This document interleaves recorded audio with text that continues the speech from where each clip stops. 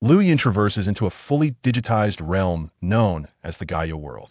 Within this domain, various races coexist amidst lurking dangers, whether human or other sentient beings. Any individual who survives for 18 years in this world may undergo an awakening through the Awakening Monument. Having crossed over, Liu Yun experiences his awakening. He becomes a practitioner of the rare profession of Beastmaster, a monster tamer. Even the grandest families can barely sustain large beasts. Resources are often insufficient, let alone for monstrous creatures. As a proud, impoverished individual, Liu Yun is unable to care for even a single grand family's beast. Yet, hope springs eternal. In Liu Yun's time of uncertainty, a life-altering system, the monster cultivation system, binds itself to him. He acquires a combat instrument and inherits the bloodline of Reblando. Thus, Liu Yun's life, which was destined for mediocrity, begins to unfold into a tapestry of excitement, even peculiarity. Go forth. Skeleton Monster, King Raid. Showcase your might. Charge. Aire King. Electric Tail. Wait a moment. Is Carmilla also considered monster? Hey, Carmilla, could you refrain from swaying in front of me? It's a bit overwhelming. What on earth is a monster girl? System, please, I am not that sort of person.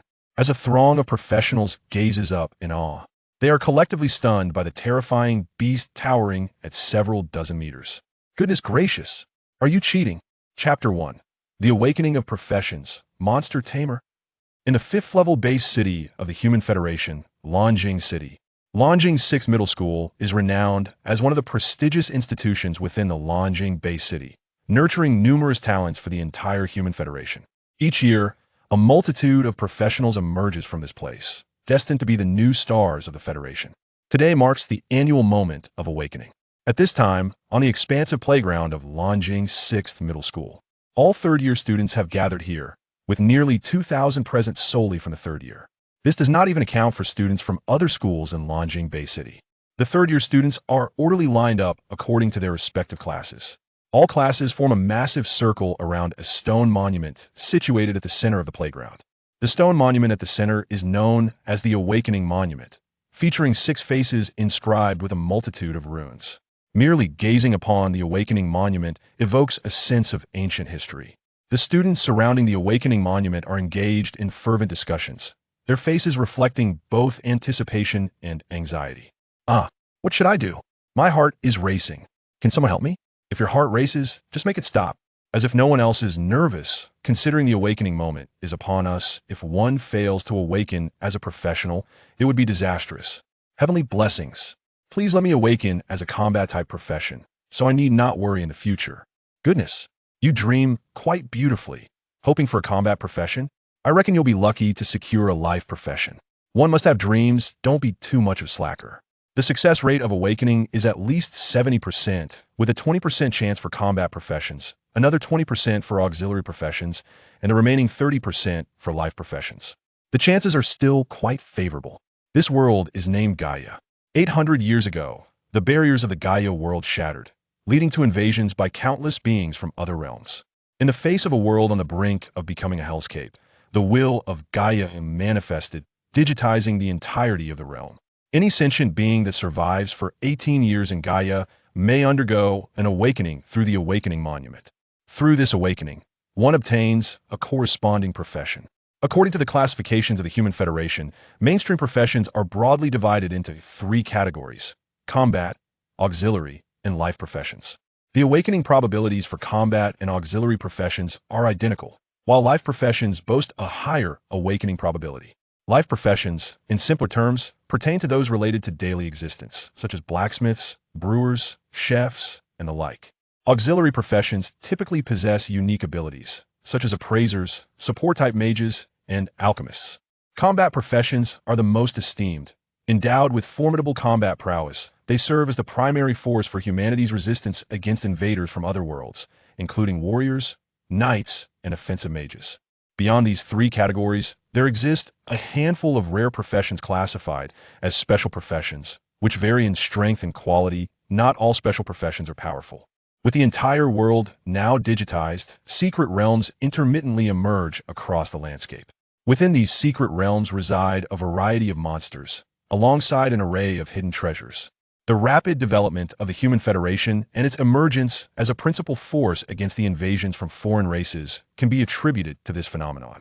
The students on the playground have lined up in the designated order, poised to commence their awakenings. Suddenly, a shadow swiftly glides across the sky. All eyes converge in the sky, where a middle-aged man clad in a black robe and round glasses stands suspended in midair. He is Yun Yin, the principal of Longjing 6th Middle School and one of the prominent powerhouses of Longjing Bay City. According to available information, Yun Yin is a formidable combat profession, a wind-type battle mage. It is rumored that he is at least level 160 in his 5th transition, possessing extraordinary strength. Dear students, the annual awakening ceremony is now officially underway. Please proceed with the awakening in the order of your names, echoes Yun Yan's voice from the sky, his familiarity with the proceedings evident. As the principal of this esteemed institution, he has witnessed an overwhelming number of awakening ceremonies. The awakening stele boasts 6 faces, each capable of facilitating the awakening of a single student. Upon successful awakening, the corresponding occupational category and specific vocation will manifest upon the surface of the stele.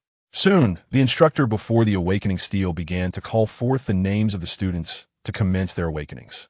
Chengyi, auxiliary profession, healer. Zhengwen, awakening failed. Wang Ming, lifestyle profession, pastry chef. Duyong, combat profession, berserker. As has been customary, the success rate of awakenings hovers around 70%, with a failure rate of 30%. Those who experienced failure wore expressions of bitter disappointment, for this signified their fate as the most ordinary of individuals, devoid of any swift path to ascension. Even for those awakening into lifestyle professions, there exists a modicum of opportunity, which is far preferable to the absence of awakening altogether. Conversely, students who awaken into combat professions are naturally elated, as this heralds their potential for rapid enhancement. As time slowly elapsed, the awakening of nearly 2,000 individuals approached its conclusion. Approximately 1,300 individuals had successfully awakened, maintaining the expected 70% ratio. Lu Yun, upon hearing his name called by the teacher, Lu Yun took a deep breath and stepped forward with measured grace. Sporting a head of short black hair and dressed in casual black attire, he was handsome, yet not particularly remarkable amidst the throng. Gazing at the awakening stele before him, Lu Yun felt a twinge of apprehension and silently lamented, "It better not let me down. I cannot afford to fail this awakening. In such a perilous world, how am I to survive otherwise?" A month prior, Lu Yun inexplicably found himself transported to this world of peril and unparalleled excitement, known as Gaia. Through the subsequent process of acclimatization and exploration, he came to a profound realization. That realization was the critical significance of this awakening. Having been thrust into this realm for just a month, Lu Yun remained uncertain about his own awakening, fervently hoping for divine favor. Standing before the awakening stele, Lu Yun gradually raised his right hand and pressed it against the surface. Buzz! The stele seemed to resonate with his very being, emitting a faint white light from the face he touched. Soon thereafter, the title of Lu Yun's awakened profession materialized upon the stele. Special profession: Beast Tamer, Monster Tamer large or super large beasts. Typically, only those awakening to special professions are graced with white light. Combat professions emit red light, auxiliary professions green light, and lifestyle professions yellow light. Special professions are exceedingly rare. However, rarity does not inherently equate to strength. It is equally plausible that one may awaken to a rather unimpressive vocation. Chapter 2. A face cleaner than a pocket. Monster cultivation system. As the ethereal cloud floated in the sky, Yun Yin felt a flicker of excitement upon witnessing the radiant white light. However, when he beheld the profession of Lu Yun, the smile that had just graced his lips vanished entirely. It was not that the awakening of a beastmaster was inherently unsatisfactory. Rather, Lu Yun had awakened as anything but an ordinary beastmaster. The title of Monster Tamer, for large or super large beasts, was enough to instill trepidation in Yun Yan's heart. With a faint sigh, he had initially hoped that the awakening would bestow a remarkable profession, perhaps even a delightful surprise. Yet, the astonishment was met with a complete absence of joy. Casting a glance at the inexpensive trinkets adorning Lu Yun's attire, Yun Yin shook his head in resignation, letting out an exasperated sigh. Alas, the other students who had completed their awakenings lingered nearby, eager to witness the emergence of an exceptional peer. Those at the front could easily read the inscriptions that appeared upon the awakening stele. Upon seeing the daunting words that left even Yun Yin feeling daunted, expressions of bewilderment spread across their faces. Should one deem this fortunate or unfortunate? The profession of Beastmaster indeed held merit, yet it was notoriously costly. Not just costly, but exorbitantly so. Nurturing a single beast was a feat beyond the means of the average person. Did Lu Yun strike one as affluent? Moreover, he had awakened as a monster tamer. This was a well-known fact. Previously, there had been accounts of individuals awakening as large beastmasters, who subsequently joined prestigious families. Yet, even those affluent clans struggled to nurture such talent, rendering them ultimately ineffectual. Lu Yun was known to be a student from a poor background, reportedly hailing from an orphanage. Given his circumstances, how could he possibly sustain such a venture? It seemed utterly futile. A monster tamer was even more ludicrous than a large beastmaster. This profession felt almost as if it had never been awakened at all, rendering its significance utterly moot in the eyes of the students. While the beastmaster was considered a relatively decent special profession, it referred specifically to the ordinary type. Lu Yun's awakening as a monster tamer, a unique vocation, was perceived as entirely devoid of value. This endeavor was beyond the reach of even the most affluent families, let alone that of a destitute individual whose pockets were cleaner than his face. Standing before the awakening steel, Lu Yun's countenance was grave, his spirits significantly dampened. Initially, upon witnessing the emergence of the white glow, he had envisioned awakening a commendable special profession. However, curses be, he had awakened to this farcical title. The Beastmaster occupied a niche between combat and support roles, capable of both fighting and aiding. Yet, to cultivate an ordinary Beastmaster demanded substantial resources. And without the backing of a powerful faction, achieving this independently was a daunting task. To compound matters, Lu Yun had awakened as a monster tamer, a role even more preposterous. In the current human federation, such a profession had yet to be documented. It was indeed special, yet no one could afford to nurture it. Nor would anyone be willing to invest heavily in developing a monster tamer whose future utility was uncertain. As a newly emerged category of profession, the first individual to awaken it would not attract a frenzy of interest, for no one could ascertain its worth. What if it turned out to be a pitfall? Only after achieving some semblance of success would the masses recognize whether it was worthy of investment.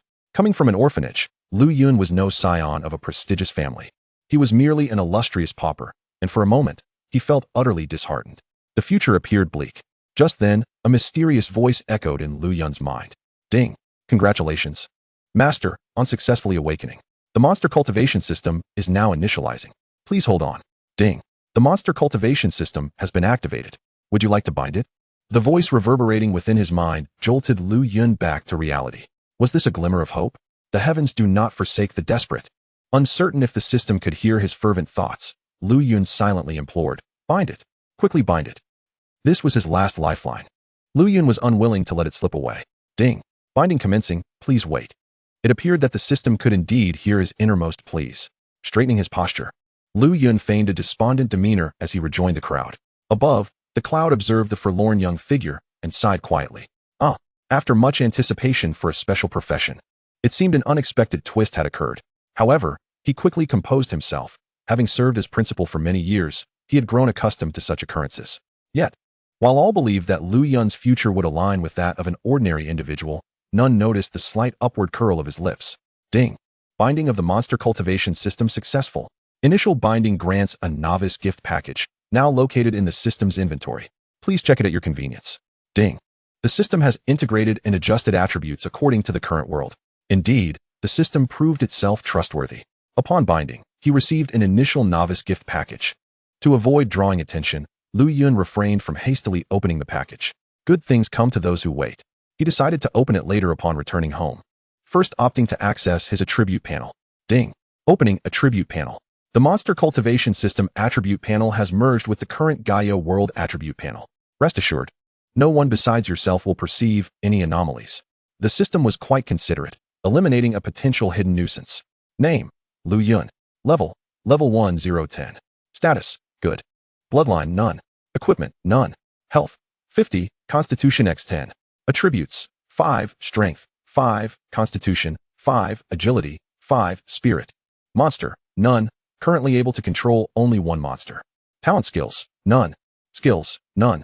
Unallocated attribute points: 0. Energy points: 0. Inventory: Novice Gift Package X1. As the Gaia World had been fully digitized, everyone could view their attribute panels. However, compared to others, Lu Yun's panel bore slight differences. With the assistance of the monster cultivation system, if anyone wished to inspect or assess Lu Yun's information, they would see a panel identical to their own, revealing no irregularities. As the remaining students underwent their awakenings, Lu Yun finally grasped the functionalities of the monster cultivation system. In essence, the monster cultivation system revolved around nurturing monsters. As for how to acquire monsters, one would need to partake in the system's lottery. Through this lottery, not only could one obtain corresponding monsters, but also equipment, skills, items, and even bloodlines. As Lu Yun immersed himself in the system panel, eager to access the lottery interface, a massive spinning wheel came into view, adorned with countless renowned monsters, each exuding ferocity, alongside an abundance of equipment and items, seemingly endless in variety. Even Lu Yun was taken aback by the astonishing entities he encountered. The dark giant Carmilla, the golden idol Tartaros, are these truly classified as monsters? Absurd. Utterly outrageous. After a brief period of contemplation, Lu Yun finally grasped the mechanics of the lottery system. There exists but a singular lottery wheel. Yet it can switch between basic, intermediate, advanced, and elite draws. Regardless of the draw type, corresponding points must be expended. The higher the tier of the lottery, the greater the probability of summoning formidable monsters. While a stroke of luck may occasionally yield surprising results in lower-tier draws, such instances are exceedingly rare. The basic lottery requires 1,000 energy points, the intermediate 10,000, the advanced 100,000, and the elite 500,000. To accrue energy points, one must engage in hunts. Whether slaying monsters in dungeons or within the world of Gaia, even humans can yield energy points. The more powerful the target, the greater the energy points gained upon its defeat. Chapter 3. The Primordial Bloodline of Reblando, Basic Combat Device. Awakening inexplicably as a Beastmaster. Lu Yun initially believed that everything had been reset, and he might merely lead an ordinary life henceforth. However, it now seems that perhaps it was the influence of the system that led to his awakening as a Beastmaster. The monster cultivation system is the perfect complement to his newfound vocation. Gazing at the attributes panel reminiscent of those online games he once played, Lu Yun briefly entertained the notion that he was merely engaged in a game. Yet, this is a tangible world, distinct from that of games. Should one perish without special items or skills, resurrection is unattainable. A careless death means a final farewell. Soon, the awakening of nearly 2,000 individuals came to a close. A flicker of disappointment crossed Principal Yun Yan's face. This time, no exceptionally rare professions had emerged. The sole unique vocation was the nearly futureless Beastmaster. Had it been merely an ordinary Beastmaster, he, as the principal, would not have hesitated to assist Lu Yun. Yet, with Lu Yun's Beastmaster profession, even with the resources at his disposal, he found himself utterly unable to aid him. He could not even assist Lu Yun with his first beast. Neither large nor colossal beasts had ever been successfully tamed by any Beastmaster. At the very least, within the Federation, no one had ever accomplished such a feat, let alone someone who was not a Beastmaster themselves. One could only lament that Lu Yun's luck might indeed be lacking. Resuming a serious demeanor, Principal Yun Yan suppressed his earlier disappointment. Displaying such feelings in front of the students could be somewhat discouraging. After delivering a few brief remarks, he dismissed the students. Meanwhile, Lu Yun's thoughts were solely focused on returning home without delay. He intended to open his novice gift pack. Everything else held no interest for him at this moment. With the awakening ceremony concluded for all students, it signified that the forthcoming week would be a period of diligent effort for them all. During this week, every student would seize the opportunity to elevate their levels in preparation for the impending major examination. The outcome of this examination would ultimately dictate the city and academy they would attend for further studies. Furthermore, during this week, students were not required to attend school unless absolutely necessary. Upon leaving the school, Lu Yun swiftly returned to his residence. It was a rather old and dilapidated house, with a monthly rent of approximately 500 federal points, a remarkably low price. Thanks to the Federation's poverty assistance and his own diligent work-study efforts, Lu Yun had managed to save a modest sum. Naturally, everything he possessed upon his arrival in this world now belonged to him. Carefully locking the door behind him, Lu Yun eagerly opened his novice gift pack. System, I wish to open the novice gift pack. Ding.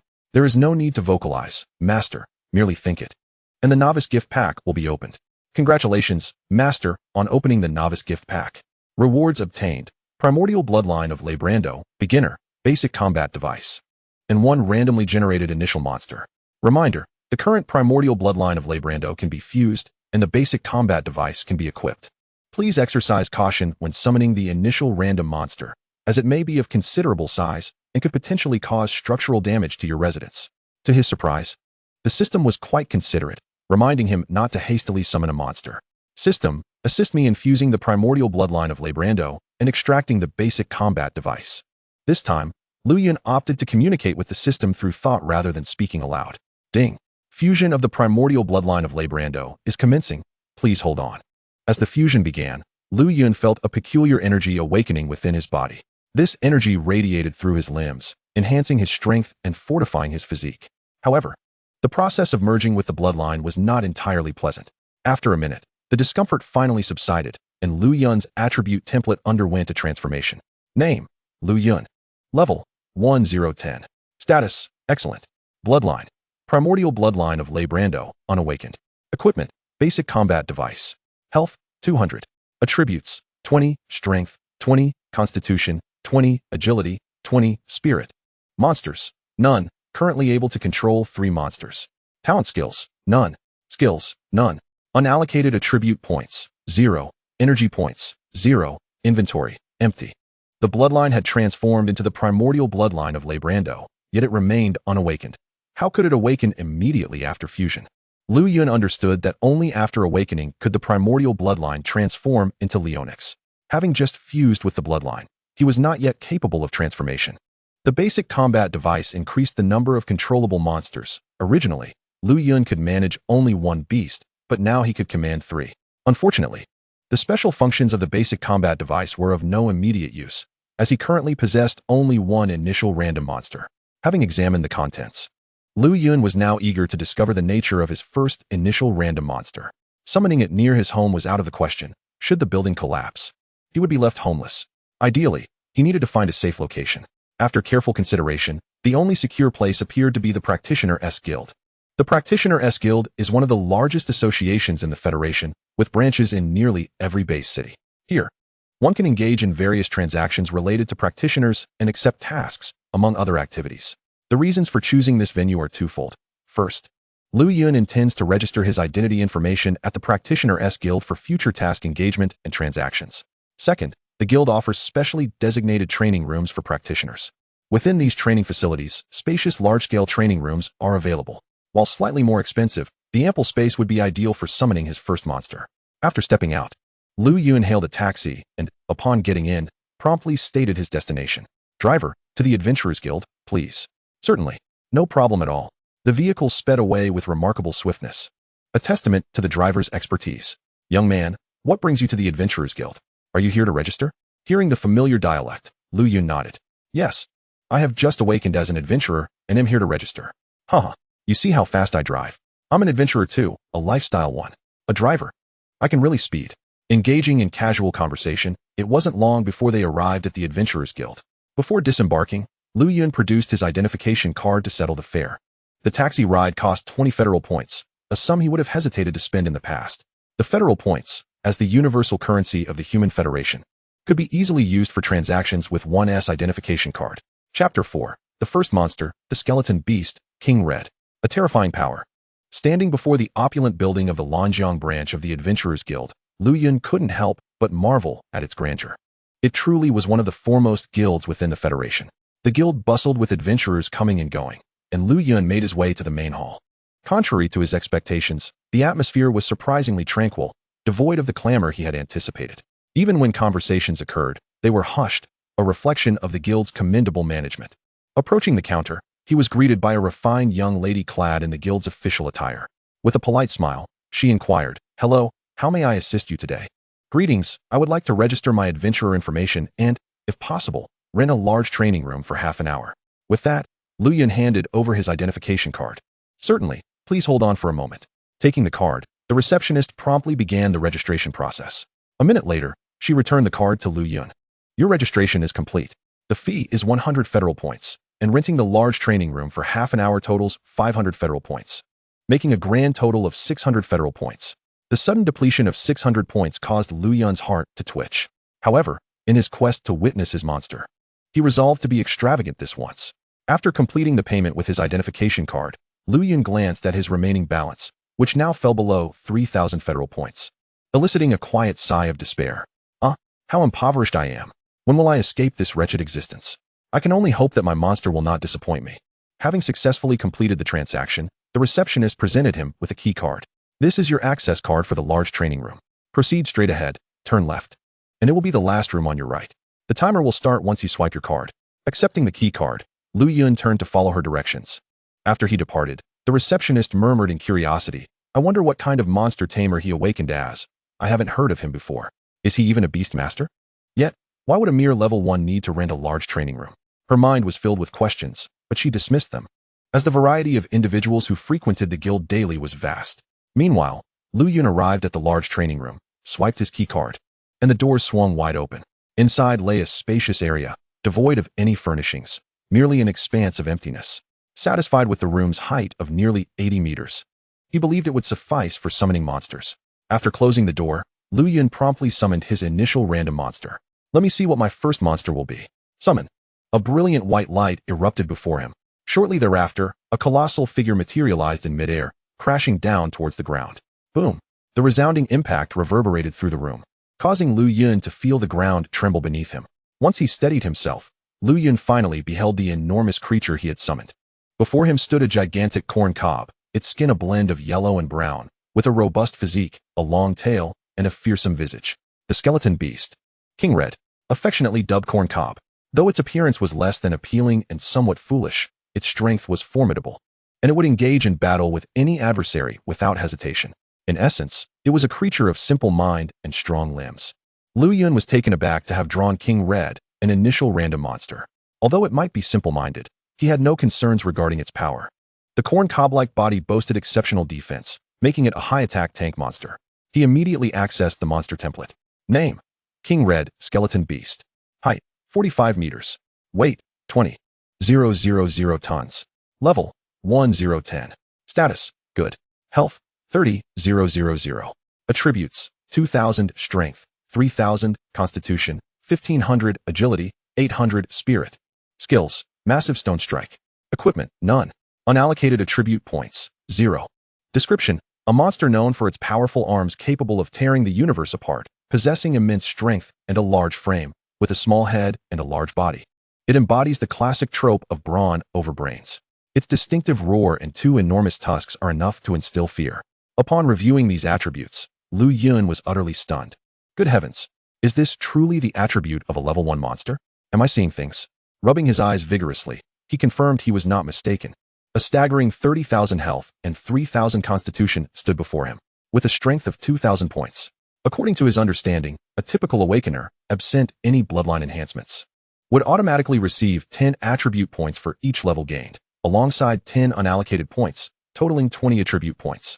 For instance, a standard warrior might start with strength at 20, constitution at 15, agility at 10, and spirit at 10, with automatic allocation being 5, 3, 1, 1.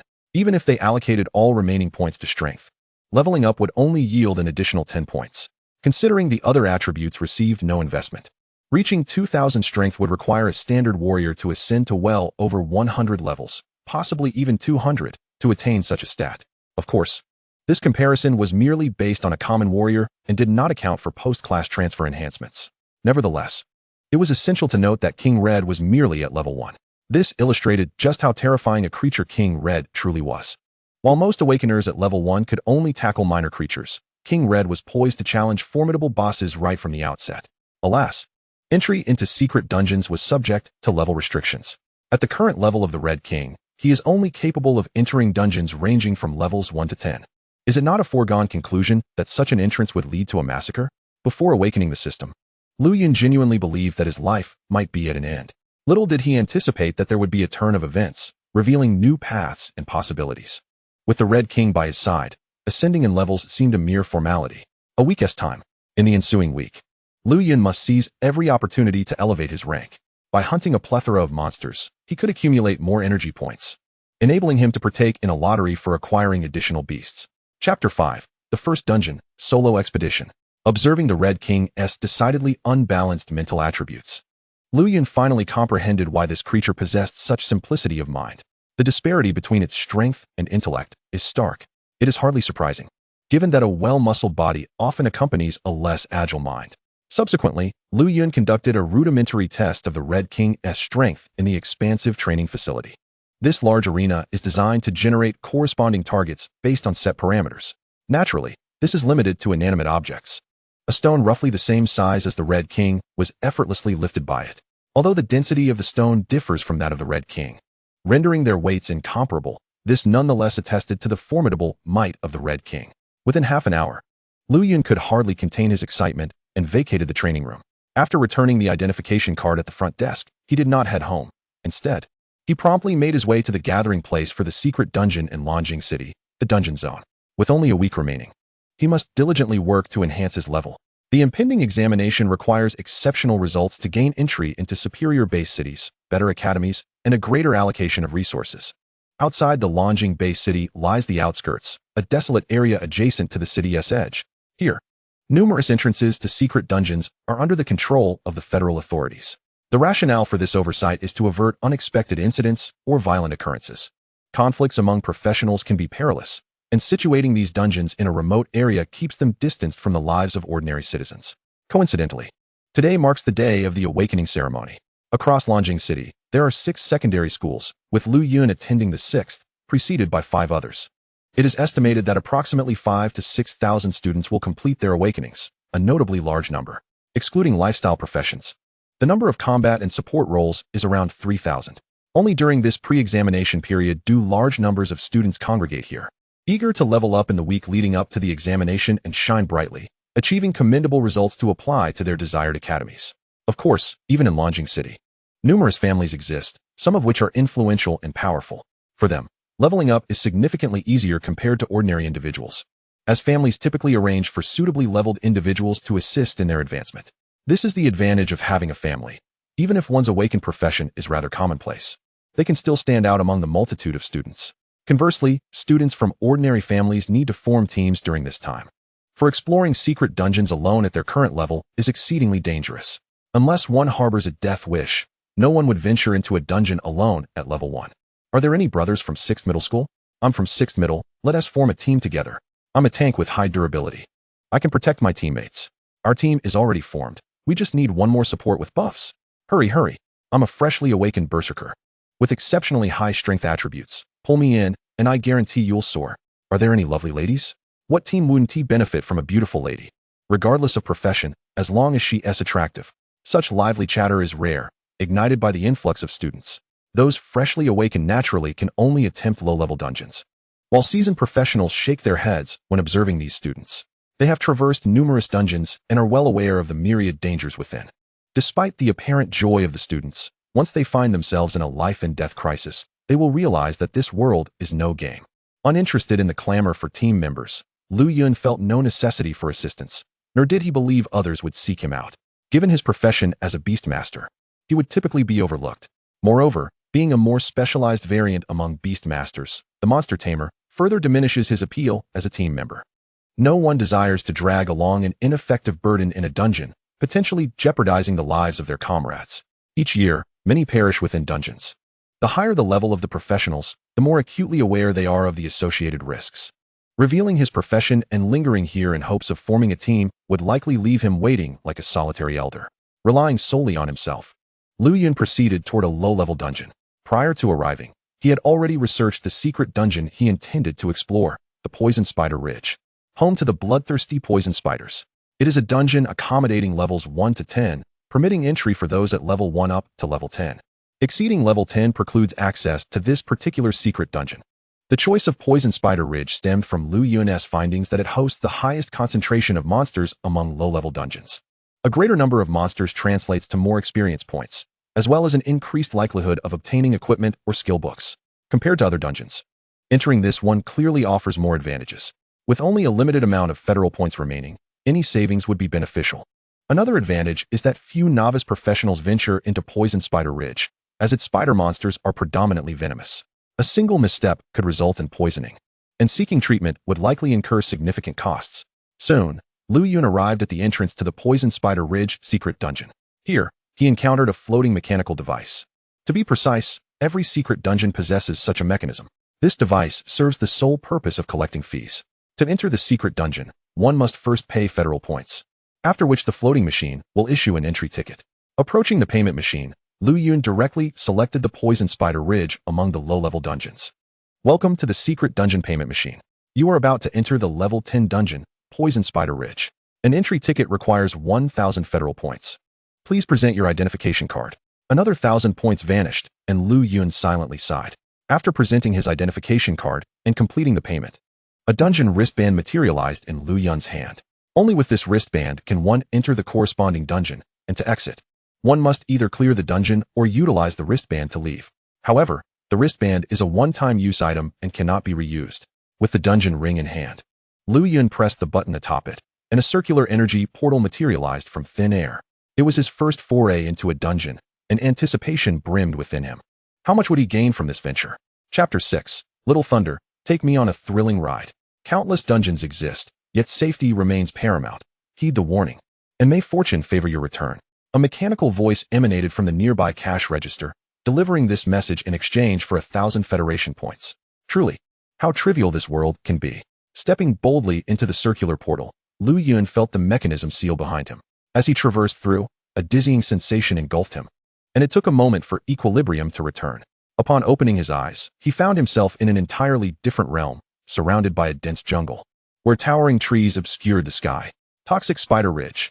Realizing he had entered the dungeon, Lu Yun understood the necessity of caution. Danger lurked in every shadow.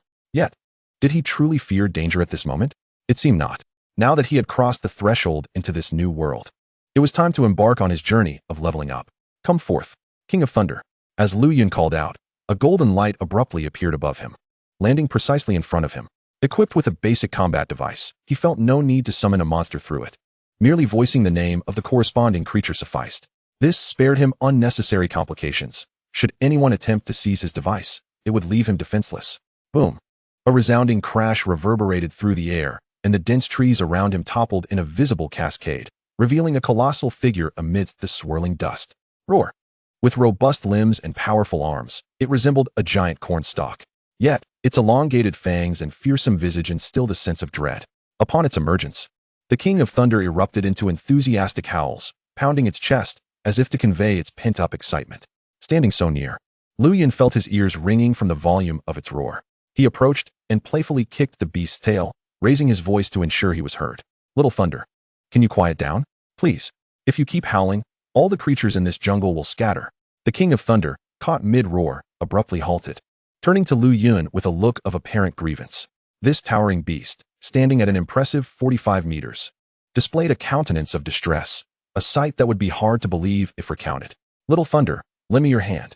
Communication between Lu Yun and the King of Thunder was seamless. He could decipher its thoughts, and the creature understood him perfectly. Obediently, it extended its massive hand, large enough for Lu Yun to roll around on.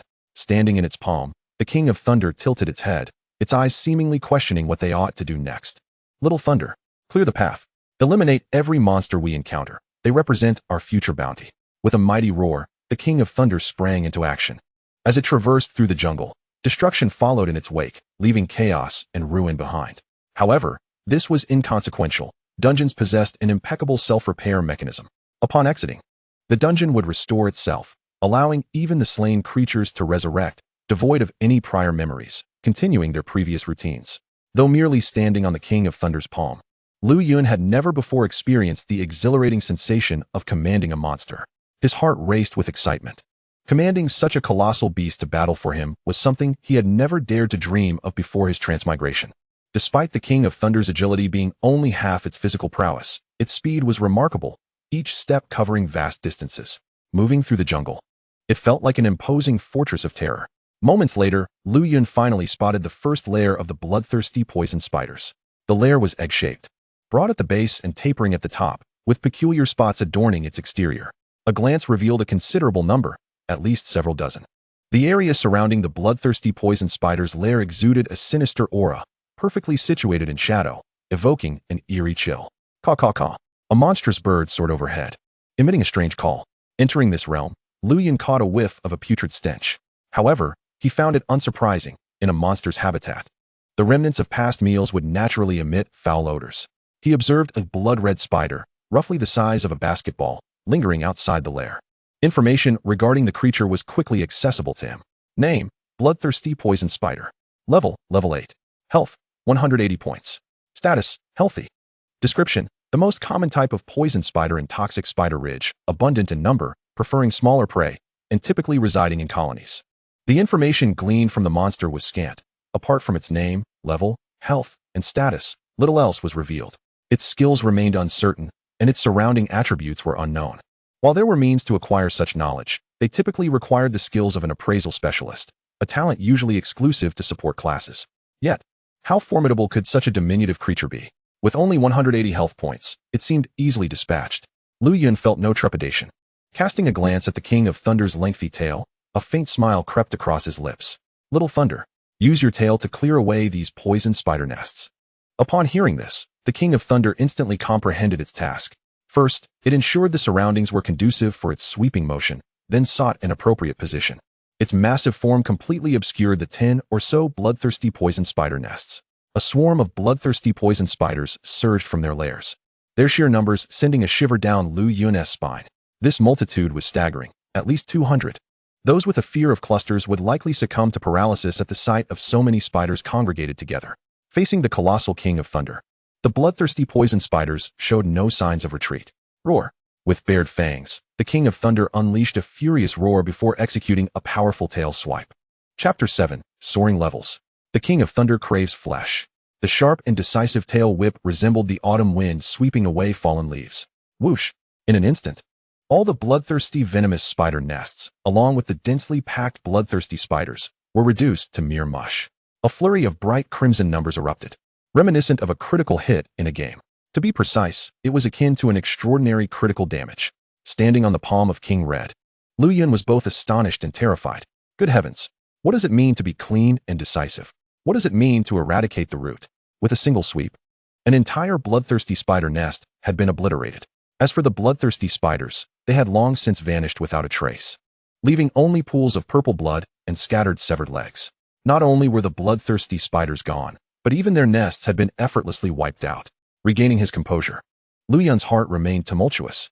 He patted the thumb of King Red and raised his own thumb in admiration. Little A, you are impressive. No, wait, that's insane. King Red, puzzled, scratched his head, feeling that his master had uttered something rather inappropriate. Inflicting an average of around 3,000 points of damage was no longer a matter of being impressive, it was utterly monstrous.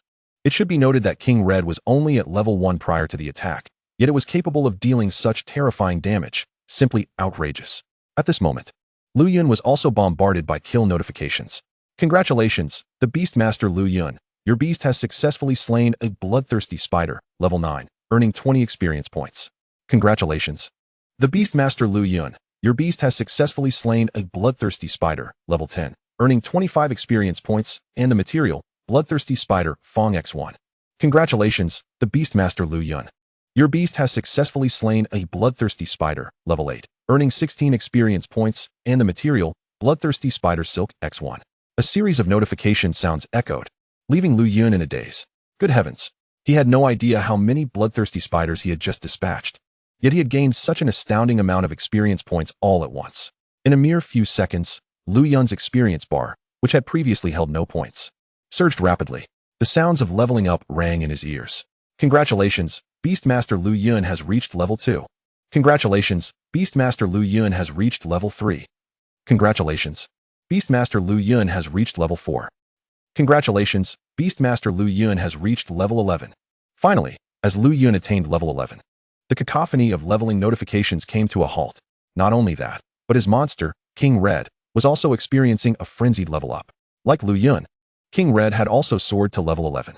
The experience points obtained from slaying monsters were equally divided between Lu Yun and King Red, resulting in both parties receiving the same amount of experience. With the increase in level, Lu Yun also acquired a considerable number of attribute points. Possessing the primary bloodline of Reblando, Lu Yun gained 3 points in strength, 5 points in constitution, 4 points in agility, and 5 points in spirit for each level he ascended, automatically distributing a total of 17 attribute points. It should be noted that ordinary practitioners typically receive a maximum of only 10 attribute points, while some more formidable professions might earn slightly more than 10 points. In addition to the automatically allocated attribute points, Lu Yun also received 15 unallocated attribute points for each level gained. This amounted to a staggering 32 attribute points. An extraordinary increase. Leveling up 10 times consecutively equated to acquiring 320 attribute points, leading to a dramatic surge.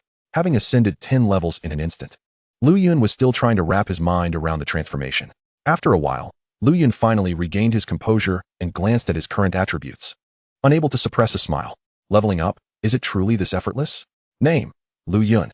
Level, 11, 21, 110. Status, elated. Bloodline, primary Reblando bloodline, unawakened. Equipment, basic combat device. Health, 700. Attributes, 50, strength, 70, constitution, 60, agility, 70, spirit. Monster, King Red, level 11. Currently able to control three-headed monsters. Talent skills, none. Skills, none. Unallocated attribute points, 150. Energy points, 101.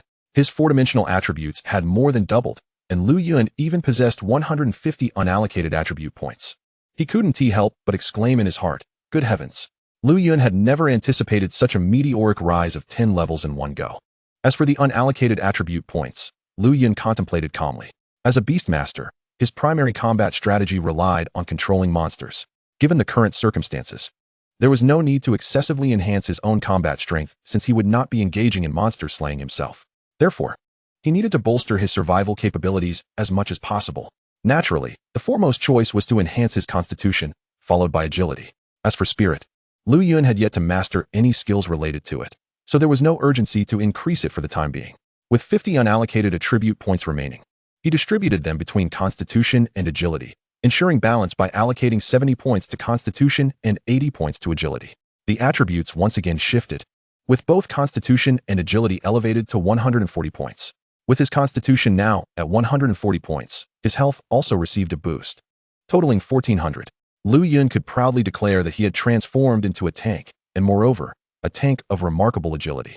Simultaneously, King Red, having completed his level up, also experienced a change in attributes. Each level gained by King Red resulted in 10 points in strength, 15 points in constitution, 8 points in agility, and 3 points in spirit. Additionally, he had 20 unallocated attribute points, summing up to 56 attribute points in total. Upon witnessing the changes in King Red's attributes, Lu Yun was momentarily speechless. Good heavens, that was far more than his own. However, considering that King Red's initial attributes were already quite high, the accumulated attribute points from leveling up were not overly frightening.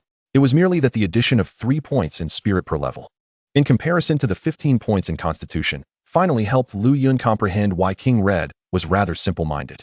The spirit attribute was truly lacking. Having acquired a staggering 200 unallocated attribute points, Lu Yun contemplated and decided to allocate them all to King Red's constitution. King Red, after all, needed to be robust. Name, King Red, skeleton monster, Little Lay. Height, 45 meters. Weight, 20,000 tons. Level, 11, 21, 110. Status, elated. Health, 33, 500.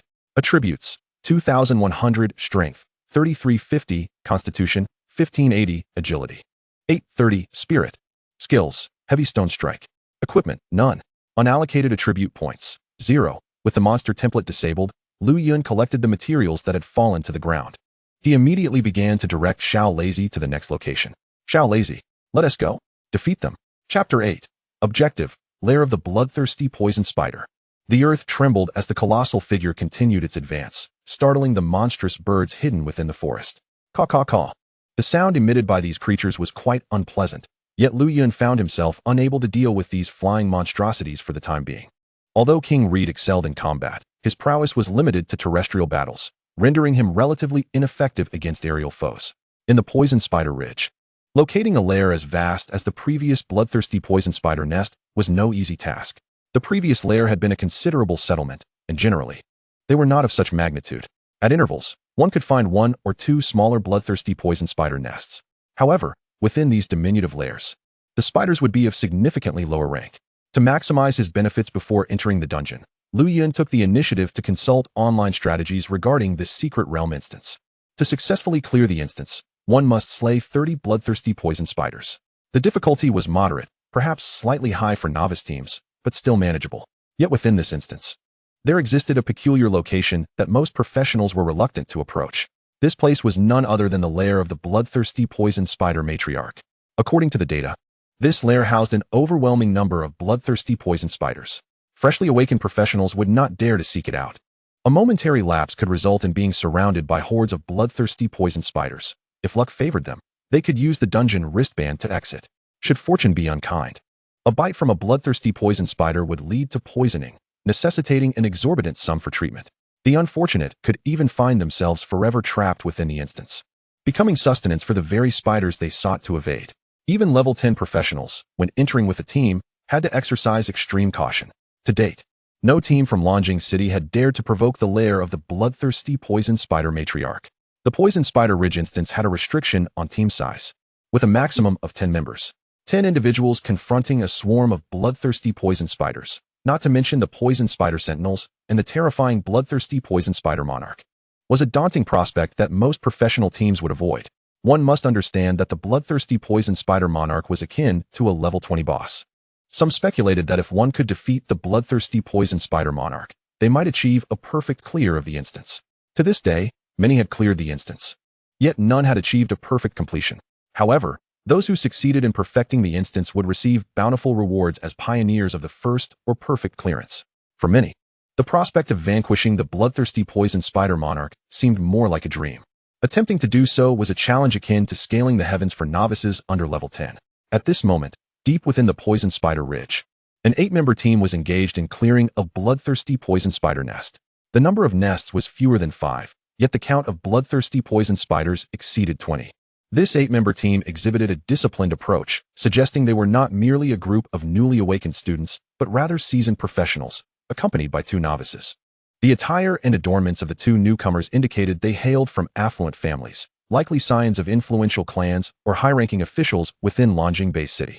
After all, newly awakened professionals, if they were of ordinary standing, would find it challenging to secure experienced companions willing to guide them. The team was currently entangled in combat with a cluster of bloodthirsty poison spiders. The more seasoned professionals engaged in crowd control, inflicting damage before the 2 newcomers struck decisive blows. While all members could gain experience, the individual delivering the killing blow received the most. As the 2 reached level 2, the younger of the 2 exclaimed, "Big brother, it's so much better with someone guiding us. We owe it to Dad. If it weren't for him arranging this, we wouldn't have leveled up so quickly." His voice was laced with uncontainable excitement.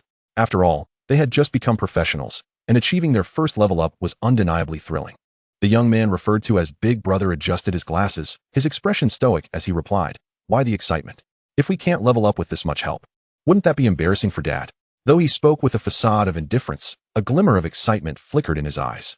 The sensation of their attributes enhancing with the initial upgrade was exhilarating. The team leader, noticing one of the bloodthirsty poison spiders was nearing defeat, swiftly inquired, "Young master. Second young master, who will deliver the final blow?" Hearing this prompt, the second brother seized the moment, raising his staff, which shimmered like lightning, and swiftly launched his attack. Lightning. A slender bolt of lightning struck the severely weakened bloodthirsty poison spider, and with the final blow, he secured the maximum experience points. The elder brother, realizing what had transpired, felt a pang of discomfort. As the leader, he believed he should have been the one to claim the kill, yet the younger brother had snatched it away. He resolved not to let him have another chance. Just as they were engrossed in their battle, the entire dungeon instance suddenly began to tremble. What is happening? What is going on? Is it an earthquake? But this is an instance. How could there be an earthquake? It shouldn't be an earthquake. Could some colossal monster be appearing? This was merely a level 10 instance. It was unlikely for any massive creature to manifest, yet the tremors felt abnormal. Should we find a place to hide? What are you afraid of? With our strength, as long as we don't encounter the bloodthirsty poison spider monarch, we'll be just fine. As the group debated whether to retreat, one sharp-eyed member suddenly spotted something resembling a small mountain moving in the distance. "Look over there. Something appears to be moving." "What?" The others turned to follow his gaze. Indeed, they beheld a monstrous creature, adorned with terrifying fangs, advancing toward them. Its colossal and hulking form towered at least several dozen meters high. Given their numbers, they would barely suffice as a snack for it. Goodness, what on earth is that? How could such a terrifying entity exist in the Poison Spider Ridge instance? Who knows? Isn't the Overlord supposed to be the bloodthirsty poison spider monarch? How did a creature this fearsome emerge? The bloodthirsty poison spider monarch? In comparison to this beast, it's hardly a threat. It could probably squash it with a single step. What do we do now? Should we flee? Wah, mommy, I want to go home. Even these qualified professionals found their legs trembling uncontrollably. It felt as though their limbs were weighed down with lead, rendering them immobile. Chapter 9. The Lair of the Bloodthirsty Poison Spider. As for those 2 young masters, they were utterly taken aback at this moment. Their father had sent them to level up, yet they never anticipated encountering such a terrifying beast here. Was this some kind of joke? "Big bro, what do we do now?" The second brother trembled uncontrollably, his voice quivering. barely coherent. The elder brother fared slightly better, yet his mind was equally blank, utterly at a loss for what to do. I don't know either. Everyone else had long since been paralyzed by fear. Faced with this colossal creature, they felt certain that no matter where they hid, it would surely find them. If that behemoth set its sights on them, it would be the end. However, the enormous monster merely cast a fleeting glance in their direction before continuing on its way, as if they were mere passers-by or insignificant ants. Wait, it's just leaving like that? Am I dreaming? One of them incredulously pinched his companion's face. Ow, what the hell? Are you trying to kill me? Why not pinch yourself instead? Heh, I'm pinching you to see if it hurts. Damn, as if I don't feel pain too. But I'm not in pain. The two nearly came to blows over this trivial matter when the team leader shot them a stern look and said in a low voice, "Be quiet. Keep it down. Do you want to attract that monster back here? You'll be asking for trouble." Threatened by his words, the two instantly fell silent. They certainly did not wish to lure that horrifying beast back. Its massive form could easily crush them just by falling. Terrifying. The creature that had just passed was none other than the King of Red. Upon hearing commotion from this side, Lu Yun instructed the King of Red to approach, only to find a group of people hunting bloodthirsty venom spiders. Lu Yun had no intention of seizing their prey. He had little interest in such a meager catch. His current objective was not merely to find a few nests of bloodthirsty venom spiders, but rather to locate the mother nest. Although he had encountered dozens of bloodthirsty venom spider nests previously, they were merely large colonies, vastly inferior to the most fearsome mother nest found within the instance. Once he dealt with the mother nest and the bloodthirsty venom spider queen, he should be able to obtain a perfect completion reward. According to the instance information he had reviewed beforehand, Lu Yun was well aware that the mother nest resided deep within Venom Spider Ridge. At this pace, he would arrive there in no time. After confirming that the dreadfully terrifying beast had departed, everyone in the earlier team collectively exhaled in relief. They had briefly thought they might ascend from this world, yet fortune had smiled upon them, allowing them to survive. The team leader had stealthily glanced at the creature's health bar, and the sight shattered his worldview. Over 30,000. Good heavens. This was a low-level instance for level 10. When had such a terrifying monster appeared? Had it undergone a mutation? But upon further reflection, that seemed unlikely. If the instance had mutated, an announcement would surely have been made. Since their entry, no such notification had surfaced. Moreover, if a mutation occurred prior to entry, the instance would have been sealed off, preventing them from entering at all. Everyone was certain that the instance had not mutated. It was simply the normal Venom Spider Ridge instance. Yet, from where did this colossal beast emerge? They were utterly in the dark. The two young masters, having regained their composure, exchanged a glance filled with trepidation, swallowing hard as fear glimmered in their eyes. Faced with such a terrifying creature, they had nearly soiled themselves. Thankfully, the beast had not approached them. Otherwise, they might have truly lost control. With the bloodthirsty venom spiders still unvanquished, there was no time for dawdling. The leader called out loudly, "Stop overthinking. That monster isn't coming for us, so let us focus on hunting the creatures. If danger arises, we retreat from the instance immediately." Without hesitation, entering an instance cost 1,000 Federation points. If they failed to achieve anything substantial, their efforts to level up these two young masters would yield scant rewards. To secure sufficient Federation points, they had to take the risk. The others quickly regained their focus and resumed attacking the remaining bloodthirsty venom spiders. As for the two brothers, though they yearned to flee, they understood that failing to level up adequately would render their day a complete waste. Once they eliminated the bloodthirsty venom spiders, they swiftly moved in a direction opposite to that of the terrifying beast. They certainly did not wish to encounter it again. Surviving once was luck, but surviving twice was another matter entirely. Little did they know, that fearsome creature belonged to someone, a recently awakened student. An hour passed, and Lu Yun and the King of Red found themselves deep within Venom Spider Ridge. The jungle here was even more dense, making progress difficult for the King of Red. As they traversed, a long trail was left in their wake, littered with debris, as trees and other obstacles had long since been flattened. To ensure the King of Red could advance without distraction, Lu Yun had taken a seat upon its back.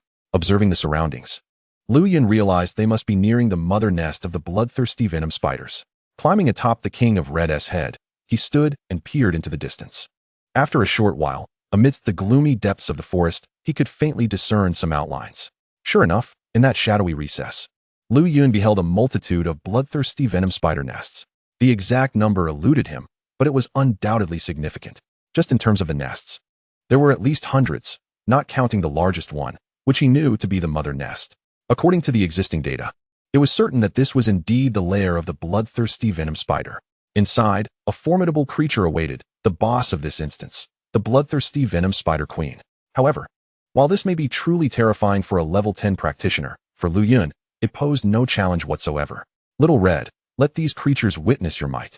Unleash the boulder smash. Lu Yun had no intention of letting the King of Red engage in a slow, drawn-out battle that was unnecessary. He decided to initiate with a skill, and then clean up afterward, achieving a perfect outcome.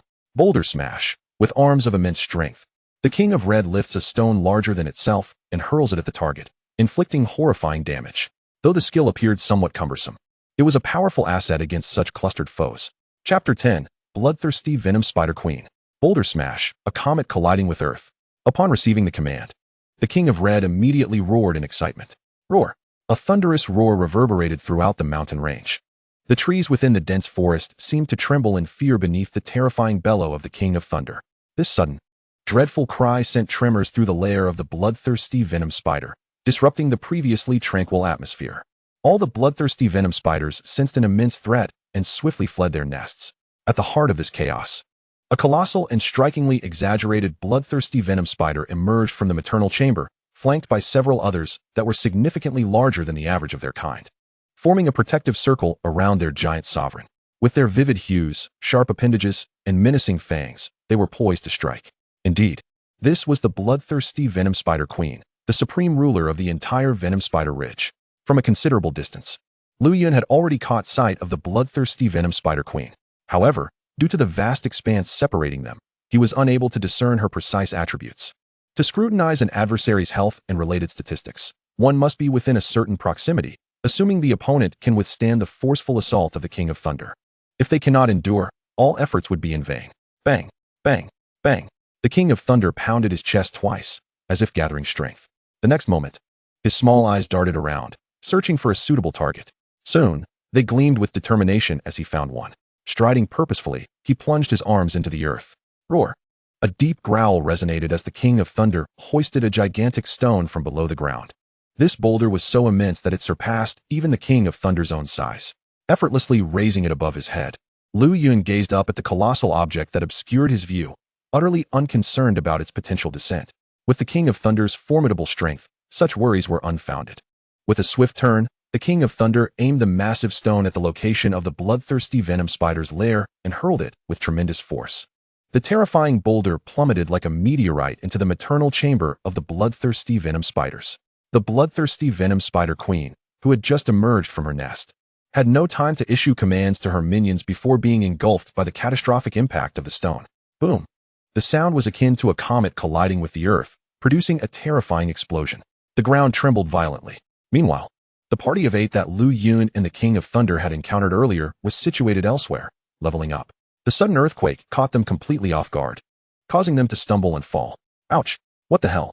This is supposed to be a dungeon. Why on earth is there an earthquake? One exclaimed. I never read about earthquakes in any guides.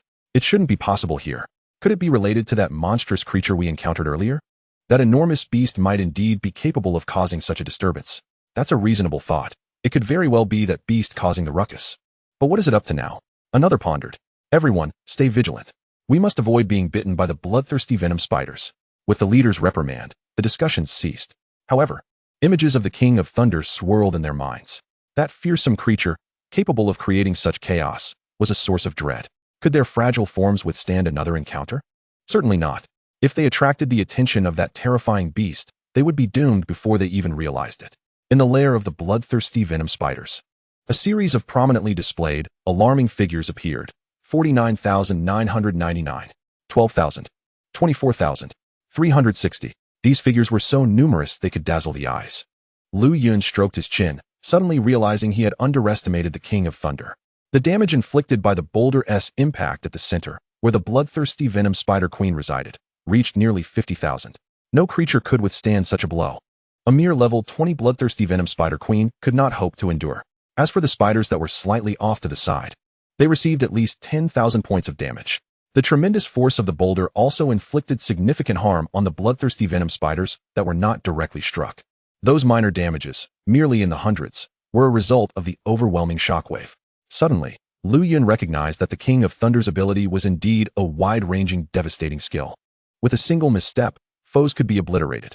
If allies were present, he would certainly hesitate to employ such a technique. He was fortunate to be alone, otherwise, the outcome could have been disastrous. Congratulations, Beastmaster Lu Yun. Your summoned beast has successfully slain a bloodthirsty venom spider queen, level 25, earning 85 experience points, obtaining materials, and acquiring the bloodthirsty venom spider queen's eye. Congratulations, Beastmaster Lu Yun. Your summoned beast has successfully slain a bloodthirsty venom spider guardian, level 18, earning 40 experience points, obtaining materials, and acquiring the green equipment, venom spider spear. Congratulations, Beastmaster Lu Yun. Your summoned beast has successfully slain a bloodthirsty venom spider guardian, level 16, earning 32 experience points, obtaining materials, and acquiring venom spider venom. Congratulations, Beastmaster Lu Yun. You have leveled up to level 12. Congratulations, Beastmaster Lu Yun. You have leveled up to level 13. Congratulations, Beastmaster Lu Yun. You have leveled up to level 28. Hearing the flurry of level up notifications ringing in his ears, Lu Yun felt as if he were in a daze. Initially, he had only intended to level up, but this had transcended mere leveling. It was akin to cheating. And not just any cheat, but one that escalated his levels at an astonishing rate. The central area of the bloodthirsty venom spider's lair was utterly flattened by the enormous stone. As for the bloodthirsty venom spider queen, she was no longer a concern. She had been reduced to a mere pulp, dead beyond any semblance of life. This core region, teeming with at least hundreds of bloodthirsty venom spiders, had suffered catastrophic damage, with at least 80 to 90% of their nests obliterated, leaving a mere 10 to 20% in a state of ruin. The once thriving population of bloodthirsty venom spiders had dwindled significantly, and the scene was a harrowing sight, with countless spider carcasses strewn across the ground. Chapter 11. The rocket-like speed of leveling up. What need for agility and spirit? As the architect of this chaos, the King of Thunder casually brushed the dirt from his large hands, as if to say, "Is this all?" His disdainful gaze dismissed the slain bloodthirsty venom spiders, and the bloodthirsty venom spider queen was scarcely worthy of a second glance from him. Roar! Once more, the terrifying roar erupted, as the King of Thunder seemed to flaunt its might, showcasing its formidable muscles to all the bloodthirsty spiders. The dense forest trembled, and the few remaining bloodthirsty spiders understood profoundly that this monstrous creature before them was beyond their capacity to conquer. Driven by the instinct for survival, they hurriedly sought to flee from this dreadful beast. Furthermore, without the command and dominance of the bloodthirsty spider queen, each spider began to fight for its own survival. With only a tenth or so of the bloodthirsty spiders left, they scattered in desperate retreat. Never before had a practitioner below level 10 managed to obliterate the lair of the bloodthirsty spiders, and to accomplish such a feat in such a brief span, with merely a single strike, was utterly astonishing. Who among the newly awakened practitioners could possess such terrifying offensive power? It was simply outrageous. Congratulations to the practitioner, Lu Yun, for successfully defeating the bloodthirsty spider's lair, achieving a perfect clearance of the Spider Ridge dungeon for the first time. You have received a perfect clearance reward. Congratulations to the practitioner, Lu Yun, for successfully defeating the bloodthirsty spider's lair, achieving a perfect clearance of the Spider Ridge dungeon for the first time. You have received a perfect clearance reward. Congratulations to the practitioner, Lu Yun, for successfully defeating the bloodthirsty spider's lair, achieving a perfect clearance of the Spider Ridge dungeon for the first time. You have received a perfect clearance reward. A notification from the dungeon echoed through the sky, and naturally, Lu Yun heard it. He paused momentarily, smacking his lips and scratching the back of his head as he murmured, "What the heck? I've just received a perfect clearance reward." He hadn't anticipated such a swift acquisition of the perfect clearance reward for the Spider Ridge dungeon, and it genuinely took him by surprise. The Spider Ridge, renowned as a somewhat sinister secret realm, had existed in the Longjing base city for quite some time. Throughout its existence, no practitioner had ever achieved a perfect clearance of the Spider Ridge. Some had speculated that perhaps the bloodthirsty Spider Queen needed to be eliminated to secure a successful clearance. Yet, the entry requirement for the secret realm mandated practitioners to be level 10 or lower, even if one were to level up within the dungeon. How could they possibly dispatch the bloodthirsty Spider Queen, guarded by countless bloodthirsty spiders, in a mere day? It was a death sentence in itself. Thus, achieving a perfect clearance had remained an unattainable goal. In truth, while there were numerous low-level dungeons, very few could be perfectly cleared. A lower-level practitioner's lack of skills and attributes made the notion of accomplishing a perfect clearance exceedingly challenging. Even if someone managed to achieve a perfect clearance in a low-level dungeon, it would invariably be through teamwork, with all members equipped with formidable gear. Lu Yun discovered a package-like item had appeared in his backpack. Perfect clearance gift pack from the Spider Ridge Dungeon, X1. He had only heard that obtaining a perfect clearance of a dungeon would yield a corresponding reward, the perfect clearance gift pack. As for the contents of the perfect clearance gift pack, Lu Yun decided to wait until he returned to open it. thanks to Little Thunder's earlier colossal strike, which had eliminated a significant number of monsters. Both Lu Yun and the King of Thunder experienced a remarkable boost in their experience points, causing their levels to rise rapidly. Unbeknownst to him, Lu Yun's level had already reached 28, and the King of Thunder was also at level 28. Logically, Lu Yun and the King of Thunder had surpassed the typical bloodthirsty spider level by a considerable margin, thus the experience gained would not be substantial. As levels increased, the experience gained would only diminish. However, the sheer number of bloodthirsty spiders was overwhelming. That last strike had vaporized at least several hundred bloodthirsty spiders, including the bloodthirsty spider queen and her guards. It was no surprise for Lu Yun to leap to level 28. Yet, the rate of his advancement was akin to riding a rocket, leaving him momentarily disoriented. It felt somewhat unreal. With the elevation in levels, all attributes experienced a significant enhancement, and Lu Yun also received a substantial number of unallocated attribute points. Rising from level 11 to 28, he had gained a total of 17 levels. The unallocated attribute points surged to 255, with 130 allocated to Constitution and 125 to Agility. Name: Lu Yun. Level: 28, 32, 280. Status: Elated, Hungry. Bloodline: Primary Thunderblonde Bloodline, Unawakened. Equipment: Basic Combat Device. Health: 3550. Attributes: 101, Strength, 355, Constitution, 333, Agility, 155, Spirit. Monster: King of Thunder, level 28, currently able to control three-headed monsters. Talent skill: None. Skills: None. Unallocated attribute points: 0. Energy points: 754. Backpack: Perfect clearance gift pack from Spider Ridge Dungeon X1, various bloodthirsty spider materials, Wrath of the Spider, blue equipment, X1, Spider Spear, green equipment, X2. Both the Constitution and Agility attributes had surpassed the 300 mark, and Lu Yun distinctly felt his body brimming with vitality and significantly lighter. His health had skyrocketed to 3,550 points, which was quite formidable. It was worth noting that the health of typical tank-type professions would likely only hover around this figure, if not less. Lu Yun had chosen to allocate all his attribute points to Constitution and Agility, neglecting Strength and Spirit. Observing that his energy points had reached 754, he was tantalizingly close to the threshold of 1,000 energy points. Once he amassed 1,000 energy points, he would be able to partake in a primary lottery.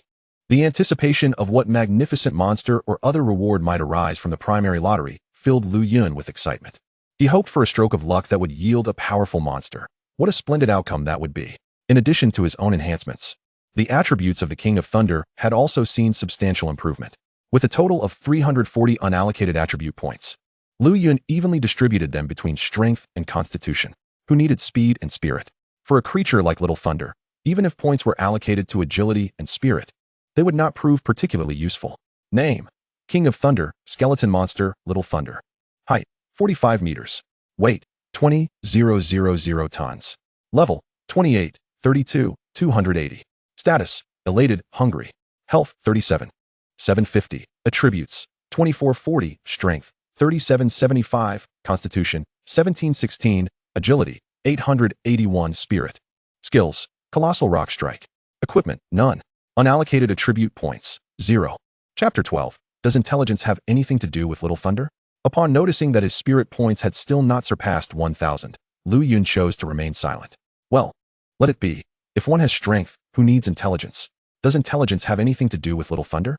It seemed not. King of Thunder, who are you calling brainless? Having completed the allocation of attribute points, his health approached the formidable threshold of 40,000. Lu Yun felt that he had become more robust. No. It was Little Lazy who seemed to have gained more mass, having just vanquished the bloodthirsty Poison Spider Emperor and its loyal guards. Lu Yun had also acquired 3 pieces of equipment. Among them was a ring named Vengeance of the Poison Spider. Equipment: Vengeance of the Poison Spider. Wearing level.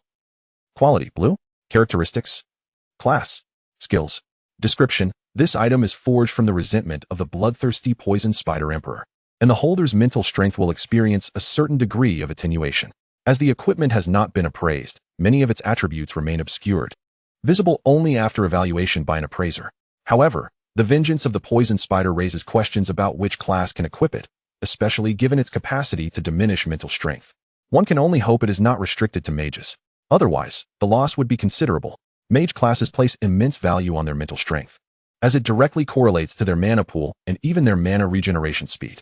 Since nothing is visible at this point, Lu Yun could only hope for favorable attributes. As for the poison spider spear, being merely a green-grade item, Lu Yun held little interest. What use would he have for a spear? Should he engage in battle himself? With monsters at his disposal, did he truly need to fight? At least not at this stage. It was entirely unnecessary. Just then, a notification echoed in Lu Yun's ears. Adventurer Lu Yun, congratulations on successfully completing the Poison Spider Ridge with perfect efficiency. You may choose to exit the dungeon or continue exploring. Upon the expiration of your exploration time, you will be forcibly exited. Exploration time countdown, 2045-32. With approximately 20 hours of exploration time remaining, Lu Yun, having gone through the trouble of entering, was not inclined to exit so easily after only a few hours. Moreover, with his energy points at a mere 754, if he left without adequately farming, it would be a significant loss. Did they think he would exploit his federal points without consequence? Not a chance. Lu Yun resolutely declined the option to exit. He chose to remain and continue his exploration, intending to slay more bloodthirsty poison spiders and gather additional materials. After all, it would allow him to accumulate more federal points. He was, after all, impoverished. An additional crucial reason for his decision was that even if he exited the dungeon now, he could not immediately enter another. Except for a few special dungeons, the general rule was that once you entered a dungeon, the timer began counting down from 24 hours. One had to either remain inside for the full duration or exit early and wait for 24 hours to pass. This regulation was decreed by the will of Gaia's World, a force against which no one could rebel. Even among the strongest of the human federation, the elite class of 9-turned sovereigns, there was no defying the will of Gaia. Otherwise, given Lu Yun's current level, remaining to hunt these low-level bloodthirsty poison spiders would lead to a slow and ultimately futile leveling process. The ground was strewn with a multitude of corpses, rendering the scene quite gruesome and even nauseating. Fortunately, all dropped equipment and materials would automatically be transferred to the killer's inventory, eliminating the need for manual collection. However, this very convenience also provided an opportunity for some individuals to exploit. Within the dungeon, certain opportunists would take advantage of others weakening a boss-level monster to launch surprise assaults, thus seizing the boss's drops for themselves. Yet, this practice was not without its pitfalls. Anyone who defeated a boss would receive a notification, making their actions widely known. Once identified, the repercussions could be significant. Such notorious individuals existed, though their numbers were relatively few. Observing the fleeing bloodthirsty poison spiders, Lu Yun was determined not to let them escape. Little Az, pursue them. Eliminate all those escaping spiders. The roar reverberated through the air, deafening in its intensity. King Raider charged after the retreating bloodthirsty spiders with great strides, with each step of the massive King Raider covering considerable ground. Catching up to the fleeing spiders was a trivial task. Swift and relentless, wherever he encountered a bloodthirsty spider, King Raider showcased merciless efficiency, dispatching them with a single slap or kick.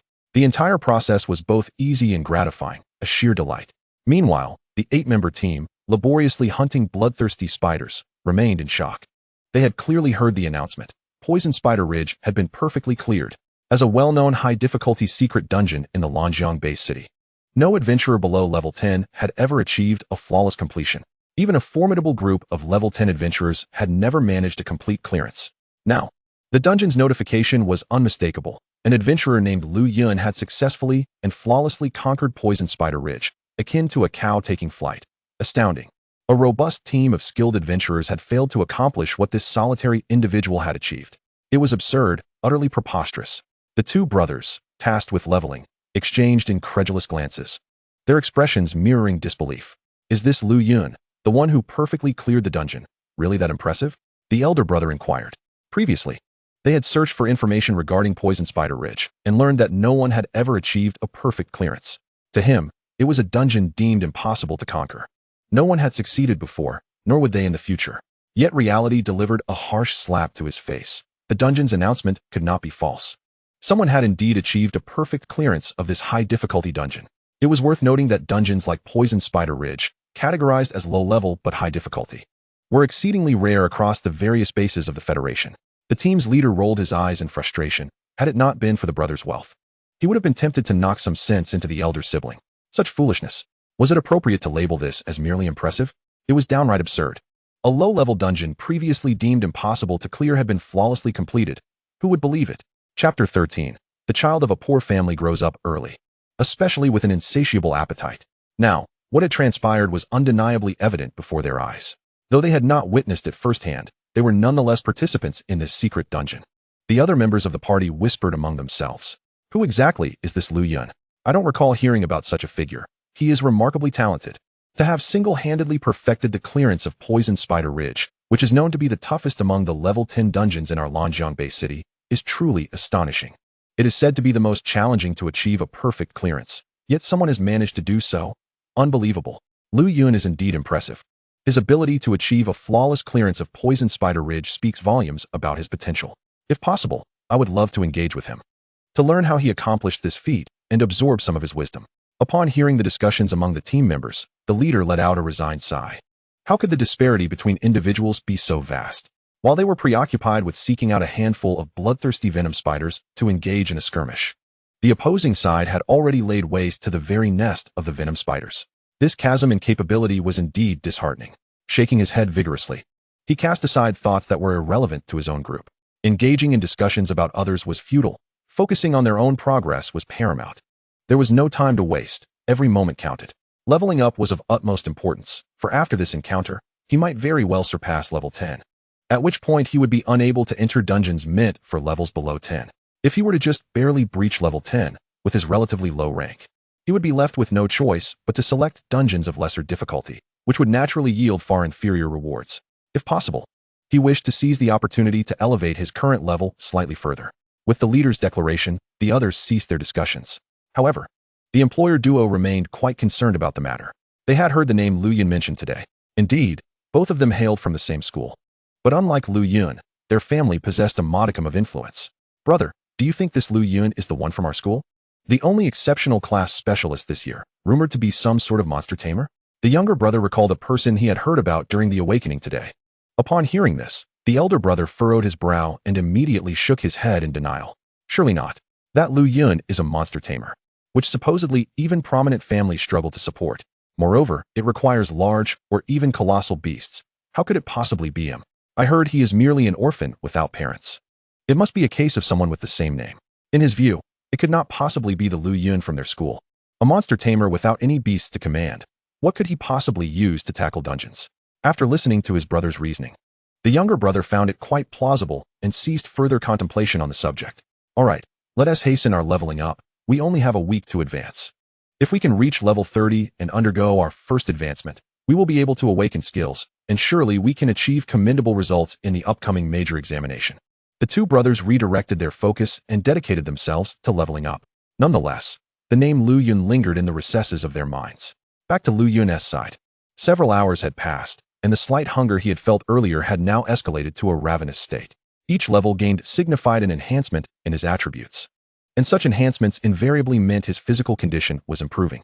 With a stronger physique came greater energy consumption, and as a result, he found himself hungrier than ever.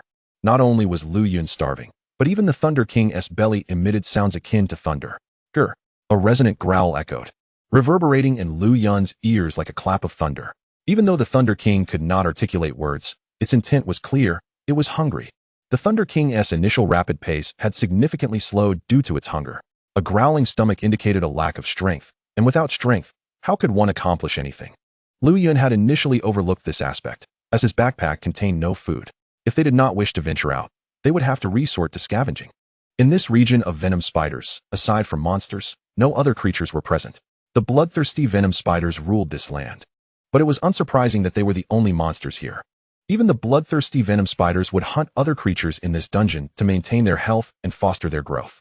Little Thunder, be a bit quieter. See if you can find any edible monsters. If you catch something, I'll make it into a delicious meal for you. As a person of modest means, Lu Yun was undoubtedly adept at preparing food. Otherwise, he would have to endure hunger to sustain the Thunder King. Relying solely on purchased items would soon lead to financial ruin. Raising a creature with such a voracious appetite was no small feat. Upon hearing Lu Yun's words, the Thunder King's eyes sparkled with anticipation. It let out a low growl, as if to celebrate the prospect of a meal to come. Recognizing the Thunder King's eagerness, Lu Yun playfully patted its head. Be quiet. Hurry up and find some prey. After receiving the reprimand, the Thunder King nodded and promptly began to search for suitable quarry. Unlike its previous boisterous movements, the Thunder King now moved with great delicacy, aiming to avoid startling other monsters into fleeing. Remarkably, its efficiency in hunting was anything but ordinary. In no time, the Thunder King had successfully captured two bear-like creatures, one in each hand. Their size was considerable, and Lu Yun only needed one leg to suffice. After quickly preparing the catch, Lu Yun set about crafting a makeshift meal. Barbecue. In the wild, this was the simplest method. All that was needed were a few basic seasonings. After 2 hours of effort, he finally completed the task. Lu Yun held a bare leg thicker than his thigh, biting into it with juices flowing freely. The pleasure of the moment was unparalleled.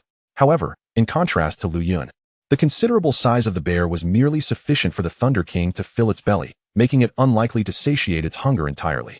Once he had eaten his fill, Lu Yun swiftly resumed their journey with the Thunder King. Time was of the essence. They needed to maximize every second. They aimed to locate more bloodthirsty venom spider nests and acquire as many energy points as possible. Lu Yun was counting on returning home to partake in a round of low-level lotteries. Little Thunder, move faster, accelerate. The Thunder King rubbed its belly, feeling only a slight fullness, but at least it no longer felt the pangs of hunger. This was its first experience savoring roasted meat, and the taste was simply divine, causing it to salivate profusely. Chapter 14. Has this been perfectly strategized? With eager eyes fixed on Lu Yun, drool dripped from the sharp fangs of the Thunder King, seemingly expressing, "Master, I am ready to work, but there better be more roasted meat afterward." As its master, Lu Yun could sense the emotional fluctuations of the Thunder King and understood its desires. He reassured it with a pat on its head. "Little Thunder, as long as you move quickly, rest assured, there will be plenty of delicious food for you when we return." With Lu Yun's affirmation, the Thunder King let out a more fervent roar. In the next moment, it dashed forward with remarkable speed in search of the bloodthirsty venom spider nests. Its pace was astonishingly swift, despite agility being ranked second to last among its attributes. One must not forget the Thunder King's high base stats. With agility now exceeding 1700, could it possibly be slow? Certainly not. In the city of Longjing, within the realm of dungeons, each instance is meticulously recorded upon achieving a flawless victory. The dungeon of Poison Spider Ridge has long remained unconquered, with no soul managing even a mere completion. Yet now, astonishingly, an individual has single-handedly accomplished a perfect clearance. This revelation is utterly incredulous to all who behold it, almost as if it were a figment of imagination. However, the records of the dungeon are irrefutable, confirming the authenticity of this remarkable feat at this very moment. A substantial crowd has gathered outside the Poison Spider Ridge dungeon. Their eyes widen in disbelief as they gaze upon the name inscribed in the completion records, Lu Yun. Indeed, it is merely a solitary name, devoid of any accompanying titles. This implies that the individual did not form a party. They truly undertook the dungeon alone. Could it be that I am dreaming? This dungeon has existed for quite some time, with no one ever completing it. Why, today, has it suddenly been cleared perfectly by a single person? Who could possibly believe such a thing? I have encountered various accounts regarding Poison Spider Ridge online, with the most prevalent being that of the bloodthirsty poison spiders, known to act in terrifying swarms. What you mentioned is common knowledge, yet there are aspects unknown to you. Deep within Poison Spider Ridge lies a mother nest, rumored to harbor hundreds, if not thousands, of bloodthirsty poison spiders, along with a bloodthirsty spider queen. To eradicate that location is purportedly the key to achieving a flawless completion. I understand, but can an ordinary practitioner truly accomplish such a task? With hundreds of bloodthirsty poison spiders and the formidable bloodthirsty spider queen, it seems improbable that anyone could prevail. To the eyes of the masses, conquering Poison Spider Ridge appears almost impossible. Yet, the entrance requirements are exceedingly stringent, permitting only those of level 10 or below. Faced with such daunting criteria, how could one possibly succeed? Nonetheless, what seemed an unconquerable dungeon has been completed by a single individual. Curiosity abounds regarding Lu Yun's true identity. The dungeon records only display the name of the conqueror, devoid of any additional information, rendering any inquiries futile. Among the crowd, 2 female students from the 6th middle school, upon noticing the name Lu Yun, exchanged whispers. "Hey, Shouting! Could this Lu Yun be the awakened beastmaster from our school?" The student known as Shouting furrowed her brow and shook her head slightly. Longjing Bay City is vast, and the number of awakened individuals is diverse. There must be others with the same name. Lu Yun is only just awakened today. How could he possibly achieve a flawless clearance of such a challenging dungeon? It is simply implausible. Her tone was filled with conviction, as if she had firmly established that this feat could not have been accomplished by Lu Yun. It is hardly surprising. Who would suspect that a mere student, freshly awakened, could conquer the most challenging dungeon for those below level 10 in Longjing Bay City in just a few hours? Moreover, to do so flawlessly is a notion that is hard to fathom. The individual who posed the question nodded thoughtfully. "You make a valid point. Perhaps I was overthinking it. This astonishing event has attracted not only a multitude of practitioners, but has also reached the upper echelons of the Longjing Bay City Practitioner Guild. The guild has long endeavored to devise strategies and even organize teams to conquer Poison Spider Ridge, yet their efforts have culminated only in failure. They have invested considerable time and even lost some practitioners in pursuit of this elusive victory, yet the dungeon remains unconquered. However, they likely surmise that the key to overcoming Poison Spider Ridge lies in eliminating the mother nest of the bloodthirsty poison spiders. As that area is densely populated with the creatures, including the formidable bloodthirsty Spider Queen. Logically, that location should be pivotal to conquering the dungeon. Yet the overwhelming number of monsters, coupled with the powerful boss, makes success exceedingly difficult. If the dungeon were to be of a slightly higher level, it might not pose such a challenge. The stringent level restrictions permit only those below level 10 to enter, and even if one were to level up inside, how much could one realistically gain in a day? Conversely, a higher level dungeon would change the dynamics, while the bloodthirsty Spider Queen may be of a higher level. Practitioners who level up would acquire an array of skills, making their combat capabilities not solely reliant on their level. With numerous skills at their disposal and the potential for synergies among various classes, the challenge could become more manageable.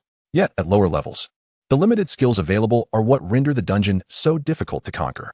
Upon receiving this news, the higher-ups of the Longjing Bay City Practitioner Guild immediately dispatched individuals to guard the entrance of the Poison Spider Ridge dungeon. Should Lu Yun appear, they intended to extend an invitation for him to join the guild for a discussion. Naturally, this would be a cordial invitation. Should he decline, they would not insist. Typically, an individual who achieves the first flawless clearance of a dungeon is rewarded with a substantial prize, provided they can offer a detailed strategy for their accomplishment.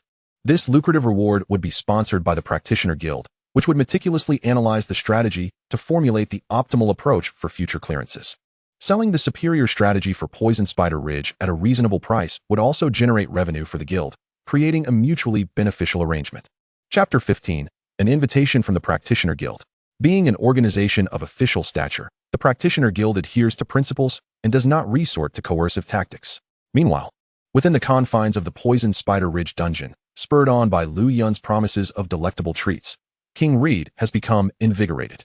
Upon sighting any bloodthirsty poison spider nests, he charges forth without needing further encouragement from Lu Yun, effortlessly demolishing each nest in a flurry of might. No bloodthirsty poison spider can escape his devastating sweep. After a vigorous battle, both Lu Yun and King Reed have reached level 30 and even accrued some surplus experience points. These excess points will be stored in an experience pool, allowing for continued leveling after their first advancement. However, during their time clearing the bloodthirsty poison spider nests, they predominantly acquired low-quality white equipment, which proves largely useless alongside a variety of materials. While white equipment holds little value, it can still be sold for a modest sum of Federation points. In the practitioner community, there exists a profession known as the blacksmith, capable of fusing lower-tier equipment to forge higher-tier items, though this requires reaching a certain level. Thus, while white equipment may not be entirely without merit, its utility is decidedly limited. Upon successfully attaining level 30, Lu Yun's attributes receive a significant enhancement. Lu Yun and King Reed shared their experience equally, allowing King Reed's attributes to achieve a similar breakthrough. After a long period of monster hunting, Lu Yun's energy points finally exceeded 1,000, currently standing at 1,147. This signifies that he is eligible for a basic lottery draw. However, Lu Yun chose not to rush into the draw immediately. He decided to take care of some matters first after leaving the dungeon and to conduct the draw upon returning home.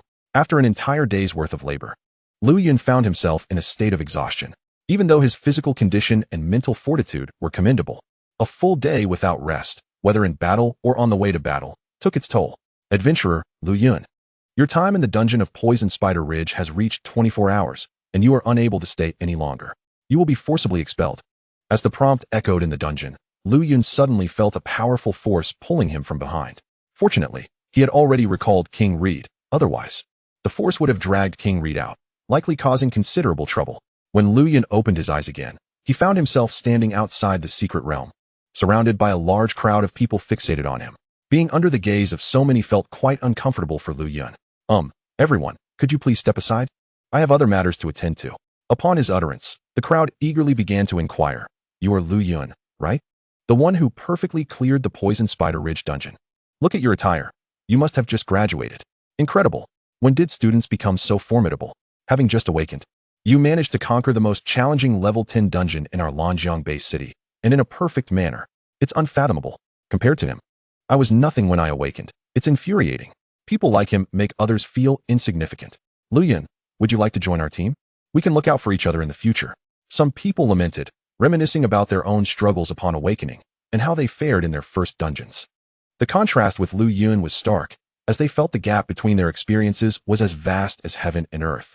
Even adventurer teams began extending invitations to Lu Yun, eager to have him join their ranks.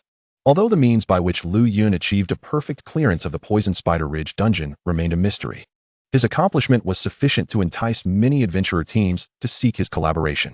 However, Lu Yun held little interest in the so-called invitations from these adventurer teams. Teaming up with others would result in a distribution of experience points, which posed a significant disadvantage for someone like Lu Yun, who sought to level up. After all, the difficulty Lu Yun faced in leveling up was greater than that of others. His experience points had to be shared with King Reed, making it unnecessary to further dilute his experience by adding teammates, at least not for the time being. At that moment, a figure emerged from the crowd, clad in the uniform of the Adventurers Guild. Hello, Mr. Lu Yun. I am a staff member from the Lanjiang branch of the Adventurers Guild. There are individuals who wish to speak with you regarding your perfect clearance. Rest assured, you will receive all due rewards. His demeanor was respectful, showing no disdain for Lu Yun simply because he was a newly awakened student. At this moment, Lu Yun was still a student, but that did not imply he would remain one in the future. Just yesterday, he had completed his awakening. Yet he had single-handedly conquered the most challenging level 10 dungeon in Lanjiang Bay City, creating a miracle. Lu Yun's future undoubtedly appeared promising. Demonstrating sufficient respect was also a means to strengthen the relationship between Lu Yun and the Adventurers Guild.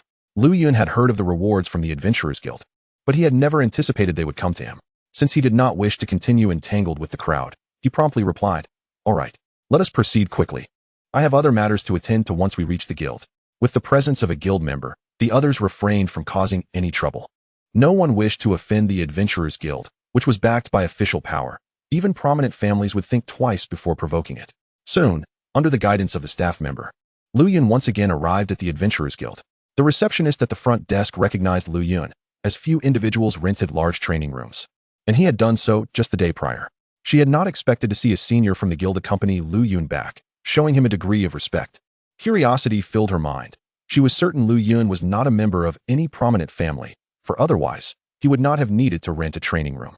Moreover, when he had paid with his Federation points, he had appeared reluctant, which was not typical of someone from a wealthy lineage. Her curiosity piqued about what Lu Yun had done to attract the attention of a guild senior. Furthermore, she noticed Lu Yun ascending to the second floor of the guild with the senior. Chapter 16. The Boxer Zheng Feiyun. Is this a useless student? Typically, only the first floor of the guild hall was open for adventurers, while the second floor was generally off-limits, rarely accessed by anyone. She pondered in silence about what Lu Yun had done to capture the interest of the guild's upper echelons.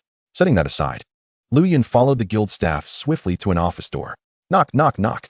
A mature and composed voice emanated from within. Come in. Upon entering the room, Lu Yun finally laid eyes on the individual who wished to meet him. The man had a neat crew cut, a square jaw, and a faint scar on his right cheek. He appeared quite serious, with a robust physique that indicated a combat-oriented profession. He wore the special attire of the Adventurers Guild, with a badge on his left chest that read Zheng Feiyun. Lu Yun was no stranger to this name. Zheng Feiyun was the president of the Lanjiang branch of the Adventurers Guild and a renowned boxer. It was said that his level exceeded 170 in the 5th advancement, earning him great respect even from the official authorities of Lanjiang Bay City.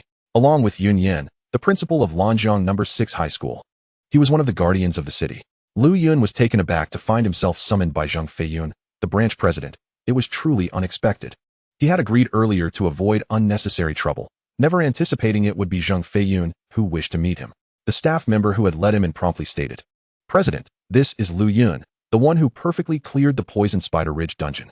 Upon seeing Lu Yun in his school uniform from No. 6 High School, Zheng Feiyun was astonished. He had not expected Lu Yun to be a student from that school. This meant that Lu Yun had only just awakened yesterday. The fact that he had conquered the most difficult level 10 dungeon in Lanjiang so soon after awakening was almost unbelievable. It was incredible. Even Zheng Feiyun, the branch president, found himself at a loss for words. A newcomer who had only just awakened achieving a perfect clearance of a dungeon was comprehensible if it were a simpler one. But this was the most challenging of all. Without question, the student before us is exceptionally unique, endowed with remarkable abilities. Zheng Feiyun and Yun Yan are acquainted, having known each other for quite some time. Just yesterday, he heard Yun Yan mention that among the students who awakened their powers, only one possessed a rare profession. Unfortunately, it turned out to be quite a lackluster and impractical one. Yun had even confided his frustrations to him, which Zhang Feiyun was well aware of. He vaguely recalls that the student Yun spoke of was named Lu Yun. As a fellow student from the same school, and having awakened just yesterday, the name Lu Yun perfectly fits this description. Zhang Feiyun found himself momentarily perplexed. Was this indeed the so-called lackluster student? To flawlessly conquer the most challenging level 10 dungeon in such a short span of time. If this is deemed trivial, what of the others who would surely be left in tears? With a nonchalant wave of his hand, Zhang Feiyun paused his work. You may leave now. I wish to converse with him. Understood. The staff member who had guided Lu Yun promptly exited, carefully closing the door behind them. The office now held only Lu Yun and Zhang Feiyun. Rising from his seat, Zhang Feiyun scrutinized Lu Yun with an assessing gaze, which made Lu Yun feel decidedly uncomfortable. President Zhang, you summon me merely to observe? I am not a woman. What is there to behold? He added, feigning a step back. Your intense scrutiny makes me feel rather uneasy. Zhang Feiyun's lips twitched slightly. He had not anticipated that this young man would dare to jest with him. He quickly cleared his throat to mask his embarrassment. Ahem. So Lu Yun is it? I am aware of you. I had a drink with old Yun yesterday, and your name came up. I must say, I am astonished that you managed to conquer the most challenging level 10 dungeon, especially considering you just awakened yesterday. Old Yun was lamenting about how your profession was rather lackluster. If this is what you call lackluster, then what of the others? At this moment, Lu Yun realized the situation at hand. It made sense. These prominent figures were guardians of the city and naturally knew one another. However, Lu Yun had not come here just to engage in idle chatter. Thus, he addressed the matter directly. President Zhang, I have heard that a substantial reward is granted by the Adventurers Guild for the first perfect conquest of any dungeon. Is this true? His eyes sparkled with anticipation as he gazed at Zhang Feiyun. Desperation for financial relief drove Lu Yun to seize any opportunity that presented itself. Zhang Feiyun, feeling somewhat disheartened, nodded in response. He had hoped to engage in a more meaningful conversation, yet here they were, discussing rewards. Indeed, for the first perfect conquest of any dungeon. As long as you provide us with a detailed strategy, essentially what actions you undertook within the dungeon, we can offer a substantial reward. However, do not attempt any tricks. Being caught could lead to complications. During their conversation over drinks, Zhang Feiyun had also learned that Lu Yun was an orphan, attending school solely due to his exceptional abilities, which earned him the support of the federal government. This underscored Lu Yun's genuine financial struggles, making his eagerness for the guild's rewards entirely understandable. Subsequently, Lu Yun recounted his experiences within the dungeon, with particular emphasis on the bloodthirsty spider's nest and the bloodthirsty spider queen. Upon hearing that Lu Yun had eradicated the bloodthirsty spider's nest, Zhang Feiyun's eyes widened in disbelief. Young man, you must be jesting. How did you manage to eliminate so many bloodthirsty spiders? It has been said that the nest houses hundreds, if not thousands, of these creatures. Pray tell, how did you accomplish such a feat? Clearly, mere words were insufficient to convince him. Reluctantly, Lu Yun revealed that he had a beast named Thunder King. Upon hearing this, Zhang Feiyun's expression shifted to one of profound skepticism. How could there possibly be such a colossal beast? Surely you jest. He believed Lu Yun was merely pulling his leg. No such creature had ever been recorded in the Federation, nor had any beastmaster ever tamed one of such size. It was utterly preposterous. Chapter 17. Are you trying to fool me? A contest of strength. Seeing the disbelief in Zhang Feiyun's eyes, Lu Yun requested a large training room, insisting on demonstrating his beast. Inside the expansive training room, Zhang Feiyun flexed his muscular arms, his physique undeniably impressive. No mere facade. This build reminded Lu Yun of a saying, moderate fitness attracts the opposite sex, excessive fitness attracts the same. Zhang Feiyun, however, had likely surpassed this threshold. I must tread carefully in my words, Lu Yun thought to himself, not wishing to provoke Zhang Feiyun. All right, since you claim to possess a large beast, let me see it. Do not play tricks on me, or I shall ensure your principal delivers a thorough lesson. With that, Zhang Feiyun flexed his wrist as if to assert his dominance.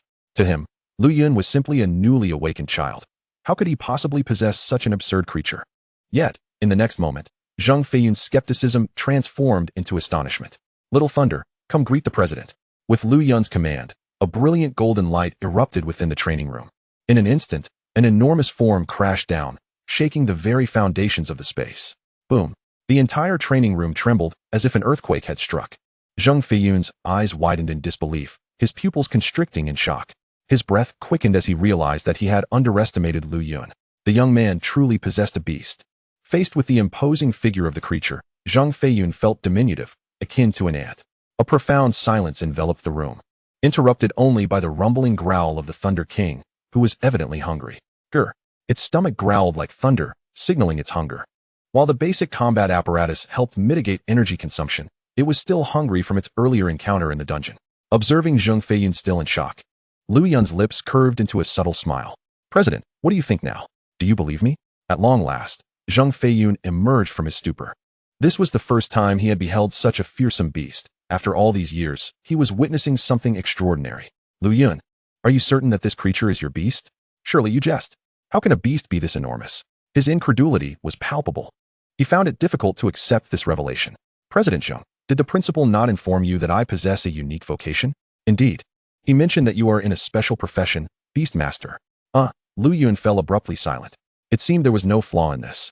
The principal had merely stated that he held a unique profession, without specifying that it was among the rarer classes of that vocation. "President Zhang, it appears the principal may not have elucidated entirely. I am indeed a Beastmaster, but not an ordinary one. I am a monster tamer, capable of controlling large or even colossal beasts." Upon receiving such clarification, Zhang Feiyun finally grasped that Lu Yun was far from being a typical Beastmaster. He was something entirely different. After all this time, it turned out he had been mistaken. To be precise, he had misunderstood only partially. He slapped his forehead in exasperation, feeling somewhat incredulous.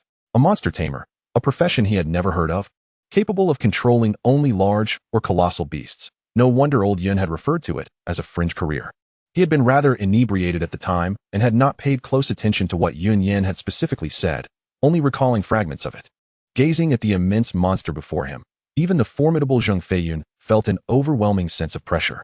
Although he had never faced the King of Red, he was certain that it possessed terrifying combat prowess. The sheer magnitude of its form spoke volumes. As for the extent of its strength, even Zhang Feiyun found himself unable to ascertain at that moment. Unless he were to engage in battle with this colossal being, he would remain in the dark. However, as the president of the Longjing City Practitioner Association, it would tarnish his reputation to strike against a junior. Fighting was out of the question, but a test of strength should be permissible. There was no need to step outside. A simple demonstration within this spacious training room would suffice. By gauging the strength of this creature before him, he might confirm the veracity of Lu Yun's claims. "Lu, do you mind letting your hulking companion and I engage in a contest of strength? This is not a duel, merely a demonstration of power." He emphasized that it was not a battle. In response, Lu Yun glanced at the King of Red before returning his gaze to Zhang Feiyun. It was entirely reasonable for the latter to doubt his assertions, given their extraordinary nature. Regardless, it was merely a test of strength. There should be no issue. Nodding slightly, Lu Yun looked up at the gigantic King of Red. "Little Lei, how about you compete with the president in a test of strength? No holding back. Once we finish, I'll treat you to something delicious." Upon hearing the promise of food, the King of Red's eyes sparkled with excitement. Ignoring his own rumbling stomach, he patted his empty belly and immediately assumed a combat stance. "All right, let us give it a try." Zhang Feiyun swiftly removed his outer Practitioner Association attire, revealing a muscular frame clad in a black tank top. One could not deny that such powerful muscles appeared somewhat intimidating. Lu Yun had heard of Zhang Feiyun's profession. Known as a brawler, his fists were his most formidable weapons. Rumor had it that he had once felled a nearly 6-turn general-grade monster with those fearsome fists, showcasing his terrifying combat capabilities. Individuals who reached beyond 6 turns were termed general grade, while 7 turns indicated king grade, 8 turns denoted emperor grade, and 9 turns embodied imperial grade. If it were an actual fight, Lu Yun sensed that the King of Red would likely not stand a chance against Zhang Feiyun. After all, Zhang Feiyun had already attained level 170, boasting extensive combat experience and numerous skills. In contrast, the King of Red possessed but a single skill, placing him at a distinct disadvantage. However, in a competition of raw strength, the outcome was uncertain. The contest of strength between the King of Red and Zhang Feiyun commenced. The King of Red pressed one fist against Zhang Feiyun's, with Lu Yun standing as the referee between them. "On the count of 3, we begin. 3, 2, 1, go." As Lu Yun's voice fell, both the King of Red and Zhang Feiyun exerted their strength simultaneously. Zhang Feiyun launched his attack with 7/10 of his power, aiming to gauge the extent of the King of Red's strength. However, he was taken aback to find that his own force was effortlessly nullified by the King of Red.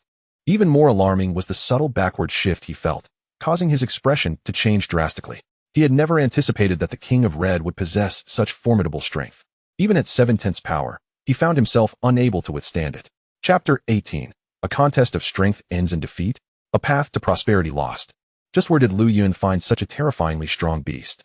Moreover, how had he managed to tame it? This was utterly preposterous. No longer daring to be careless, Zhang Feiyun immediately escalated his effort to the maximum, unleashing all his might against the King of Red. Yet even so, the King of Red remained as steadfast as a mountain, unmoving. Its robust tail swayed leisurely behind it, exuding an air of nonchalance. The King of Red's strength had reached an astonishing 480 points, a truly daunting figure. Even Zhang Feiyun could not match such raw power. As a brawler, Zhang Feiyun typically balanced his enhancements across strength, constitution, and agility, without particularly emphasizing any one attribute. Being unable to allocate all his points into strength, it was only natural that he could not compete with the King of Red in that regard. Mere seconds into the contest, Zhang Feiyun felt his endurance waning. His face flushed crimson, radiating a look of barely contained rage. In stark contrast, the King of Red appeared utterly bored, even yawning. Good heavens! It seemed the creature had no regard for his status as president whatsoever. A surge of irritation coursed through Zhang Feiyun. Had this been his younger self, he would have surely erupted. Yet the now mature Zhang Feiyun had long outgrown his impulsive years. He could hardly afford to engage in a contest with a junior. What would become of his reputation if word got out? All right, enough. Let us call it quits. Upon hearing Zhang Feiyun's words, Lu Yun immediately nodded towards the King of Red. Letting out a low growl, the King of Red seemed to proclaim its own might. Both parties retracted their fists. Subsequently, the King of Red patted its belly, looking expectantly at Lu Yun, its eyes gleaming with anticipation, as if asking when they would indulge in a feast. Truly a glutton. Lu Yun slapped his forehead, having anticipated this outcome. After all, as a colossal beast, its consumption would be considerable, and raising it would undoubtedly be no easy task. Little Lei, return for now. Once I wrap up here, I'll take you out for something to eat. Upon hearing this, the King of Red nodded in satisfaction, transforming into a beam of golden light that melded into Lu Yun's body. Observing from the sidelines, Zhang Feiyun nodded incessantly. Although he was unaware of how Lu Yun had come into possession of such a formidable beast, he had no intention of inquiring further. Everyone harbors secrets, and he was no exception. Ultimately, what attracted him to Lu Yun was the latter's exceptional character, brilliance, and boundless potential. If he could officially join the Adventurers Guild, it would indeed be the most fortuitous outcome.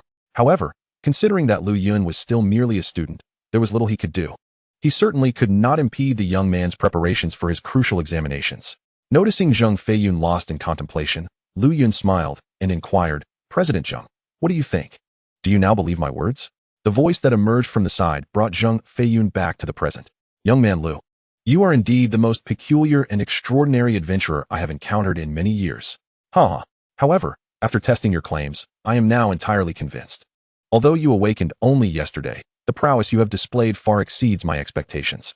I believe you successfully navigated the toxic Spider Ridge dungeon, and the rewards will be bestowed upon you without a single point withheld. Zhang Feiyun was keen on leaving a favorable impression on Lu Yun, forging a connection with someone who might one day blossom into a formidable ally. It was a prudent investment of sorts. Securing goodwill now could prove advantageous in the future. Moreover, he had already intended to present Lu Yun with the rewards, which would serve as a pleasant favor. At that moment, Lu Yun appeared like a destitute individual unacquainted with wealth, eagerly rubbing his hands together, a broad grin illuminating his face. Hee, President Zhang, could you divulge what rewards await me? Will there be federal points? How many federal points will I receive? His expression of naive excitement elicited a chuckle from Zhang Feiyun. Rest assured, you will not be shortchanged on your federal points. Come, let us go and collect them. Zhang Feiyun understood Lu Yun's background. His enthusiasm for federal points was entirely justifiable. After all, who in the vast human federation did not covet federal points? For everyone, these points were of paramount importance, essential for a stable life and for acquiring one's desires. Upon leaving the large training room, they made their way directly to Zhang Feiyun's office. Along the route, Zhang Feiyun emphasized, Young man Lu, your strategy plan holds little significance for other adventurers. Ordinarily, such rewards would not be granted to you, but I shall make an exception this time.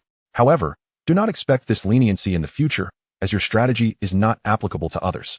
Lu Yun's expression stiffened, and he shrugged helplessly, realizing that a potential avenue for wealth had been closed off. Upon entering the office, Zhang Feiyun placed a federal card on his desk, accompanied by a small computer. Handing the card to Lu Yun, he proclaimed with pride, "This is the credibility of our Adventurers Guild. Generally, a novice adventurer who completes a dungeon with a perfect strategy, provided they submit a strategy plan, will receive corresponding rewards based on the dungeon's difficulty. You have flawlessly navigated the most challenging level 10 dungeon of the Longjing Bay City, which is notoriously difficult even within the entire Human Federation. Thus, your reward in federal points amounts to 200,000. Upon learning that he had acquired 200,000 federal points, Lu Yun was taken aback.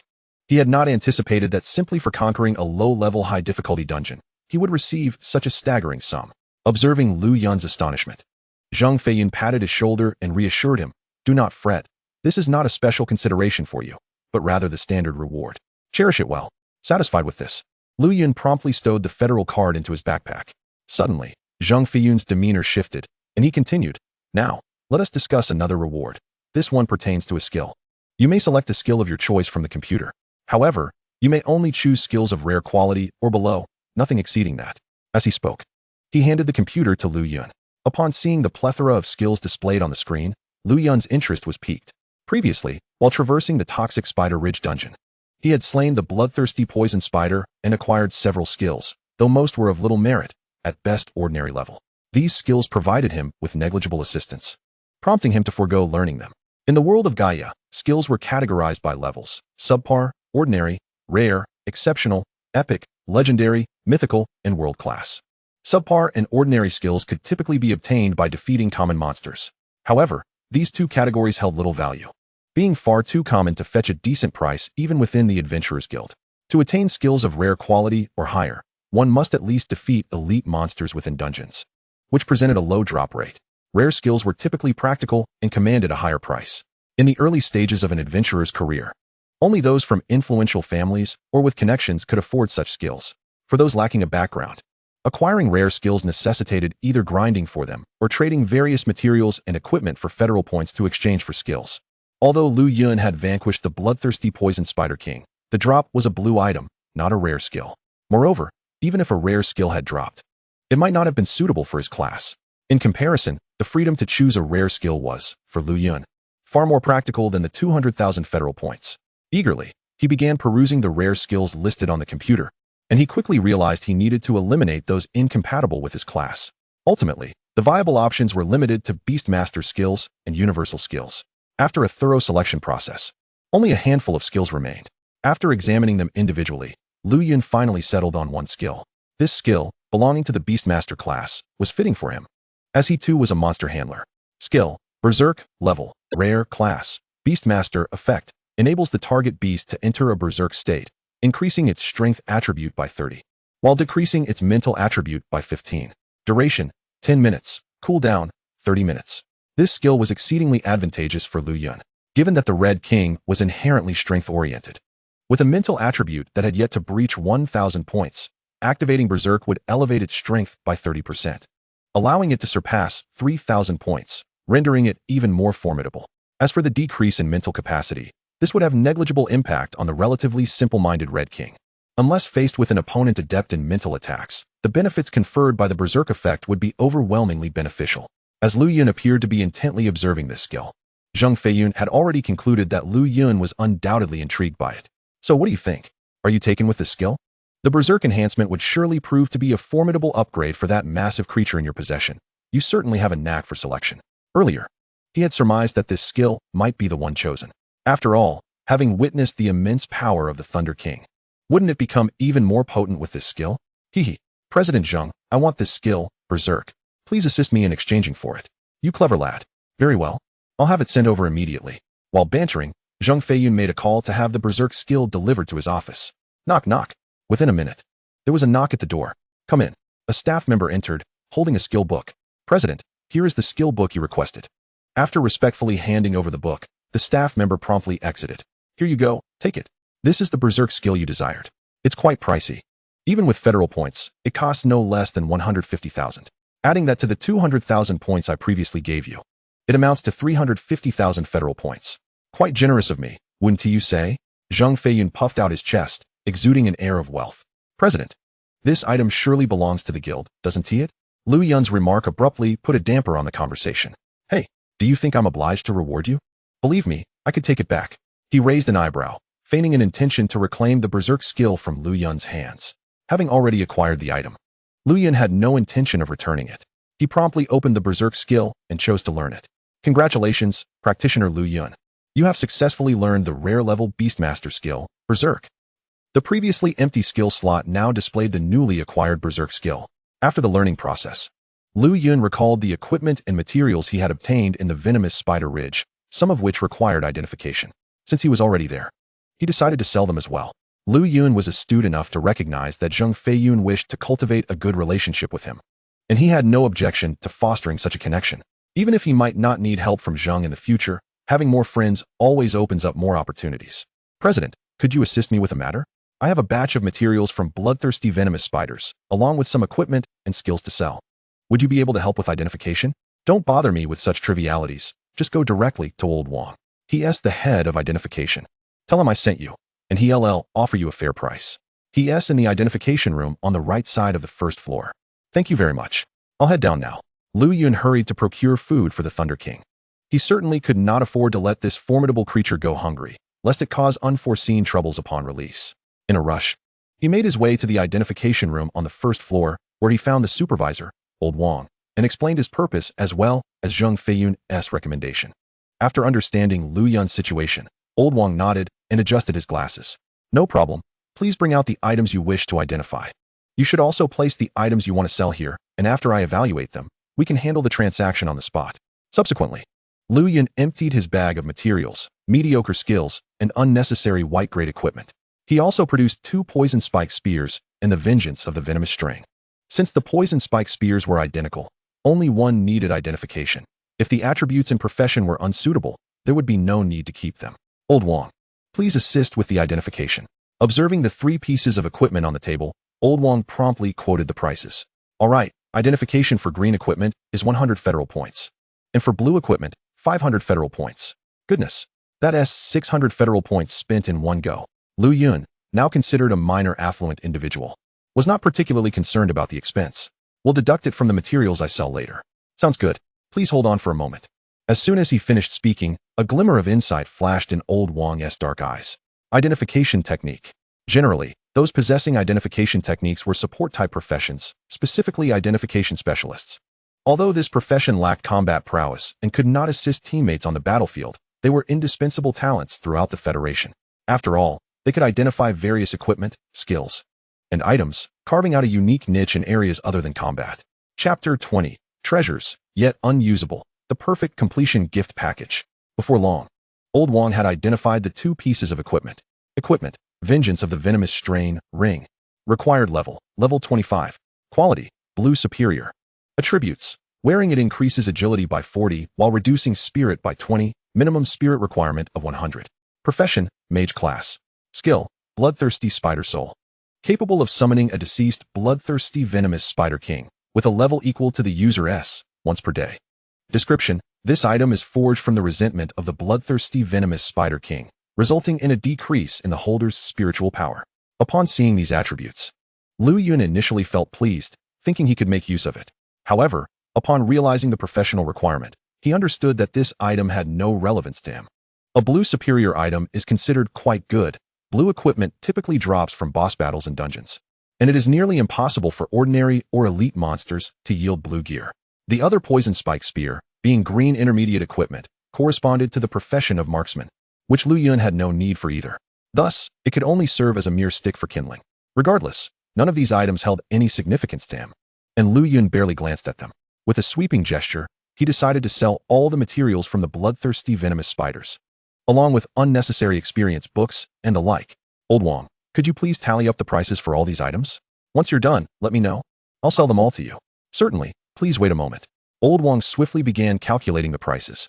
As a well-known identification specialist at the Practitioner Guild's Longjing Bay City branch, determining the prices was second nature to him. Within just 2 minutes, he had completed the assessment. Mr. Lu, we can offer you 25,000 federal points for these items. For the blue superior equipment, vengeance of the venomous strain, we can provide 18,000. The 2 poison spike spears will fetch 2,000, and the remaining materials will yield 5,000. Upon hearing that he could acquire 25,000 federal points for selling these items, Lu Yun readily agreed. Absolutely. That is perfectly fine. The price for a piece of blue equipment hovers around 20,000, but considering that the Practitioner Guild also needs to profit and has channels to find sellers, the 18,000 offered was quite fair. Afterward, he swiped his card, and his account was credited with another 25,000 federal points. Including the previous reward of 200,000 Federation points, along with the contributions from his former employer, Lu Yun now possesses over 450,000 Federation points. After toiling for so long through diligent study and labor, he had accumulated scarcely 10,000 Federation points. Yet now, after a venture into a dungeon, that figure has multiplied several-fold. Indeed, it is only by becoming a professional that one can acquire greater riches. Once all matters were settled, Lu Yun departed from the professional guild. To be honest, after battling for an entire day and night, he found himself quite fatigued.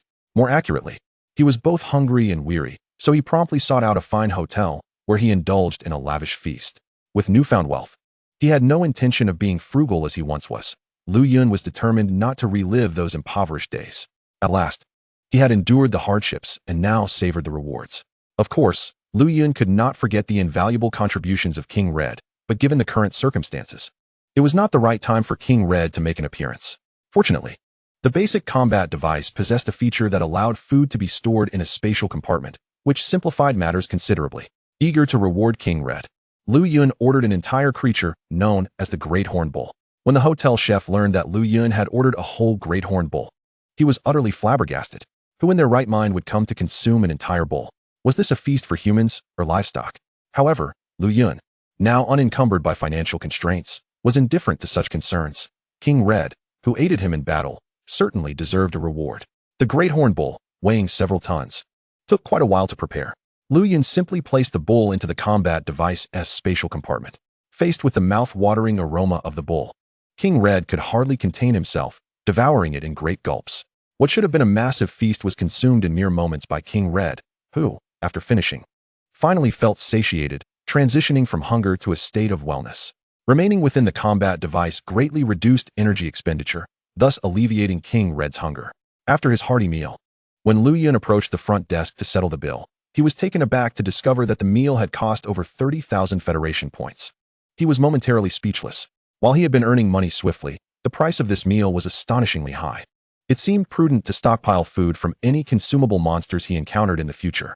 Otherwise, with an increasing number of monsters to care for, he would find himself unable to sustain them. The thought of reducing himself to poverty once again was one Lu Yun wished to avoid at all costs. After satisfying his hunger and thirst, it was time to return and rest, for once he had rejuvenated, he would undertake his first beginner's lottery draw. Upon returning to his rented, dilapidated abode, Lu Yun took a quick shower before collapsing onto his rickety bed. Presently, he had no plans to change his accommodations immediately. With a major examination looming just days away, it made little sense to seek new lodging before it was complete. Moreover, given the limited time he had, he would be fortunate to remain for a day or two, as he had a series of tasks ahead, including class advancement and upgrades. Having reached level 30, with his experience pool overflowing, he could only continue to rise and level upon completing his job change. Otherwise, he would remain stagnant. At this moment, Lu Yun recalled that he still had an unopened perfect completion gift pack. Having achieved a perfect completion of the Poison Spider Ridge dungeon, he had earned a perfect completion gift pack from it. Filled with excitement, Lu Yun immediately opened the pack. Opening the Poison Spider Ridge perfect completion gift pack. Rewards received: 30 level consumable item Vengeance of the Poison Spider, Strength Attribute Stone X1, Agility Attribute Stone X1, Experience Points X500. Upon opening the gift pack, Lu Yun received the corresponding rewards. Vengeance of the Poison Spider, a level 30 consumable item that, when used, can summon a level 30 bloodthirsty poison spider monarch to assist the user in battle for 10 minutes. Chapter 21. Attribute Stones, Double Yolk Eggs. The Ruler of the Waters. Though merely a consumable item, it was exceptionally useful, and such summoning items were quite rare, commanding a good price in the market. Based on Lu Yun's current knowledge, the Vengeance of the Poison Spider item was worth no less than 200,000 Federation points, and could potentially fetch even higher. Given its inherent value and rarity, selling it for 300,000 Federation points was not out of the question. Lu Yun found little personal use for this item and planned to sell it later. In contrast, the Strength and Agility attribute stones were invaluable. They could permanently enhance strength and agility, making them extremely rare and sought after in the market. Many individuals were willing to pay handsome sums for attribute stones to bolster their capabilities. Typically, those who acquired attribute stones rarely considered selling them, opting instead to enhance their own attributes, rendering these items precious yet scarce. Strength Attribute Stone permanently increases strength by 3 points. Agility Attribute Stone permanently increases agility by 3 points. Though the increments may seem modest, they could prove crucial at decisive moments. After using both attribute stones, Lu Yun felt a slight enhancement in his strength and speed. Finally, the experience points were directly added to his experience pool. Having completed all these tasks, Lu Yun fell into a deep slumber. When he awoke, it was already afternoon, and Lu Yun rose, invigorated. The first order of business upon waking was none other than to proceed with the beginner's lottery draw. He had invested considerable effort in preparing for this moment, having slain numerous monsters. King Red, that was all me. Opening the system's lottery page, he adjusted it to the beginner's lottery wheel. System. I wish to conduct a beginner's lottery draw. Having grown accustomed to the system's existence, Lu Yun no longer spoke aloud as before. Instead, he communicated through his thoughts. Conducting beginner's lottery draw requires the deduction of 1,000 energy points. Please confirm your decision. Confirm. What else would I draw for? Lottery commencing. The beginner's lottery wheel began to spin rapidly, and Lu Yun watched as the pointer glided past each reward, his heart brimming with anticipation. The beginner's lottery interface featured an array of monsters, skills, items, and equipment, with the majority being monsters. These creatures were notably familiar, such as the ancient beast Gamora, the cosmic dinosaur Jedon, and the cosmic monster Aile Wong. As the wheel slowed, the pointer eventually came to rest precisely on the center line. Ding! Congratulations, Master. You have drawn 2 rewards. Monster, Cosmic Monster Aile Wong. Equipment, Enforced Ring. The Cosmic Monster Aile Wong has been stored in the basic combat device. Please check at your convenience. Wow! Lu Yun sprang to his feet, his eyes wide with disbelief. He had never anticipated that he would draw 2 items in one lottery. Having spent one opportunity to draw 2 rewards, was this a stroke of extraordinary luck? Upon encountering the cosmic beast Aile Wong, Lu Yun felt an undeniable sense of familiarity. Aile Wong, an aquatic extraterrestrial creature capable of terrestrial survival, is heralded as the sovereign of the waters. Its most formidable ability lies in its capacity to discharge electricity, a power not to be underestimated, as its electric output can soar to an astonishing 50,000 volts. In addition to this, Lu Yun had also drawn another piece of equipment, the compulsory ring. Eagerly, he grasped it and scrutinized its detailed attributes. Equipment, compulsory ring, bound. Equipment level, none. Quality, blue superior. Traits, none. Class, none. Skill, compulsory assault. The wearer can compel a target to attack other allied targets. Description, a remarkably unique ring, seemingly inconspicuous, yet possessing extraordinarily special effects. Upon perusing the introduction of the compulsory ring, Lu Yun narrowed his eyes in contemplation. Though the ring lacked any distinctive traits and its skill appeared somewhat trivial, such a notion only applied to others. For Lu Yun, this compulsory ring proved to be immensely advantageous. Consider the scenario, should someone attempt to launch an assault against him. Lu Yun could use the compulsory ring to redirect the attack towards his summoned beast. This would mean that the assailant could only target the creature he had conjured, thereby alleviating a significant amount of trouble. In contrast to the formidable beasts, Lu Yun himself remained rather fragile, especially at his current low level. A single catastrophic strike could spell his demise. The compulsory ring, therefore, indirectly served to mitigate his predicaments. Next, he turned his attention to Aile Wong, currently displayed on the basic combat instrument, and eagerly began to examine the related monster template. Name, Aile Wong. Height, 53 meters. Weight, 25,000 tons. Level, 1. Status, good. Health points, 18,000. Attributes, 1,500 strength, 1,800 constitution, 1,700 agility, 1,800 mental. Skill, electric beam. Equipment, none. Unallocated attribute points, 0. Description, Aile Wong is a creature with a beige body adorned with black stripes. It is a hybrid of genetically modified freshwater fish and herbivorous creatures, also known as the monarch of the waters. Its body features a tail extending 57 meters and crescent-shaped horns in the area where its eyes would typically be, which serve as radar for capturing surrounding information, instantly analyzing it through energy-tuned cerebral functions to generate powerful interference waves. Seeing Aile Wong's well-balanced attributes, Lu Yun felt an inexplicable sense of relief. Thankfully, not all monsters could be as skewed in their capabilities as Xiao Lei. Otherwise, the imbalance would have been quite severe. While Aile Wong's strength and constitution did not match those of Lei Da Wong at level 1, its agility and mental prowess surpassed that of Lei Da Wong significantly. Particularly noteworthy was the disparity in mental strength. A full 1,000 points apart between the first level Aile Wong and Lei Da Wong, a notable gap indeed. However, given that Aile Wong's attacks primarily leaned towards electric discharges or range techniques, this discrepancy was easily comprehensible. Most crucially, Aile Wong possessed exceptional underwater combat prowess. Should it enter an oceanic or lake-themed instance, its fighting capabilities would be greatly enhanced. As Lu Yun observed Aile Wong on the basic combat instrument, its crescent-like horns spinning with vigor, his spirits soared. Chapter 22. The Transmutation Sanctuary. I truly am here to transmute. Winning 2 items in a single draw. Lu Yun experienced an unprecedented stroke of good fortune, warranting a moment of celebration.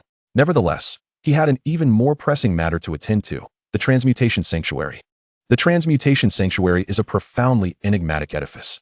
Upon the establishment of a city, a Transmutation Sanctuary will automatically manifest at a designated central location. Upon reaching the requisite level, one must complete the tasks issued by the Transmutation Sanctuary to advance their class. Successfully fulfilling the corresponding tasks allows for further level progression. Failure to complete these transmutation tasks results in stagnation, with experience points accumulated during this period stored for future use upon completion of the transmutation. Attempting to suppress one's level to gain experience in the world of Gaia is a decidedly foolish endeavor. Insufficient levels bar access to higher-tier instances, ultimately hindering one's progress. Typically, only those who fall prey to the transmutation task bottleneck engage in such folly. After a light meal downstairs, Lu Yun promptly made his way to the heart of Lianjiang Base City. The distance from his residence to the city center was considerable, requiring over 10 minutes by taxi. Fortunately, he was not short on federal points and hailed a cab without hesitation. 20 minutes later, Lu Yun finally arrived at the Transmutation Sanctuary. The structure stood in stark contrast to the surrounding towering edifices, exuding an archaic charm. It appeared both splendid and sacred.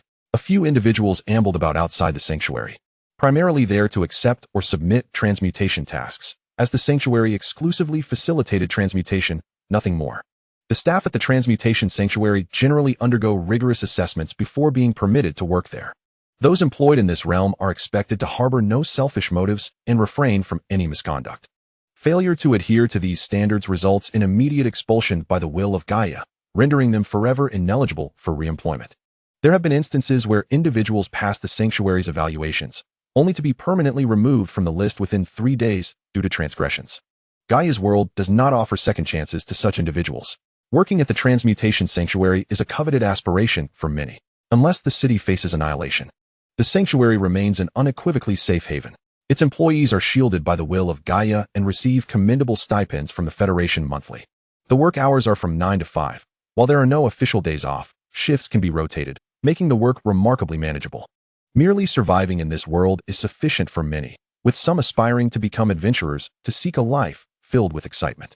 Conversely, a significant number prefer a stable existence, and they are far from rare.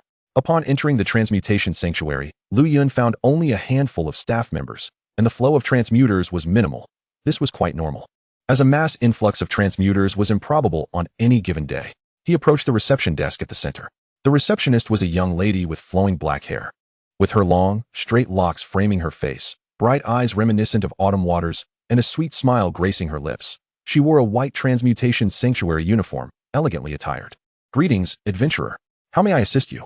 She did not inquire if Lu Yun was there to transmute, not due to any lack of professionalism, but rather because his attire did not suggest that he was there for such an undertaking. Clad in her school uniform, emblazoned with the name of her institution, Lianjiang Base City No. 6 Middle School, she was acutely aware of the collective awakening ceremony that had transpired yesterday among the senior students. It was implausible that merely a day had elapsed since then, and this young lad had come to complete his job transition. Never had she heard of anyone who could transition so swiftly, having only awakened a day prior. Even those from esteemed families, with resources to facilitate rapid leveling, could not achieve such speed. A mere day was hardly sufficient for traversing a dungeon, particularly when the initial dungeons were capped at level 10. It was unfathomable that one could reach level 30 in such a short span. The staff at the Transition Temple were well versed in the rigorous assessments required, and they understood the arduous nature of reaching level 30 within a single day. While not entirely impossible in theory, if one were to slay a sufficient number of monsters within that time frame, no one had ever accomplished it thus far. Historically, the fastest individuals to transition post-awakening required at least a week, and that was typically reserved for those of exceptional talent in combat-oriented professions. Observing Lu Yun, she discerned no indication that he belonged to such a category. However, Lu Yun's next utterance left the attending young lady momentarily speechless. "Hello. I wish to undertake the job transition task." After a brief pause, she regained her composure and scrutinized him with a furrowed brow. "Esteemed practitioner, please refrain from such jest. You are a recent awakener from No. 6 Middle School. It has been but a little over a day since your awakening. Do you truly believe a transition is possible?" Even the most rapidly advancing practitioners have never been known to approach the transition temple for a job task so soon after awakening. In blunt terms, she simply could not accept Lu Yun's assertion, believing he was merely seeking amusement. Yet, out of professional courtesy, she refrained from rebuking him, instead opting for a cordial correction. I truly am at level 30. Would you like to verify my level? Lu Yun tentatively inquired. He could empathize with the receptionist's astonishment, yet he was indeed at level 30. It was inconceivable that his transition could be hindered by her disbelief, as it would impede his access to higher-level dungeons. Upon hearing his words, the receptionist, upon witnessing the sincerity in Lu Yun's gaze, found herself enveloped by an inexplicable sensation. She suddenly pondered whether this newly awakened student might not be fabricating his claims after all. This absurd notion flitted through her mind, and she vigorously shook her head. Impossible. Never in the Federation has anyone achieved the remarkable feat of reaching level 30 in just over a day. Absolutely impossible. Yet, adhering to a professional demeanor, she retrieved the testing apparatus from the transition temple. Chapter 23. The CPU overheats. Advanced transition tasks. The receptionist produced a transparent crystal ball, reminiscent of those found in magical realms. Please place your hand upon it. Your identity and level will be revealed. Was this not a manifestation of disbelief in his capabilities? With a resigned shrug, Lu Yun placed his hand upon the crystal ball. The once dull and transparent orb ignited with a soft white glow. In the next moment, several lines of information materialized within it. Name, Lu Yun. Age, 18 years. Level, 30. Transition conditions met. These succinct 4 lines left the receptionist, who had just moments ago doubted him, utterly astounded. She struggled to comprehend the reality that Lu Yun was indeed only 18 years old, meaning he had only recently completed his awakening. Having finished his awakening merely the day before, and now appearing for a transition, was she perhaps dreaming? Overcome with dizziness, she had never encountered anyone capable of leveling up at such an astonishing rate. It felt surreal. Yet the undeniable truth lay before her, rendering any notion of it being a dream utterly impossible. Had this been anyone else, the receptionist might have dismissed it without further thought. Yet, the school uniform he wore spoke volumes, elucidating everything. How could this be? How could it happen so quickly? This had never occurred before. She clutched her head, her eyes wide with disbelief. It was entirely reasonable for her to struggle with acceptance, given that no one had ever leveled up at such a rapid pace. 30 levels in just over a day, with surely more experience points to spare. Unbelievable. What kind of extraordinary practitioner had she encountered? One who had shattered the Federation's record for the fastest leveling.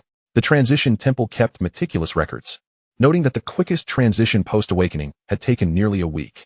That individual had since become a renowned powerhouse within the Federation. Yet here was Lu Yun, not only breaking that record but obliterating it with a merciless efficiency. One could say that the record Lu Yun established was sufficient to rub the previous record into the ground, thoroughly and repeatedly. The receptionist stood there, her mind momentarily blank, unable to fathom whether anyone could ever surpass such a terrifying threshold in the future. If only the receptionist knew that Lu Yun had actually reached level 30 the previous day and had taken a significant amount of time to rest, she would have been even more astonished. Noticing her somewhat dazed expression, as though her CPU had completely malfunctioned, Lu Yun waved his hand before her eyes. The gentle breeze stirred her senses, and she finally returned to reality. Excuse me, may I now proceed to undertake the transition task? The skepticism that once clouded the receptionist's mind had dissipated entirely. The crystal ball never erred. The data it displayed was undoubtedly accurate. Nodding numbly, she retrieved a palm-sized diamond crystal from the side. This is the transition crystal. Place your hand upon it, and you will be able to accept the corresponding transition tasks. Her voice had taken on a mechanical quality, as though her mind had yet to fully recover from the overload of information. Lu Yun placed his hand upon the transition crystal, and a luminous screen materialized before him, revealing 3 tasks, specifically 3 types of transition tasks. In the world of Gaia, upon reaching the requisite level for a transition, one could select from among 3 different tasks, each varying in difficulty. They were categorized into low, medium, and high difficulties. Naturally, the more challenging the task, the greater the rewards upon transition. However, there were restrictions regarding entering the city dungeon for transitions, limited to those below the 3rd transition. Once one reached level 91, marking entry into the 3rd transition, access to the base city dungeons would no longer be permitted. To undertake a class transformation, one must venture into the perilous wilderness beyond the city, in search of the designated targets for the task. Beastmaster class transfer low-level task. Eliminate a boss-level monster of level 30 or higher. Upon completing the transfer task, one unlocks a higher tier, with a reward of 1 Beastmaster innate skill. The task is subject to a time limit of 24 hours.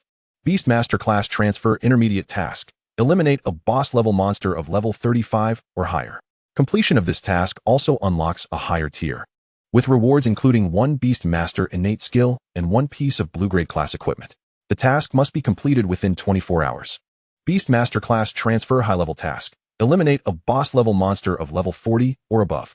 Completing this task unlocks a higher tier, with rewards of 1 Beastmaster innate skill and 1 piece of purple-grade class equipment. The task is bound by a time limit of 24 hours. The 3 tasks, varying in difficulty from low to high, all offer the reward of an innate skill for the Beastmaster. However, Lu Yun had previously learned that the harder the task completed during a class transfer, the more superior the innate skill obtained. Although it is not a certainty, there is nearly a 99% chance of this being true. For Lu Yun, the distinctions in difficulty among the low, intermediate, and high-level tasks were not markedly significant. Once a transfer task is accepted, it must be completed within the stipulated time or one risks failure. The ramifications of failing a transfer are severe. It entails a prohibition on undertaking any further transfers for a week. Consequently, individuals typically engage in meticulous contemplation prior to embarking on a transfer task, and it is advisable to seek assistance. Naturally, if one possesses sufficient strength, they may endeavor alone. However, when faced with the challenge of a high-difficulty transfer task, few would opt for a solitary approach, as the risks of failure are considerably heightened. The consequences of failure can significantly impede progress, particularly for those who have just begun their first or second transfers. Without hesitation, Lu Yun chose the high-difficulty Beastmaster transfer task. He was quite eager to discover the nature of the professional skills and the purple-grade equipment that awaited him upon completion. Purple-grade equipment is already deemed formidable, typically only obtainable through the slaughter of bosses in mutated dungeons. While there is a minuscule possibility of such equipment dropping in regular dungeons, the odds are exceedingly slim. One might need to venture dozens of times to attain even a single piece.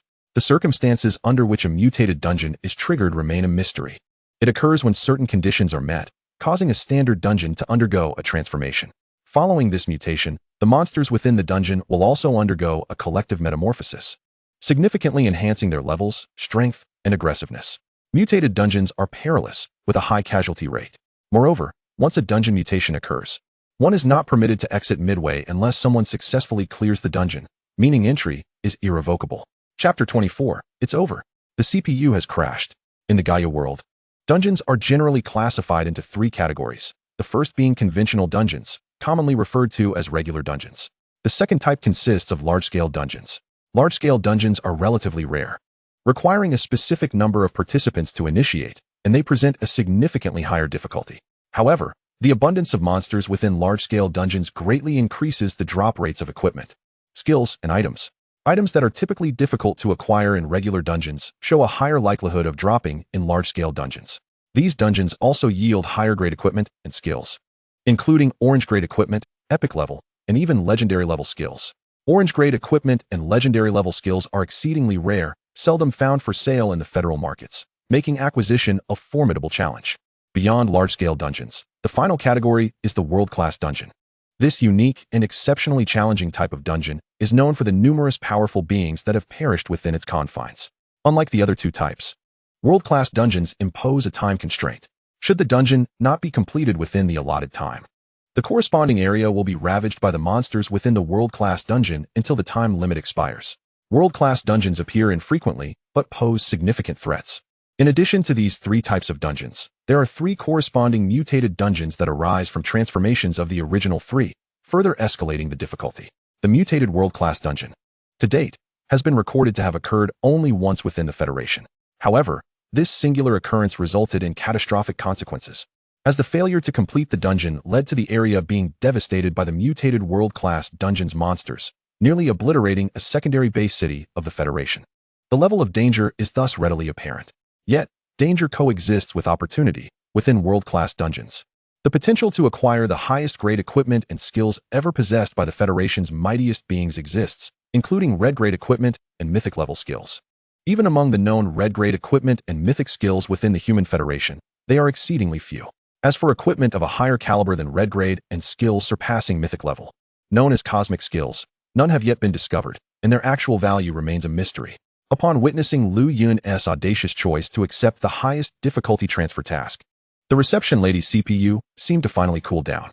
At this moment, her CPU surged back into high gear, her expression one of astonishment as she regarded Lu Yun. You dare to undertake the highest level transfer task? Based on her observations, Lu Yun did not appear to be a scion of a wealthy family. His school uniform looked somewhat faded from washing. As a struggling student, it was implausible for him to afford hiring a legion of bodyguards to assist him in completing the transfer task. Thus, it was highly likely that he intended to rely solely on himself to fulfill this transfer mission. While many have attempted to complete transfer tasks independently, exceedingly few have dared to undertake the highest difficulty. Each profession has its own unique transfer tasks. Lu Yun was uncertain whether his task as a Beastmaster would mirror those of other Beastmasters, though it was likely to differ significantly, given the vast distinctions between a monster tamer and a standard Beastmaster. Of course, why not tackle the highest difficulty transfer task? Do you doubt my capabilities? I advise you to reconsider, she cautioned earnestly. The highest difficulty transfer tasks are seldom completed by those relying solely on personal prowess. I suggest you opt for the beginner or intermediate level. Even if you choose the intermediate, it would be prudent to find a couple of allies. The reception lady expounded at length, genuinely concerned that Lu Yun might face failure in his transfer task, thereby rendering him incapable of leveling up for the subsequent week. It is critical to note that the major examination looms just a few days away. The outcome of this exam will ultimately determine the caliber of academy a student may enter.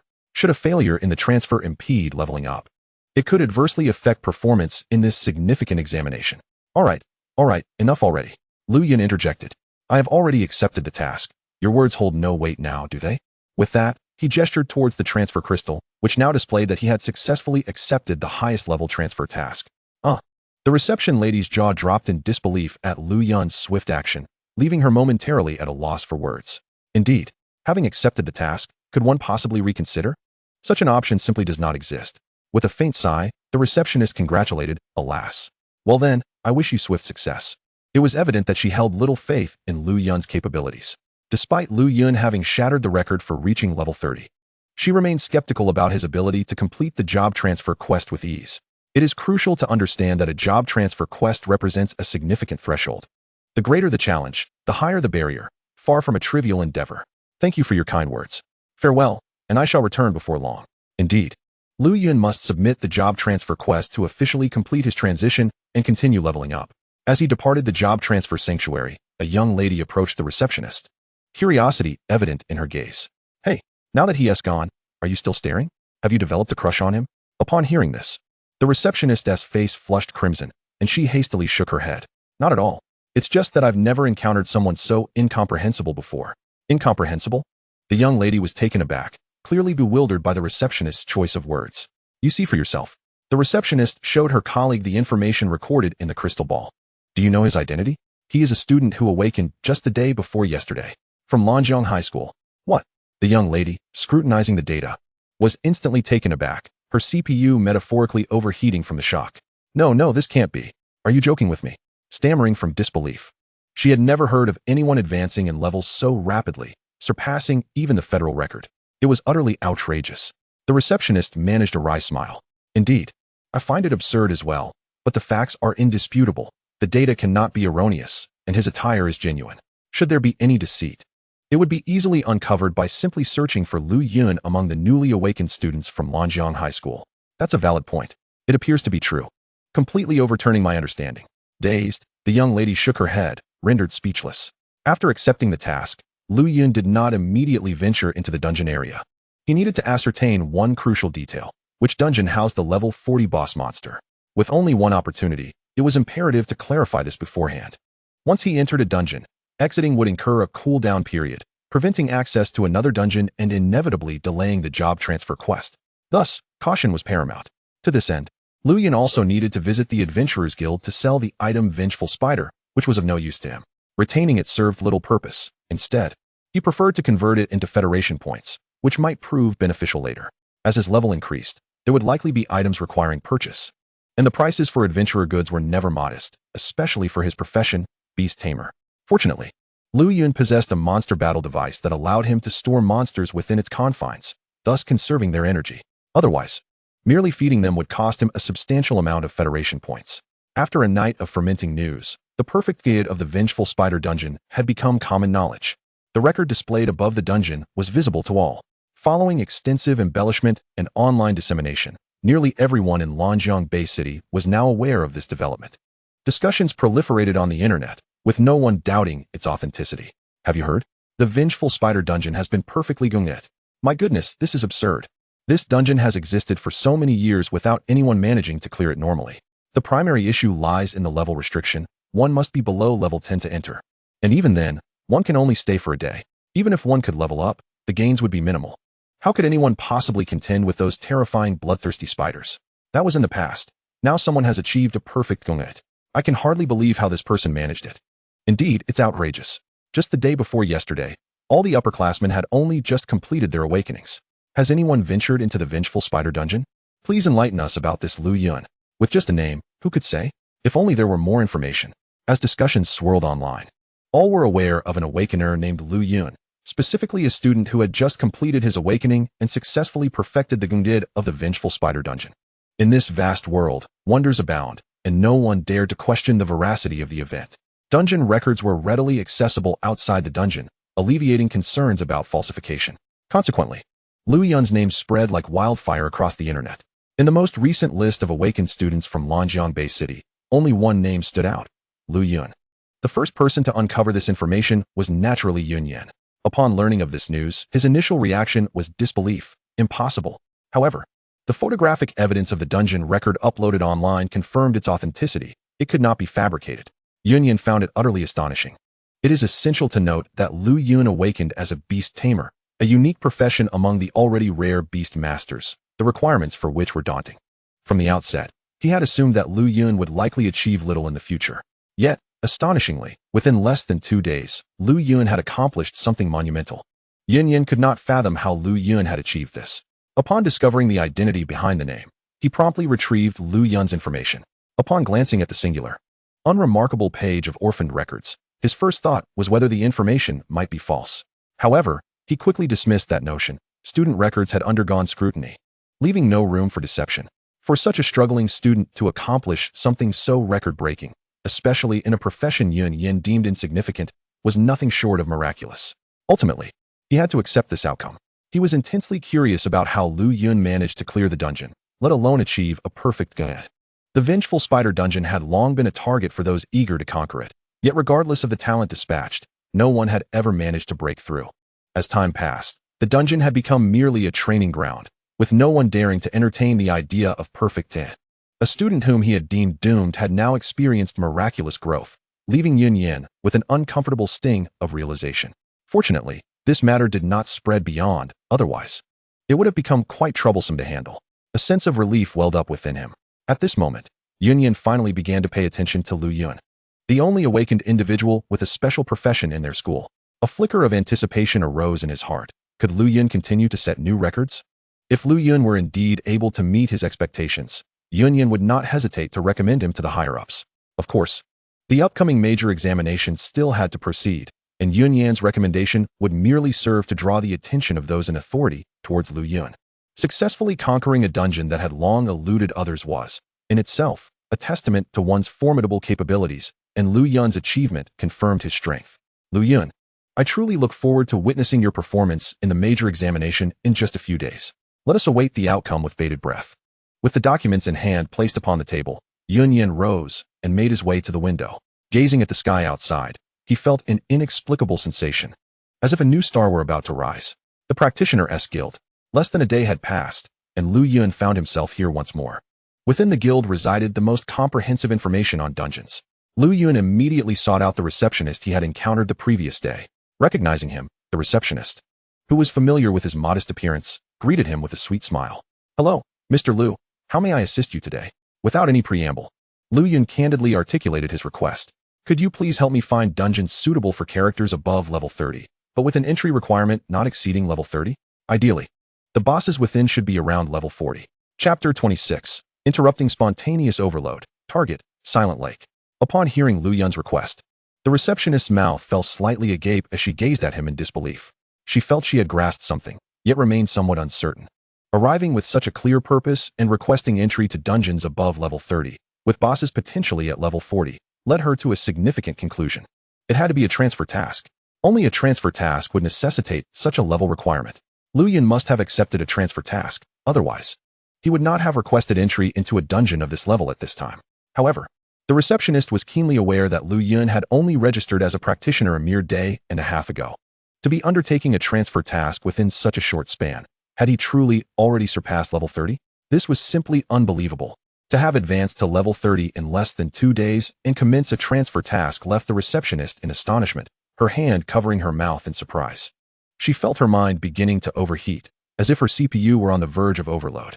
Before her thoughts could spiral into chaos, Lu Yun promptly interrupted her spontaneous overload. Please, could you expedite my request? I'm rather pressed for time. The receptionist, jolted back to reality, finally seized her mental turmoil. Oh, yes, of course. She nodded eagerly and began to search for the dungeons Lu Yun had requested. Shortly thereafter, she produced 3 documents. Mr. Lu, here are 3 dungeons based on your criteria. All require characters to be between levels 25 and 30 to enter. The bosses may occasionally reach level 40, but it varies. However, if you are specifically seeking a level 40 boss, I would recommend this dungeon. As she spoke, she highlighted one of the documents. The title read, Silent Lake. According to past data records, the likelihood of encountering bosses above level 40 within Silent Lake is relatively high. Lu Yun accepted the document from the receptionist and scrutinized the information regarding Silent Lake. It is one of the most challenging dungeons in the Longjing Bay City prior to the first transfer. Entering the Silent Lake dungeon reveals an expansive body of water. Within the lake, various aquatic monsters abound. Thus, those lacking underwater combat capabilities should think twice before entering. Given the dungeon's aquatic emphasis, it is generally unwise to venture into this dungeon without a suitable team. Thus far, while some have successfully cleared the Silent Lake dungeon, no one has managed a perfect run. The condition for clearing the dungeon is to defeat its overlord, the venomous water python.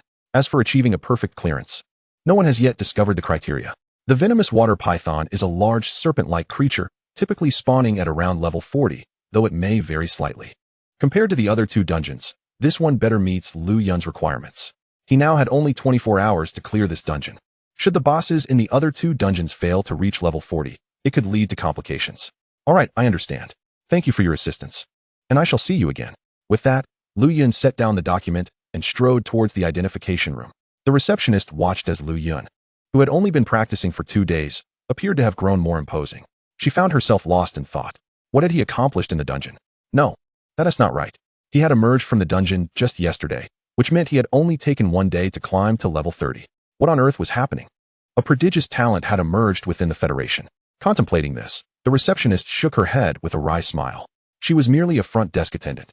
What significance did this hold for her? It was not her concern. Having reached the identification room, Lu Yun presented the item he had obtained, the venomous spider's revenge. Upon reviewing the details of the venomous spider's revenge, Old Wong looked at Lu Yun in astonishment. You lucky fellow, how did you come across such a remarkable item?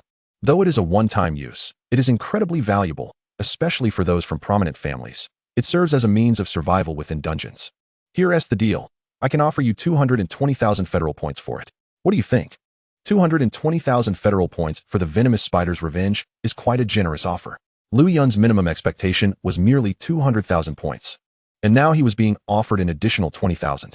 Naturally, he would not refuse, while he might have been able to sell it for more. It was unrealistic to expect the Practitioner's Guild to forego profit. Moreover, finding a suitable buyer would be challenging, so Lu Yun opted for a slightly lower offer. Alright, I have your number. I will transfer the federal points to you now. Soon, Lu Yun received a notification on his mobile phone regarding a transfer of federal points. Dear user, your account has received a deposit of 220,000 federal points. Please check your balance. Counting the points he already possessed, Lu Yun now held over 600,000 federal points. Although this appeared to be a substantial sum, for a professional, it was merely a trifling amount. The higher the rank of a professional, the greater their demand for federal points. In the future, whether it be for upgrading or crafting equipment, or purchasing potions, items, and skills, the expenditure of federal points could reach staggering figures. Although the current amount may seem considerable, it merely reflects Lu Yun's present level. After selling the venomous spider's revenge, Lu Yun prepared to head to the Lake of Silence. Upon exiting the professional guild, he promptly made his way to the dungeon. With only 5 days remaining until the major examination, Lu Yun knew he had to seize the time. The extent to which he could elevate his abilities remained uncertain. However, it was evident that performing well in the examination would afford him access to a prestigious academy. Prior to acquiring the system, he likely had no aspirations to compete for such opportunities. Yet now, having obtained the system, he felt compelled to strive towards enrolling in the best academy in the Federation's sole Tier 1 base city. Chapter 27. The real world is not worth it currently. The Federation possesses but a single Tier 1 base city, known as Tianhua City. Situated at the heart of the Human Federation, it is the most vital city without comparison. Tianhua City boasts the most advanced technology, the most prosperous economy, and the most formidable professionals. It has everything one could desire. Naturally, any academy established within Tianhua City ranks among the best in the Federation. Since he intended to partake in the major examination, it was only logical to aim for the finest academy. Moreover, gaining admission to the best academy would undoubtedly come with the most favorable treatment and resources. Who would refuse such gifts? In the dungeon area, the number of students present today was not at all diminished compared to the previous day. After all, they were all eager to enhance their levels in preparation for the major examination. However, the dangers within the dungeon were equally significant. If one could not teleport out in time, they might even lose their life. While professionals are highly sought after, they also navigate a realm fraught with peril. It is entirely possible for someone to suddenly vanish while progressing through a dungeon, an unpredictable occurrence.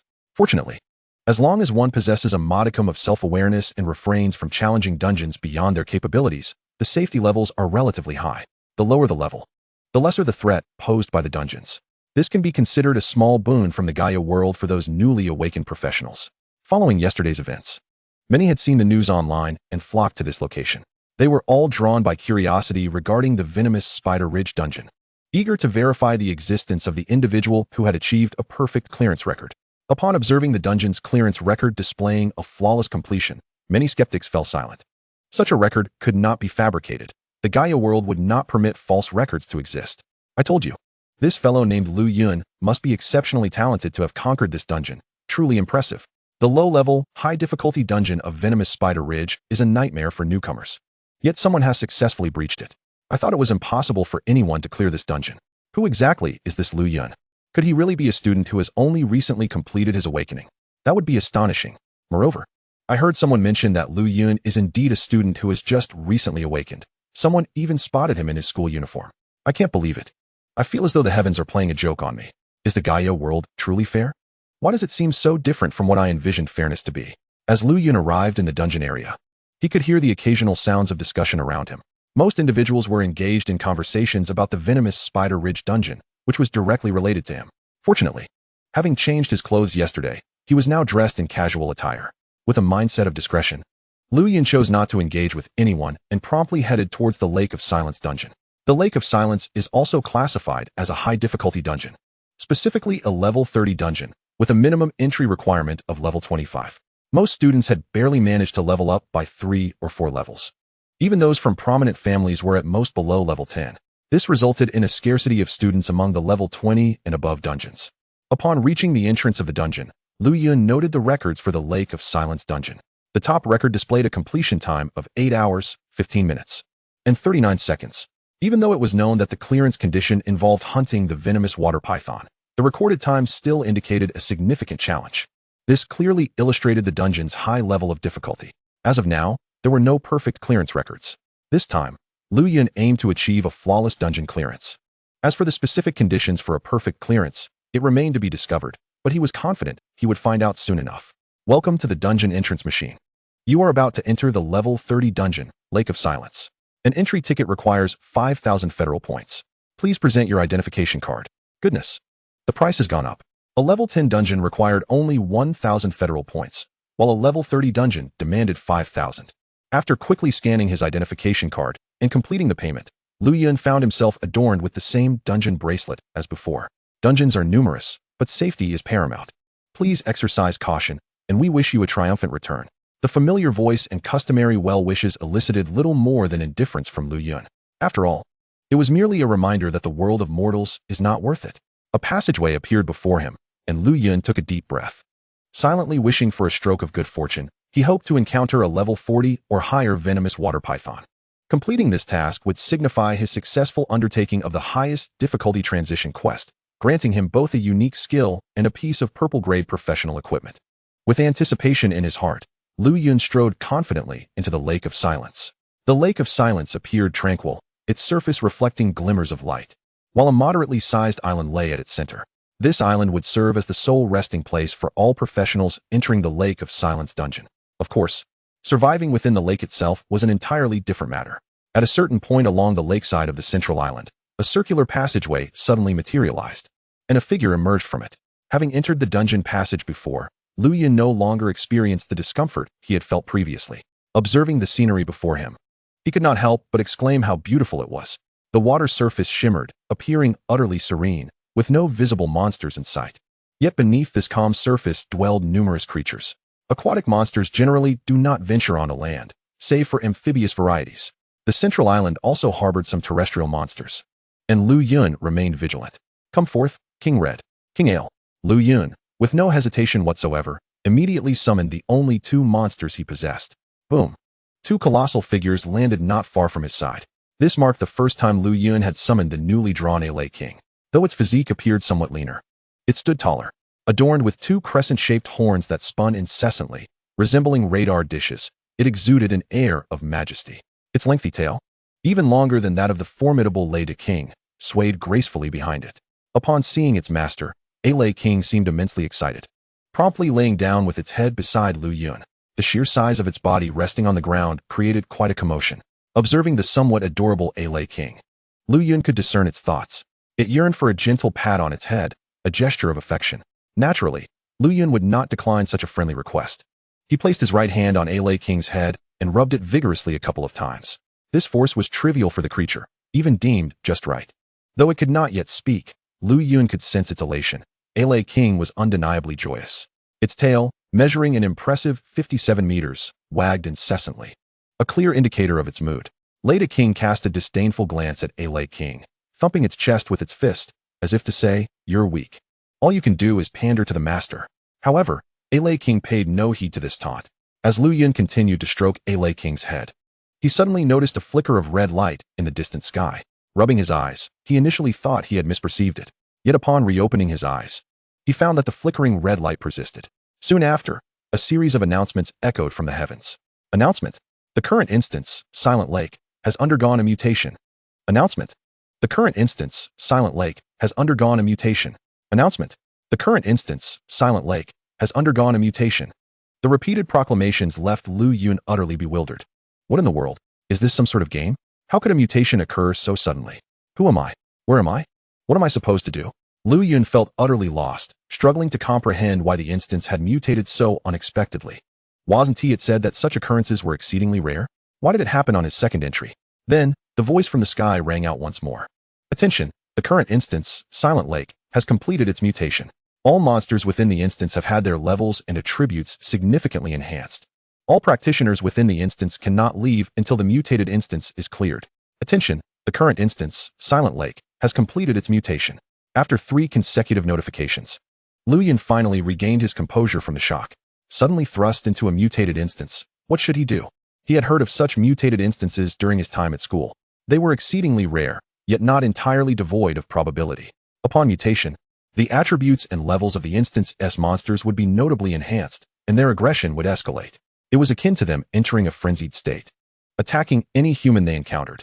A significant concern loomed. Until someone cleared the instance, no one could escape. Once the instance was cleared, it would revert to normal. Lu Yun was merely taken aback momentarily, not overly troubled. A level 30 instance, upon mutation, could reach level 40. And with Lei King and Aire King by his side, he could surely overcome it with ease. Previously, he had worried that the instance boss, the venomous water python, might not reach level 40. Now, that concern was entirely alleviated. Once a mutation occurred, the monster's levels would increase by at least 5.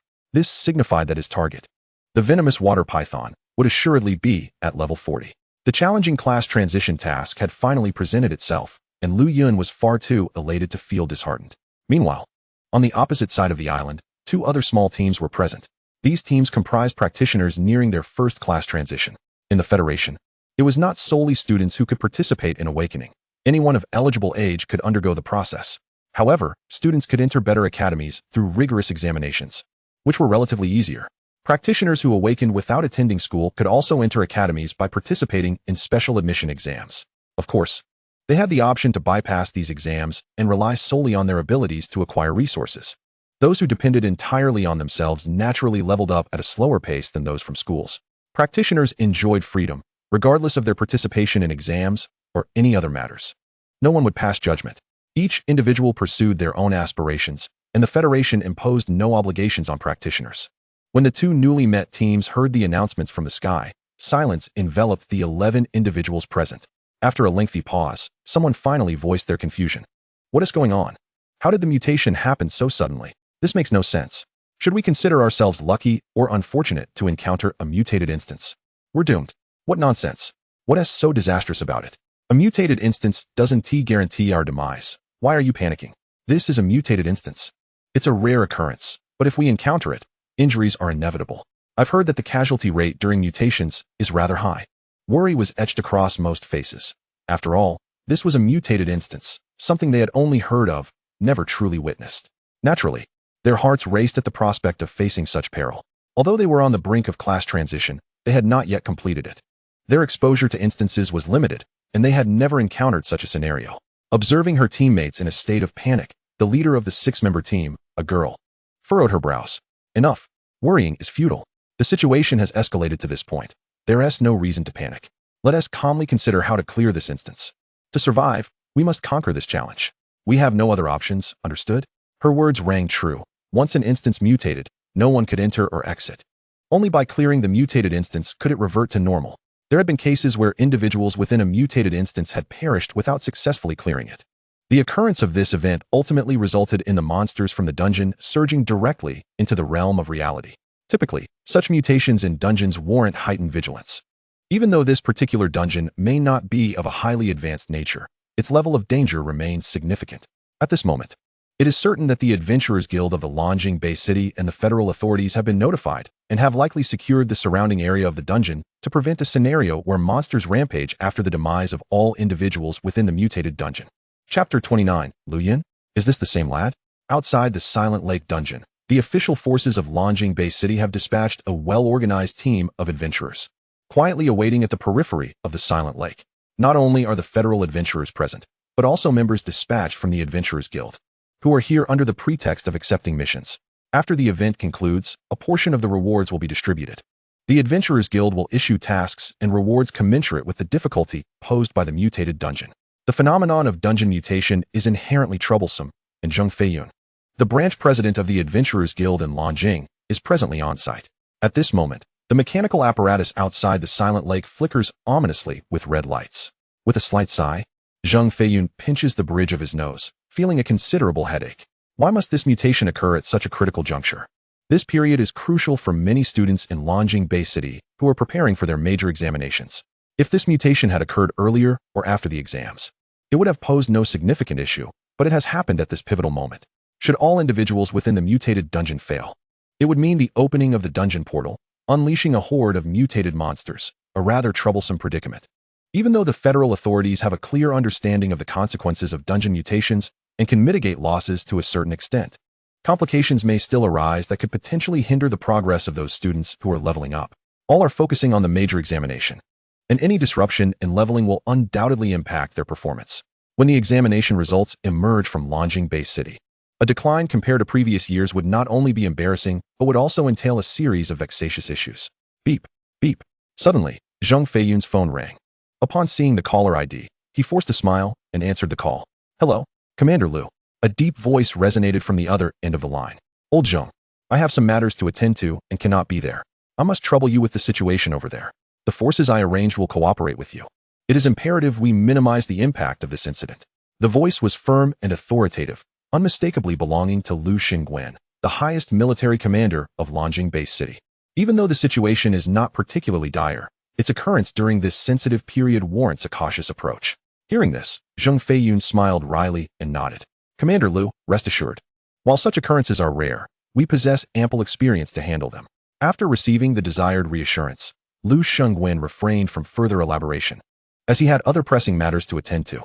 Very well, old Zheng. I shall entrust this matter to you for the time being. I have other affairs to attend to, so I shall take my leave. He then hung up. Looking at the disconnected call, Zheng Feiyun shook his head in resignation. Was it truly necessary for the top brass to make a special call for a situation that is not particularly severe? Was this not merely a means of exerting pressure on him? At his age, Zheng Feiyun could easily discern the subtle pressure Lu Xingguan was imposing, urging him to manage the situation effectively and avoid any mishaps. Even without Lu's prompting, Zheng Feiyun would have taken it upon himself to handle this matter diligently. Just after hanging up, a staff member hurriedly approached him, clutching a list in hand. President, here is the list of personnel who have entered the Silent Lake. Taking the list, Zheng Feiyun meticulously examined the names inscribed upon it. Upon reaching the first 11 names, a wave of disappointment washed over him. Most of these individuals had yet to reach level 30, while their abilities might be adequate. Attempting to clear a level 30 mutated dungeon would prove to be an extraordinary challenge. He harbored concerns about their potential demise within. Yet, when he reached the final name on the list, he was momentarily taken aback. Lu Yun. Could this Lu Yun be the same one I encountered yesterday? If it were indeed the Lu Yun he had met, the situation might not be as dire as he feared. However, what could possibly compel this young man to venture into a level 30 dungeon like the Silent Lake? Could it be that he was undertaking a job transformation? This notion suddenly surged in his mind, and while initially incredulous, he soon recognized the likelihood of its truth.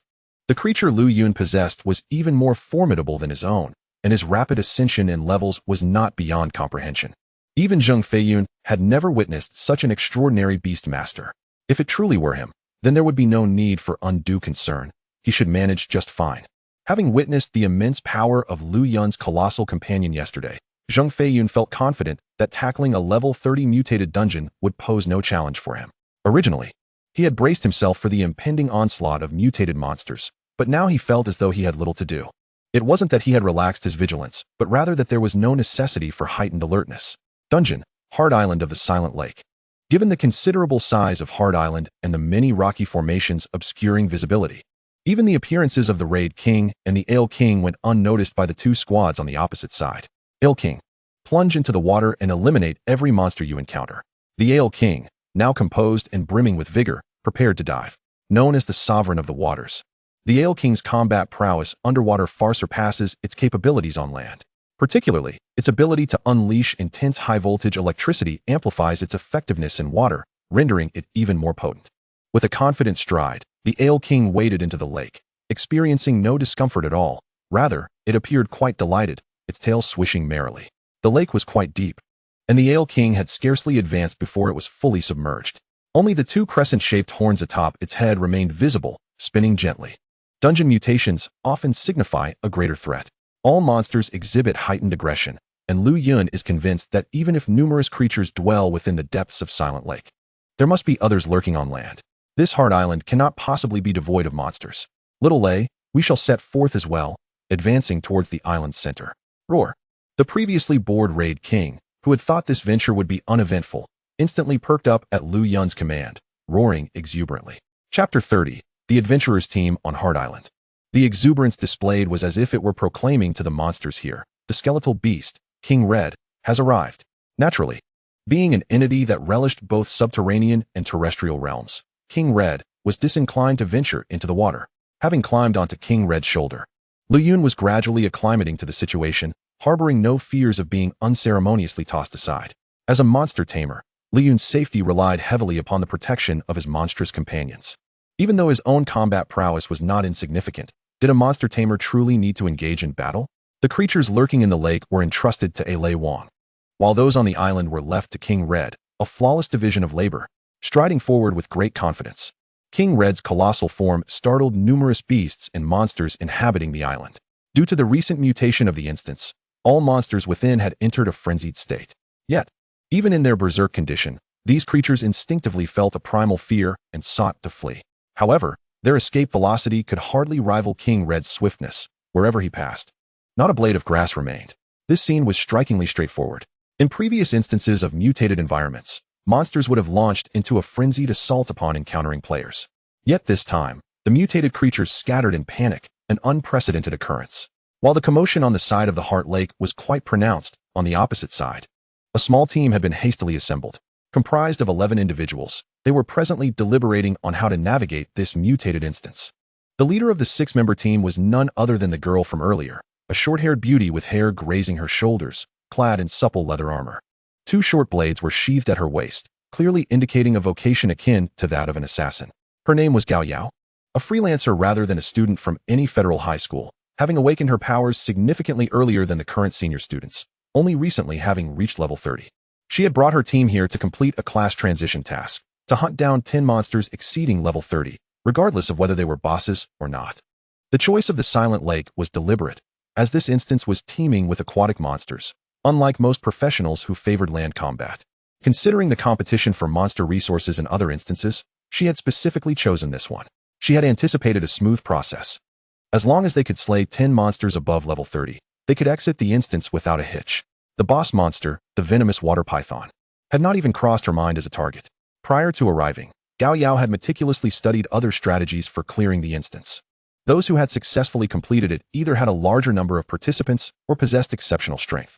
A group like hers, composed of an assassin and 5 others, including 2 warriors, a mage, and 2 support characters, was at significant risk of annihilation. For safety's sake, she was reluctant to let her teammates take unnecessary risks. Yet, unexpectedly, calamity struck with alarming swiftness.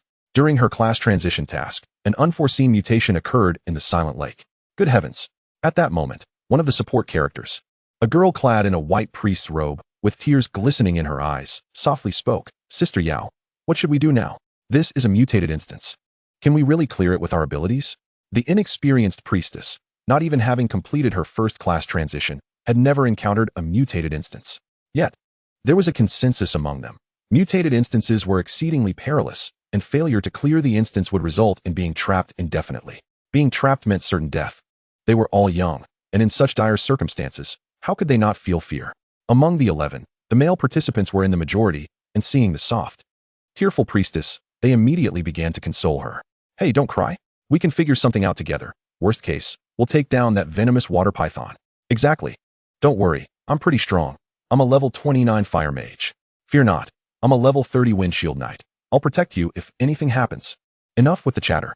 Did you notice that there were 12 names in the Sky-S notification earlier? Now there are only 11. Who is missing? Could it be that someone dared to enter such a dangerous instance alone? Nonsense. I'm not mistaken. I think the person's name is Lu Yun.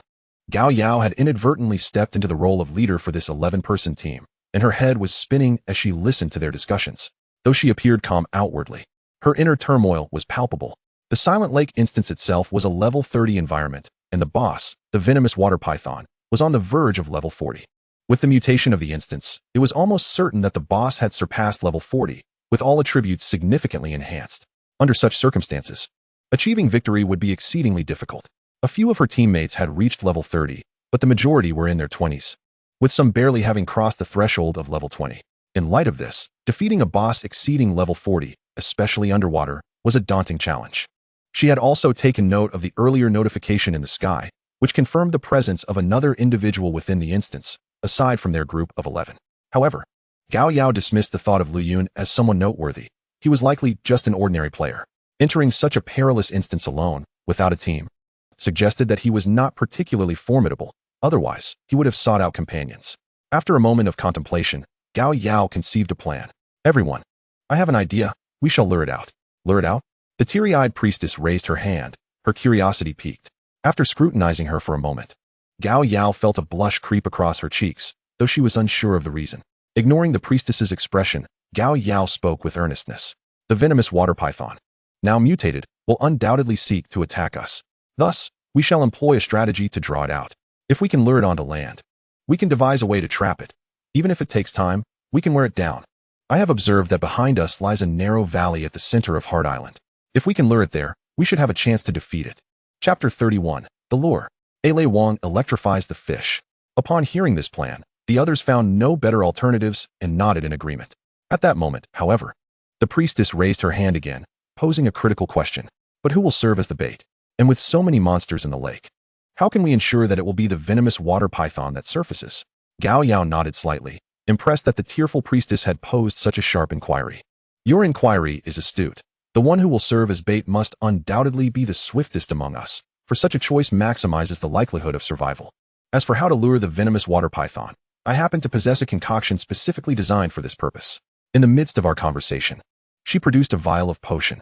Once this potion is poured near the water's edge, it emits a peculiar aroma that even the venomous water python can detect beneath the surface. This scent holds an extraordinary allure for the creature, especially in its current state of frenzy. Once it catches a whiff, it will surely surface. Originally intended as a precautionary measure to restrain the python, it seems we now must use it to entice it. As Gao Yao removed the cork from the vial, an overwhelming stench of blood rushed forth, causing the onlookers to recoil in horror. Such a potent scent of blood. It is said that the venomous water python possesses an acute sensitivity to the scent of blood, making it a compelling lure indeed. We must act swiftly. The longer we delay, the more unfavorable our position becomes. But who shall take on the role of bait? Who among us is the fleetest of foot? When the subject of bait arose, all eyes converged on a single practitioner, the man who had previously declared himself a wind shield warrior. Mastering wind-based skills, he not only excels in defense, but can also accelerate his own movements. With everything in place, Gao Yao extended the vial to the wind shield warrior. He accepted the potion with a rueful smile. Alas, I find myself regretting the awakening of this profession. Serving as bait is inherently perilous, and fear gnaws at his heart. In the depths of the silent lake, the massive figure of King Aire lay submerged, seemingly indifferent to the murky surroundings. It did not rely on sight, but rather on the two horns atop its head to sense its environment. A shadow approached languidly from a distance, primarily because, despite King Aire's imposing size, it did not exude an aura of terror. Unlike the arrogant and domineering King Raider, King Aire possessed an understated elegance. Yet, even this genteel beast harbored formidable combat prowess. With balanced attributes, King Aire may not rival King Raider in strength, but it far surpassed lesser monsters of levels 30 or 40. With a resounding crack, its 57-meter-long tail struck the shadow, producing a dull thud in the water. King Aire was certain that its tail had dispatched the foe. Given the high level of monsters in this region, the first-level King Aire was experiencing a rapid rate of leveling up underwater. However, it was not long before countless crimson eyes fixated upon it. In the dim depths, those blood-red eyes stared unblinkingly at King Aire. A veritable circle of these gregarious aquatic creatures surrounded it. Undeterred by the overwhelming numbers, King Aire began to accumulate electric energy within its body. In the dark waters of the lake, ethereal blue lights flickered at its mouth. This indicated that King Aire was preparing to unleash its electric discharge. It was crucial to note that in an aquatic environment, the consequences of such a release could be catastrophic, and the waters of Silent Lake were destined to transform into a terrifying electric abyss. As the electric energy within King Aire reached a zenith, a faint blue glow emanated from its surface, resembling a high-voltage capacitor poised to unleash a powerful bolt of lightning. At that moment, the surrounding monsters, exuding a menacing aura, initiated their assault, lunging at King Aire. Despite its massive form, King Aire could not impede the relentless onslaught of these frenzied aberrations. A myriad of skills erupted from the monsters, which, having undergone mutation, wielded even greater power. Yet, King Aire's electric energy had reached its limit. Noticing the impending threat, it unleashed a terrifying and sustained beam of lightning. With a resounding crack, the blue lightning surged into the water, triggering a chain reaction as it cascaded through the depths. The rapidly advancing aquatic mutants found themselves scorched, their bodies charred under the overwhelming electric force. In this maelstrom of energy, the monsters met their demise before they could even approach King Aire. Within the radius affected by the blue lightning, King Aire remained unscathed. It could consume electric energy as sustenance, rendering the electric discharge from the water inconsequential to it, even if it could not fully absorb it. This was certainly preferable to the continuous depletion of its own energy reserves. As it unleashed the electric discharge, King Aire slowly rotated its massive form, ensuring that its electric prowess reached every creature in the vicinity, eliminating them all. This method of extermination was significantly swifter than the brute force employed by King Raider. Naturally, this approach was confined to underwater. Electricity does not conduct on land. While the specifics remained obscured beneath the surface, from above, one could clearly observe waves of blue electricity roiling beneath the water. Soon, the lifeless bodies of monsters began to inexplicably rise to the surface, each charred and emitting a faint scent of singed flesh. The scene was haunting, with corpses floating across the water's surface, a truly grim tableau. These slain beasts, adorned with menacing teeth, appeared formidable indeed. All of them had undergone mutations, and yet they now floated to the surface in this inexplicable manner. Unfortunately, no one bore witness to this spectacle. Otherwise, one might have exclaimed in astonishment, "By the heavens!" The electric discharge persisted for approximately a minute, and by the time it ceased, the surrounding monsters had suffered considerable casualties. Although the discharge was immensely powerful underwater, this particular release had drained a significant amount of King Aire's electric energy. It would need to absorb a substantial quantity of energy to replenish what had been expended. Chapter 32. A balanced ascension for King Aire. Amidst the central island of the lake, Lu Yun was greeted by a series of notification sounds. Ding. Congratulations, Practitioner Lu Yun. Your monster King Aire has successfully leveled up to level 2. Ding. Congratulations, Practitioner Lu Yun. Your monster King Aire has successfully leveled up to level 3. Ding. Congratulations, Practitioner Lu Yun. Your monster king Aire has successfully leveled up to level 21. This sudden barrage of notifications, though Lu Yun had grown accustomed to such occurrences, still left his mind buzzing. The sheer volume of alerts was overwhelming. While he remained oblivious to the events transpiring beneath the lake, Lu Yun was certain that King Aire had accomplished something monumental. Otherwise, such rapid advancement to the 21st level would be inconceivable. Due to the experience points being evenly distributed between the monsters and the King of Thunder, Lu Yun's experience pool surged by over 2,000 points in an instant. Furthermore, Lu Yun discovered that the creatures vanquished by the King of Thunder had yielded an assortment of peculiar materials, including some white and green equipment, as well as various trinkets.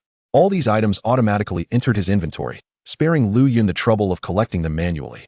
This convenience was significant, as it would be impractical for Lu Yun to wade through the water to rummage through the corpses. With the successful elevation to level 21, the King of Thunder amassed a considerable amount of attribute points in one fell swoop. Even the unallocated points reached a staggering 420 upon leveling up. Distributing these points evenly across the 4 attributes resulted in strength at 100, constitution at 100, agility at 101, and spirit at 101. Unlike the King of Thunder, who focuses on comprehensive development rather than specialization, the King of Thunder's overall attributes experienced a remarkable enhancement post-allocation. Name: King of Thunder.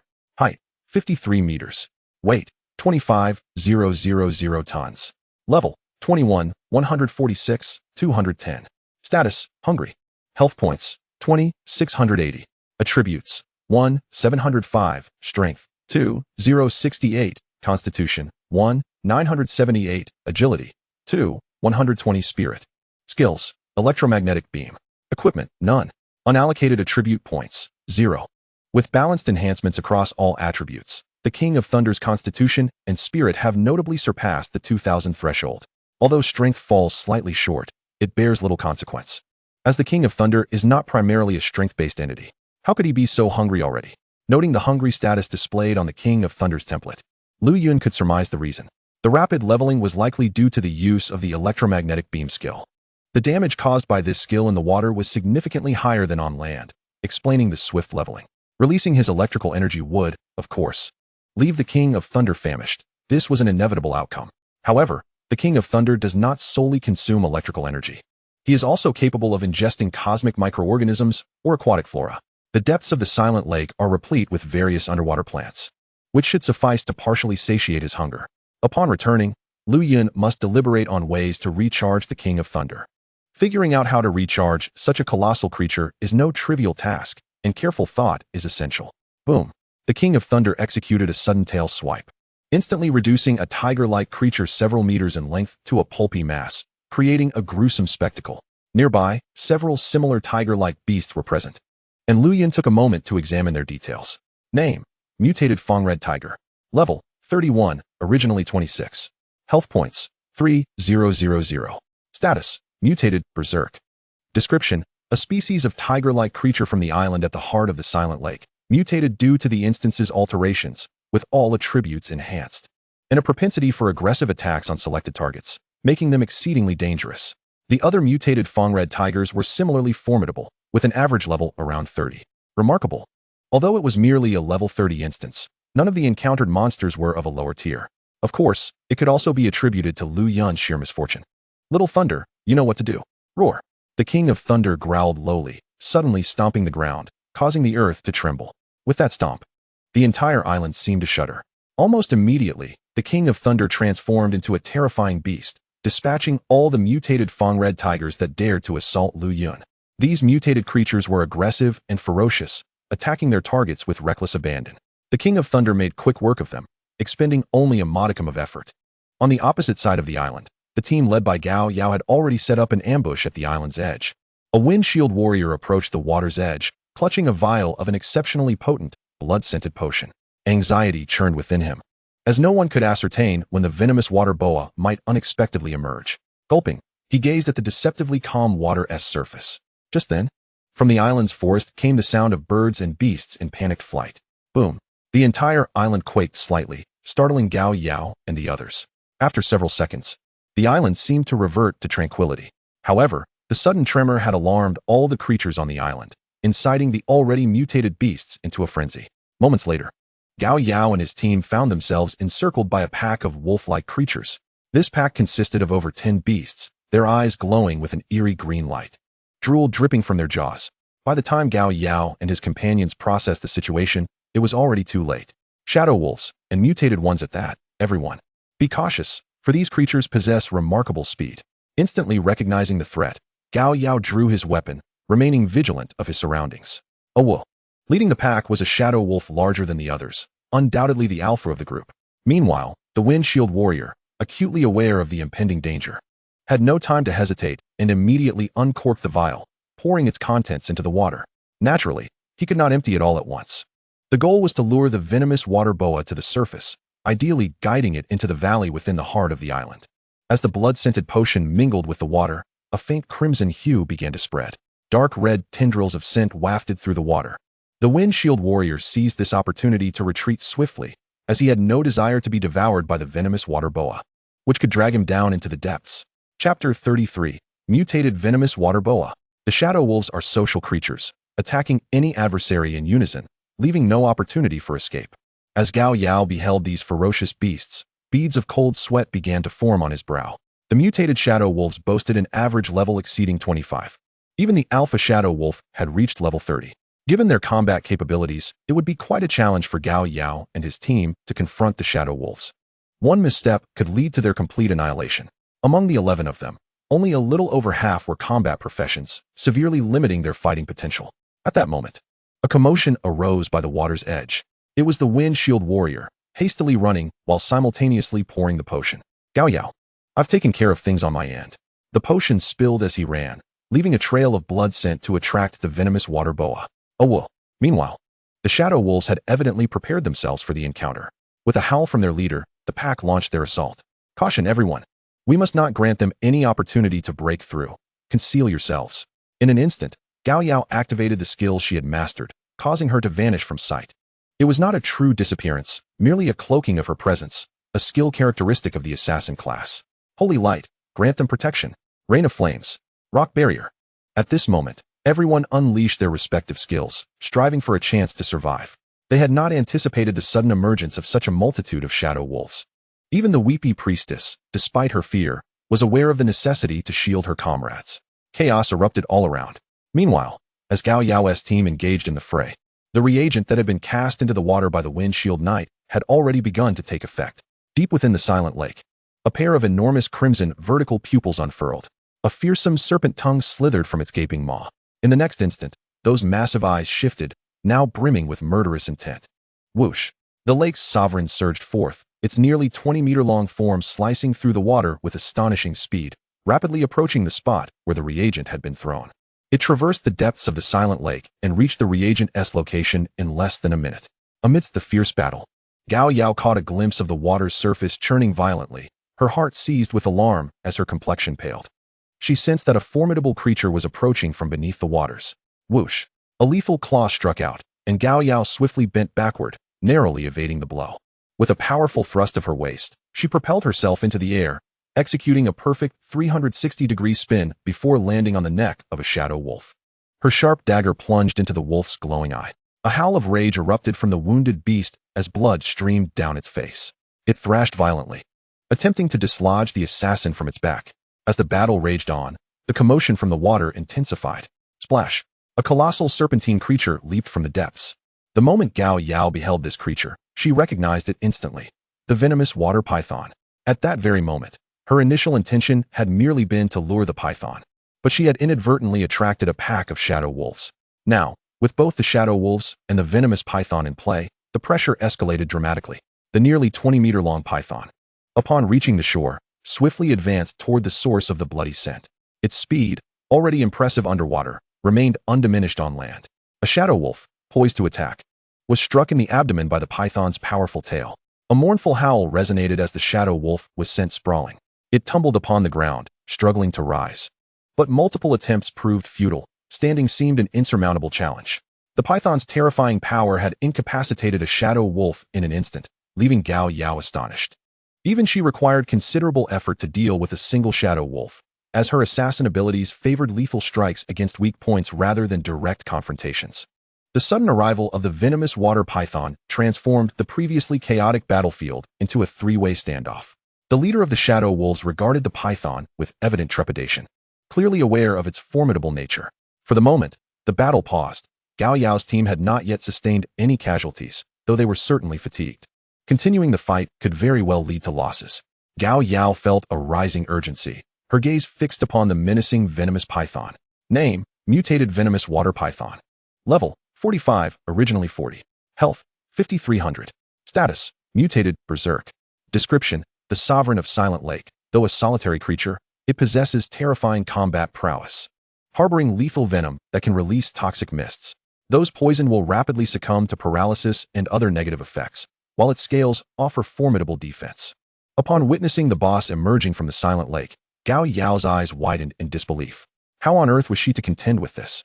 She had anticipated some degree of terror from the venomous python, but not to this extent. Its health alone soared to 5,300, nearly double that of the Shadow Wolf leader. Moreover, the fact that it was a level 45 boss was utterly outrageous. For their small team of 11, facing such a mutated and enhanced foe seemed an insurmountable challenge. This time, it appeared that peril was truly imminent. The python's crimson vertical pupils seemed to be scanning for the source of the bloodied scent. Ultimately, those fearsome eyes locked onto the windshield knight, who emanated an intensely pungent aroma of blood. Under the baleful gaze, the knight felt an icy chill envelop him, a wave of inexplicable dread washing over him. Noticing this, Gao Yao quickly reacted, her voice sharp with urgency. Throw away the reagent. It has fixated on the blood scent of the reagent. Before she could finish her warning, the venomous python sprang into action. Its body coiled slightly, muscles tensed, and then, like a dart, it launched itself forward. Chapter 34, Death.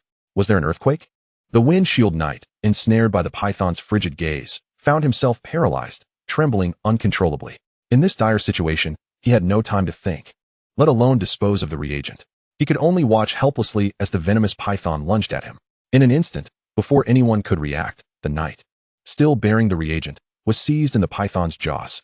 The scene was grotesquely brutal, as half of his body was consumed in one swift motion. The horrific toxin within the python coursed through him, rendering him motionless in the blink of an eye. Seeing her teammate in peril, Gao Yao disregarded everything else. She dashed forward, her dagger glinting with a chilling light as she aimed for the python's scales. However, Gao Yao had gravely underestimated the creature. With a swift motion, the python's tail lashed out, having detected her approach. Realizing the imminent danger, she had no choice but to alter her strategy.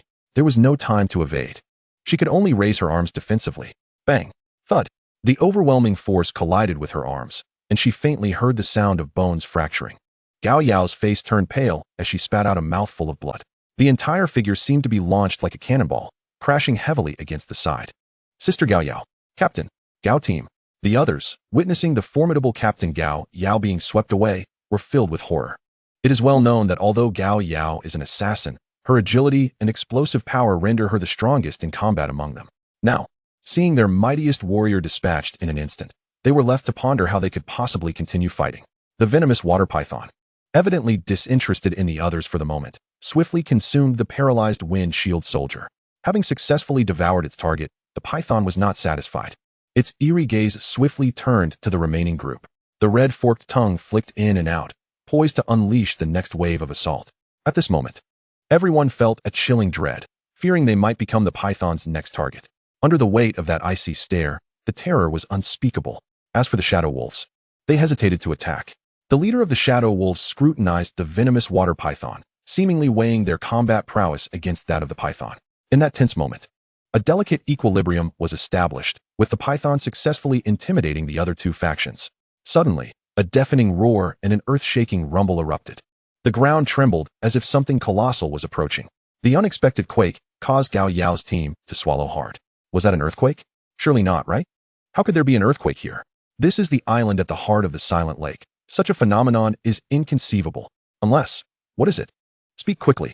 The only likely cause would be a massive monster. Yet the most formidable boss in this realm should be the venomous water python. At that moment, no one could discern the true nature of the situation. The previously anxious priestess hurried to Gao Yao's side, attempting to mend her wounds. Gao Yao's condition was dire. She had apparently sustained a tremendous impact, leading to internal bleeding. The priestess could see Gao Yao's health steadily declining, continuously losing blood. If this continued, She might succumb to excessive blood loss. Hastily, she cast a healing spell, momentarily stabilizing Gao Yao's condition. The venomous water python, which had been fixated on the group, suddenly became agitated upon sensing the tremors. It seemed to perceive a colossal threat, growing increasingly restless. Suddenly, its vertical pupils detected a massive silhouette emerging from behind the mountain. Its pupils constricted, clearly shocked to find such a terrifyingly large presence on the island, having already undergone mutations and now in a frenzied state. The venomous water python became even more agitated. Rather than flee, it fixed its gaze on the enormous figure. The emergence of this target signaled a significant threat to the python, which believed the newcomer sought to contest its territory, for it was the mightiest boss of this instance. How could it be intimidated by the other's aura? At this moment, both Gao Yao's team and the Shadow Wolves had spotted the enormous creature approaching. The towering figure, standing dozens of meters tall, exuded an immense sense of oppression, with powerful arms that suggested incredible strength. Most astonishingly, they noticed a person standing upon the back of this fearsome beast. The priestess's eyes widened in disbelief. Wait, there's a person standing on that giant's shoulder. Having staunched her bleeding and regained a modicum of strength, Gao Yao was taken aback by this revelation. She propped herself up, fixing her gaze on the colossal entity. Indeed, there stood a person upon its shoulder. The attire unmistakably indicated that this individual was a professional, but could a mere professional truly command such a gigantic monster? Gao Yao had never heard of anyone capable of controlling such a creature. Who could this person be? Suddenly, she recalled the list of the remaining 12 individuals in the instance. Excluding the 11 formed from their two teams, there was one individual who had yet to appear. Lu Yun.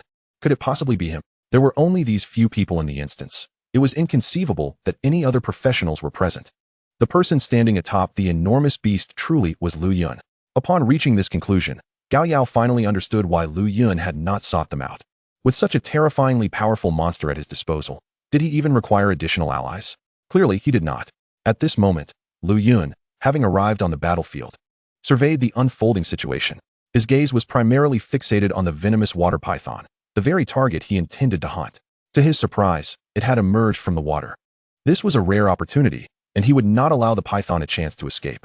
Little lazy, that little snake is yours. Make sure it doesn't get away. Upon hearing the command, the King of Thunder pounded its chest, as if to assure Lu Yun that it would handle the situation flawlessly. When it came to battle, the King of Thunder was more than capable. Lu Yun had no desire to engage in combat himself. Chapter 35, A Savior? A Forced Assault. Of course, Lu Yun would not stray far from the King of Thunder, for only in its proximity could he ensure his safety. The King of Thunder, having identified its target, was no longer sluggish. It marched purposefully towards the venomous water python, its large eyes gleaming with fierce intent. Generally, the King of Thunder displayed a slightly foolish demeanor. But the creature Lu Yun had nurtured, though not the sharpest, was certainly not dull. As the colossal figure approached swiftly, the Shadow Wolves harbored no thoughts of resistance, hastily tucking their tails and retreating. Their leader, faced with the boss of the instance, would typically not retreat so quickly. Yet, upon witnessing the enormous King of Thunder drawing near, it lacked the courage to stand its ground. However, upon noticing the fleeing Shadow Wolves, a glimmer of excitement flickered in the eyes of the King of Thunder, which abruptly swung its robust tail. In a sweeping motion, several Shadow Wolves yelped in pain as they were flung away. The howls of the Shadow Wolves echoed briefly before fading into silence. They were dead. With a mere flick of its tail, the King of Thunder had effortlessly dispatched several Shadow Wolves, leaving Gao Yao's team utterly astonished. They had struggled just to fend off these Shadow Wolves, let alone hunt one down. Yet this gigantic creature had so easily eliminated a few of them. The disparity in power was staggering. Congratulations. Your beast has successfully slain a Shadow Wolf, level 28. Gaining 40 experience and acquiring materials, Shadow Wolf S. Fawn. Congratulations. Your beast has successfully slain a Shadow Wolf, level 29.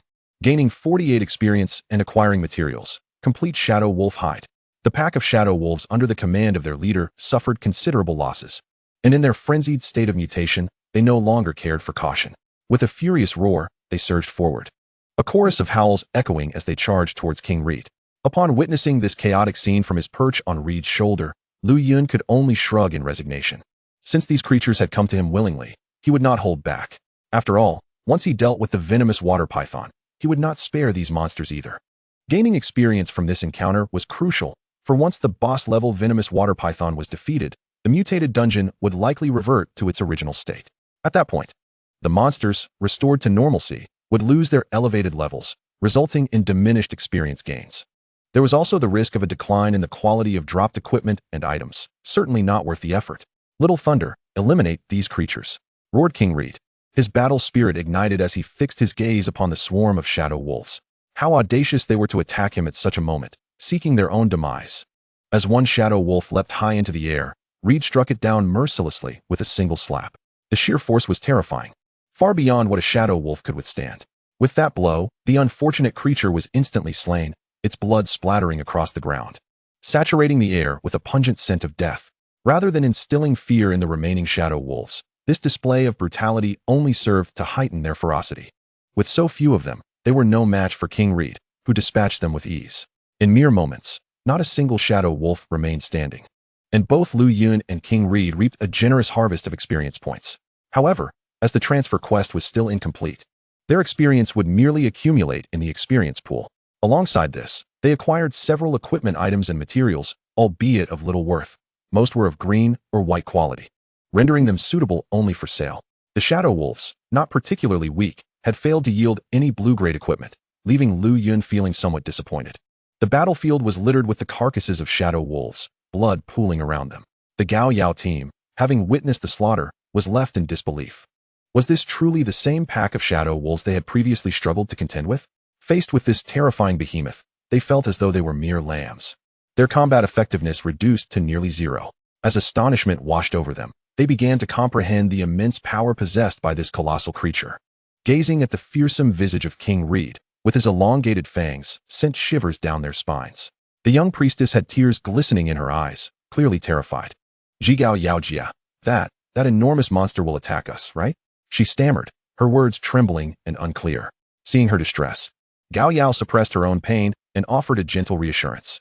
Fear not, that great beast is under control, it should not attack us. This was not mere speculation. Within the city's secret dungeons, interprofessional conflict was strictly prohibited. The consequences of such actions could be dire, including expulsion from the city. Gao Yao's team possessed little of value, making it unlikely that the creature would risk attacking them for negligible rewards. This was why Gao Yao felt relatively unconcerned about King Reed turning hostile. Is that so? The tearful priestess cautiously glanced at Lu Yun, who was seated upon King Reed's shoulder, feeling an inexplicable sense of relief. Gao Yao was correct. Lu Yun held little interest in these professionals. Although he did not consider himself a paragon of virtue, neither was he a merciless villain. There was no animosity between them, and Lu Yun had no reason to trouble them. The venomous water python, drawn by the scent of blood, intensified its crimson gaze, locking its dangerous stare on Lu Yun, who sat atop King Reed. Instinctively, it knew that eliminating this individual would pave the way for its victory. With a hissing sound, the python's body coiled tightly before launching itself like an arrow, moving with astonishing speed. It was difficult to fathom how a creature nearly 20 meters in length could execute such a rapid maneuver. Noticing the python's movement, Lu Yun's lips curled into a slight smile. His earlier concern about the python fleeing vanished, for it seemed to be approaching him willingly, a fortuitous turn of events. He brandished the coercive ring in his hand and activated its skill, Coercive Assault, originally targeting Lu Yun. The venomous water python's aggression was redirected towards King Reed due to the skill's effect. Lu Yun grinned and gently patted King Reed, who, in perfect sync with Lu Yun's intent, understood precisely what was required of him. Chapter 36, The Qilin Arm and the Great Windmill. Defeating the boss. No matter how swift the venomous water python was, it could not outpace King Reed at this moment. The disparity in their agility attributes was substantial. Though the python remained blissfully unaware, Gao Yao could only perceive a blur racing towards Lu Yun, and she instinctively wished to shout a warning. However, the pain in her abdomen rendered her voiceless. Despite having received treatment to staunch the bleeding, her internals were far from healed. True recovery would necessitate professional treatment after exiting the dungeon, as the priestess's rudimentary healing spells were insufficient for complete restoration. Beside her, the young priestess sat trembling, her eyes tightly shut in fear. She had just witnessed a companion being devoured, and the horror of it lingered in her mind. Would they be forced to endure such a sight again? The others averted their gazes, unwilling to witness the dread unfolding before them.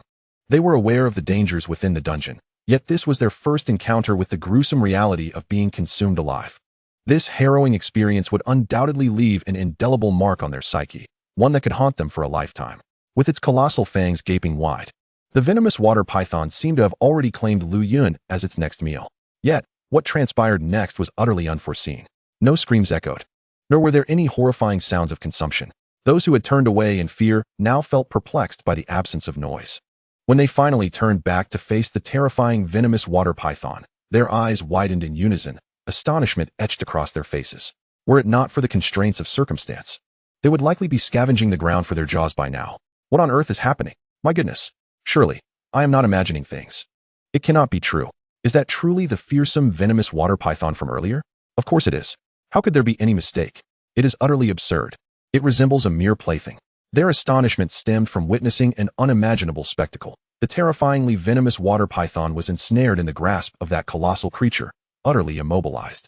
No matter how fiercely the python thrashed, it was powerless to escape those formidable, terrifying arms. Among the crowd, only Gao Yao witnessed the entire scene. She merely caught a fleeting shadow zipping through the air. The movements of the enormous beast were so swift that she could scarcely comprehend them. In the blink of an eye, the venomous python was seized as if it were a mere chick. Gulp! She swallowed hard, at a loss for words. Unsure of what to say, or even if she could say anything at all. There was nothing to articulate. She had worried for naught. Just moments ago, she feared that Lu Yun might encounter danger, yet it turned out to be entirely unfounded. The venomous water python's assault was nothing more than an offering. That massive creature was no mere decoration, but possessed formidable strength. The python writhed frantically, attempting to escape the grip of King Reed. Yet, the sheer magnitude of King Reed's power rendered the diminutive python utterly incapable of breaking free. As King Reed observed the python's futile struggles, a glimmer of disdain flickered in his eyes, clearly regarding the python's attacks with contempt. Suddenly, perhaps realizing its inability to escape, the venomous python revealed its ghastly fangs, aiming to sink them into King Reed's arm. Clang! A sharp, resonant sound echoed. In its vertically slit pupils, confusion reigned. The python felt no sensation of piercing flesh, but rather an overwhelming force propelling it backward. Indeed, King Reed's might was not merely formidable. His yellow-orange form exuded an aura of terrifying defense, especially his robust arms, whose musculature reached an alarming degree, coupled with his impenetrable skin, rendered it impossible for the venomous python to breach. With a gaze full of derision, King Reed seemed to convey, pathetic. With those puny fangs of yours, I could shatter them without lifting a finger. Little Thunder, dispose of it. Lu Yun did not wish to prolong the encounter, for the venomous python was capable of releasing toxic mists. Although he had become a professional and possessed the basic bloodline of Reblando, he was not immune to all poisons and could not disregard any harm. Once enveloped in the toxic fumes, it might pose no issue for King Reed, but Lu Yun could find himself in dire straits. King Reed nodded, then seized the venomous python by its tail, commencing a wild whirl of his Qilin arm. The nearly 20-meter-long python, combined with King Reed's arm, transformed into a massive windmill. Qilin arm windmill. Whoosh! A series of powerful gusts surged forth. Had they been any closer, Gao Yao and the others might not have been able to withstand the ferocious winds. The nearby corpses of the shadow wolves rolled uncontrollably under the onslaught of the fierce gales. After a mere minute, King Reed finally ceased his motions. At that moment, the venomous python appeared devoid of any will to struggle. Its pupils were dilated, as if on the verge of death. At this velocity, its brain would surely be rattled loose. Surviving was indeed a miracle. King Reed rubbed his smooth head, feeling unsatisfied. He had scarcely begun to enjoy himself when the creature had already succumbed. Rather than continue tormenting the venomous python, King Reed raised his arm once more, bringing the python down forcefully onto the solid ground. Boom! A tremendous crash resonated, sending sand and stones flying. Amidst the chaos, fragments of flesh and blood could be faintly discerned within the scattered debris. Congratulations, Professional Lu Yun, for successfully slaying the mutated dungeon boss, the level 45 venomous water python. The dungeon mutation has concluded. Congratulations, Professional Lu Yun, for successfully slaying the mutated dungeon boss, the level 45 venomous water python. The dungeon mutation has concluded. Congratulations, Professional Lu Yun, for successfully slaying the mutated dungeon boss, the level 45 venomous water python. The dungeon mutation has concluded. As 3 notifications from the dungeon echoed through the sky, Gao Yao and the others regained their senses. Initially, they had feared they would face dire consequences. Yet unexpectedly, they had emerged unscathed. Not entirely unscathed, for they had lost one member, the windshield warrior who had lured the venomous python. Regrettably, his reflexes had been too slow, and he was swallowed whole by the python. Otherwise, he might still be alive. Chapter 37. The dungeon mutation ends. The conclusion of the dungeon mutation also signified the opportunity to exit the dungeon. For Gao Yao's team, who had just endured such a harrowing ordeal, This would undoubtedly be an unforgettable experience. They had narrowly escaped death, and their survival was not solely due to their own prowess, but relied entirely on another individual. Gazing at that towering figure, each member harbored varied thoughts. They knew only that the person standing on the colossal monster's shoulder was named Lu Yun. Beyond that, they were unaware of any specifics. Even though Lu Yun's triumph over the Poison Spider Ridge dungeon had circulated, only those who closely followed the events were aware. Most remained oblivious. After all, it was merely a low-level novice dungeon. Thus, they were unaware of Lu Yun's previous actions and certainly did not know that he was the one who had cleared the Poison Spider Ridge dungeon.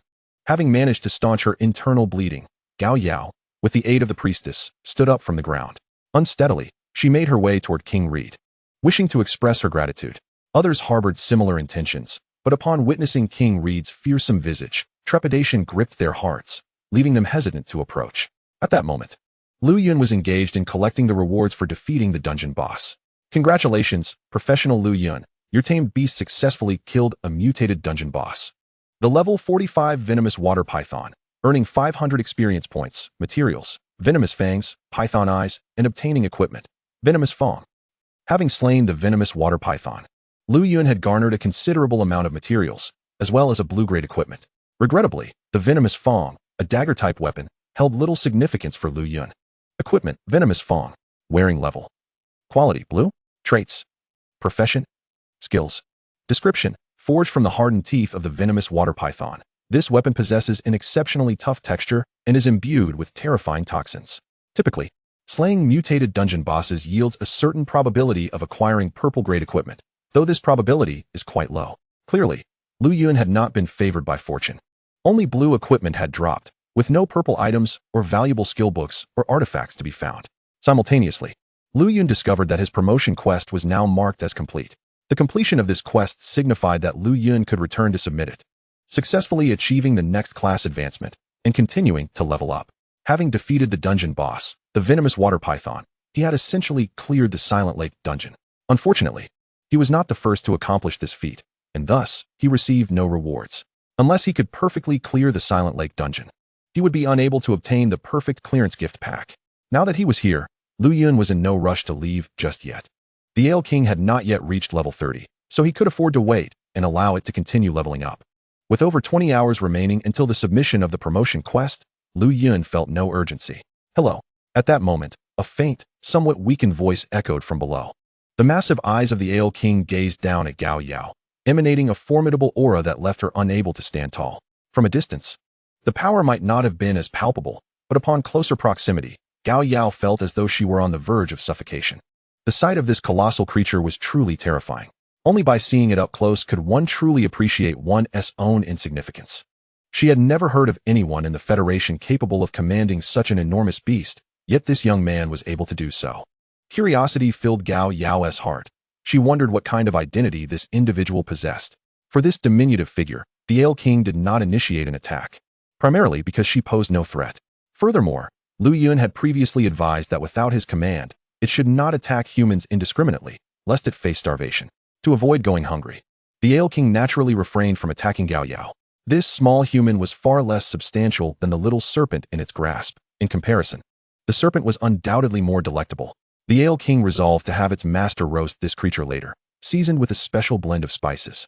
And the mere thought made it salivate involuntarily. Little thunder.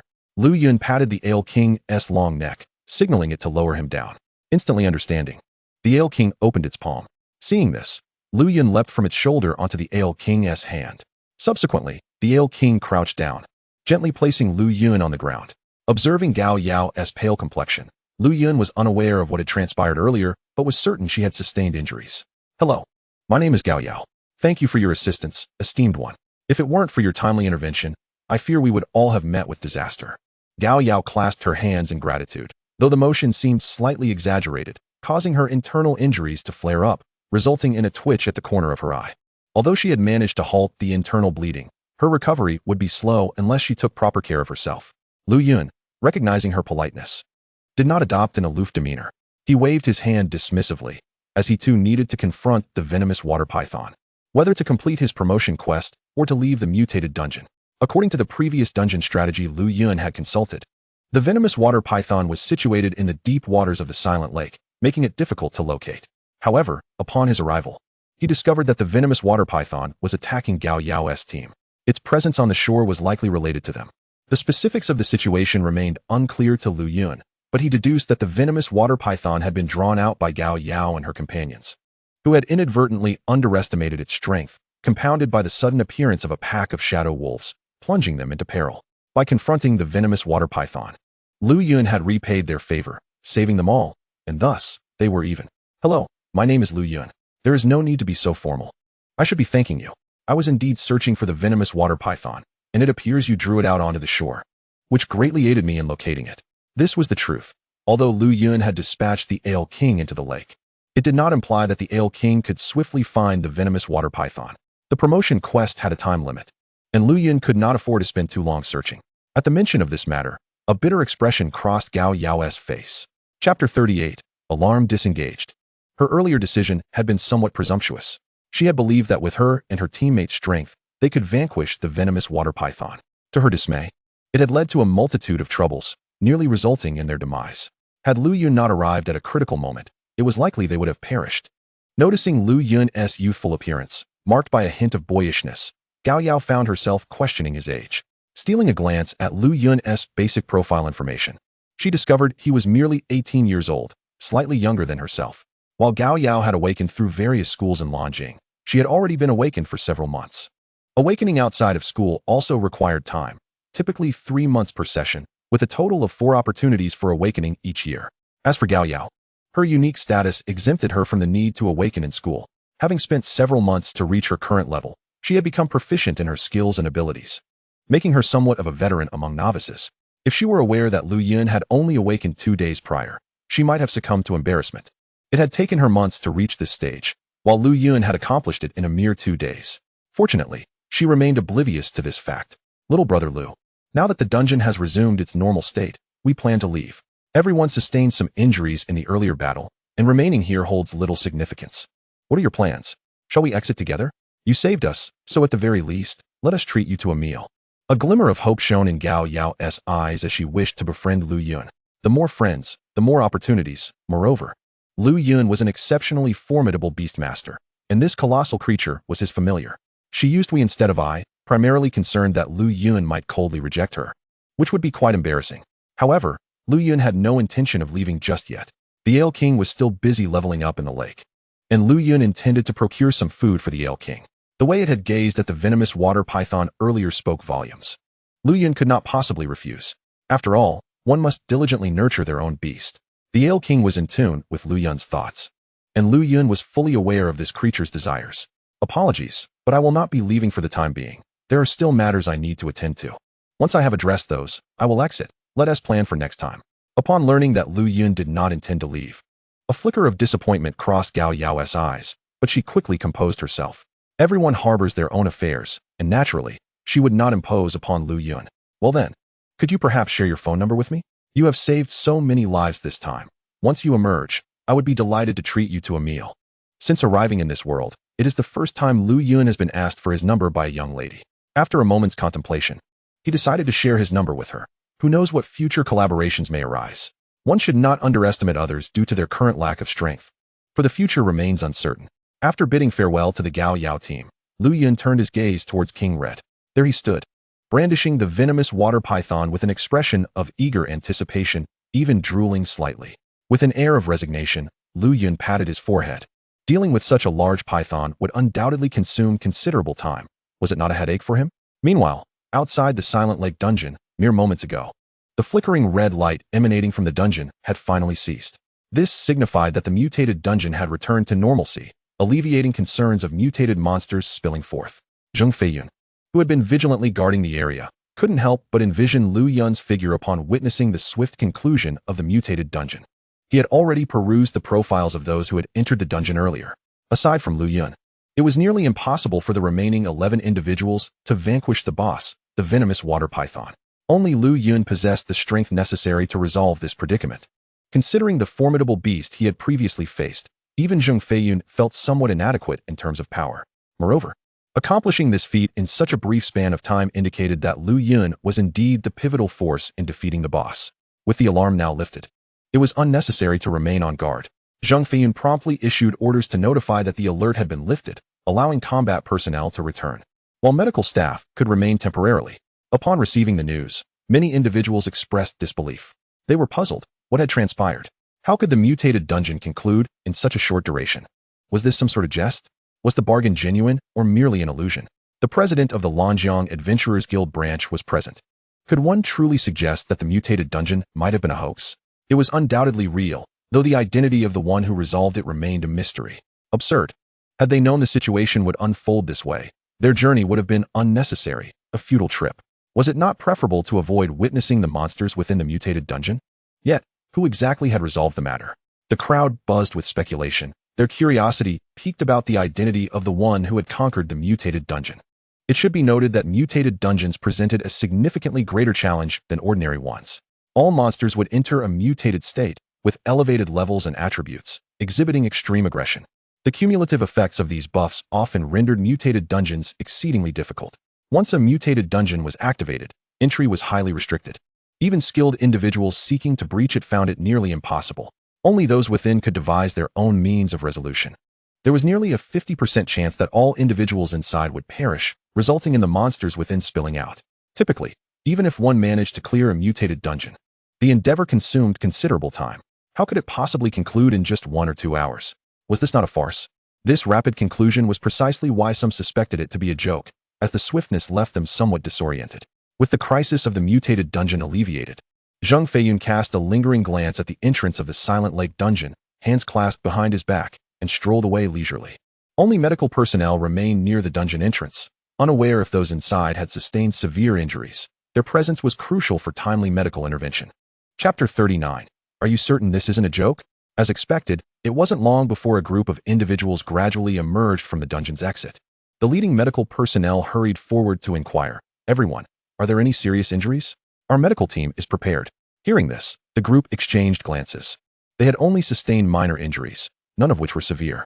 Upon observing that none appeared gravely injured, the medical personnel scrutinized the newly emerged individuals closely. It became evident that most only bore superficial wounds, nothing serious. Goodness, were these individuals truly this formidable? To have endured a mutated dungeon, yet only emerge with light injuries? The situation left the medical personnel bewildered. Doctor, there is one individual severely injured. Sister Gao Yao, you should visit the hospital for a thorough examination. No need. Gao Yao was about to decline, fully aware of her own condition. As long as the internal bleeding was halted, she would be fine with a bit of rest. Eager to find at least one patient, the medical team could not let this opportunity slip by. Quick, quick, we have a patient. They hurriedly brought additional medical team members to Gao Yao's side. Noticing her pale complexion, yet finding no visible external injuries, they deduced that her internal organs were likely the source of concern. The three immediately commenced their examination. After a thorough assessment, they were collectively at a loss for words. Initially expecting severe injuries, they were astonished to find that only her internal organs had sustained minor damage, nothing serious. After administering a high-level healing spell, Gao Yao felt a significant reduction in pain. Well, it appears you only have slight internal injuries. Everyone else has merely sustained superficial wounds. Are you certain everyone has emerged? The leading medical personnel expressed confusion, scratching the back of their head. During previous encounters with mutated dungeons, they were often inundated with injuries requiring urgent attention. Occasionally, they faced patients with life-threatening injuries, some of whom they could not save. This was the first instance they encountered a scenario where all individuals emerged with only minor injuries. The one who was slightly injured merely had internal damage, hardly a serious matter. Was this not laughable? Supporting Gao Yao, the priestess innocently chimed in, actually, there is still one person who hasn't come out. Upon hearing that someone remained inside the dungeon, the medical personnel nearly burst into laughter. Finally, they had a chance to be of service. However, the priestess's next words sent them plummeting into despair. But doctor, that young man single-handedly defeated the boss without sustaining any injuries. He mentioned he still has unfinished business, so he hasn't come out yet. Just as they were about to celebrate, the realization struck that the last remaining individual had not only emerged unscathed, but had single-handedly vanquished the boss of the mutated dungeon. Was this a joke? However, upon witnessing the genuine demeanor of the priestess, he found his doubts dissipating. It became apparent that she was not jesting with him. After traveling a great distance, only to have a high-level healing spell cast, something that could have been rectified by one individual, was rather disheartening. They had assembled a medical team for what could have been resolved with a single effort. What a futile trip. He truly did not know whether to feel elated or to wear a bitter smile. After tending to those with minor injuries, the medical team departed. Never had he encountered such an absurd scenario. Not only did the mutated dungeon manifest rapidly, but those within it had emerged largely unscathed. The previously sealed dungeon area was now reopened, with adventurers trickling in. They had already heard of the happenings within. There had been a mutation in the dungeon. To avert unforeseen circumstances, the area was cleared to prevent any injuries. Had the mutated dungeon truly concluded in such a short span? Good heavens! Who could have resolved this mutated dungeon so swiftly? It was utterly bewildering. No information was currently available, but perhaps news would emerge by tomorrow. Time would tell. It was unheard of for a mutated dungeon to be resolved within 1 or 2 hours, leaving him perplexed about the extraordinary individual responsible. There will always be exceptional individuals. But as for him, he was merely a slacker. It mattered little to him. Huh, you call yourself a slacker? I've seen you diligently leveling up. The adventurers were well aware of when the mutated dungeon had commenced, as they had been preparing to enter it when they were abruptly halted and temporarily isolated outside the dungeon area.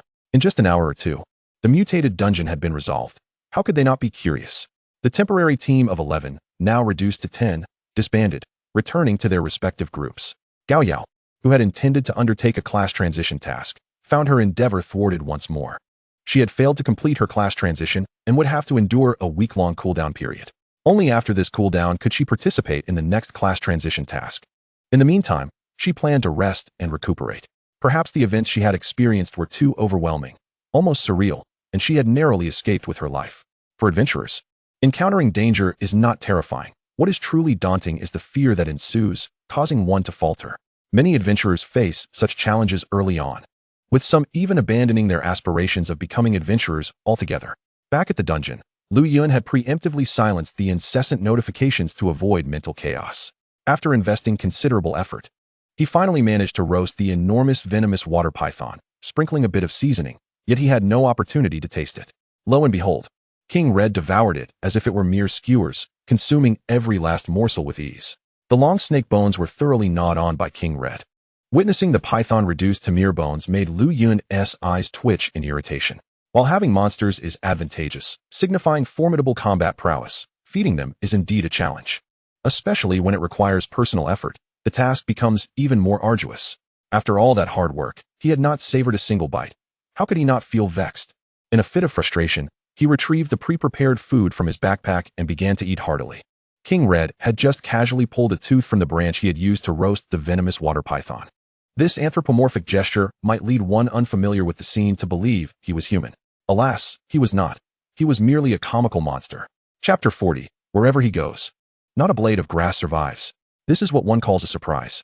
In stark contrast to the leisurely pace of Lu Yun and King Red on the shore, the King of Thunder displayed remarkable vigor in the silent lake.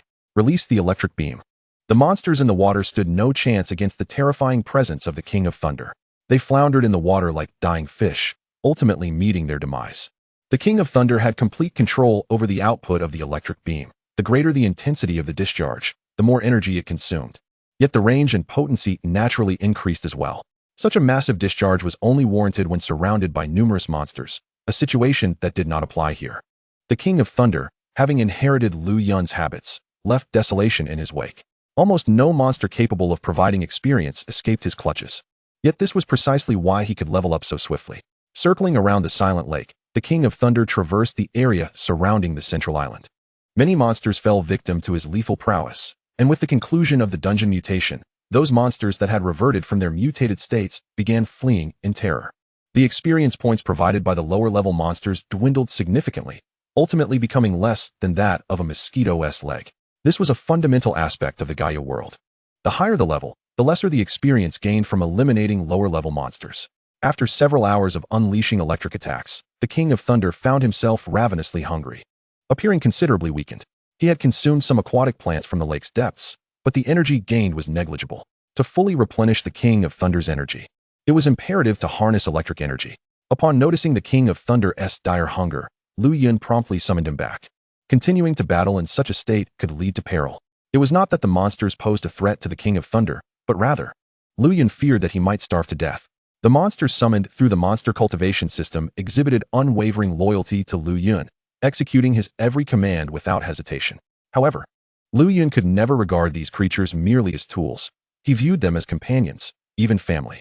After several hours of leveling, the King of Thunder finally reached the milestone of level 30. In addition to the naturally increased attribute points, Lu Yun evenly distributed the unallocated points across all 4 primary attributes. At level 30, the King of Thunder's attributes were indeed explosive.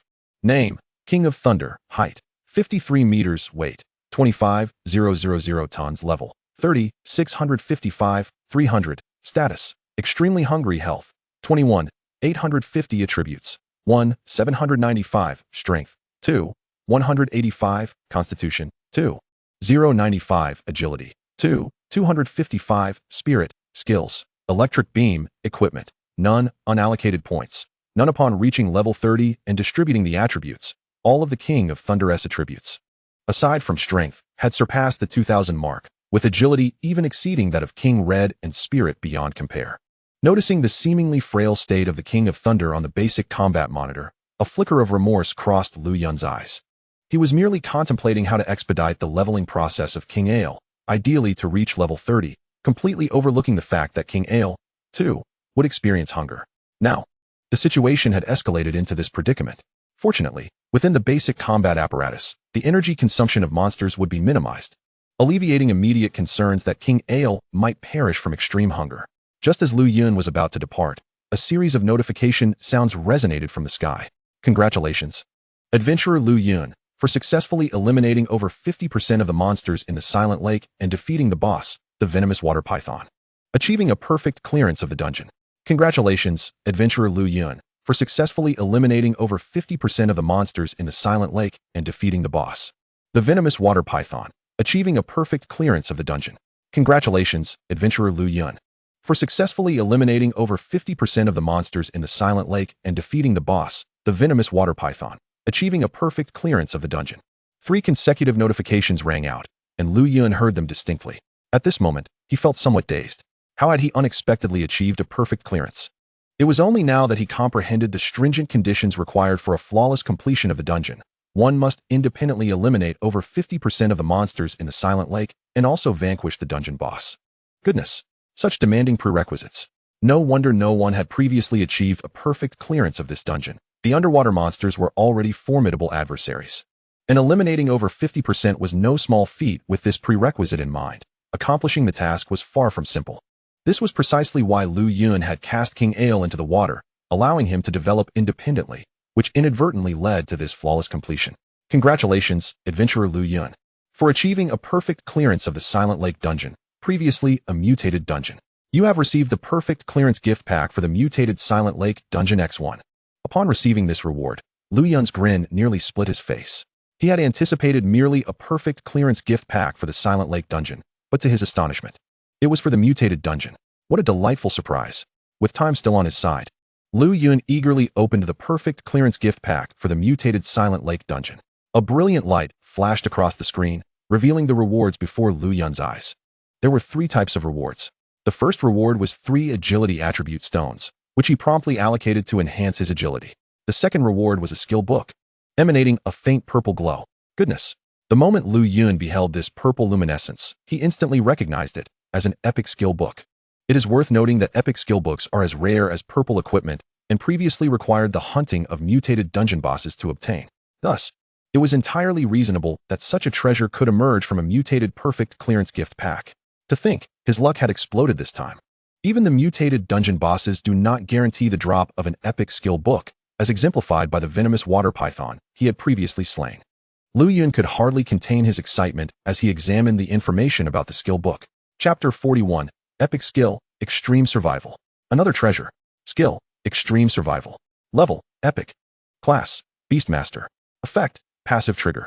A Beastmaster possessing this skill will retain a minimum of 1 health point regardless of any severe injuries sustained before their summoned beasts are completely defeated, preventing total death.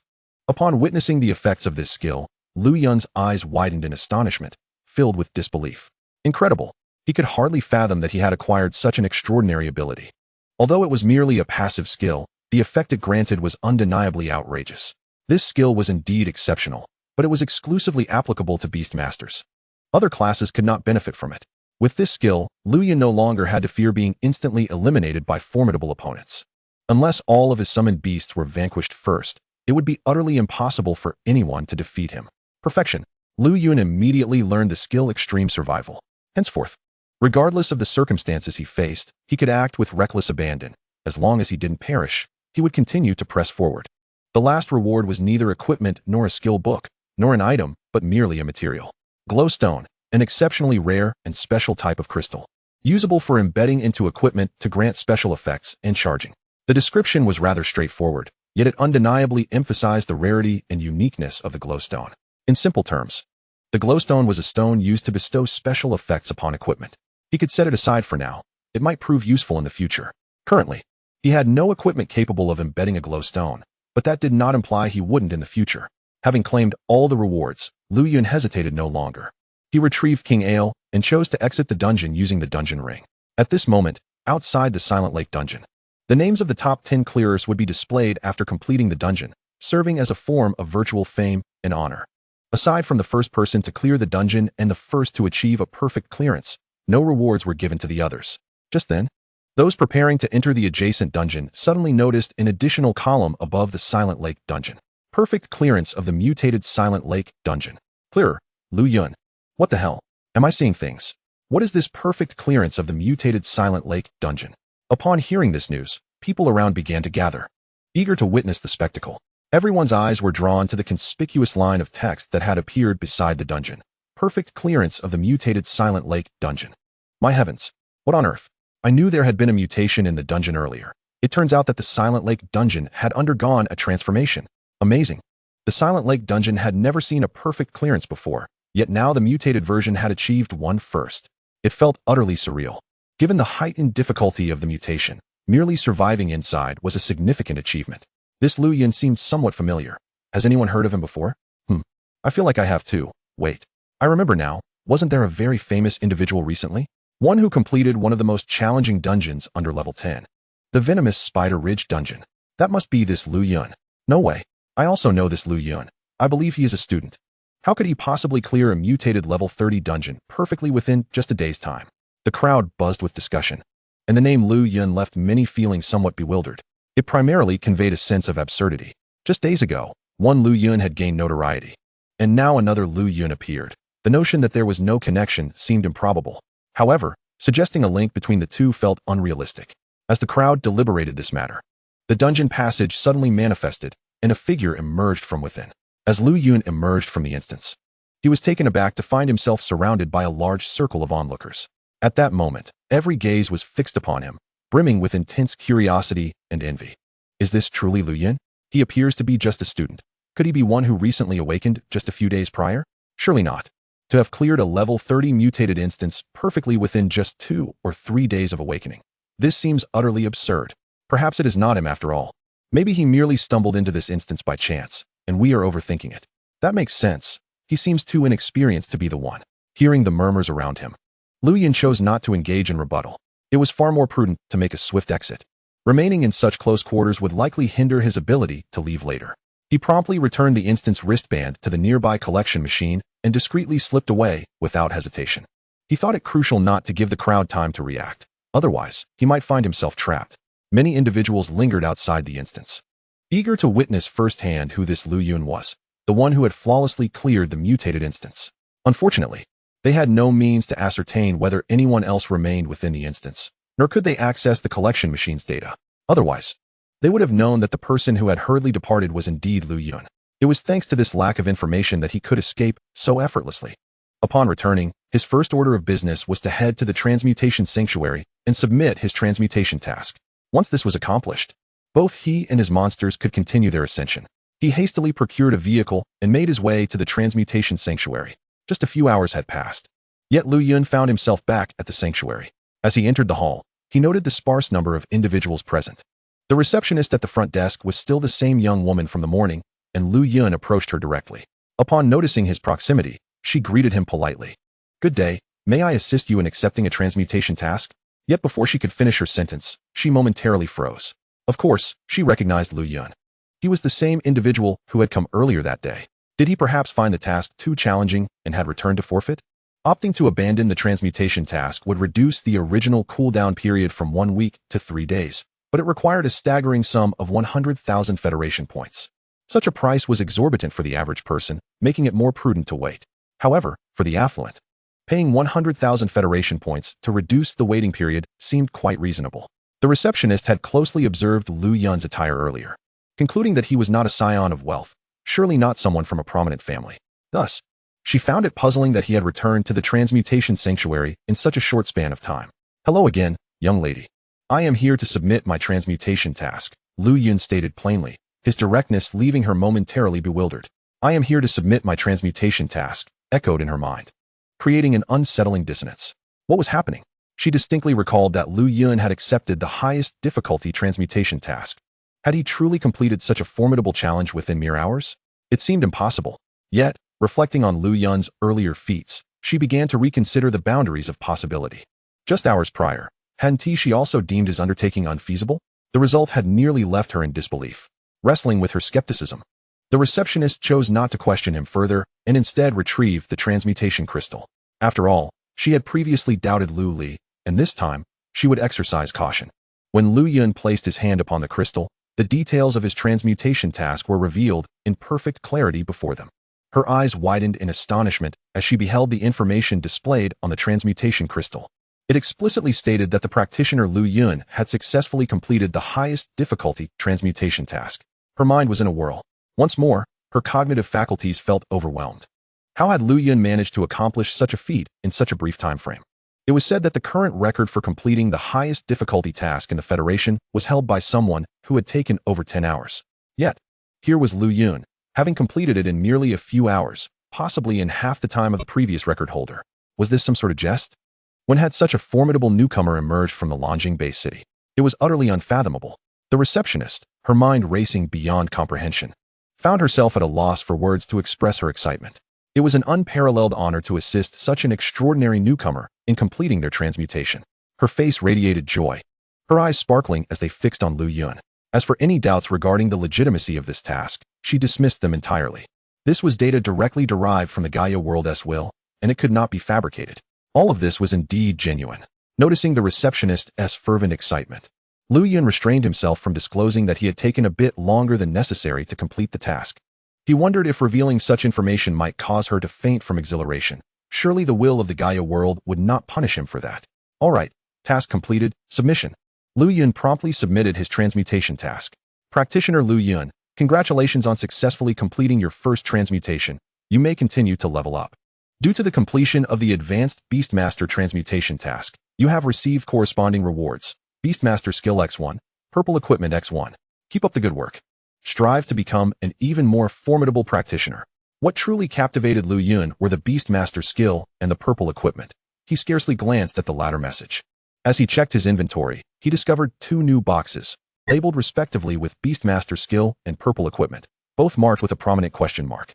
This indicated that the skill and equipment were not predetermined. Their nature would only be revealed upon opening. He did not rush to unveil these items immediately.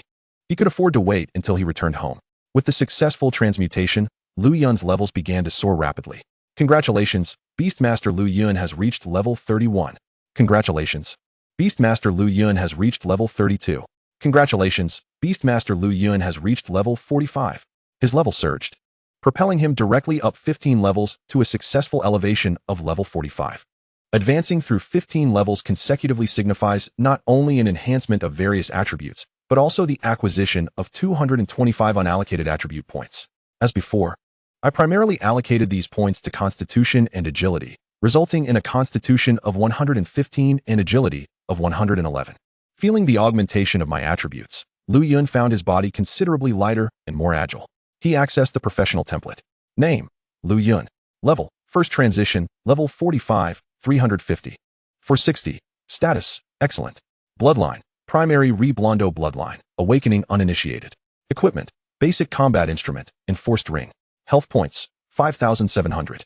Attributes: 155, strength, 570, constitution, 544, agility, 240, spirit. Monsters: King Reed. King Ale. Talent skills: none. Skills: Berserk, extreme survival. Unallocated attribute points: 0. Energy points: 1454. Upon observing his attributes, Lu Yun couldn't help but exclaim that he had become a living, breathing bulwark. Most importantly, his agility was remarkably high, making him a nimble tank. With both resilience and speed, inflicting damage upon him would prove significantly more challenging. There was still a need to further enhance his bulk and improve his agility. Moreover, with Lu Yun's successful breakthrough to the first transition, it also indicated that both King Reed and King Aire could subsequently surpass their current levels.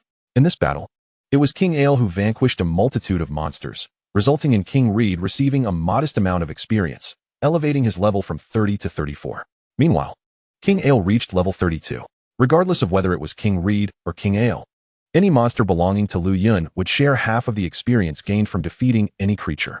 However, monsters do not share experience amongst themselves, which implies that as Lu Yun's collection of monsters increases, he would gradually outpace them in levels.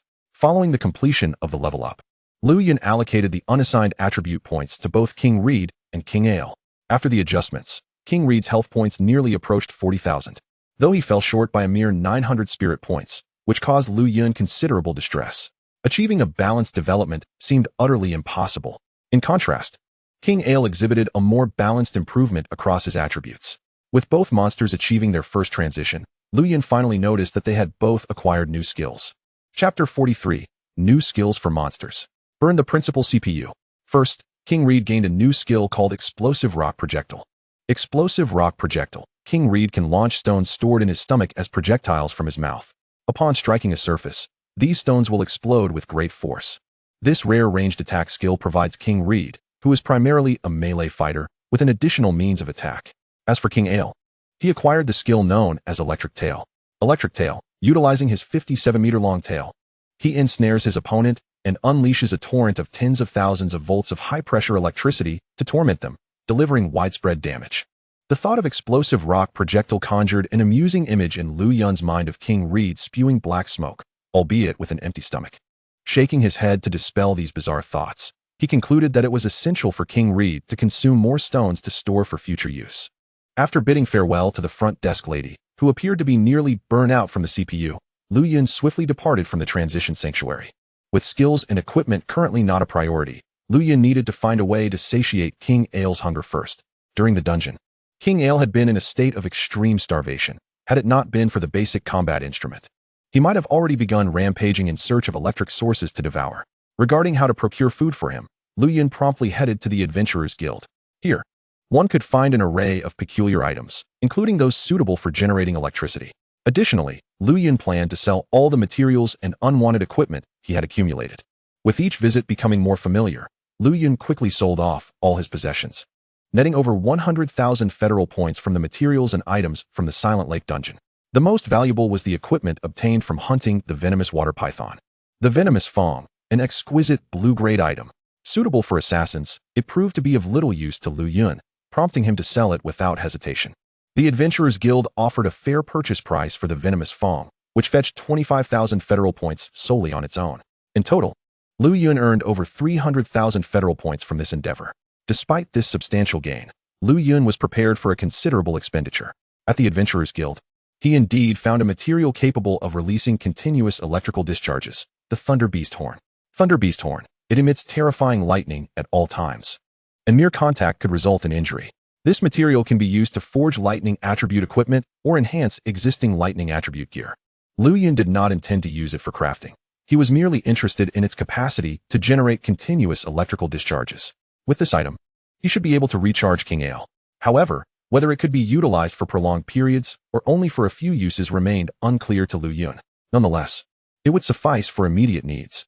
The Thunder Beast Horn, sourced from monsters of the second transition, level 60 and above, certainly came at a steep price of 100,000 federal points. Given the scarcity of Thunder Beast horns despite the frequent encounters with Thunder Beasts in fixed dungeons, the exorbitant price was understandable. After purchasing the Thunder Beast horn, Lu Yun also procured a batch of monster meat. He had a hefty eater in King Reed, and failing to satisfy his hunger might lead to unforeseen chaos. Just as Lu Yun was acquiring the monster meat, the branch president, Zhang Feiyun, unexpectedly appeared behind him. At this moment, he was already aware that someone had flawlessly cleared the variant Silent Lake dungeon.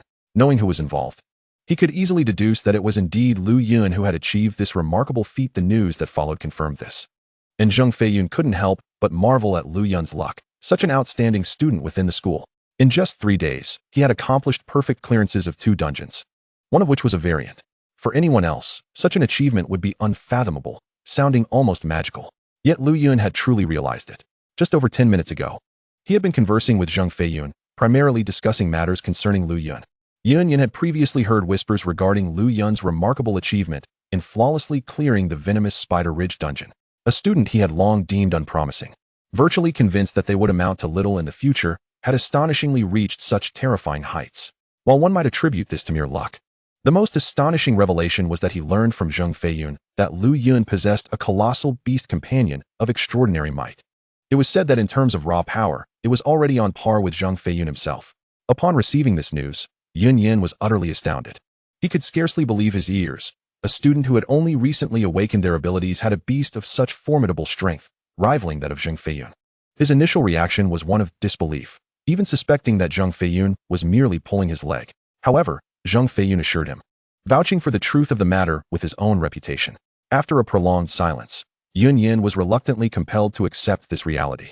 He could not fathom how Lu Yun had forged a bond with such a massive beast, especially just after awakening, a feat unprecedented in the Federation. How Lu Yun managed this remained a mystery to him. Yet, bolstered by Zheng Feiyun's assurances, he was now thoroughly convinced that Lu Yun was indeed the one who had flawlessly cleared the venomous Spider Ridge dungeon. Before he had a chance to collect his thoughts, Zheng Feiyun dropped another bombshell. Not long ago, Lu Yun had successfully cleared the mutated level 30 dungeon, the Silent Lake, not only clearing it, but achieving a perfect clearance. If the previous revelation had already left Yun in a state of shock, this latest announcement was akin to setting his CPU ablaze. He must have thought he was hallucinating. Perfectly clearing a level 10 dungeon was one thing, but to have done so for a mutated level 30 dungeon on just the third day was almost surreal. As the president of the Longjing Professional Association branch, Zheng Feiyun had the highest priority access to any changes or records within the dungeon zones. Chapter 44, Epic Skill, Reproduction. Having known each other for many years, Yun knew there was no reason for Zheng Feiyun to deceive him with such news. Thus, he came to the realization that everything Zheng Feiyun had said was indeed true. After a lengthy silence on the phone, Yun suddenly recognized that his school was not devoid of talent. He had simply overlooked the brilliance of such an exceptional individual. Initially, he had even dismissed the Beastmaster profession that Lu Yun had awakened as somewhat inconsequential. At this moment, Yun could not help but begin to regard Lu Yun with newfound respect. Perhaps he would truly astonish everyone in the upcoming grand examination. Now quite familiar with Lu Yun, Zheng Feiyun casually draped an arm around his neck. Kid, today's feat was your doing, wasn't he it? The voice was unmistakably Zheng Feiyun's, prompting Lu Yun to lower his head and chuckle. Heh, Chairman Zheng, you flatter me. It was merely a stroke of luck. One must remain humble. Isn't it better to quietly amass wealth? At least for now, Lu Yun wished to keep a low profile, avoiding undue attention as he navigated the next few days leading up to the grand examination. Hearing this, Zheng Feiyun was momentarily speechless. Is this something that can be achieved just by luck? Damn it, I've yet to see anyone else with such luck. Alright, you don't need to be so modest with me. I know your strength. Besides the principal, I haven't spoken to anyone else about just how formidable you are. I envy you. It's remarkable that your school has produced such an extraordinary student. Zheng Feiyun couldn't help but lament. Yun must have struck gold with his ancestral grave.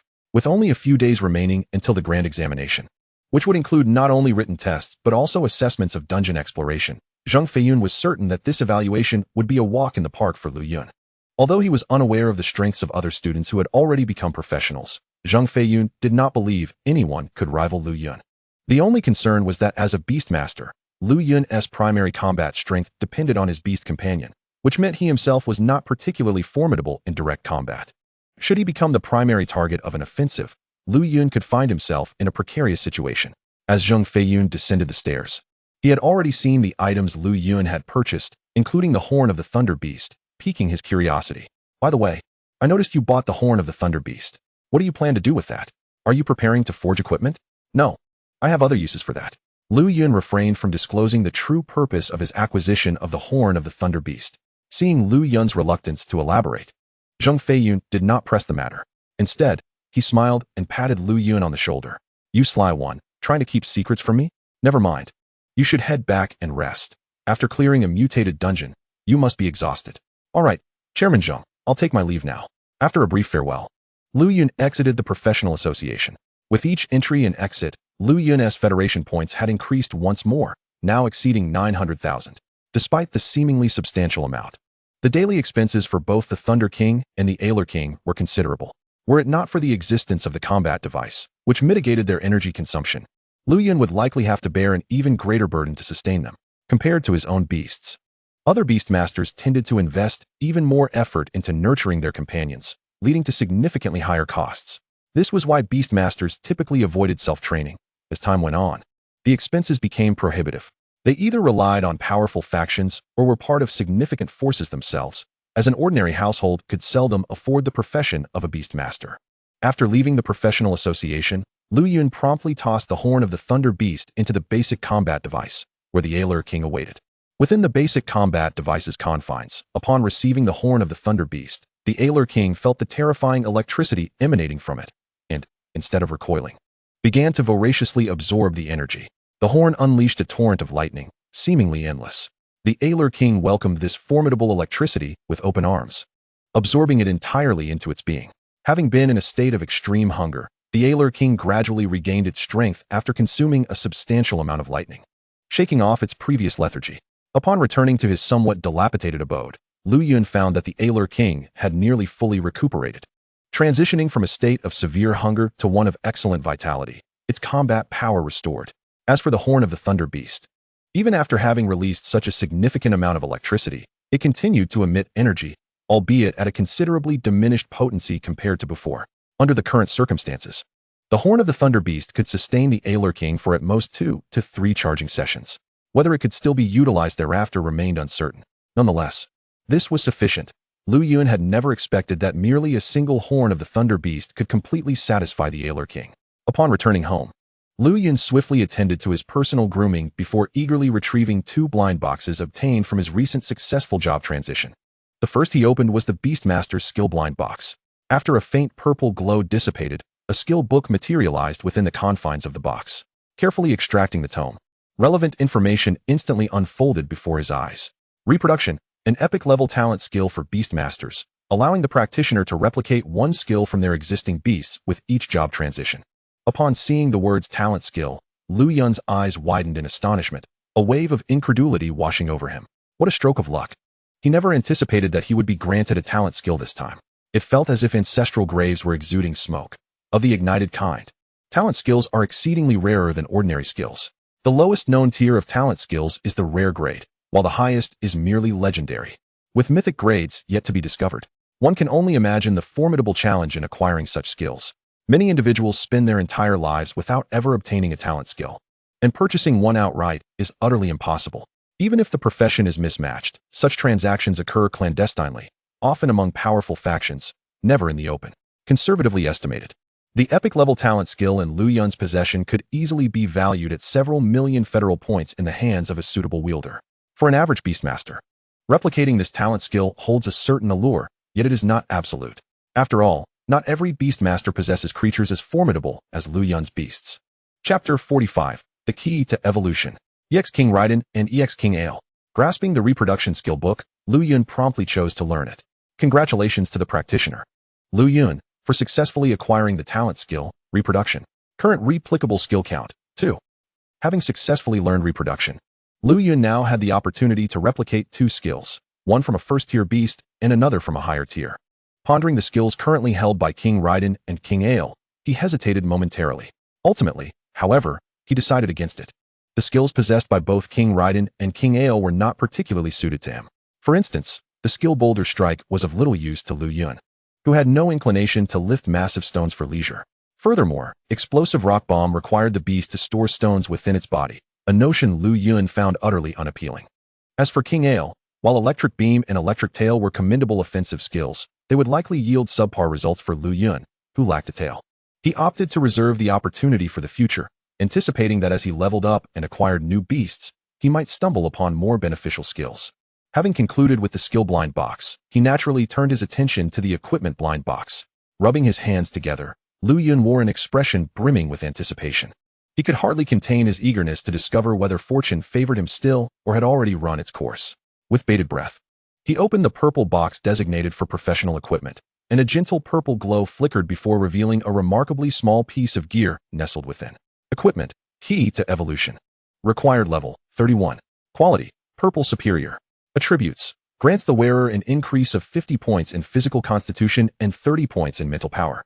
Profession, Beastmaster, Monster Tamer. Skill, Evolutionary Power. Activates the evolutionary potential of the wearer's beasts, allowing designated monsters to undergo corresponding evolution for a duration of 30 minutes, once per day, with a minimum requirement of 250 points in mental power. Description: the first exclusive equipment for monster tamers in the history of the Gaia world, possessing formidable attributes and uniqueness. Upon reading the words Purple Superior, Lu Yun's eyes widened in disbelief. What incredible fortune! It was indeed a stroke of luck that could not be hindered. Just moments ago, he had uncovered an epic-level talent skill, and now he was bestowed with an exclusive Purple Superior equipment piece for monster tamers. Truly, the graves were aflame, and nothing could extinguish the blaze. Evolutionary Power. Lu Yun did not dwell on it for long, immediately donning the key to evolution. His physical constitution surged by 50 points, while his mental power increased by 30 points. With the enhancement to his physique, Lu Yun's health points escalated to an impressive 620, resulting in a total health pool of 6,200 points. The augmentation of his mental power propelled him to a remarkable 270 points. With the key to evolution equipped, Lu Yun now met the minimum requirement to utilize its skill, as it necessitated a mental power of over 250 points. As an exclusive epic-level equipment piece, it was assuredly a one-of-kind artifact. Naturally, Lu Yun's profession was already among the rarest, being the sole practitioner within the entire Federation, thereby affirming the uniqueness of this equipment. The evolutionary power could be utilized on two beasts, King Raiden and King Aire. Through the skill, Lu Yun could even envision their forms post-evolution. Upon completion of the evolution, King Raiden would no longer resemble a yellow corn cob, but instead transform into a striking black and red figure. Its exterior would predominantly be black, interspersed with crimson indentations resembling flowing lava. Its robust arms would become even more formidable, forming gigantic fists, exuding an aura of terror. The fearsome fangs would appear sharper than ever, complemented by a menacing visage and blood-red eyes. This would be the EX King Raiden. Transitioning from King Raiden to EX King Raiden would undoubtedly yield a monumental leap in combat prowess. Only experimentation would reveal the extent of its strength. As for King Aire's evolved form, it would closely resemble its current appearance, albeit without limbs. Its physique would take on the semblance of an exceptionally robust serpent, with skin approaching a translucent quality. The EX evolved form would undoubtedly surpass its original state in strength. With the evolutionary power, Lu Yun's overall combat capability could ascend to a new echelon, perhaps even several tiers. A slight disappointment lingered, however, as the skill could only be employed once a day, with a maximum duration of 30 minutes. In critical situations, it could serve as a means of survival. Having opened both a professional skill blind box and a professional equipment blind box, yielding such remarkable items, Lu Yun couldn't help but speculate whether the Gaia world was intentionally nurturing his growth. Yet, upon reflection, he dismissed the notion. The Gaia world is just and impartial. What equipment, skills, or items one could acquire was purely a matter of chance.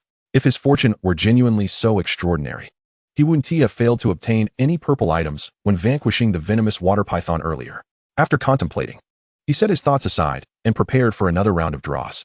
With the monsters he had previously defeated, Lu Yun now possessed a total of 1,454 energy points, affording him the opportunity for a basic draw. What treasures would this round unveil, beasts or items?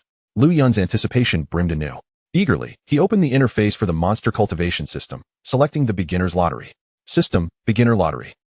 To proceed with the beginner lottery, a deduction of 1,000 energy is required. Do you confirm? Confirm. Lottery commencing. The wheel of the beginner lottery spun rapidly. Originally, Lu Yun was equipped with a basic combat device, allowing him to control 3 monsters, having successfully completed a transition. He now had the capability to command 4 monsters. However, he currently possessed only 2 monsters, and naturally, Lu Yun hoped to acquire a powerful third one. With monsters on land and in water already at his disposal, a creature capable of soaring through the skies would undoubtedly be the pinnacle of his desires. Yet, at this moment, he deemed it merely an idle thought, as he did not believe his fortune could consistently shine so brightly. Ding! Congratulations, Master. A stroke of luck has granted you the monster, unmatched Iron God, Impreza? Upon hearing the notification reverberate in his mind, Lu Yun was momentarily taken aback. He had merely entertained the thought, and to his astonishment, he had indeed obtained a flying monster. Chapter 46, Unmatched Iron God, Impreza? A mechanical monster integrator. What else more? This creature not only possessed the ability to fly, but could even traverse the cosmos. Lu Yun felt as though his CPU was overheating. After regaining his composure, he broke into a wide grin. The system's announcement of a lucky windfall was entirely justified, as Empresa occupied the smallest segment among all possible rewards in the beginner lottery. It was only during the intermediate lottery that Empresa would occupy a significantly larger segment. Winning a monster from such a minuscule area undoubtedly attested to Lu Yun's exceptional luck. Unmatched Iron God, Empresa, a robot belonging to the Legion of the Dark Cosmic Emperor, Ampila, serving as soldiers, scouts, and vanguards within the Emperor's army. Crafted from extraordinarily resilient metal, its hardness was truly formidable. Even when struck directly by the Ultra Warrior's lethal beam, it remained unscathed and possessed self-repair capabilities, allowing it to recover even when shattered into pieces. As for Empresa's specific attributes, Lu Yun was unable to view them at present. Unfortunately, to access the monster's attributes, one must first summon the creature. At this moment, Lu Yun had no intention of visiting the Adventurers Guild again. He would postpone that until tomorrow. Simultaneously, he pondered a minor query. The Red King was a carnivorous monster, while the Ale King was herbivorous but could also consume electrical energy. Surely, Empresa would only require recharging. Right? Yes, that must be it. Just as Lu Yun was preparing to exit the system, another notification echoed in his mind. Ding. Detected that the master currently has one more chance for a beginner lottery. Would you like to proceed with the beginner lottery? Huh. Upon hearing the system's unexpected prompt, Lu Yun scratched the back of his head, filled with confusion. System, why do I have another chance for a beginner lottery? Ding. The master has successfully completed a transition. Each time you complete a class breakthrough, you will receive a corresponding lottery opportunity. Due to your successful transition, you are granted one more chance for a beginner lottery. Nice. What constitutes a surprise? What the hell is a surprise? This is a surprise.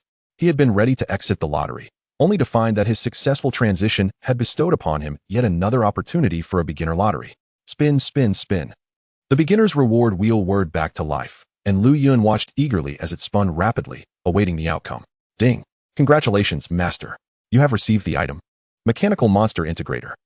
This time, Lu Yun did not receive any powerful monsters or skill equipment. Instead, he acquired an item. The Mechanical Monster Integrator. When he drew this item, Lu Yun was utterly bewildered, having never heard of such a thing. Mechanical Monster Integrator, a one-time use item that can be equipped on a mechanical monster, transforming it into an equipment akin to those in the Gaia world that can embed crystals, enabling the embedding of crystals. Upon reading this item's description, Lu Yun finally understood why it was necessary to have mechanical monsters. It was hardly feasible to drill a hole into a corporeal monster to embed a crystal. Just the thought of it was painful. Thus, only mechanical monsters could utilize such an item. At that moment, Lu Yun naturally recalled the crystal he had previously obtained, the Radiant Stone, which bore the special effect of energy replenishment. When he had drawn Empresa earlier, he had contemplated a question. A mechanical monster like Empresa would inevitably require a vast amount of energy to operate, even if it could slowly regenerate. It would likely pale in comparison to the Red King, which could recover simply by consuming meat. Now, with the lottery yielding such an item, it seemed the system truly understood his needs. System, I find myself unable to argue. Regrettably, he was still unable to summon Empresa and would have to wait until tomorrow to attempt it. Ultimately, he had completed the lottery, and the items he received were all quite useful to Lu Yun at this moment. The system was indeed considerate. In high spirits, Lu Yun treated himself to a sumptuous meal, ready to celebrate. Night fell over the Lanjiang base city. After half a day's fermentation, Lu Yun's name had become known to the vast majority. However, they only recognized the name, unaware of the individual behind it. The internet was abuzz with a single image being wildly shared, that of the leaderboard for perfect clearers of the level 30 mutated dungeon, outside the Silent Lake instance. This image displayed only one name, and that name alone adorned the list. The moment this image was uploaded online, it sparked an uproar. The level 30 mutated dungeon. This meant that those who entered the dungeon were at most level 30. Yet, the monsters within the mutated dungeon were all near level 40. And the bosses could even exceed level 40. To conquer such a dungeon, one must be thoroughly prepared and armed to the teeth with enhancements to have any chance of success. Even with such preparation, defeating the mutated dungeon boss was no certainty.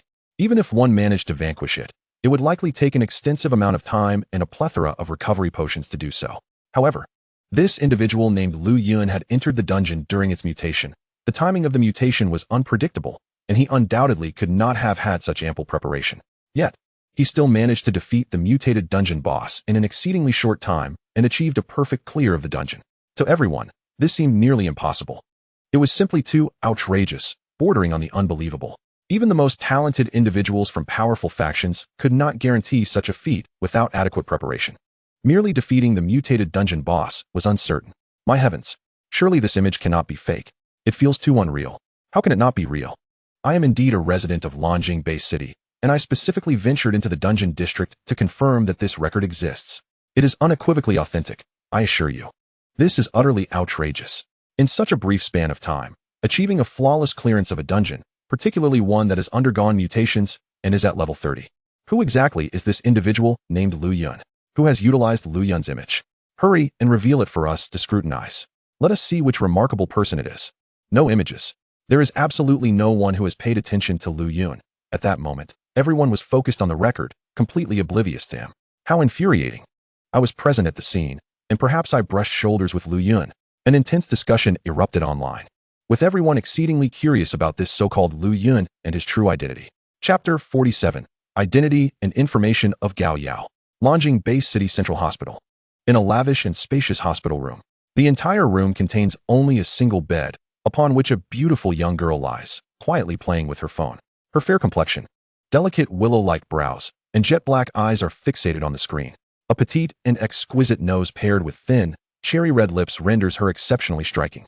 Long black hair cascades casually over her shoulders, adorned in a hospital gown. Her large, dark eyes widen, and her slightly parted lips reveal her astonishment. Lu Yun, the girl murmurs, contemplating these two syllables. If Lu Yun were present, he would recognize that the young girl before him is none other than the assassin he rescued earlier in the dungeon. Indeed, the girl resting in the opulent hospital room is Gao Yao. To reside in such a luxurious room, one must possess not only ample federal points, but also a certain status. Clearly, Gao Yao is far from an ordinary practitioner. Her astonishment stems entirely from Lu Yun's remarkable feat of single-handedly achieving a perfect clearance of the mutated dungeon. When she departed from the Silent Lake dungeon, she did not hear any notifications, indicating that it should not have been completed yet. How Lu Yun accomplished this after she and her teammates left remains a mystery to Gao Yao. However, it is evident that Lu Yun must have done something extraordinary. Otherwise, such a flawless clearance would have been impossible. Setting her phone aside, Gao Yao slightly turned her head to gaze out at the night sky. Memories of the day's events flooded her mind. The enormous monster and Lu Yun, who commanded it. Mysterious was the only word that came to her mind. To manipulate such a colossal creature at such a young age is virtually inconceivable among beast tamers.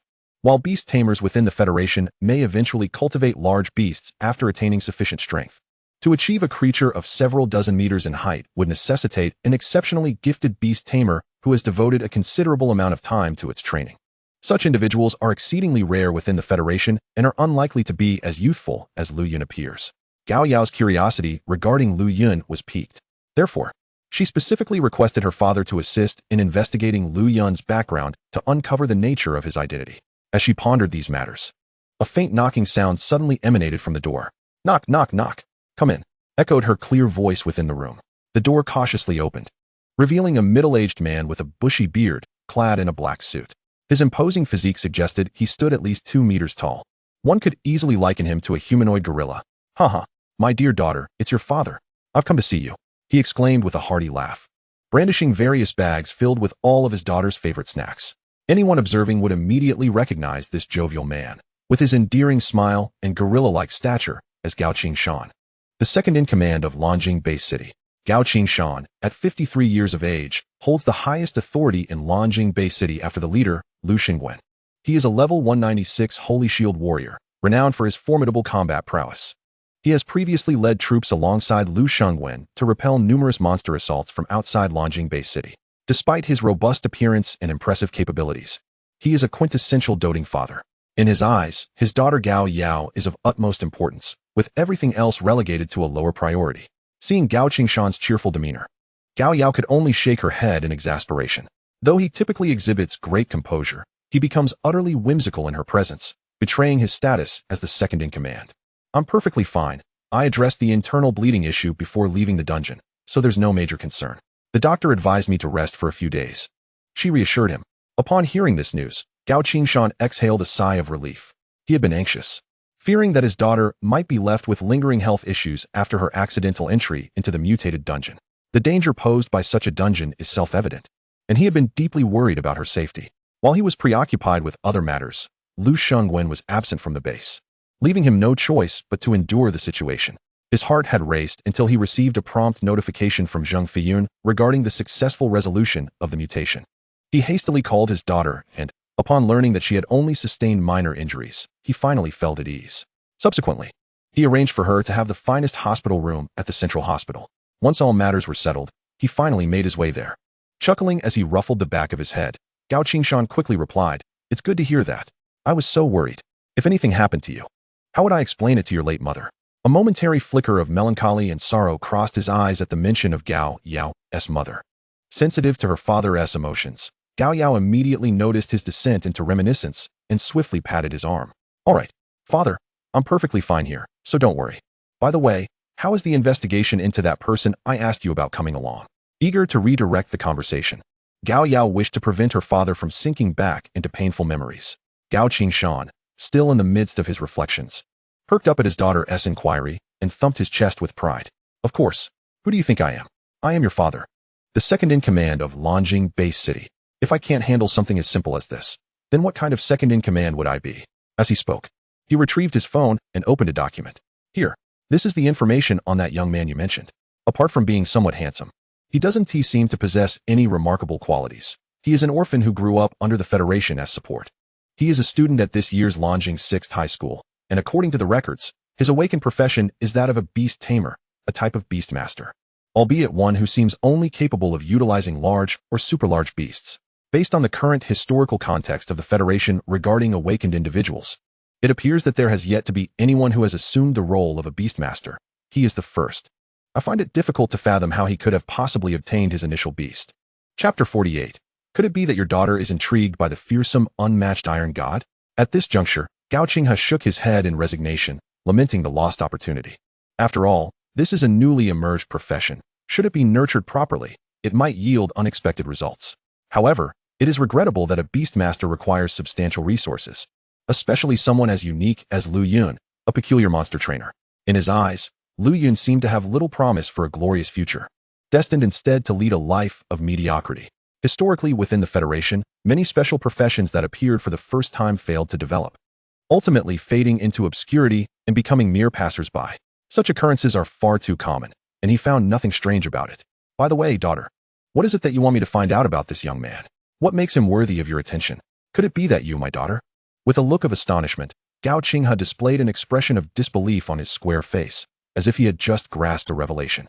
Upon hearing this, Gao Yao rolled her eyes in exasperation. "Dad, what are you thinking?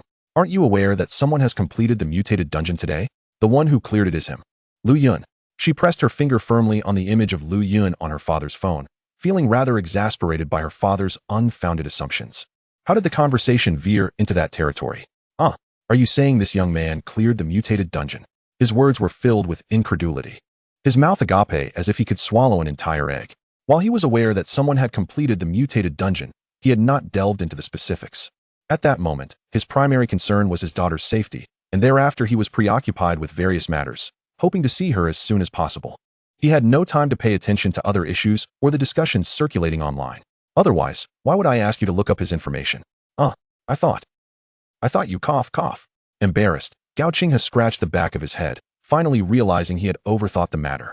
Initially, he had been pondering what he would do if his daughter truly liked this young man. With such a bleak future ahead of him, would his daughter not suffer by associating with him? He absolutely could not allow such a thing to happen. Consequently, he had even contemplated whether to arrange for Lu Yun to join the military, ensuring that, even if he did not achieve great success, he would not face hardship in life. Good heavens! It seemed he had let his imagination wander too far. His daughter was not even considering such matters at present. "Dad, you might not believe this, but Lu Yun is indeed incredibly strong. He possesses a massive beast, extraordinarily powerful, capable of easily defeating the mutated venomous water python. However, as the dungeon was at level 30, it indicated that his own level had not exceeded 30, and naturally, his beast would not surpass that level either. Despite being 10 levels short, he could still effortlessly hunt down the mutated venomous water python in a short period, showcasing remarkable strength. She greatly admired Lu Yun for his formidable abilities, yet he remained remarkably humble and unassuming. Such an individual, once nurtured, could achieve greatness in the future. Even though she did not comprehend how Lu Yun had acquired his first beast, it was of little consequence. Whether she understood or not would not significantly impact her perspective. Upon learning these details from her daughter, Gao Qinghe's expression shifted slightly. He had not anticipated that his daughter seemed to have witnessed that battle firsthand. Daughter, you are not implying that you encountered the mutated boss within the dungeon, are you? With a slight nod and a graceful smile, Gao Yao reassured him. There's no need to worry. I'm back now, aren't I? Indeed. However, you must ensure your safety next time. Do not be careless. The mutated dungeon is not easily cleared. Facing her father's stern admonition, Gao Yao could only concede obediently. Yes, I understand. Glancing at the time, Gao Qinghe hastily declared, all right. I've also brought the information on this young man, and Lu Shengwen should be returning soon. He mentioned he needs to discuss something with me. I must head back now. You stay here and recuperate. Do not wander about, understood? Aware that her father was about to leave, Gao Yao did not insist on him staying, recognizing his busy schedule.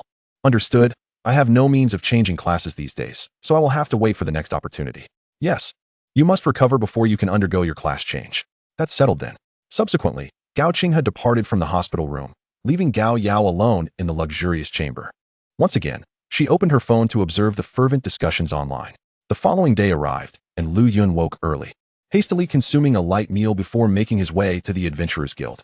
At the front desk, he rented a large training room and returned to the spacious training chamber he had previously utilized. Eagerly, he summoned his third monster, the unmatched Iron God, Impreza. Come forth. Impreza.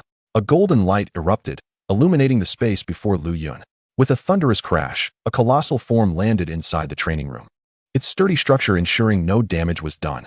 Gazing upon this formidable entity composed of incredibly resilient metal, Lu Yun was astounded. Impreza's height surpassed even that of the King of Elephants, making it the tallest monster in Lu Yun's possession. Opening the monster's profile, Lu Yun began to inspect Impreza's stats. Name: Impreza, Unmatched Iron God. Height: 58 meters. Weight: 60,000 tons.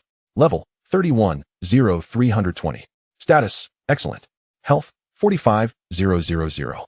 Attributes: 3,200 Strength, 4,500 Constitution, 1,800 Agility, 0 Spirit. Skills: Cannon Rapid Fire, Gatling Beam, Wheel of Destruction.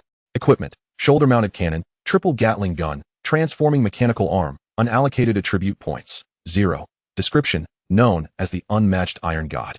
It is a robotic soldier belonging to the Legion under the Dark Universe Emperor, the Ampelra, serving as soldiers, scouts, and vanguards for the Emperor's army. These entities exist in multiple forms. Crafted entirely from extraordinarily resilient metal, their hardness is fearsome, possessing terrifying defensive capabilities and self-repair functions, even when battered and broken. They can restore themselves, and their arms can evolve into powerful weapons. Chapter 49. The Terrifying Destructive Power. Embedded with Radiant Stones. Upon witnessing all of Impreza's data laid before him, Lu Yun's eyes widened in astonishment. System, what is going on? Why is Impreza already at level 31 upon summoning? Why was the King of Elephants only at level 1 when it emerged? In less than a second, the system promptly responded to Lu Yun's queries. Ding.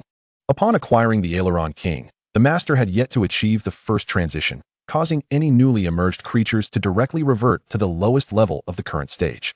However, now that the Master has completed the first transition, any newly appearing monsters will be at least level 31. As soon as he grasped this information, Lu Yun suddenly understood the situation. It turned out that his luck had favored him by completing the first transition before engaging in the lottery. Otherwise, he would have missed out significantly. To emerge at level 31 right off the bat saved him considerable training time. Indeed, Impreza, being a creature of the intermediate lottery, exemplified the normal probability of monster draws, with statistics even more outrageous than those of the Red King. As a mechanical beast, Impreza lacked its own consciousness, merely executing commands as per the programmed inputs. This resulted in Impreza possessing a mental capacity of 0, even in subsequent upgrades. Any attributes allocated automatically would not enhance its mental prowess. Despite the absence of mental energy, Impreza's physical strength and constitution were astonishingly formidable. With a strength of 3,200 points and a constitution of 4,500 points, it surpassed the current level 34 Red King, which boasted merely 2,560 points of strength and 3,925 points of constitution. Impreza's emergence surpassed the Red King, earning its reputation as the indomitable Iron God. Most significantly, unlike the Red King and its ilk, Impreza possessed 3 skills and 3 pieces of equipment upon summoning. Mounted on its shoulders were 2 cannons capable of launching powerful fireballs, along with the skill cannon Rapid Fire, enabling it to unleash a barrage at astonishing speed with homing capabilities. The homing effect meant that even if an enemy attempted to evade, the fireballs would still pursue them relentlessly, demonstrating immense power. The second piece of equipment, a 3-barreled Gatling gun situated on its head, utilized the skill Gatling beam, which exceeded the power of the cannon rapid fire, rendering it even more terrifying. The final piece of equipment, a transforming mechanical arm, could shift into either the Emperor's sword, a massive and razor-sharp greatsword capable of effortlessly cleaving through targets, or a drill missile, which, when launched, possessed devastating destructive capabilities. In addition, Emplaza wielded a skill known as Destruction Wheel, an indiscriminate bombardment technique. It could rotate its upper body 360 degrees, opening all its cannons to unleash a cataclysmic barrage across a designated area, exhibiting terrifying might. After reviewing Emplaza's remarkable attributes, Lu Yun could not help but marvel at its prowess, truly a creature of the intermediate lottery. He could only express his astonishment at having drawn Emplaza, a monster with the lowest winning probability, with such extraordinary luck. Emplaza was composed of robust metal, weighing even more than the combined weight of the Red King and Aileron King, resembling a colossal fortress. Glancing at the time, Lu Yun noted that there was still a little less than 24 hours remaining before the forced exit from the dungeon. So he decided to take his time in the expansive training room. Seizing the opportunity, he aimed to test Emplaza's attack power. Subsequently, within the large training room, Lu Yun simulated several gigantic stones for Emplaza to assault. Fortunately, this private training facility was not frequented by others. No second person would intrude, and even the most thunderous sounds would go unnoticed outside. Boom, boom. One massive simulated stone after another shattered into fragments. Lu Yun even adjusted the density of the stones, altering their forms to make them increasingly harder. Yet, faced with the terrifying attack power of Emplaza, all the stones were obliterated without exception. After a series of tests, the cannons on Emplaza's shoulders emitted wisps of white smoke, indicating a minimal consumption of energy. Upon checking Emplaza's status, it had transitioned from excellent to good, with a note stating it was recovering slowly. This suggested that Emplaza could gradually restore its energy, albeit the process would take considerable time. Emplaza's attacks required energy expenditure, akin to how living beings feel hunger after combat. With the tests complete, Lu Yun promptly retrieved a disposable item he had acquired the previous evening. The mechanical beast fusion device. Ding. Target detected. Indomitable Iron God Emplaza. Using the mechanical beast fusion device on this target will create a slot for crystal embedding. Note: once a crystal is embedded, it cannot be removed. Please proceed with caution. As the system issued this warning, Lu Yun reflected on the gravity of his decision. Embedding a crystal was akin to creating a permanent modification to a weapon. Would you like to use the mechanical beast fusion device on Emplaza? This moment demanded careful consideration, yet Lu Yun resolved to proceed. He decided to observe the effects of embedding the Glimmerstone before making any further decisions. Approximately half a minute later, the system's voice resonated once more. Ding. The mechanical beast fusion device has been successfully utilized. The slot is located at the core of Emplaza's body. It is recommended to prioritize energy recovery crystals to expedite Emplaza's energy restoration. The system's reminder piqued Lu Yun's interest. With Emplaza's formidable combat strength, if its energy recovery could keep pace, its battle prowess would undoubtedly surpass that of the current Red King and its counterparts. Retrieving the Glimmerstone, Lu Yun silently inquired, "System, what effects will result from embedding the Glimmerstone into Emplaza?" Ding. The Glimmerstone enhances energy recovery and boosts the power of light-based skills. Initially, Lu Yun anticipated a single effect. To his astonishment, there were two. Not only would it assist in restoring Emplaza's energy, but it would also amplify the potency of its light-based skills. System, proceed to embed the Glimmerstone into Emplaza. Ding. Embedding in progress. Please wait. As the system's voice settled in his mind, the Glimmerstone in Lu Yun's hand soared towards Emplaza, erupting into a dazzling radiance. Chapter 50. Remarkable Recovery. City of Machines. A minute later, the Glimmerstone had completely integrated into Emplaza's body. Indeed, it was a testament to the system's prowess, capable of seamlessly embedding the crystal through Emplaza's metallic surface directly into the mechanical beast fusion device. Ding. Emplaza has successfully embedded the Glimmerstone, gaining the effect of energy recovery, amplifying its recovery rate 5-fold, alongside an enhancement to light skill potency, doubling their power. Upon learning of the Glimmerstone's effects, Lu Yun was momentarily taken aback. He had only known the Glimmerstone to be an exceedingly rare crystal, never imagining its effects to be so extraordinary. It had quintupled Emplaza's energy recovery speed and doubled the power of its light skills. Terrifying. This meant that Emplaza's combat strength was now even greater and more fearsome than before. As the rental period for the expansive training chamber drew to a close, Lu Yun recalled in Plaza into the foundational combat device and exited the large training room. Having returned the identification card for the training room, the time was drawing near. Lu Yun was poised to embark directly to the instance zone, in search of the next suitable dungeon. The instances available within the Federation cities only catered to those at the third transfer or below, specifically for practitioners below level 91. Once a practitioner's level ascended beyond the third transfer, the only means of progression was to depart from the Federation's base city and venture into the wilderness to hunt monsters for experience. Naturally, within the wilderness, various instances could emerge at any moment. Once conquered or perfectly completed, these instances would vanish. They were entirely distinct from the instances found within the city, which resembled a novice village in a game, aiding freshly awakened practitioners in their leveling journey. Only after navigating this novice phase could one truly embark upon a practitioner-esque career. With nearly 4 days until the grand examination, Lu Yun needed to expedite his leveling process. Achieving the second transfer would be the ideal outcome. This was precisely his forthcoming objective. Upon returning to the instance zone, Lu Yun sought a dungeon with a minimum level requirement of at least 45, ideally with no restrictions. Given his prowess, it would be well within his capabilities to solo a 60-level instance. However, dungeons had level constraints. After an extensive search, Lu Yun's gaze finally settled upon a high-difficulty instance, the Mechanical City, a level 50 dungeon. The minimum entry requirement was a first transfer at level 45, which precisely aligned with Lu Yun's current status, marking it as the highest-level dungeon accessible to him. While he would not mind seeking higher-level instances, alas, all other dungeons exceeded his current level. Furthermore, Lu Yun noted that there were no records of any perfect strategies for conquering the Mechanical City. Having grown accustomed to the rewards that followed a flawless conquest, he felt a sense of anticipation upon discovering this uncharted territory. Though he could not guarantee a 100% perfect strategy, he was eager to give it a try. Having purchased his entry qualification, an instance bracelet materialized on his wrist, granting him access to the Mechanical City. As he entered the dungeon, a murky sky enveloped the realm, casting an eternal gloom. Beneath this somber sky lay an expansive wasteland, punctuated by scattered hills and barren cliffs. At the heart of the wasteland stood the grand Mechanical City, bathed in a silvery hue under the faint moonlight, evoking a distinctly sci-fi aesthetic. Upon entering the Mechanical City through the instance portal, Lu Yun found himself perched atop a steep cliff, gazing down into the abyss below. The precipice loomed at least 100 meters above the ground, yet Lu Yun felt no trepidation. As he looked out, he beheld the distant wasteland, where the gleaming silhouette of the Mechanical City stood tall. Unlike the instances Lu Yun had encountered previously, this one was populated entirely by mechanical creatures.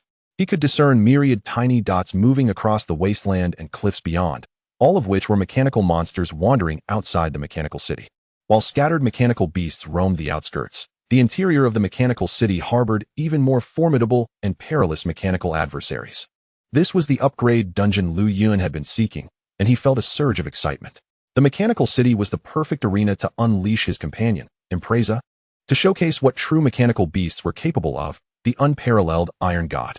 Approximately 10 kilometers away from Lu Yun, a skirmish was unfolding. A trio of adventurers was engaged in combat against a mechanical hyena, the most common mechanical creature found in the wilderness surrounding the Mechanical City. Averaging level 50, these creatures possessed swift mobility and were equipped with thermal weaponry capable of firing powerful energy blasts. Clearly seasoned in their encounters with mechanical hyenas, the trio comprised a robust warrior at the forefront, who absorbed the energy blasts with remarkable defense, while a rear-positioned ice mage, despite his seemingly frail appearance, cast spells with impressive efficacy. His staff shimmered with an icy blue light, and an incantation revealed a formation beneath the mechanical hyena's feet, imposing a slowing effect that hampered its movements. The final member, agile and armed with dual pistols, deftly squeezed the triggers, targeting the joints of the mechanical hyena with precision fire. After a flurry of attacks, the creature's joints were swiftly incapacitated, rendering it immobile. Though it attempted to retaliate with its energy blasts, the mechanical hyena lacked the energy for sustained assault. Everything unfolded seamlessly as the trio successfully dispatched the mechanical hyena. Observing that the creature could no longer fire its energy blasts, the dual pistol wielder approached and unleashed a barrage of shots at the hyena's head. The clang of bullets echoed as they struck, sending sparks flying. In a brief moment, the mechanical hyena lay in ruins, experience points equally divided among the trio. This small team consisted of 3 members. Chapter 51, the trio's rampage mode. The man wielding dual pistols was named Lu Xiangwu, a dual gun fighter and the leader of the group. The burly man was Zhang Tianlei, a guardian of glory. Lastly, the seemingly frail mage, whose appearance exuded a hint of awkwardness, was named Gao Yangtian, a frost formation mage. With a playful grin, Lu Xiangwu approached and patted Zhang Tianlei's sturdy shoulder, exclaiming, "Old Lei, you seem even more formidable than before. With you here, I feel at ease." In response, the robust Zhang Tianlei scratched his head sheepishly, smiling warmly. "Huh? You flatter me. I'm merely a bit meatier, just here to draw aggro and take damage. Without your firepower, I surely couldn't have handled that mechanical hyena." His deep voice conveyed sincerity and earnestness. Observing the mutual compliments, Gao Yangtian, who gave off a rather comical and awkward vibe, rolled his eyes in exasperation. "TCH. If it weren't for my frost-slowing formation, how would you two have managed to deal with the mechanical hyena so easily?" At this, Lu Xiangwu and Zhang Tianlei exchanged knowing smiles. "Haha, Daitian, indeed, you are impressive." Upon hearing the phrase Daitian, Gao Yangtian's expression shifted to one of indignation. "Hey, I have a short temper. How many times must I say it? I'm Gao Yangtian, not Gao Daitian. Call me that again, and you'll see my wrath." With that, he rolled up his sleeves, as if preparing for a brawl. He was a frail frost mage, a class more inclined towards support in the realm of combat professions. If he were to engage in a duel with the dual gun fighter, Lu Xiangwu, he would undoubtedly be crushed. Lu Xiangwu had no concerns about Gao Yangtian becoming upset. The three had known each other for quite some time, well acquainted with one another, and such light-hearted banter was certainly harmless. Subsequently, Lu Xiangwu cast his gaze upon the mechanical city that loomed on the horizon. It was time to press on. Having visited this place numerous times, they finally had the chance to approach the mechanical city, wondering what marvels awaited within. Despite having perused various guides about the mechanical city, they were merely words on a page, devoid of vivid imagery. It was said that the interior of the mechanical city was even more perilous, with monsters of greater strength lurking within, yet the rewards were equally substantial, with a drop rate surpassing that of the wilderness outside. The three of them possessed commendable strength, each hovering around level 50. This was not their first venture into the mechanical city dungeon. Counting their previous excursions, they had made several forays. Through their recent trials, their collaboration against mechanical hyenas, nearly at level 50, had become second nature. However, they had yet to truly enter the mechanical city. The mechanical beasts in the wilderness had been more than enough to challenge them, let alone the creatures that resided within. They continued to inch closer to the mechanical city, with each small advance being a victory in itself. This time, they found themselves positioned much closer than before, now within striking distance of the mechanical city. Their goal this time was to truly set foot inside. Yet, as they drew nearer, the mechanical beasts encountered were not merely mechanical hyenas. More formidable foes such as mechanical leopards and massive mechanical elephants had begun to appear. The level of the monsters was evidently escalating, and the trio could distinctly sense the increase in combat difficulty. After a hard-fought battle against a mechanical leopard, they felt considerably drained and were preparing to rest. At that moment, Lu Yun, who had just entered the dungeon through the portal, was already on the move, summoning all three of his beasts. His objective was clear: to enter the mechanical city. According to prior guides, most monsters in the wilderness were around level 50, whereas those within the mechanical city were nearing level 60. As for the dungeon's boss, the mechanical mad lion, it boasted a formidable level of 65. A level of 65 was undeniably extraordinary. The minimum entry level for the mechanical city dungeon was 45, while the maximum was 60, restricting access to those below their second-class advancement. Challenging the mechanical mad lion with a party of level 60 or below generally required well-equipped members and clearly defined roles to stand a chance. Moreover, the mechanical city was teeming with mechanical beasts. A single misstep could lead to overwhelming trouble. Though he had yet to encounter the mechanical mad lion, Lu Yun felt no trepidation regarding this challenge. Even against a level 65 boss, he believed his beasts could prevail. However, the mechanical creatures here were not to be underestimated. Unlike the bloodthirsty poison spider they had previously faced, the mechanical beasts were substantial in size. Even the most common mechanical hyena stood nearly 2 meters tall, with a length close to 3 meters. If surrounded by a multitude of mechanical beasts, Lu Yun could not guarantee that his beasts would emerge unscathed. Sustaining injuries in battle was commonplace. As long as they did not perish, their foundational combat device could aid in their recovery. With all three beasts summoned, Lu Yun activated a rampaging assault mode. Compared to Raid King or Ale King, he preferred to ride atop the formidable Emplaza. This behemoth moved with a steadiness that alleviated any concerns of tumbling off. Having just been summoned, Raid King picked up a nearby stone and tossed it into his mouth. After successfully breaking through a level and acquiring the skill Explosive Rock Bomb, he needed to store stones within his belly, leading to this amusing spectacle. From his perch atop Emplaza, Lu Yun observed Raid King consuming stones with a sense of bewilderment, as though he were devouring dirt. Once enough stones had been stored, Lu Yun commanded his trio of beasts to charge forth. The three colossal figures formed a line, maintaining a distance between them, and marched directly toward the mechanical city. Unlike biological monsters, mechanical beasts exhibited no fear. Upon spotting any intruders, they would immediately initiate an assault. The size of Lu Yun's beasts naturally drew the attention of many mechanical creatures. A horde of mechanical hyenas rushed toward them with alarming speed, as if the very air vibrated with their call to arms. The mechanical hyenas seemed to summon all nearby mechanical beasts, which quickly converged on Lu Yun's position, creating a scene of swirling dust upon the silvery ground. Chapter 52. The damage is ridiculously low. These mechanical creatures had but one destination: to annihilate the sudden intruders. The sight of the stampede was nothing short of spectacular. The trio of Lu Xiangwu, who had been resting while remaining vigilant against potential attacks from mechanical beasts, quickly noted that the surrounding monsters were rapidly converging in a singular direction. Their curiosity piqued, as they had never encountered such a phenomenon before. What on earth is happening? Why are all these mechanical beasts moving in the same direction? Is something drawing them in? Lu Xiangwu inquired, his voice laced with intrigue. They had never witnessed such behavior upon entering the mechanical city before. The sudden shift in circumstances was enough to arouse curiosity, which was hardly surprising. Once again dubbed Ritian, Gao Yangtian cast a resentful glance at Lu Xiangwu. The intensity of his gaze was enough to send shivers down Lu Xiangwu's spine. Ahem, don't look at me like that. I'm not interested in you. He shot a fierce glare at Lu Xiangwu, growling, get lost. I have no interest in you. How would I know why these monsters are suddenly rushing toward a single point? Nevertheless, this presented an opportunity. The monsters blocking their path had seemingly vanished. Why don't we seize this chance to slip into the city? He suggested, gesturing toward the mechanical city. It was, without a doubt, a fortuitous moment. Yet, Lu Xiangwu held a different perspective.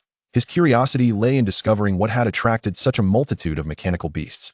Let us follow them and see who possesses such a remarkable presence that it could draw in so many mechanical monsters, he declared. Even the usually reticent Zhang Tianlei furrowed his brow at this, questioning, Xiangwu, are you certain you want to go? With our combined strength, if we are discovered by those mechanical beasts, we might be forced to exit the dungeon, which would be quite disadvantageous. I believe it would be wiser to enter the city directly and ascertain the situation within. His rare suggestion stemmed primarily from the belief that the gathering of mechanical creatures presented a significant danger. I concur with Old Lei's sentiments. Given the current circumstances, it is prudent for us to advance into the city. Within its confines, we shall encounter these formidable creatures, albeit in greater numbers. Gao Yangtian expressed his strong agreement. Among the three, two supported the decision to proceed into the mechanical city, leaving only one, Lu Xiangwu, consumed by curiosity. Alas, the minority must acquiesce to the majority. Lu Xiangwu forced himself to suppress his inner intrigue, reluctantly retracting the desire gleaming in his eyes. With a resigned gesture, he redirected his focus towards the mechanical city. Very well, let us seize this opportunity to charge forth. Should we confront any overwhelming adversaries, we shall withdraw immediately. After reaching a consensus, the trio set off without delay. None could predict when these creatures of the wilderness would return. Their timing remained uncertain. Should they miss this chance, the next opportunity could be an eternity in waiting. Unbeknownst to them, this very opportunity was orchestrated by Lu Yun. However, upon entering the mechanical city, they would soon discover that the challenges here would prove no less daunting than those in other realms. A tale for another time. Perched atop Ing Pulai Jia, Lu Yun observed with clarity as a tempest of sand and debris swirled around him, a multitude of mechanical beasts charging forth. Ah, what a grand display! I had not anticipated these mechanical creatures to exhibit such intelligence, summoning their kin with remarkable alacrity. Yet, this is hardly sufficient. Name: Mechanical Hyena. Level: 50. Health: 3000. Status: Healthy. Description: the most prevalent creature inhabiting the outskirts of the mechanical city, agile in its movements, capable of acting alone or in packs, unrelenting in expelling any intruders from the mechanical city. Equipped with thermal weaponry in its maw, it can unleash formidable energy spheres. A level 50 mechanical hyena, with its 3000 health points, is not to be underestimated. Previously, Lu Yun encountered mutated creatures at Silent Lake, which, despite being only in their 30s, boasted health nearing 4 to 5,000 due to their enhancements post-mutation. In contrast, the creatures of the mechanical city are yet to undergo such augmentations, their health remaining in a standard state. Moreover, the mechanical hyena does not fit the mold of a tank-like creature. It is more inclined towards agility, boasting greater speed but lesser health. At that moment, surrounded by mechanical hyenas. Lu Yun watched as they bared their teeth, lifting their heads in unison. In the blink of an eye, they opened their mouths, revealing their energy launchers, and unleashed their assault. Whoosh, whoosh, whoosh. A barrage of energy spheres erupted forth, with a count surpassing 20. Good heavens! They are initiating a relentless bombardment right from the outset. This is truly excessive. Yet, Lu Yun considered this might not be a wholly negative turn of events. Facing these mechanical beasts would provide an excellent opportunity to assess the overall enhancement of the creatures under his command following their first evolution. From his vantage point atop Ingpulai Jia, Lu Yun observed the energy spheres collide with the beasts beneath him. Regrettably, aside from a few sparks, they seemed to inflict negligible damage. Lu Yun took note of the health status of all the beasts, eager to ascertain if any changes occurred. To his astonishment, even the least defensively endowed, the Aire King, experienced a health reduction of no more than 10 points upon being struck by an energy sphere. The monsters possessed a remarkable recovery rate. Such attacks were mere trifles, easily remedied with a brief respite. As for the Ingpulai Jia, the creature with the highest defensive capabilities under Lu Yun's command, it registered a mere 1-point health deduction with each hit from the energy spheres, essentially a forced reduction that was immediately countered, rendering it as though no health had been lost at all. Lu Yun had little expectation for these mechanical hyenas. They were simply too feeble. If Lu Xiangwu and his companions were to discover this, they would likely be infuriated. It is worth noting that they had to exercise caution when confronting mechanical hyenas, given their swift movements and formidable attack capabilities. Yet here, Lu Yun deemed them exceedingly weak. Little A, let them experience the harsh realities of the world. Explosive rock bombs. Roar. Following the command, Leda Wang struck its chest fiercely, and in the next moment, unleashed a torrent of rocks from its maw. Boom, boom, boom. Every location struck by the rocks erupted in explosive fury, bringing an end to the nefarious existence of the mechanical hyenas. Each rock inflicted an average damage of nearly 4,000 points, and let us not forget, the explosions dealt area damage. Chapter 53, Cannons Ablaze. Shared experience. In the span of a mere 5 seconds, Lu Yun felt as if the entire world had fallen into a hush. Smoke filled the battlefield, with the surrounding mechanical hyenas obliterated into fragments. Mechanical parts rained down upon the wasteland in disarray. Ding! A cacophony of sounds signaled the acquisition of materials and low-tier equipment, accompanied by notifications of level advancements. Yet Lu Yun remained momentarily oblivious to these notifications. His gaze was fixed on the horizon, where a torrent of steel surged forth. Although the exact number of mechanical beasts remained indeterminate, his estimation suggested at least 100, having just unleashed the explosive rock bombs. Leda Wang's voice was hoarse and in need of a brief respite before it could unleash its powers once more. This battleground was evidently not the Aire King's domain, rendering its abilities less potent than when submerged in water. As the mechanical creatures surged from all directions, the Aire King could only engage them one at a time. Meanwhile, Ingpulai Jia was perfectly suited for this skirmish. Ingpulai Jia, annihilate these creatures. Upon issuing the command, the previously inert Ingpulai Jia sprang into action.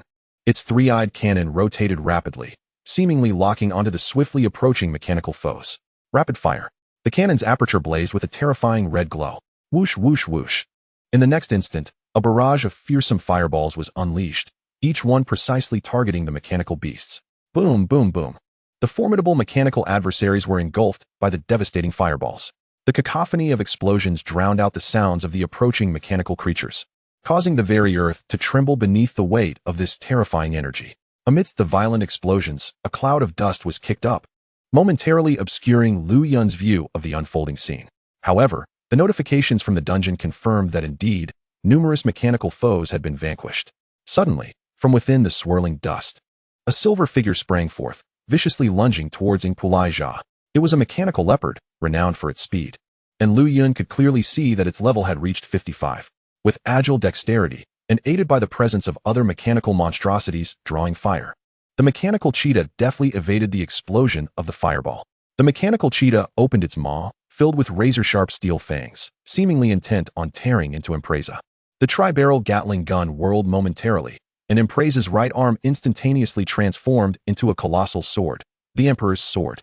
With a swift slash, a silvery glimmer flashed by, and the once leaping mechanical cheetah was abruptly cleaved in two.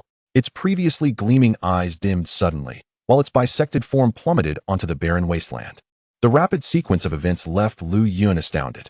Empresa truly lived up to its reputation as a mechanical beast, capable of delivering the swiftest of responses in the briefest of moments. Had it been King Red, he would have likely found himself ensnared by the creature's jaws by now. Of course, being bitten wouldn't necessarily have been effective, considering King Red's formidable resilience. After a thorough cleanup, Lu Yun experienced an immediate surge in levels, with energy points skyrocketing from a mere 400 to over 1,000. The experience gained from challenging foes above his level was substantial, as was the energy acquired. Were it not for the constraints of level restrictions, Lu Yun would have eagerly ventured into higher-level dungeons. He distributed the unallocated attribute points gained from leveling up evenly between constitution and agility, further enhancing his attributes. It was unclear whether the three-headed monsters were together, but Lu Yun distinctly observed an increase in the experience points of all three beasts on the template. However, the experience points were not evenly distributed. Impreza, having vanquished the most mechanical foes, naturally amassed the greatest share of experience. Meanwhile, the seemingly idle King Aire also appeared to have gained some experience, albeit the least. Noticing this development, Lu Yun could not help but pose a query to the system. Why was there no experience sharing between King Red and King Aire when they each defeated monsters in the previous dungeon, yet now their experience can be shared? Without hesitation, the system promptly responded. Ding. In the previous dungeon, King Red and King Aire were too distant from one another to trigger the experience sharing effect. Now, the three monsters in your possession are within close proximity, thus falling within the experience sharing range. Enlightened by the answer, Lu Yun realized the situation's nature. Experience sharing applies among monsters, but cannot occur if they are too far apart. This is akin to the relationship between players when they are dispersed over a distance. Experience sharing is likewise impossible. Although experience points may be partially divided, it ensures that all monsters can level up together, preventing one from becoming excessively powerful while others languish behind. Meanwhile, at the towering walls of the mechanical city, with the mechanical creatures temporarily absent, Lu Xiangwu and his companions hastily approached the city's perimeter. The walls stood at least 30 meters high, presenting an imposing sight. The trio, having only gleaned a modicum of knowledge from the guide, had never truly ventured inside to understand what lay beyond.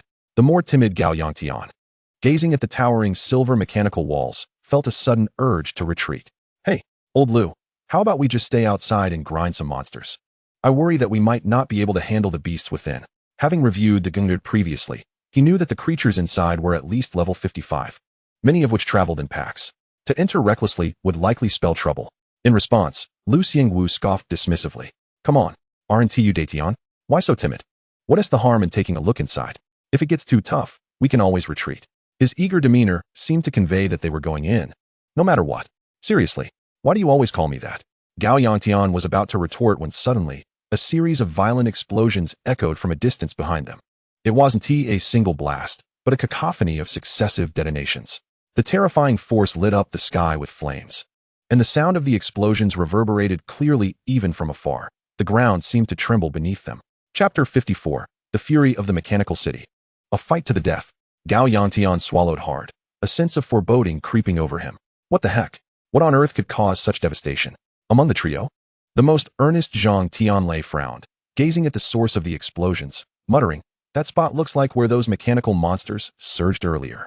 The explosive sounds persisted for quite some time before finally ceasing. Lu Xiangwu could not ascertain what had transpired in that direction, but it was likely connected to the mechanical beasts. The magnitude of the explosions was astonishing. Whether they were the work of the mechanical creatures or something else remained uncertain. Not wanting to dwell on the implications, Lu Xiangwu redirected his attention to the massive gate in the middle of the mechanical city's walls. Let us go. I'm curious about who or what caused that explosion, but I'm even more eager to explore. Having come this far, they were closer than ever to the true mechanical city. Even if danger awaited them, they could swiftly retreat if necessary. The three of them, together, should be able to withstand anything short of a formidable opponent, aside from a boss. Recognizing Lu Xiangwu's determination, Gao Yangtian understood that no amount of persuasion would deter him. So he steeled himself, hoping that no trouble would arise. The trio approached the entrance of the mechanical city, which seemed to detect the presence of challengers, causing the grand gates to slowly part. The doors, divided into upper and lower sections, retracted into the walls. Stepping into the steel metropolis, Lu Xiangwu strode confidently forward. While the entrance posed little danger, real peril would undoubtedly present itself within.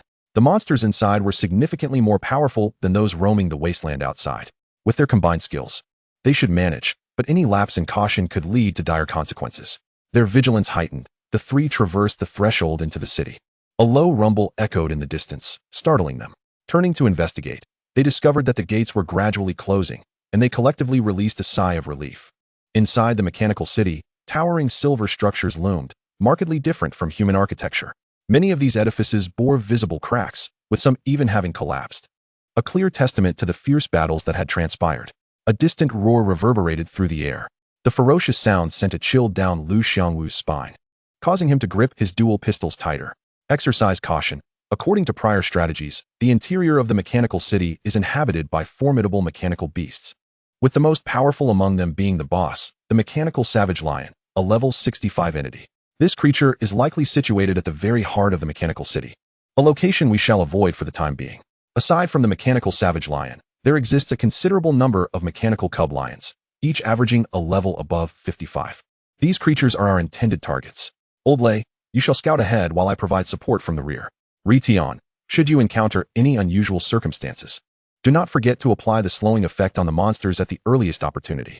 Upon hearing Lu Xiangwu's directives, both individuals nodded in agreement, harboring no objections. At this moment, Gao Yantian chose not to dwell on the matter of his designation. The gravity of the situation rendered such concerns trivial. However, at that juncture, a distinctive alert sound resonated from the skies, indicative of the dungeon's conditions. Numerous mechanical monsters have perished in the wilderness of the mechanical city in rapid succession, undoubtedly provoking the wrath of its overlord. As the sovereign of the mechanical city, the dungeon boss, the mechanical savage lion, along with all mechanical creatures within, has entered a state of frenzy. While their attributes remain unchanged, their aggression is significantly heightened. They shall fight to the death. The trio was momentarily taken aback, caught off guard by this unexpected announcement. What in the world is happening? Why have they suddenly entered a frenzied state? Gao Yantian could not suppress a groan of despair. Monsters may enter a state of frenzy under certain undisclosed conditions, and various scenarios could trigger this phenomenon. Once in a frenzy, their attributes remain stable, yet their offensive capabilities become exceedingly potent. This development was far from favorable for them. It could even be deemed a grave predicament. Lu Xiangwu furrowed his brow, recalling the series of explosive sounds they had heard shortly before entering the city. Countless mechanical beasts perishing in such a brief span? Could it have been those explosions? Who could have orchestrated such devastation? Even Lu Xiangwu had never heard of anyone capable of annihilating so many mechanical monsters in such a short time. It was inconceivable that even those entering the dungeon at its level cap could possess such terrifying combat prowess. What shall we do now? Should we withdraw? Zhang Tianlei inquired in a grave tone. Upon hearing this, Lu Xiangwu and Gao Yantian exchanged exasperated glances. I say, Old Lei, surely you Haven T completely disregarded the strategy guide? Once one enters the mechanical city, exiting back to the wilderness is not an option. If we truly cannot proceed, our only recourse would be to exit the dungeon. There are no alternatives. Rubbing the back of his head in embarrassment, Zhang Tianlei had not anticipated such a predicament. Indeed, he had not thoroughly reviewed all the dungeon strategies. He had merely skimmed through the material. We have only just arrived. How could we possibly leave now? Let us proceed and assess the situation. If genuine danger arises, we can still retreat, if necessary. The three were no novices. They understood that peril and opportunity often coexist. Since they had ventured this far, they would continue to explore. The trio cautiously advanced deeper into the city. Lu Yun, too, had heard the alert from the dungeon. He had not expected that merely attracting a horde of mechanical monsters and subsequently eliminating them would lead to such complications. The enraged state of the boss. The mechanical savage lion, while maintaining its attributes, would undoubtedly make its combat style far more aggressive, thereby enhancing its overall combat capacity. If it is to be a frenzy, then so be it. The ultimate outcome shall remain unchanged. The level 65 boss, the mechanical savage lion, had been his target from the outset. To expedite his arrival at the mechanical city, Lu Yun summoned the King of Thunder and the King of Lightning back to the base combat apparatus. Plaza advance. Subsequently, the thrusters on Plaza unfurled.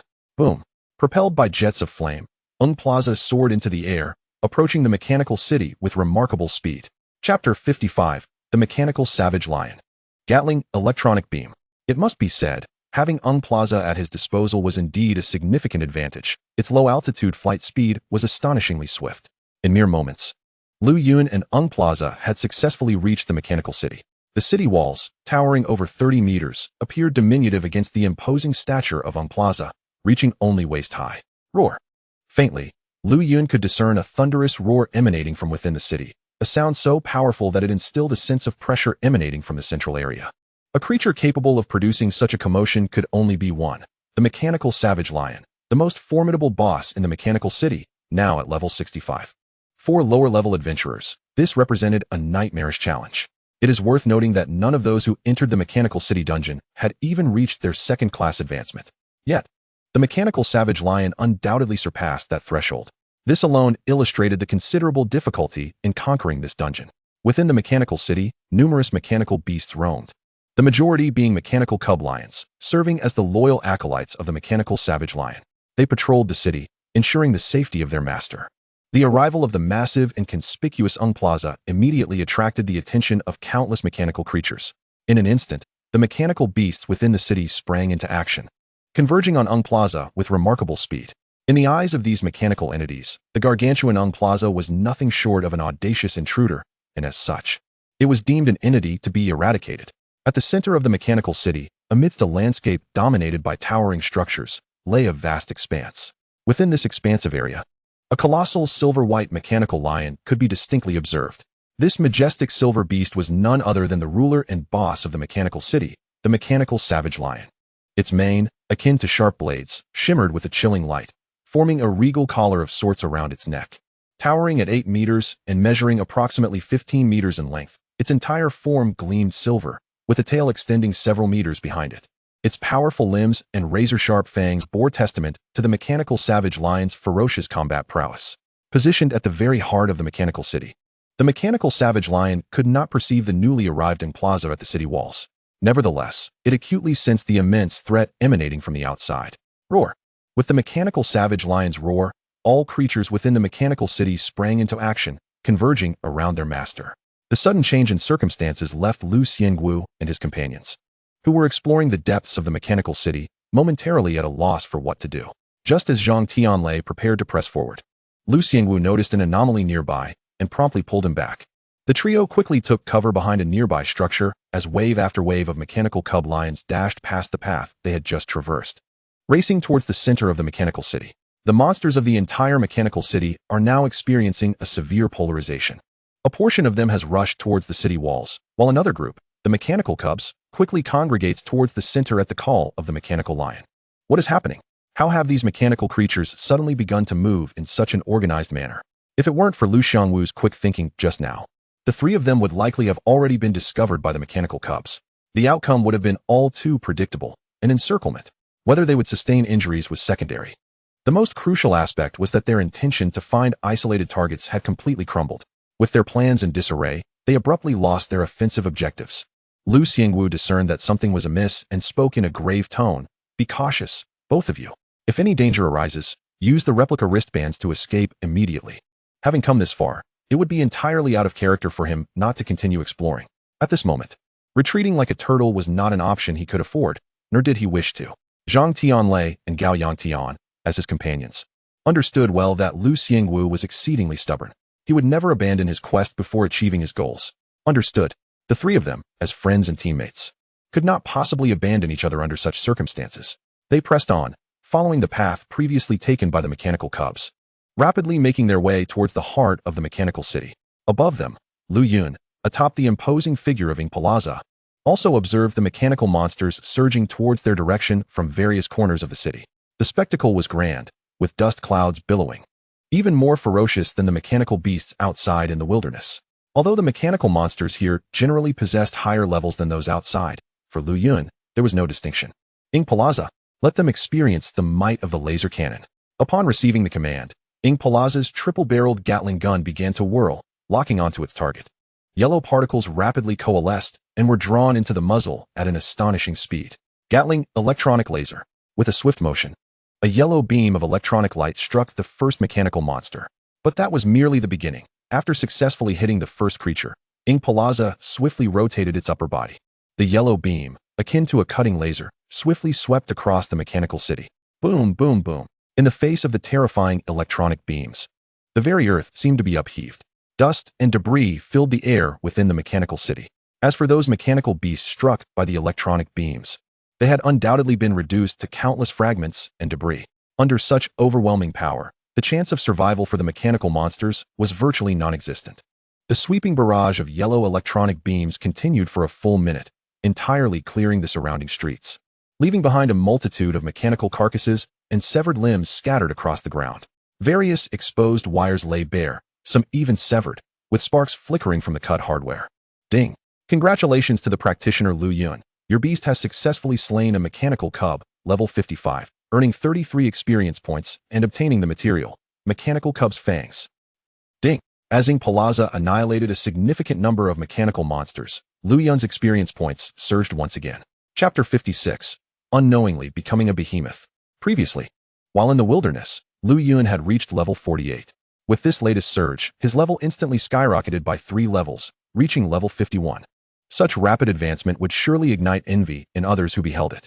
However, beyond envy, they could do little, as they lacked such formidable beasts, more accurately monsters. Simultaneously, Lu Yun discovered that even when both the Thunder King and the Aileron King were placed in the basic combat device, they still gained a small amount of experience. Realizing this, Lu Yun no longer needed to worry about the levels of the Thunder King and the Aileron King lagging behind. Even the minimal experience gained would allow for gradual leveling up.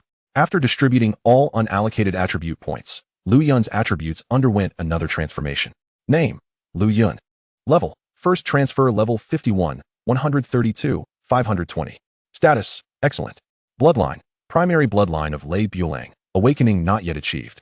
Equipment: Basic combat device, Force Ring, Blue Superior. Evolution Key, Purple Superior. Health: 6950. Attributes: 173, Strength, 695, Constitution, 613, Agility, 300, Mental Power. Monsters: Thunder King, First transfer level 38, Aileron King, First transfer level 36. Ing Plaza, First transfer level 36. Talent skills: Replication, Epic level, 2 times. Skills: Berserk, Rare level. Ultimate Survival, Epic level. Unallocated attribute points, 0. Energy points, 2835. Comparatively, Lu Yun's health was nearing 7,000 points, a figure typically associated with a formidable tank. It is worth noting that these mechanical cubs, around level 55, had relatively balanced attributes, with health barely reaching around 5,000, making them inferior to Lu Yun. This clearly indicated that Lu Yun had become significantly sturdier. Previously, most of the monsters had been eliminated by the Thunder King, whereas within the mechanical city, nearly all had fallen to Ing Plaza, thus allowing Ing Plaza's level to rapidly catch up to that of the Aileron King. This battle belonged to Ing Plaza, allowing it to gain a more substantial share of experience. Additionally, Lu Yun's energy points surged dramatically, now nearing 3,000 points. The quantity of energy points gained was indeed correlated with the strength of the monsters. The higher the level of the monster, the greater the energy points obtained, hence the remarkable increase. A few scattered mechanical monsters that had not been obliterated by the electronic beams stood no chance against Ing Plaza, which possessed tracking attack capabilities, leaving them with no opportunity to escape. With a swift activation of its shoulder-mounted cannon, the high-powered fireballs, under Ing Plaza's command, swiftly annihilated these remaining mechanical beasts. The entire combat sequence lasted merely a minute or two, resulting in the demise of numerous mechanical creatures. The overwhelming power of the Gatling electronic beams caused the ground of the mechanical city to collapse, creating a tumultuous upheaval. Although the battles occurring near the city walls were invisible from the center of the mechanical city, the violent tremors felt beneath their feet were unmistakable. Such a tremendous commotion sent the mechanical lions into a frenzy. Roaring with fury, they summoned the remaining living mechanical monsters of the city to converge towards them. The mechanical creatures that had been hastily gathering towards the center of the city quickened their pace upon hearing the enraged roar of the mechanical lion. Lu Xiangwu and his companions, who were trailing at some distance behind, looked on in utter bewilderment. Good heavens! They initially came to this place to hunt mechanical beasts. Yet now it seems these very monsters are leading them on a wild chase. What on earth is happening? What are these mechanical creatures up to? Xiangwu, I sense something is amiss. The ground trembled violently just moments ago, as if something significant had occurred. Perhaps we should halt our pursuit for now. There is something peculiar at play. Although Gao Yangshan may appear somewhat timid and unreliable, he is, in fact, a person of utmost caution. The drastic changes among the monsters within the City of Mechanics are evidently suspicious. Such abnormalities are alarming. As the saying goes, extraordinary occurrences must have their reasons. He understands this principle, thus he proposes a retreat at this juncture. There is still time to withdraw. Should we delay further, it may be too late to escape. Zhang Tianlei typically refrains from voicing his opinions, preferring to gauge which of the two speaks more sensibly. Upon hearing this, Lu Xiangwu clenched his fists tightly, his eyes brimming with reluctance. The anomalies exhibited by the monsters within the City of Mechanics clearly indicate that something is amiss. Not comprehending this situation leaves him unsatisfied. Moreover, this unprecedented abnormality has never been encountered before. If he could uncover its cause, it would be a significant achievement. The Adventurers Guild has never ceased its explorations of dungeons. Whether within the city's lower-tier instances or the perilous ones in the wilderness, dungeons are directly manifested by the will of the Gaia World. Lower-tier instances appear in urban areas, seemingly designed to aid human growth. Any irregularities within these dungeons, especially those that are rare or seldom occur, if meticulously documented and reported to the Adventurers Guild, come with substantial rewards. Lu Xiangwu, hailing from a prominent lineage, finds the guild's rewards beneath his notice. However, his curiosity is piqued regarding the changes within the City of Mechanics. He feels an unsettling knot in his heart, unable to leave without grasping the nature of these changes. I just heard the furious roar of the mechanical lion. It cannot be far from us. Should we venture deeper? If danger arises, we can swiftly retreat using our dungeon rings. Having come this far, I cannot bear to turn back. I am determined to uncover the truth behind the significant alterations occurring within the City of Mechanics. Lu Xiangwu resolved to continue his exploration. As they were now nearing the position of the mechanical lion, he cannot accept a retreat at this moment. Gao Yangshan, exasperated, slapped his forehead, having anticipated this outcome. Why are you so obstinate? Safety is paramount. Nevertheless, we cannot abandon you here. Let us proceed swiftly to unravel the mystery and then retreat expeditiously. These monsters have entered a frenzied state. One misstep could lead to a ferocious attack against us. Caution is imperative. At this point, Gao Yangshan's expression turned grave. He understood the dangers posed by creatures in a berserk state. Chapter 57, The Mechanical Lion? It hardly compares to a mere kitten. The trio advanced rapidly, and with each step deeper into the enclave, the oppressive aura of impending doom intensified. Just as they were about to cross the forthcoming path, Lu Xiangwu was the first to notice an anomaly and quickly halted his companions. Wait, there's something off. He urgently pulled them behind a mechanical structure. Peering out cautiously, the three focused their gaze on an expansive area not far ahead. A mechanical lion, significantly larger than the other mechanical beasts, was restlessly pacing back and forth. Its sheer size confirmed it as the mechanical lion. Indeed, the final boss of this dungeon, a level 65 mechanical lion, boasting the prowess of a second-tier opponent, presenting a formidable challenge for them. With just the three of them, whether confronting it head-on or attempting to devise a flanking strategy, defeat was inevitable. Not just defeat, but a brutal demise. Wow, is this the mechanical lion? It appears incredibly powerful. Even from this distance, I can sense its formidable presence. Gao Yangshan's eyes widened in awe, his voice barely above a whisper. Here, they dared not speak loudly. Despite the distance, they could not assure themselves that the mechanical beast would not detect their presence. Prudence was essential. In contrast to Gao Yangshan's astonishment, Lu Xiangwu maintained a composed demeanor. His keen eyes scanned the surroundings, observing numerous monsters encircling the mechanical lion, seemingly guarding it. Such a scenario was nearly unprecedented, igniting Lu Xiangwu's curiosity regarding what had prompted the mechanical lion to summon so many minions for protection. At that moment, Zhang Tianlei, the most robust among them, felt his stomach rumble audibly. Gurgle, gurgle. The melodic sound pierced the silence, drawing the attention of both the mechanical beasts and the lion. All the mechanical creatures fixed their gaze upon their direction, prompting Lu Xiangwu to facepalm in frustration. Old Lei, didn't we eat before setting out? Must you be so ravenous already? Zhang Tianlei rubbed his belly, a sheepish expression on his face. As the tank of the team, his stamina was often depleted the quickest. Hence his hunger was more pronounced. Gao Yangshan, his face pale, noticed the mechanical lion's gaze fixated on them, causing his legs to tremble uncontrollably. Gulp. I suggest we consider our situation carefully. The moment his words fell, the mechanical lion let out a deafening roar. Run. Lu Xiangwu was the first to react, immediately pulling his companions into a frantic escape. Growl. Growl. One mechanical beast after another swiftly commenced their pursuit, intent on eliminating the trio. As they fled desperately, they could have utilized their dungeon rings to escape directly. However, Lu Xiangwu was unwilling to leave without uncovering the truth of the commotion within the City of Mechanics. Xiangwu, we ought to escape. This is untenable. The swarm of monsters behind us is overwhelming. If we don't leave soon, we may perish here.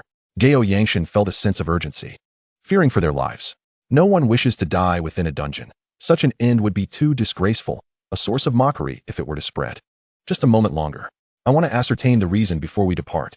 He remained resolute, unwilling to retreat just yet, seeing the mechanical beasts relentlessly pursuing them. Gao Yangshan gritted his teeth, deciding to endure a bit longer. All right, today, I shall risk my life for the noble cause. Once we escape, do not forget to treat me to a meal. No problem, I shall treat you to 3. Count me in. Zhang Tianlei perked up at the mention of a meal. The mechanical wild lion remains in a state of heightened vigilance at this moment. The 3 individuals that appeared earlier did not pose a significant threat, indicating that its agitation stems from other sources. As creatures ascend in rank, they gradually develop a modicum of intelligence, and this holds true even for mechanical beasts. The mechanical wild lion, in a frenzied state, exhibits considerable restlessness. On the other hand, since Lu Yun stepped through the city gates and dispatched a batch of mechanical monsters, he and Emplaza have not encountered any further mechanical foes, which is rather unusual. Reflecting on the earlier distant roars, Lu Yun cannot help but ponder. Could this situation somehow be connected to the boss of the mechanical city? Being the supreme authority of these monsters, the boss undoubtedly exerts control over them. Might it be that the earlier commotion has alerted the mechanical wild lion, prompting it to gather all mechanical creatures near itself? This possibility cannot be dismissed. Confronted with a threat, even a dungeon boss may resort to overwhelming numbers. While Lu Yun is uncertain about the combat prowess of the level 65 dungeon boss, the mechanical wild lion, he is confident it cannot rival Emplaza, the indomitable iron deity. Furthermore, even if they were to outnumber him, a single devastating attack from Emplaza could plunge this city into flames. Continuing towards the heart of the mechanical city, Lu Yun remains on high alert. Suddenly, he perceives movement not far away. Upon closer inspection, he discovers 3 professionals being pursued by a horde of mechanical monsters. The nature of this dungeon is indeed open, so the presence of others does not surprise Lu Yun. Observing the frantic escape of the trio, he is almost amused by their bizarre escape postures. At the moment Lu Yun notices Lu Xiangwu and his companions, they likewise become aware of the colossal beast before them. Upon seeing the immense figure of Emplaza, Gao Yangtian's complexion pales. Just when they thought they had escaped one peril, they have unwittingly stumbled into another. What the hell? Where did this gigantic creature come from? If the mechanical wild lion was already formidable, Emplaza's presence is nothing short of absurdly overwhelming. Even the massive mechanical wild lion appears as a mere kitten in comparison. Utterly incomparable, Gao Yangtian's first thought is that they must have entered the wrong dungeon. Otherwise, how could things be this outrageous? Chapter 58. I am not a bad person. The sight of this enormous iron behemoth signals trouble. With pursuers behind and no retreat ahead, they find themselves in a dire predicament. Lu Xiangwu, filled with reluctance, had not anticipated encountering such a colossal mechanical creature. This is indeed a monumental discovery, a discovery substantial enough for them to warrant an immediate exit. Let us go. Leave the dungeon. Without hesitation, Lu Xiangwu promptly urges the other 2 to activate their dungeon rings. The 3 swiftly press the buttons on their dungeon rings, and a passageway materializes before them. They dart through it, and as soon as they enter, the passage vanishes into thin air. Lu Yun had intended to inquire about the state of the mechanical city from the trio, only to find that they had fled with remarkable speed, choosing to abandon the dungeon altogether. Good grief, I am not a bad person. Lu Yun wishes to convey to the fleeing trio that he is not their enemy. Alas, they have already escaped, and the words linger unspoken. With a slight shrug and a resigned shake of his head, Lu Yun mutters to himself, "Could you not have waited a moment longer? Let me at least say something." At this juncture, the mechanical monsters that were previously pursuing Lu Xiangwu and his companions, having lost their quarry, swiftly redirect their attention towards Emplaza. The imposing figure of Emplaza emanates an aura of chilling authority. The mechanical beasts glance at one another, and after a moment of agitation, they charge forward recklessly. Now in a state of frenzy, the mechanical monsters display a fierce aggressiveness. Even upon seeing the towering form of Emplaza, they do not hesitate to attack. With the foes essentially delivering themselves to him, Lu Yun naturally seizes the opportunity. Emplaza, eliminate these creatures. Responding to the command, Emplaza immediately springs into action. Its right mechanical arm morphs into a fearsome launcher, equipped with several terrifying missiles. Emplaza raises the launcher mercilessly, aiming it at the oncoming mechanical monsters. Whoosh, whoosh, whoosh. Numerous fearsome drill missiles are unleashed simultaneously. The enraged mechanical monsters, charging forward, can only watch helplessly as the terrifying missiles descend upon them. Boom, boom, boom. A cacophony of explosions erupts.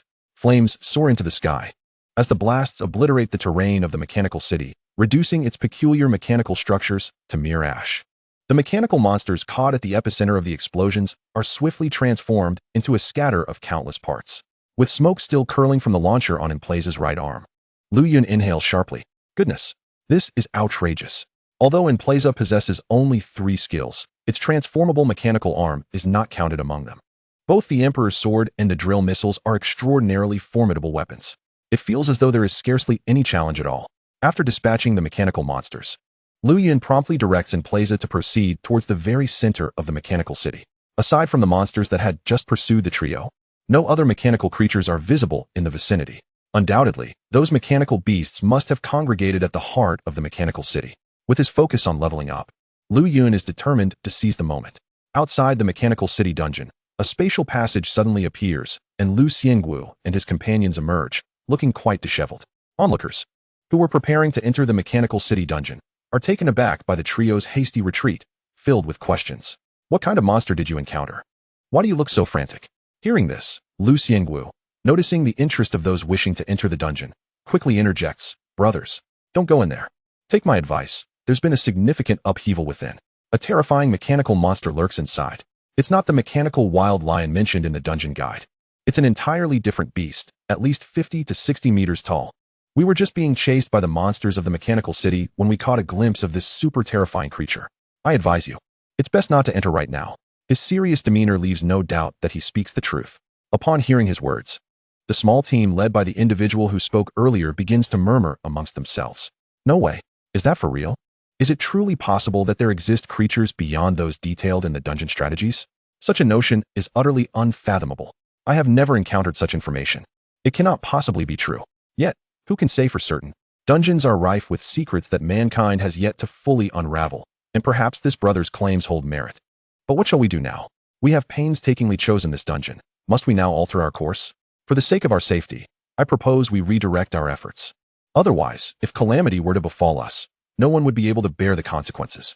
Upon hearing the murmurings of his comrades, the captain's brow furrowed with concern. He too felt indecisive, primarily because they had yet to venture inside and ascertain the truth. What if this individual was merely misleading them? Yet, should their words prove accurate, and they find themselves in a perilous situation upon entry, it would be an utter waste of their opportunity to explore the dungeon. The seemingly timid and unassuming Gao Yangtian stepped forward, his heart racing as he thumped his chest. We have spoken our piece. Whether you heed our warning is your choice. However, I believe that should you squander your time in this dungeon, it would be wiser to pursue another. He conveyed his sincerity, his demeanor suggesting genuine concern rather than deception. The captain gritted his teeth and ultimately resolved not to proceed. Very well, we have a secondary target. Let us proceed to another dungeon. No one wished to waste their precious time in a dungeon, for that would hinder their progress towards leveling up. Every adventurer yearned for rapid growth, especially those yet to transition to their 3rd tier, hoping to elevate their levels swiftly and explore the realms beyond the city. Though fraught with peril, the outside world also promised opportunity. Many had ascended to prominence within the Federation through fortunes encountered in the wilderness. With the captain's decision made, the rest of the team voiced no objections and promptly set their sights on another dungeon. Let us proceed to the Adventurers Guild to report this matter. Lu Xiangwu believed this could be a significant discovery, one that would leave an indelible mark on his life. Chapter 59. King Raid, whose head is smaller. Tensions were palpable. Yet, unbeknownst to him, the colossal creature he referenced was not, in fact, an inhabitant of the dungeon. The trio hurriedly arrived at the Adventurers Guild, swiftly reporting the unusual creature's appearance within the dungeon to the staff. Upon hearing of the anomalous monster, the staff wasted no time and promptly relayed the information to President Zheng Feiyun. Upon learning of this development, Zheng Feiyun immediately accompanied Lu Xiangwu and his companions to the entrance of the Mechanical City dungeon. Accompanied by a guild team he had dispatched specifically to investigate the reported anomaly, just as Zheng Feiyun was assessing how many adventurers remained inside the dungeon, he stumbled upon an unexpectedly familiar name, Lu Yun. This kid again. Recalling Lu Yun's formidable beast, Zheng Feiyun halted the guild team from entering. Hey, Lu, is the massive creature you observed approximately 50 meters tall? Is it a striking yellow, layered, with particularly tough skin and 2 prominent tusks? Does its head appear relatively small compared to its large body? He sought clarification to avoid any potential embarrassment in dispatching the team. King Raid, I feel somewhat offended. Whose head is smaller? At this remark, Lu Xiangwu and Gao Yantian exchanged glances and shook their heads in unison. The creature they had witnessed was distinctly different. Seeing their collective denial, Zheng Feiyun's brow furrowed in concern. The Mechanical City dungeon had existed for ages without any reports of abnormal creatures. He couldn't help but speculate whether the peculiar monster they described might belong to Lu Yun. Regardless, Lu Yun had at least showcased a monster to him. and its imposing stature bore a resemblance to what they were now describing. Let me ask you again. Did you notice if there was anyone atop the creature? Lu Xiangwu was taken aback. He had never considered the possibility of someone riding atop such a massive beast. If that were the case, who could it be? The very thought was terrifying. Zheng, I'm not sure. He awkwardly scratched the back of his head, unable to provide a satisfactory answer. Zheng Feiyun's frustration was palpable. It seemed as though Lu was teasing him, being oblivious to the critical details. Although he harbored doubts regarding the enormous creature potentially belonging to Lu Yun, he understood the necessity of thorough investigation. He turned to the guild's adventurer team and instructed, once inside, your mission is not to engage. Rather, ascertain the situation regarding that colossal creature. Understood? Yes. The 5-member adventurer team entered the Mechanical City dungeon. With the president of the Adventurers Guild present, a crowd had gathered, eager to witness the unfolding events. What is transpiring over there? Is the president of the Adventurers Guild personally involved? This is unprecedented. The Mechanical City dungeon had seemingly encountered some anomaly. Perhaps something significant had occurred.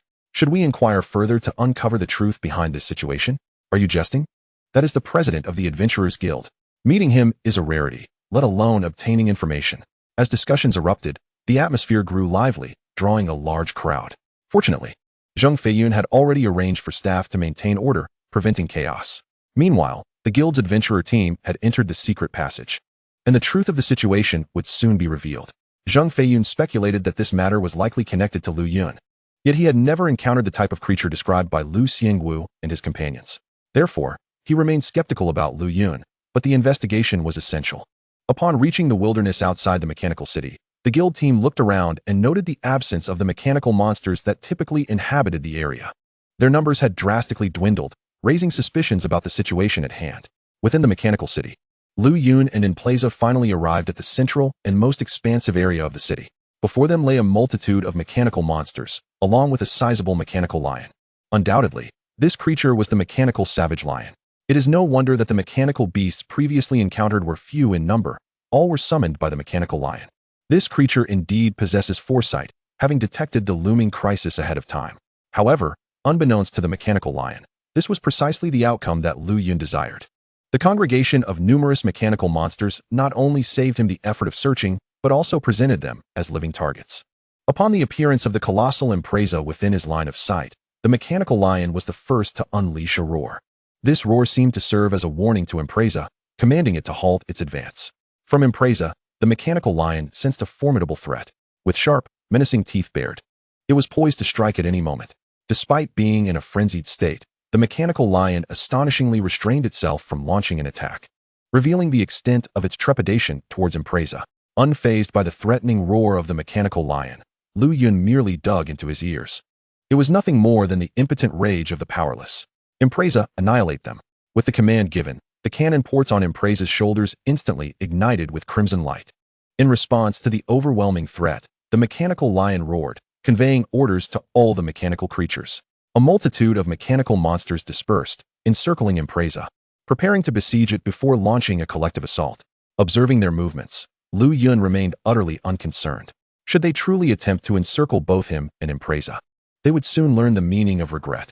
With a whoosh, fireballs were unleashed from the cannon ports, each possessing tracking capabilities and soaring at remarkable speeds, rendering the mechanical monsters unable to evade. Chapter 60, The Terrifying Wheel of Destruction. Cannon rapid fire. Boom, boom, boom.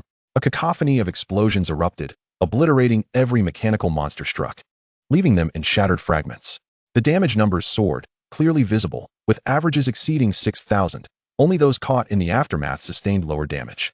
Nevertheless, even those unfortunate enough to be affected by the blast would emerge limbless, debris scattered like confetti.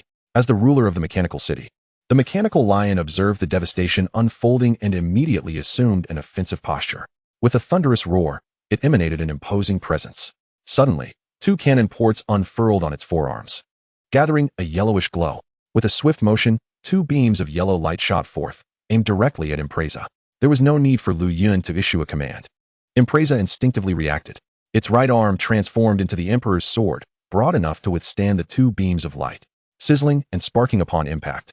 The beams struck the Emperor's sword, creating showers of sparks.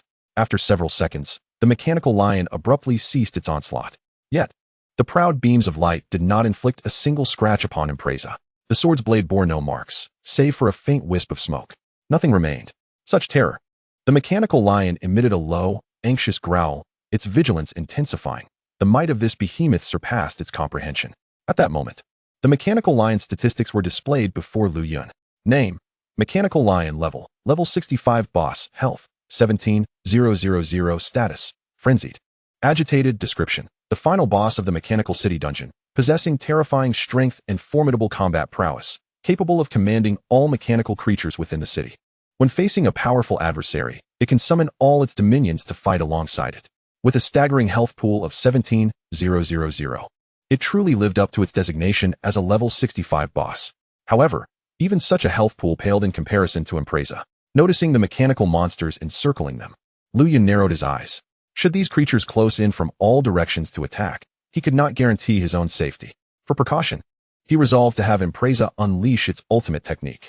Empresa, unleash the Wheel of Destruction.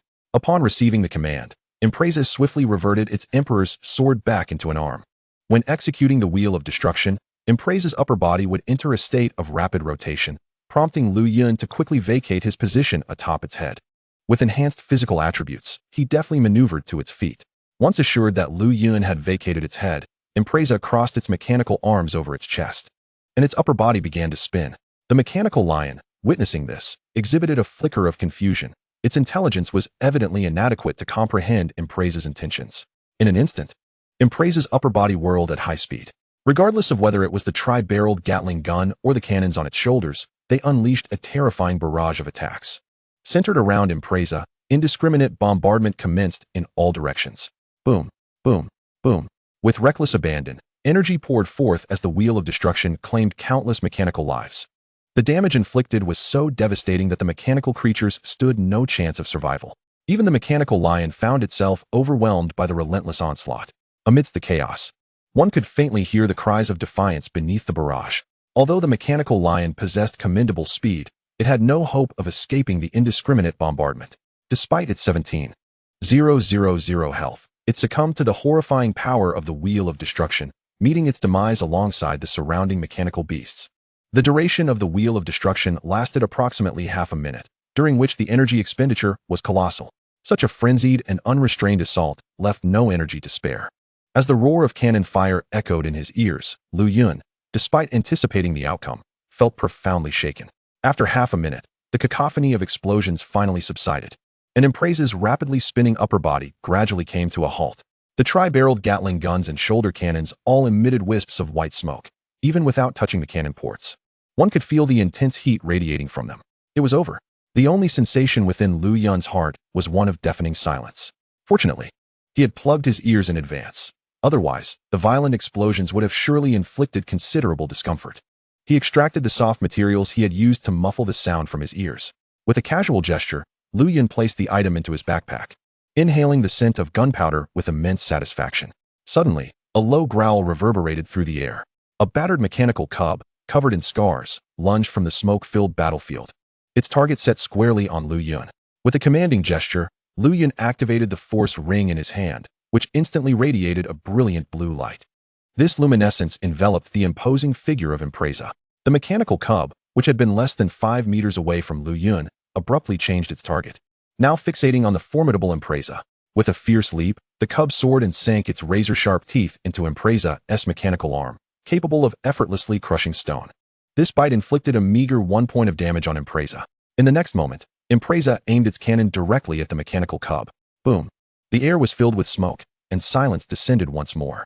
During the earlier skirmish, Lu Yun had been bombarded with a slew of kill notifications, reward announcements, and upgrade prompts. There were so many that he could scarcely keep count. He decided to first scour the battlefield for any remaining foes. After ensuring the area was secure, he would then examine his spoils. Upon completing his inspection, he found that all mechanical adversaries had been vanquished, leaving behind a wasteland of shattered mechanical parts, with sporadic sparks illuminating the remnants. The once mighty mechanical lion had been reduced to countless fragments. Chapter 61. Continuous Perfect Clear. Level Cap Ding.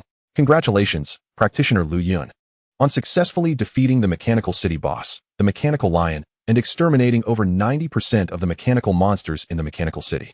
You have achieved a flawless strategy in the Mechanical City dungeon.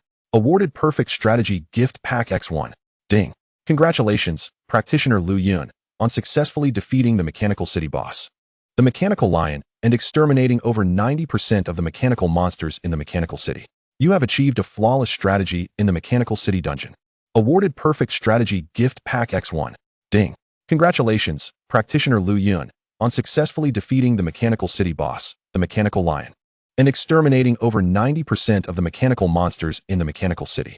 You have achieved a flawless strategy in the Mechanical City dungeon. Awarded Perfect Strategy Gift Pack X1. As 3 notifications echoed through the dim sky, Lu Yun was momentarily taken aback upon realizing he had flawlessly cleared the Mechanical City dungeon. The exact criteria for achieving a perfect clear with respect to the number of monsters slain remained unclear, but it was evident that with Empresa's assistance, he had successfully dispatched over 90% of the mechanical foes, rendering the accomplishment quite understandable. After Lu Yun's thorough cleansing of the Mechanical City, it now resembled a near-desolate city. Before any monsters could respawn, entering this realm would merely denote ill fortune, as there were no enemies left to slay. Monster respawns required a certain interval. They did not occur continuously. Following a series of enjoyable hunts, both Lu Yun and the monsters amassed a substantial amount of experience. Unsurprisingly, Empresa garnered the most experience, being the instigator of this event. Upon reviewing his level, Lu Yun discovered he had reached the remarkable milestone of level 60 in his first class. Not only that, but he had surpassed the required experience threshold. His level surged 9 ranks. Had he not been unable to progress to his second class, he would likely have ascended even higher. As before, he allocated his unassigned attribute points evenly between Constitution and Agility. The enhancements across various attributes left him feeling invigorated and revitalized. Furthermore, his energy points had soared to 5,674. With diligent effort in the next dungeon, he might very well breach the 10,000 mark, allowing him to partake in a mid-tier lottery. As for the monsters, the most significantly leveled, Empresa, had now reached level 46, having jumped 10 levels. The substantial increase in attributes had elevated Empresa's health to an intimidating near 50,000. Meanwhile, the Red King and the Aileron King had ascended to levels 42 and 40, respectively, since they had not participated in the latter stages of the conflict. Their experience gain was considerably diminished, resulting in Empresa surpassing them in level. The Mechanical City was now nearly devoid of monsters. Even venturing outside the Mechanical City in search of wild mechanical beasts would yield diminished results. Upon checking Empresa's status, Lu Yun noted it had entered a state of energy depletion. While still possessing combat capability, it was undoubtedly weaker than before. From the outset, Empresa had been in a state of energy consumption. Even with the embedded Radiant Stone, which could assist in recovery to some extent, it was incapable of restoring Empresa's energy instantaneously. After thoughtful consideration, Lu Yun decided it was prudent to conclude his endeavors here. Besides the Perfect Strategy Gift Pack, his backpack also contained a plethora of materials for mechanical monsters, alongside several low-level equipment skills. The Mechanical Lion, a boss of considerable level at 65, had indeed dropped something remarkable for Lu Yun. It could be said that his luck was truly extraordinary, as he had acquired a piece of purple equipment. Indeed, the Mechanical Lion had yielded a purple item. It was worth noting that the Mechanical City dungeon was merely a standard dungeon, not a mutated one, making the chances of obtaining purple gear exceedingly slim. Yet, it had happened. This purple equipment resembled the twin beam cannons that unfurled from the shoulders of the Mechanical Lion. As for which class could utilize it, only an appraisal would reveal its potential. However, being a piece of purple gear, even if it was not suitable for Lu Yun, it could still fetch an impressive price on the market. After all, purple equipment was quite rare, often requiring auction to procure, and such auctions typically commanded high prices. At that moment, a party of practitioners dispatched by a guild had just entered the Mechanical City dungeon. As they traversed the path, they beheld countless mechanical monster corpses. The recent notifications from the sky had not gone unnoticed by them.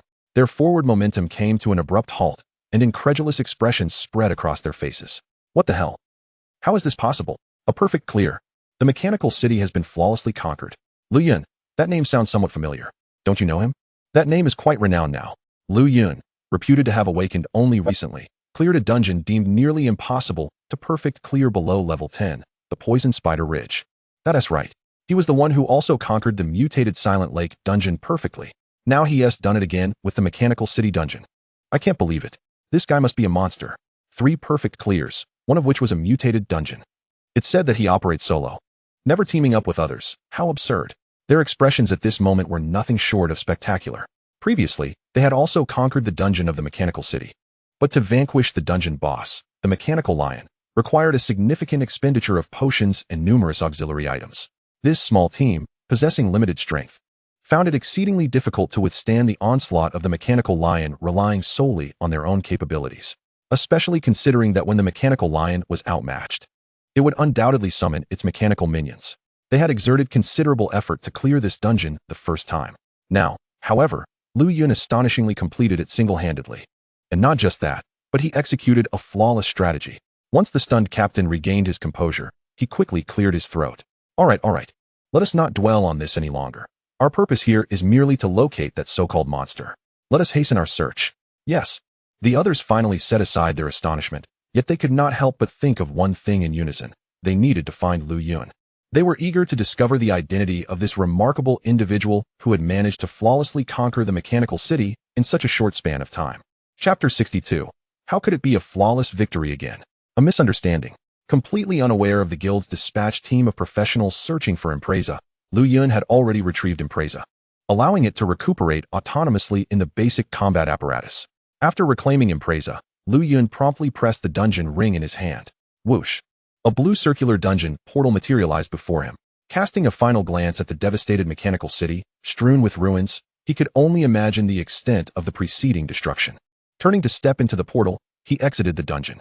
Outside the mechanical city dungeon, Zheng Feiyun was currently awaiting the return of the dispatched professional team to report their findings. Alongside him were Lu Xiangwu and two others, also waiting. As Gao Yangtian munched on snacks, he curiously inquired, Xiangwu, what do you think about the team that just entered? How are they faring?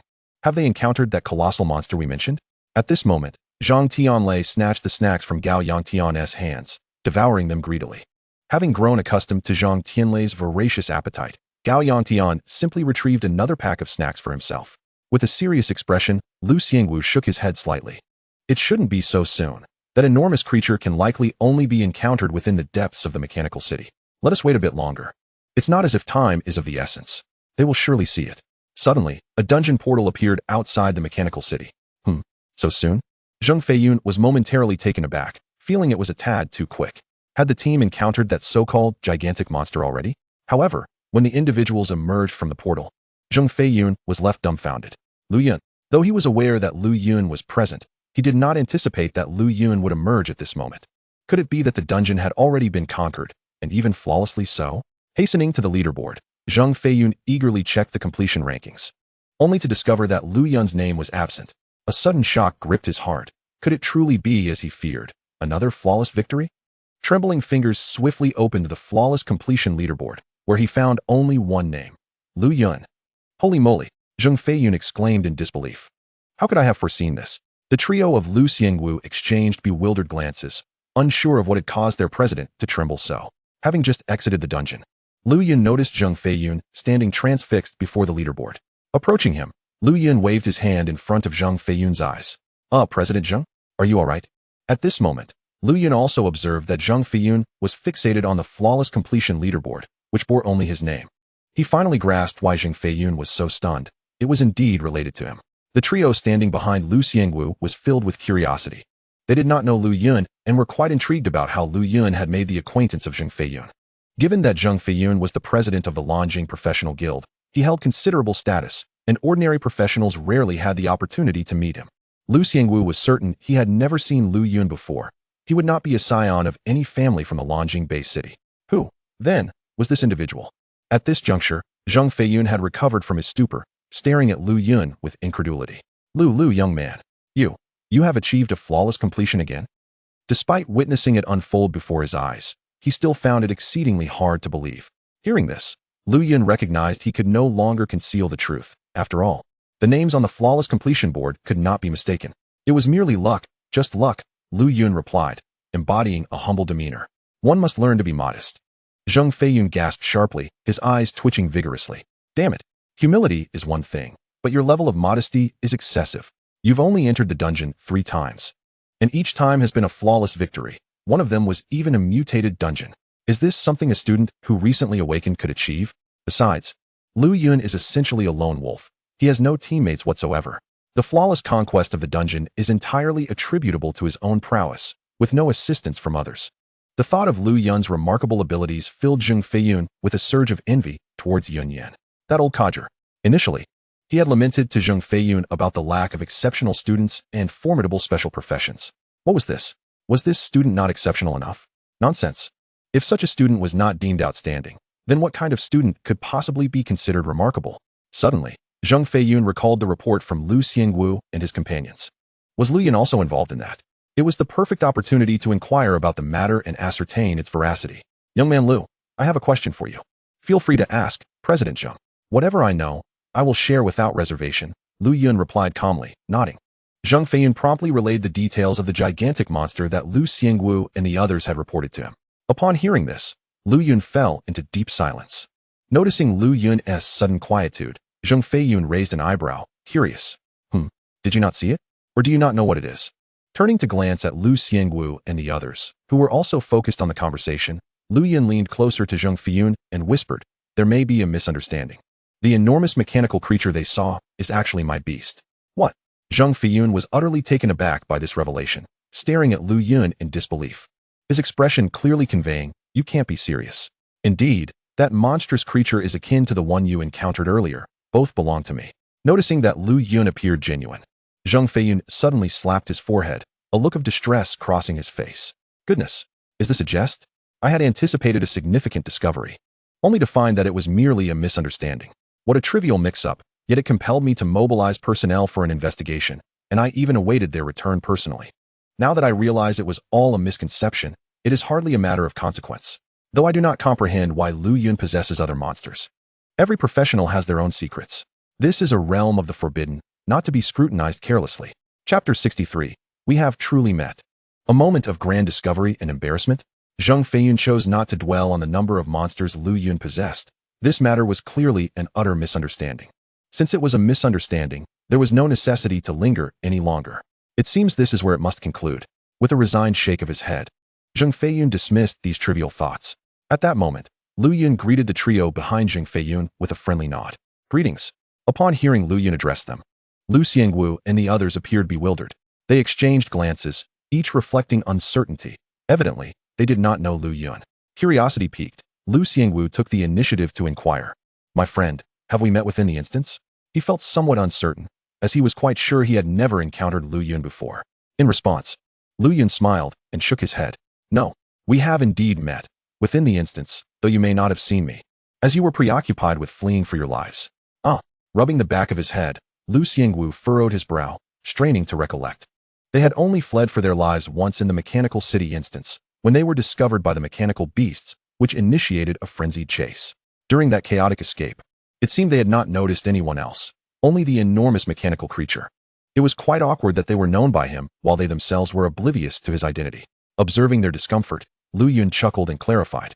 Surely you remember the massive mechanical beast you saw while fleeing? That creature is my familiar. I intended to greet you, but you exited the instance too abruptly for me to call out. A gentle breeze swept past the trio, bringing a refreshing chill. Lu Xiangwu was the first to react, his eyes widening in disbelief as he pointed at Lu Yun. You, the colossal creature, was yours. Is that true? That gigantic beast is your familiar? Perhaps due to his overwhelming excitement, Lu Xiangwu stumbled over his words. Had he known that the enormous mechanical beast belonged to Lu Yun, he would never have chosen to exit the instance. What a loss. He had ventured into the instance, barely leveled up, only to exit prematurely. Now he learned that there was no need to leave at all. Not only was time wasted, but he had also forfeited some Federation points. He felt like crying without tears. Witnessing his flustered state, Lu Yun quickly approached and patted his shoulder. Do not be so agitated. We were quite far apart at the time, which is why I did not call out to you sooner. I had planned to wait until I was closer to greet you, but you exited too quickly. Is that my fault? Lu Xiangwu let out a weary sigh. Suddenly, Gao Yantian grasped the situation and exclaimed, that massive mechanical beast is yours. This means what we saw was not a creature from the instance at all, but rather something arranged. He trailed off, having caught sight of Zheng Feiyun's murderous glare. Indeed, Zheng Feiyun, as the president of the Longjing branch of the professional guild, had numerous responsibilities. He had taken the time to clarify the circumstances surrounding the appearance of such a colossal mechanical creature in the mechanical city instance, only to discover that it was all a grand mix-up, resulting in nothing substantial. Shaking his head in resignation, Zheng Feiyun recognized that the fault did not lie with Lu Xiangwu and his companions. Who could have anticipated that Lu Yun would possess such a formidable mechanical creature, especially within the confines of the mechanical city instance, by mere happenstance? All right, Let us put this matter to rest. You, wait here for my returning team and have these three handle the rewards. They certainly do not mind the Federation points. Lu Yun, my boy, do feel free to visit the guild for a chat sometime. Until we meet again. After casually addressing his subordinate, Zhang Feiyun bid a brief farewell to Lu Yun and departed swiftly. Rest assured, President Zhang, I will make time to visit later. Farewell, President Zhang. Lu Yun understood Zhang Feiyun's underlying curiosity about the mechanical beast he possessed. The last time they had competed in strength, Zhang Feiyun had nearly been bested by the King of Thunder. Now, another mechanical beast had emerged. Lu Yun's strength surely piqued Zhang Feiyun's interest.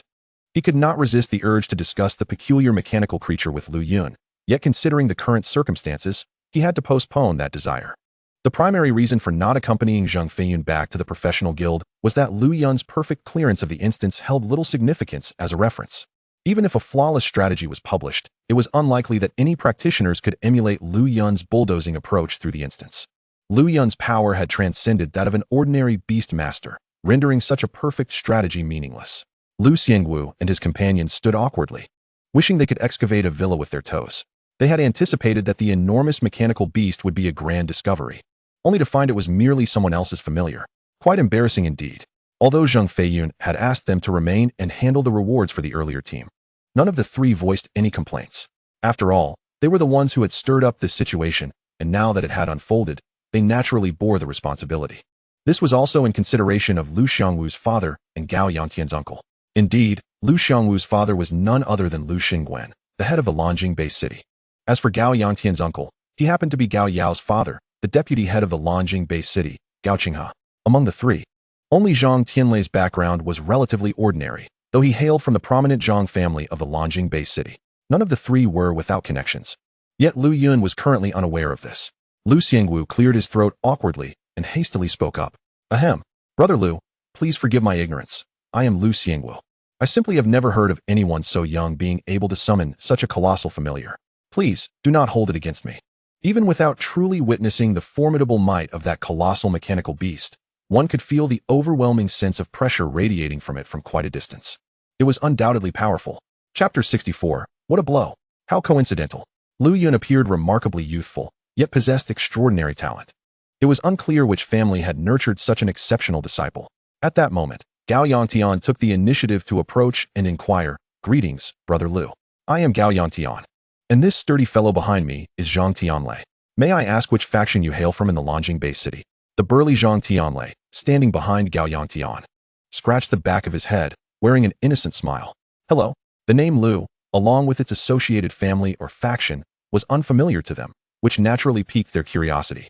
Which faction could possibly cultivate someone as outstanding as Lu Yun? Furthermore, possessing such a colossal beast, it was likely that even ordinary families could not afford to raise one. Even larger families might struggle. They were all somewhat intrigued about which faction had nurtured Lu Yun. In response, Lu Yun did not conceal anything. It was evident from Zhang Feiyun's earlier demeanor that the identities of the three were not simple.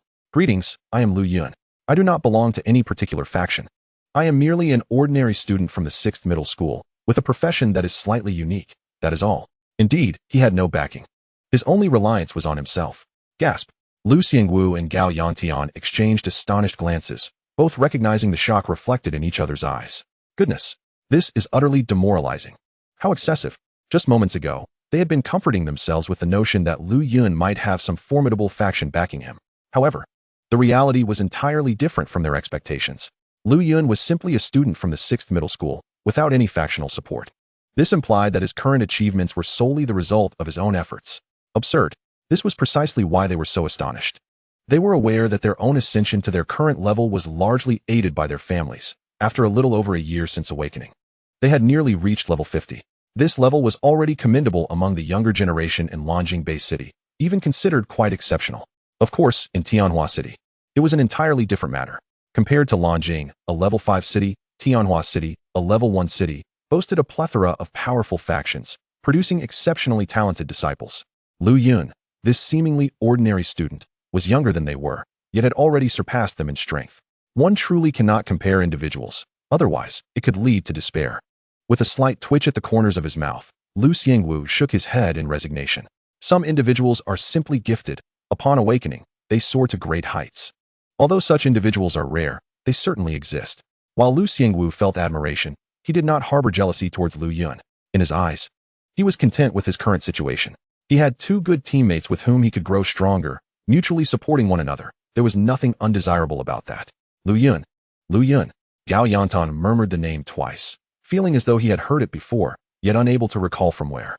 Gentlemen, I must take my leave now. I need to visit the Adventurers Guild. Until we meet again. With that, Lu Yun waved goodbye to the three and departed from the instance area. Outside the Mechanical City instance, only the three forlorn individuals and Zheng Fiyun's subordinates remained, continuing to await the return of that adventurer team. Not long after Lu Yun's departure, Gao Yantian suddenly received a phone call. Upon seeing the caller ID, he immediately answered with enthusiasm. Uncle, what prompted you to call me? Huh, you think I can't call you just because I'm your uncle? Hee. Uncle. You know I didn't mean that. Of course, you can call any time. The caller was none other than Gao Yangtian's uncle, Gao Qinghe. After some casual conversation, Gao Yantian suddenly remembered that his uncle was quite resourceful and decided to ask for his assistance in investigating Lu Yun's background. Uncle, I would like your help to look into someone. I assure you, I have no ill intentions. I merely wish to understand his usual circumstances, to prevent any misinterpretation. Gao Yantian made sure to clarify. On the other end, Gao Qinghe chuckled softly. All right, who do you want me to investigate? Hee. Thank you, uncle. I need you to look into a student named Lu Yun. He seems to be from Longjing 6th Middle School. Just as Gao Yantian was about to continue, he suddenly heard a voice filled with astonishment. What? Who did you say you want to investigate? Upon hearing his uncle's surprise, Gao Yangtian's heart skipped a beat. Could it be that this Lu Yun had some profound background? Lu Yun, a student from Longjing 6th Middle School. There was a moment of silence on the other end. After a while, the voice returned. Xiao Tian, this Lu Yun is indeed a student from Longjing 6th Middle School, and he is an orphan without any factional backing. Recently, a person named Lu Yun has been circulating on the internet. It is indeed him, and during the Silent Lake instance, he was the one who saved your cousin. Upon receiving this news, Gao Yantian was left utterly speechless, his face a portrait of disbelief. Ah, he was the one who saved my cousin. He was aware of his cousin's injury to some extent, but the details were murky. He never expected that the one who saved her was Lu Yun. What a coincidence. With his mind racing, Gao Yantian felt as though his CPU was overloaded. Xiao Tian, that is your sister's savior. If you encounter him, treat him well. He has great potential. Naturally, Gao Qinghe was well informed about Lu Yun's circumstances. As for Lu Yun's possession of a large beast, many were already aware of it. However, Gao Qinghe had already made it clear to the higher-ups that Lu Yun was the savior of his daughter, and no one was permitted to bully him. Otherwise, they would face severe consequences. As the second-in-command of Longjing Bay City, Gao Qinghe's words carried significant weight. Various families and factions, curious to investigate further, quickly backed off. There was no need to offend Gao Qinghe over a young individual. It simply wasn't worth it. Currently, Lu Yun was merely somewhat outstanding, but not yet remarkable enough to draw the attention of various factions. This was why Gao Qinghe's words held such influence. If any factions were indeed interested in Lu Yun, they would undoubtedly seek to recruit him. Even with Gao Qinghe's warning, it might not have the desired effect. Chapter 65. Next time, I'll make you regret it. Light and agile garment. Hearing his uncle's advice, Gao Yangtian promptly agreed. Rest assured, uncle, we have only recently met Lu Yun. I just find him incredible and wanted to inquire about his faction, only to discover he is just an ordinary student. Previously, I visited my cousin, who mentioned the name Lu Yun. At the time, I paid little heed to it, so it slipped my mind. Upon learning that Gao Yangtian had not offended Lu Yun, Gao Qinghe felt a wave of relief wash over him. After all, Lu Yun had ultimately saved his daughter's life, and he certainly did not wish for his family to trouble Lu Yun. If it came to that, he would genuinely be at a loss as to whom he should assist. That is good. Although I have yet to meet Lu Yun, from your cousin's description, he seems to be quite a commendable individual. It would be wise to cultivate a friendship with him, as there may come a time in the future when we might require his assistance. Yes, uncle, I understand. Gao Yantian listened attentively to his uncle's admonition. Even without Gao Qinghe's counsel, he had already intended to forge a connection with Lu Yun. He was likely younger than himself, yet possessed a strength formidable enough to single-handedly conquer the Mechanical City dungeon. Truly, it is disheartening to realize that in comparing oneself to others, one can feel so inadequate. Gao Yantian was certain that if Lu Yun were to grow, he would undoubtedly secure his place among the powerful of the Federation. The emphasis on his potential for growth was crucial, for the Gaia world remains perilous. No one can guarantee their safe return from the wilderness. Only those who genuinely evolve can be deemed strong. Those who fail to grow amount to nothing. After hanging up the phone, Lu Xiangwu curiously inquired of Gao Yangtian. Dai Tian, what were you discussing with your uncle? Does he know Lu Yun as well? Upon hearing this, Gao Yangtian's expression shifted, and he nodded without hesitation. Indeed. My cousin and her team encountered danger previously, in the Silent Lake dungeon. It was Lu Yun who saved my cousin and her team. The name sounded familiar to me. At that moment, Zhang Tianlei, who had been relatively quiet, suddenly interjected, "Haven't you two heard? Just before today, 2 dungeons achieved a perfect clearance for the first time. And it was said to be accomplished by someone named Lu Yun. That must be the same Lu Yun who was just with us." Lu Xiangwu and Gao Yantian fell into a synchronized silence, staring expressionlessly at Zhang Tianlei. "Old Lei, why didn't you mention this sooner?" they exclaimed simultaneously. "If you had said something earlier, I wouldn't have needed to call my uncle." Noticing their unwelcoming demeanor, Zhang Tianlei awkwardly scratched the back of his head and pulled out his phone to show them. "Actually, I just saw this online a moment ago." Good heavens, they thought. He acted as if he had known for ages, but in reality, he only just discovered it on his phone. Both of them patted Zhang Tianlei on the shoulder in unison. "Old Lei, next time, speak up sooner, don't hold back. I'm worried you might burst." "You're right," one added. "If you keep this up, next time I might have to knock it out of you." Seeing their fierce expressions, Zhang Tianlei wisely chose to remain silent, inwardly grumbling, "Humph. It's not my fault you both didn't know until I mentioned it." Upon his arrival at the Adventurers Guild, Lu Yun proceeded as before, selling all the requisite materials, equipment, and skills, leaving only the last piece of equipment, the purple item dropped by the mechanical lion. He approached Old Wang in the appraisal room and decisively handed over the purple equipment. Upon receiving the item, Old Wang's eyes sparkled with interest. As an appraiser for the Adventurers Guild branch in the Longjian Bay City, he had evaluated numerous pieces of equipment, including many purple ones. However, due to the exceedingly low drop rate of purple equipment, it was rare to encounter even one. "Old Wang, could you please appraise this purple equipment for me and see if it is usable?" Lu Yun requested. Old Wang nodded eagerly. "Absolutely. No problem at all. By the way, how many Federation points does it cost to appraise purple equipment?" The appraisal of a purple item requires 20,000 Federation points. When Lu Yun heard that the appraisal cost was an astounding 20,000 Federation points, he gritted his teeth in dismay. That's quite steep. Even with a considerable amount of savings, he felt this was a significant expense. Previously, Lu Yun had less than 10,000 Federation points in savings, which was insufficient even for half of the appraisal fee for a purple item. Since purple equipment is generally of high value, if it were deemed unsuitable for him, he could still sell it for a good price. Deduct it from the items I sold earlier. "All right, please wait a moment." With that, Old Wang eagerly set about appraising the purple equipment provided by Lu Yun. Seizing the opportunity, Lu Yun ventured to the sales area of the Adventurers Guild, where various items such as equipment, skills, and props were available for purchase. He sought to find something suitable for himself.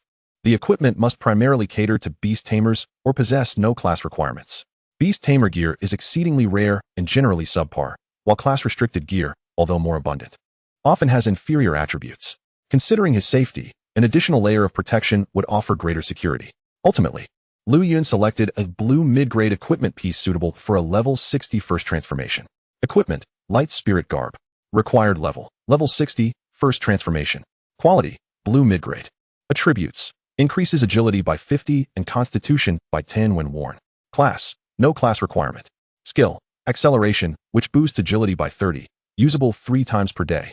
Description, forged from the feathers of wind spirit birds. Wearing it feels as light as a swallow, offering no burden whatsoever. Unlike the equipment that dropped previously, the blue mid-grade light spirit garb was crafted by an auxiliary class blacksmith. Although classified as blue mid-grade, its price was slightly higher than that of typical blue equipment due to its lack of side effects and commendable effects. The selling price was set at 450,000 Federation points. The quality of equipment influences its price, and the required level also plays a role, naturally. Higher levels command higher prices. Reflecting on the previous sale of the toxic strain, which fetched only 180,000 Federation points, Lu Yun felt a pang of regret. This was 450,000 Federation points. Excluding this recent sale, Lu Yun's total Federation points barely exceeded 900,000. Chapter 66. Reproducing the first skill. In essence, Lu Yun's current Federation points were barely sufficient to purchase 2 pieces of blue equipment around level 60, and he might not even have enough. Indeed, being an adventurer is an exceedingly costly vocation. Just equipping oneself with gear, skills, and items demands a considerable financial outlay. After acquiring the light spirit garb, Lu Yun immediately donned it. Instantly, he gained an additional 50 points in agility and 10 points in constitution, making him feel even more nimble. Presently, Lu Yun's agility reached 767 points. With the use of acceleration to further boost it by 30%, his agility would approach 1,000 points. This speed was already remarkable, especially considering he was only at the first transformation of level 60. Such velocity was quite impressive, even when compared to assassin-type classes, whose agility typically maxed out at similar levels. The ethereal garb, appearing as a verdant green trench coat, seems somewhat incongruous with the attire that Lu Yun is currently wearing. After departing from the Adventurers Guild, Lu Yun contemplates acquiring a couple of outfits for himself, at the very least to complement his ethereal garb, lest he appear overly unrefined. Time is of the essence, and Lu Yun returns to the appraisal room, where Old Wang has just completed the identification process. With a beaming smile, Old Wang hands the equipment to Lu Yun. Mr. Lu, you have acquired quite an impressive piece of equipment. Your luck is truly remarkable. Upon receiving the equipment, Lu Yun immediately inspects its attributes. Equipment: Mechanical Savage Lion Beam Cannon. Required level: Level 65, second transition. Quality: Purple Inferior. Special trait: Grants a certain degree of armor penetration upon equipping. Class: Mechanic. Skill: Obliteration Beam, a wide area destructive light beam attack, requiring a mental attribute of at least 500 points to utilize. Description: Extracted from the shoulder cannon of the Mechanical Savage Lion. It is the most formidable weapon possessed by the Mechanical Savage Lion, capable of easily penetrating targets. Goodness, what a splendid item. Alas, it is beyond my current capabilities. If it were not for his inadequate class, Lu Yun would have relished the opportunity to claim this treasure for himself. It is indeed a remarkable piece, with a certain degree of armor penetration. While he muses over its potential, Lu Yun recognizes that this profession is not suited for him, rendering the item useless in his possession. Well, it is a fine item, but not appropriate for my use. Old Wang, I shall sell it to your guild. Not a problem. It is a commendable piece of equipment. Although it has a rather unique class requirement, being a mechanic, there will surely be someone who desires it. The Adventurers Guild is always open to acquiring equipment, especially something as rare as purple gear. Buying it in and then selling it is undoubtedly a lucrative venture. After some calculations, Old Wang ascertains the total value of all the materials, equipment, and items that Lu Yun has sold. Mr. Lu, excluding this purple equipment, the total value of the other equipment and items you are selling amounts to 1.3 million. For this purple item, the guild can offer you 2.3 million. What do you think? If Lu Yun were to list the purple equipment for sale gradually, he might attain a higher price. However, this process requires time, and there is no guarantee when a buyer will emerge. Lu Yun is not particularly concerned about the slight loss. After all, it alleviates a burden he need not carry. All right, let's proceed as such. Without haggling, he accepts the guild's fair offer, having already contemplated it.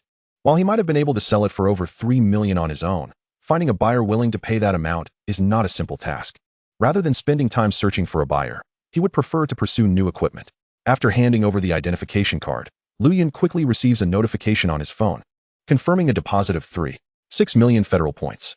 After deducting the 450,000 federal points spent on the ethereal garb, Lu Yun finds himself with just over 4 million federal points. Had he not become an adventurer, this would have been an astronomical sum.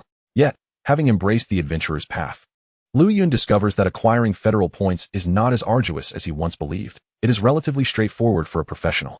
With his 4 million in hand, Lu Yun promptly exits the Adventurers Guild and heads to a large shopping mall to purchase clothing. To properly complement his ethereal garb, it would be imprudent not to invest in 2 new outfits. Regular clothing is quite affordable, and Lu Yun spends a few thousand federal points to acquire 3 ensembles that harmonize with his ethereal garb. With his already handsome appearance, Lu Yun's attractiveness skyrockets several notches after donning this new attire. As he strolls down the street, he notices an increase in the number of admiring glances directed his way. After a simple meal, Lu Yun returns home. He intends to rest adequately to prepare for his forthcoming upgrades. Not only does he aim to complete his second transition quest, but he also aspires to elevate all his monsters to level 60 prior to the impending major examination. Although Lu Yun is confident in his abilities, he is nevertheless keen to make the most of his time. Upon arriving home, Lu Yun gazes at the 2 skills he has yet to replicate and, after a moment's hesitation, ultimately decides to replicate the obliteration wheel of Impliza. Even without the formidable cannon of Impliza, he can still unleash the obliteration wheel. Having witnessed the devastating damage it can inflict, Lu Yun feels a surge of eagerness to try it out. Naturally, he does not harbor the delusion that he can effortlessly annihilate monsters akin to those in the mechanical city, as Impliza does. However, he anticipates that his version of the obliteration wheel will possess at least 30% of Impliza's power, which is already quite formidable. The obliteration wheel skill does not depend on Lu Yun's inherent attributes. It is intrinsically linked to Impliza's overwhelming attack power. At the very least, he now has a means of offense. Should he encounter danger, he need not rely solely on retreating or passively enduring attacks. With one replication opportunity remaining, Lu Yun decides to bide his time, waiting to see if a more desirable skill presents itself. Lastly, he turns his attention to the perfect strategy gift pack from the Mechanical City. Eagerly, Lu Yun opens the package before he retires for the night. A flash of white light envelopes him as two items emerge from the box. These are two items Lu Yun has never encountered before. Upon reading their names, he is left uncertain whether to feel delight or astonishment. One of the items consists of three objects resembling grenades. Indeed, they are grenades.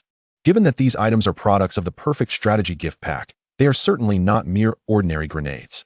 Equipment: explosive grenade. Required level: none. Quality: blue superior. Special trait: explosive. Class: none. Skill: none.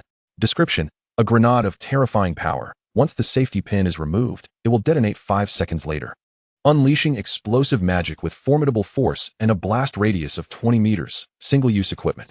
The three grenade-like items are indeed grenades, albeit with a rather unique name: explosive grenades. They contain explosive magic, requiring no specific level or class for use, yet possessing a truly formidable power. The equipment quality is impressively rated as blue, superior, though Lu Yun is currently unaware of the exact extent of its power. However, it is categorized as equipment rather than mere items. He does not dwell on this too much, as it serves as a means of attack. Unfortunately, there are only 3 explosive grenades. Had there been more, that would have been even better. Equipment: Mechanical Eagle. Required level: level 60, first transition. Quality: purple inferior. Attributes: penetration. Increases mental power by 50 points upon wearing. Strength requirement: 200 points. Class: none. Skills: rapid fire. Allows for a continuous and swift discharge of bullets, enhancing their penetration power beyond the original capacity 3 times a day. Explosive shell. Can convert bullets in the Mechanical Eagle into explosive shells, allowing for a maximum of 1 shot at a time. Upon contact with any surface, a violent explosion occurs 3 times a day, 3 shells. Description: a handgun with a certain degree of penetration effect, exhibiting significant recoil that necessitates considerable strength for stable handling. It requires no reloading. Once the ammunition is depleted, it automatically consumes mana to replenish. Similar to health being linked to constitution, mana is tied to mental power, with 10 times the mental power equating to the amount of mana possessed. Upon observing the attributes of the Mechanical Eagle, Lu Yun couldn't help but feel a surge of excitement. It was a piece of purple-grade equipment, with no class requirement for usage. Most importantly, the Mechanical Eagle boasted 2 skills, a rarity among Lu Yun's current equipment, none of which possessed such a feature. This alone compelled Lu Yun to wield it.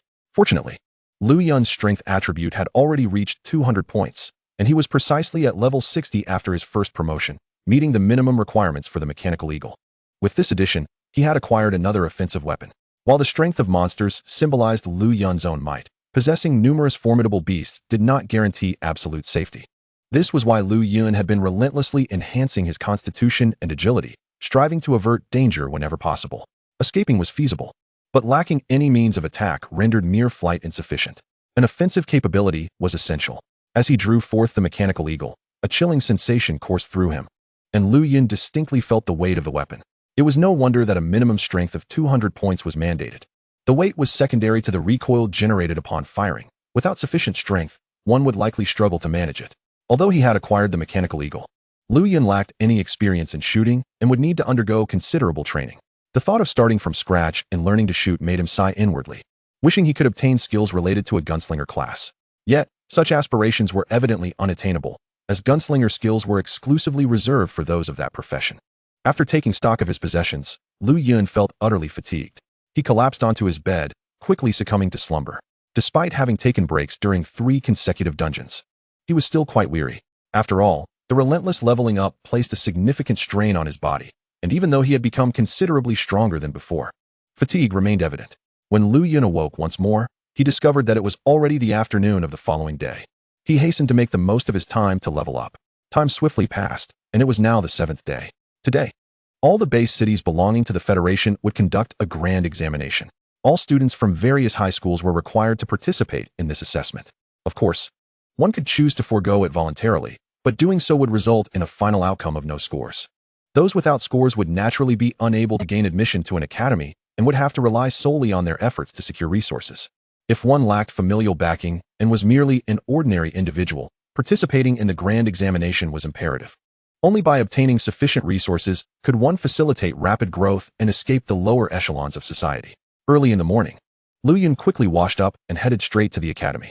Since emerging from the dungeon of the mechanical city, Lu Yun had refrained from rushing to undertake the promotion quest. Instead, he returned to the dungeon area to level up his three-headed monsters to level 60 after their first promotion. Simply leveling himself up at a rapid pace without adequately enhancing his monsters' levels would hinder their combat effectiveness. Fortunately, after exiting the dungeon yesterday, Lu Yun had successfully elevated the levels of Reed King, Aire King, and Impreza to level 60, with a considerable amount of experience points overflowing. The overflow of experience points was entirely due to Lu Yun's awareness that he would not be able to complete the promotion assessment before the grand examination. With that in mind, he deemed it more prudent to grind for experience in the dungeon. After all, for Lu Yun, the process of grinding experience was exceedingly straightforward. Once the grand examination concluded, he could focus entirely on his second promotion assessment. Thanks to his extensive monster hunting in the dungeon, Lu Yun's energy points had finally surpassed 10,000. The reason he had not immediately engaged in intermediate lottery draws was primarily due to his current state of affairs.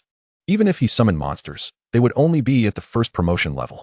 However, once he completed his second promotion, the monsters summoned through the lottery would directly be at the second promotion level. Was that not enticing? Therefore, Lu Yun refrained from expending his energy points until he completed the second promotion task. In the brief span of a week, compared to Lu Yun's rapid level progression, it was already commendable for an average student to reach level 30. Among the more capable students, some might have just completed their promotion and achieved their first promotion. For other students, this grand examination posed a significant challenge, but for Lu Yun, it was merely a trivial test. His prowess had placed him on an entirely different tier compared to his peers, with a vast disparity in strength. Even without relying on his formidable monsters, Lu Yun did not perceive many students as a threat to him. Chapter 68. Class 6 is destined to shine. Indeed, his current attributes were remarkably impressive. While his strength and mental power were slightly lacking, they could be compensated for with equipment. His formidable constitution and agile speed were sufficient for self-preservation.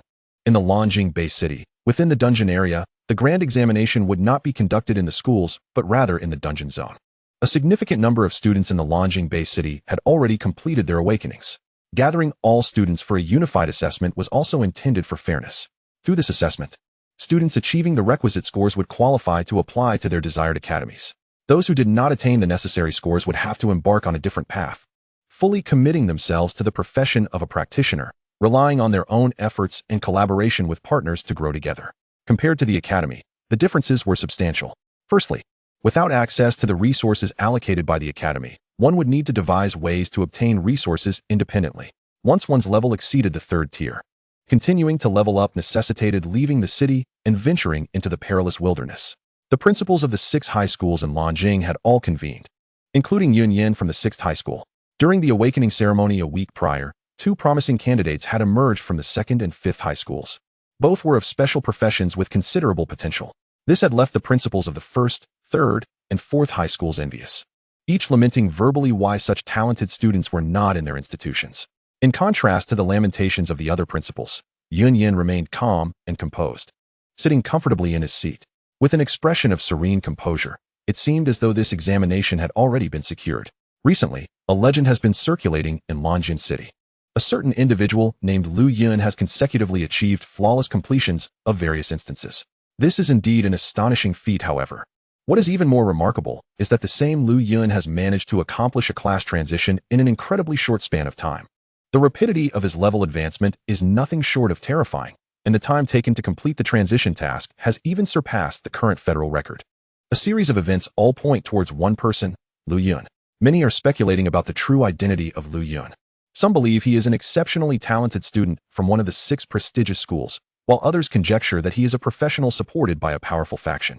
In any case, amidst a myriad of opinions, only a select few are privy to the actual truth of Lu Yun's identity.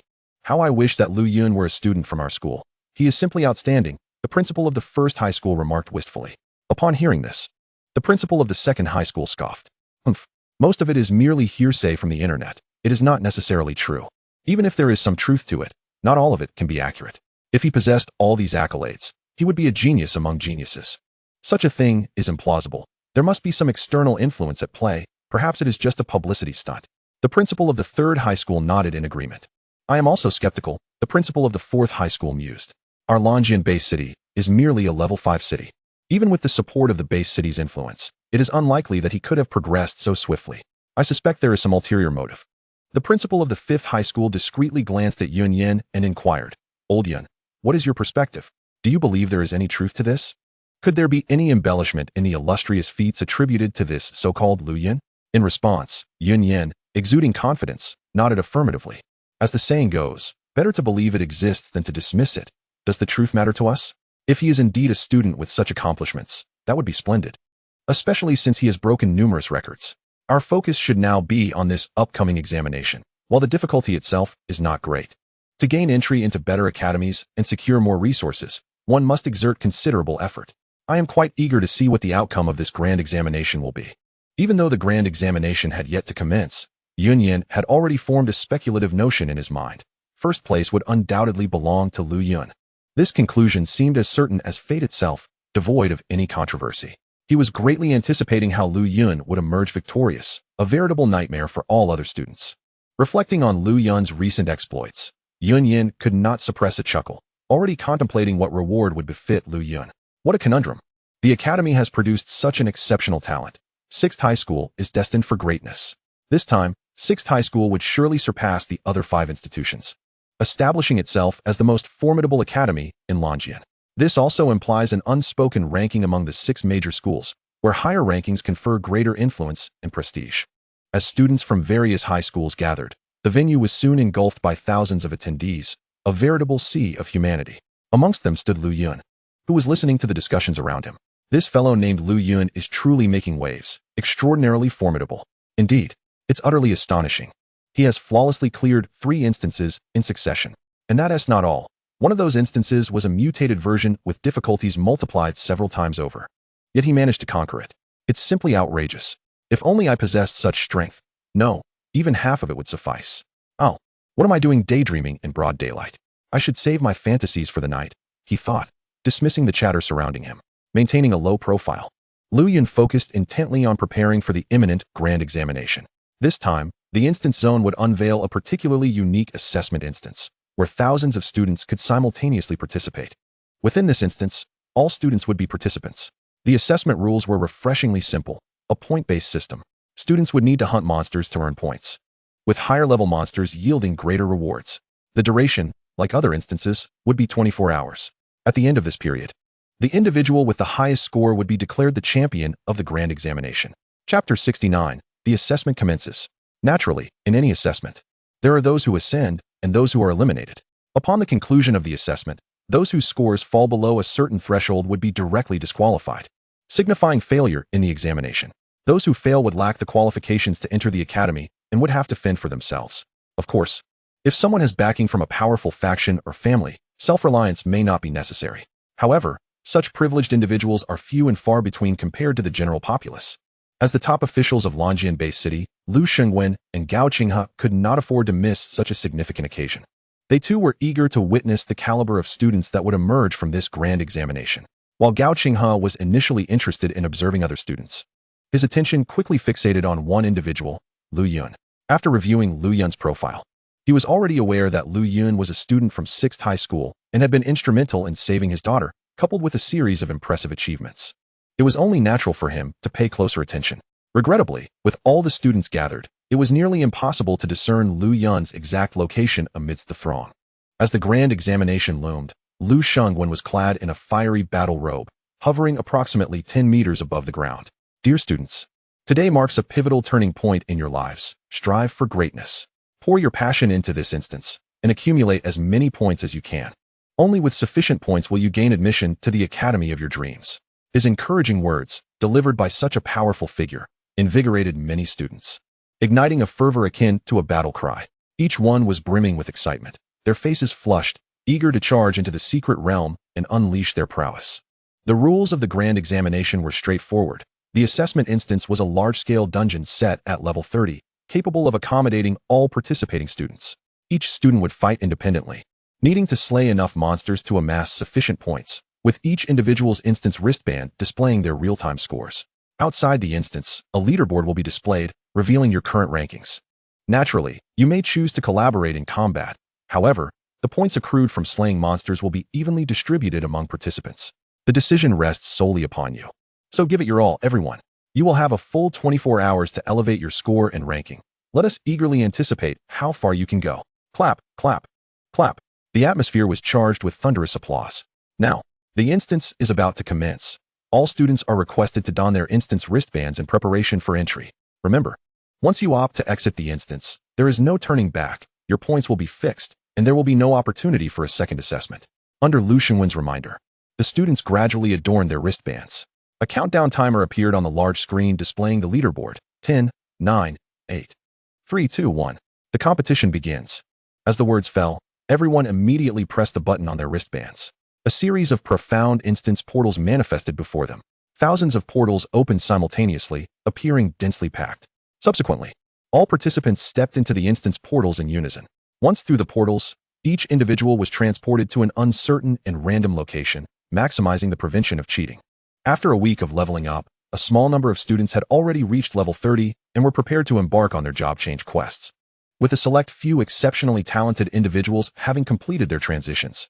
However, for the vast majority of students, their levels likely had not yet reached 30. This disparity clearly indicated the differences in talent and capabilities. Of course, some students who advanced rapidly might have benefited from the support of powerful factions behind them. But such is the nature of this world. The law of the jungle prevails, where those with better backgrounds and resources are simply more fortunate. Complaining serves no purpose, as it does not bridge the gap between individuals. To achieve victory, one must strive even harder. As all entered the instance portals, the thousands of entrances vanished simultaneously, and the throng of students disappeared into the instance zone. The internal conditions of the instance were concealed from view. From here on, one could only monitor the leaderboard for updates. In low-tier instances below the third transition, there was no need to worry about infighting. Should anyone attempt to attack another, they would face punishment from the will of Gaia. Only outside the city, in the wilderness, or within instances of third transition or higher, would the constraints on mutual attacks dissolve. This mechanism serves to reduce the probability of eliminating potential strong contenders prematurely. Yun observed the complete disappearance of the students, a knowing smile gracing his face. Now, let us await the outcome. He could already foresee that the ultimate victor would undoubtedly be Lu Yun, with no possibility of anyone else claiming the title. According to information Yun had received from Zheng Feiyun, Lu Yun's level was likely approaching the second transition. With such formidable strength, seizing the first place would pose little challenge. Excluding all potential unforeseen circumstances, Lu Yun could only emerge as the champion. Yun, though not overly familiar with Lu Yun, had gleaned from Zheng Feiyun's words just how exceptional Lu Yun was. Perhaps, in this assessment, the highest record in the Federation's history might indeed be shattered. In Yun's view, only Lu Yun had the potential to achieve such a feat at some point. Gao Qinghe found his way to Yun and inquired, "Old Yun, do you have confidence in your school's Lu Yun?" Upon hearing this, Yun smiled gently. He was well aware of Lu Yun's heroism in saving Gao Yao. Ever since the first event, the flawless completion of Poison Spider Ridge, Yun had begun to pay attention to Lu Yun. "Old Gao, do you think I need to worry about this?" Both he and Gao Qinghe understood Lu Yun's prowess well. Aside from him, there is no one else who could claim the first place in this assessment. Surely you must also recognize this fact. Lu Yun's strength has far surpassed that of his peers, placing him in a different league altogether. Gao Qinghe was acutely aware of the truth in Yun's words, having taken the initiative to learn more about Lu Yun. "You are right, with that kid's strength. This major assessment's first place is tailor-made for him. I wonder how many points he will accrue, if by chance he breaks the Federation's record. It will be quite the spectacle, ha ha ha." Chapter 70. Thank you. A single sneeze could bring down a mountain. When this topic arose, Yun felt a surge of anticipation. Ever since the awakening ceremony, Lu Yun had set numerous terrifying records. Ordinary practitioners could hardly compare, and the gap was indeed vast. In such circumstances, could Lu Yun truly surpass the Federation's existing assessment record? Both Yun and Gao Qinghe were filled with eager anticipation regarding the answer to this question. The grand assessment officially commences. Within the expansive realm of the assessment's large instance, the precise size of this vast domain remained unknown to the participating students. All who entered the assessment area through the instance portals would be randomly teleported to various locations. This extensive instance features a myriad of terrains, including lakes, swamps, forests, mountains, hills, and plains, an array of environments to accommodate thousands of participants. Each student would be spaced apart by a considerable distance, minimizing the likelihood of being teleported to the same spot. The assessment bore few rules. The primary objective was to slay monsters and gather ample points. Points would be displayed in real time on the wristbands and simultaneously relayed to the large screen outside the instance for all to view. Collaboration was also an option during the assessment. The more individuals who joined forces, the greater the number of participants sharing the points from slain monsters. Naturally, those with superior abilities would not require collaboration. However, many students from support or lifestyle professions, possessing relatively lower combat power, could still achieve commendable scores through teamwork. Each academy's recruitment criteria varied for combat, support, and lifestyle students. It was not mandatory for the latter to attain the highest points to gain admission to the best academies. The standards for assessment points differed across the board. As all students entered the instance, a countdown of 24 hours appeared on their wristbands, along with their current scores and rankings. What the? I've been teleported next to a volcano. This is absurd. It's scorching hot. I can't believe this. Why did I end up beside a swamp? It stinks. Oh no, there are monsters in the swamp. What on earth is happening? A bear? A snake? Help. There are so many snakes here. All around, piercing screams and lamentations could be heard. Though there was a certain distance among the students, it was not excessively far. Lu Yun stood atop a mountain peak, gazing at the vast expanse of white surrounding him, the biting cold wind causing him to shudder involuntarily. Good heavens! Why must he be transported to a snow-covered mountain of all places? This was utterly absurd. He had never encountered such an outrageous situation. To begin his journey in such a treacherous environment was surely a test of survival rather than a mere score-boosting endeavor. Faintly, Lu Yun could even discern a low growl emanating from the white wilderness nearby. It was likely the sound of some monstrous creature inhabiting the snow-capped heights, but the details of its nature were yet to be revealed. In such frigid conditions, summoning the Ice King was clearly ill-advised. Similarly, the mechanical creature, the Emplaza, would undoubtedly suffer from diminished efficiency in this icy realm. Thus, he could only resort to the Red King. This beast, with its tough hide and substantial bulk, should withstand the cold without much issue. After all, if its master was out in the freezing air, it was only fitting that he found a companion to share both hardship and warmth. Moreover, the primary reason was the biting cold. The Red King, being a tank-type monster, radiated heat that could assist Lu Yun in warding off the chill. Why forego such a splendid source of warmth and instead hope for the Emplaza to cool him down? It certainly had more pressing matters at hand. Red King, come forth. Thank you. With Lu Yun's invocation, a brilliant golden light suddenly appeared. The towering form of the Red King, standing at 45 meters, materialized out of thin air, its massive body crashing heavily onto the mountaintop. Boom! The ground trembled, and snowflakes scattered about.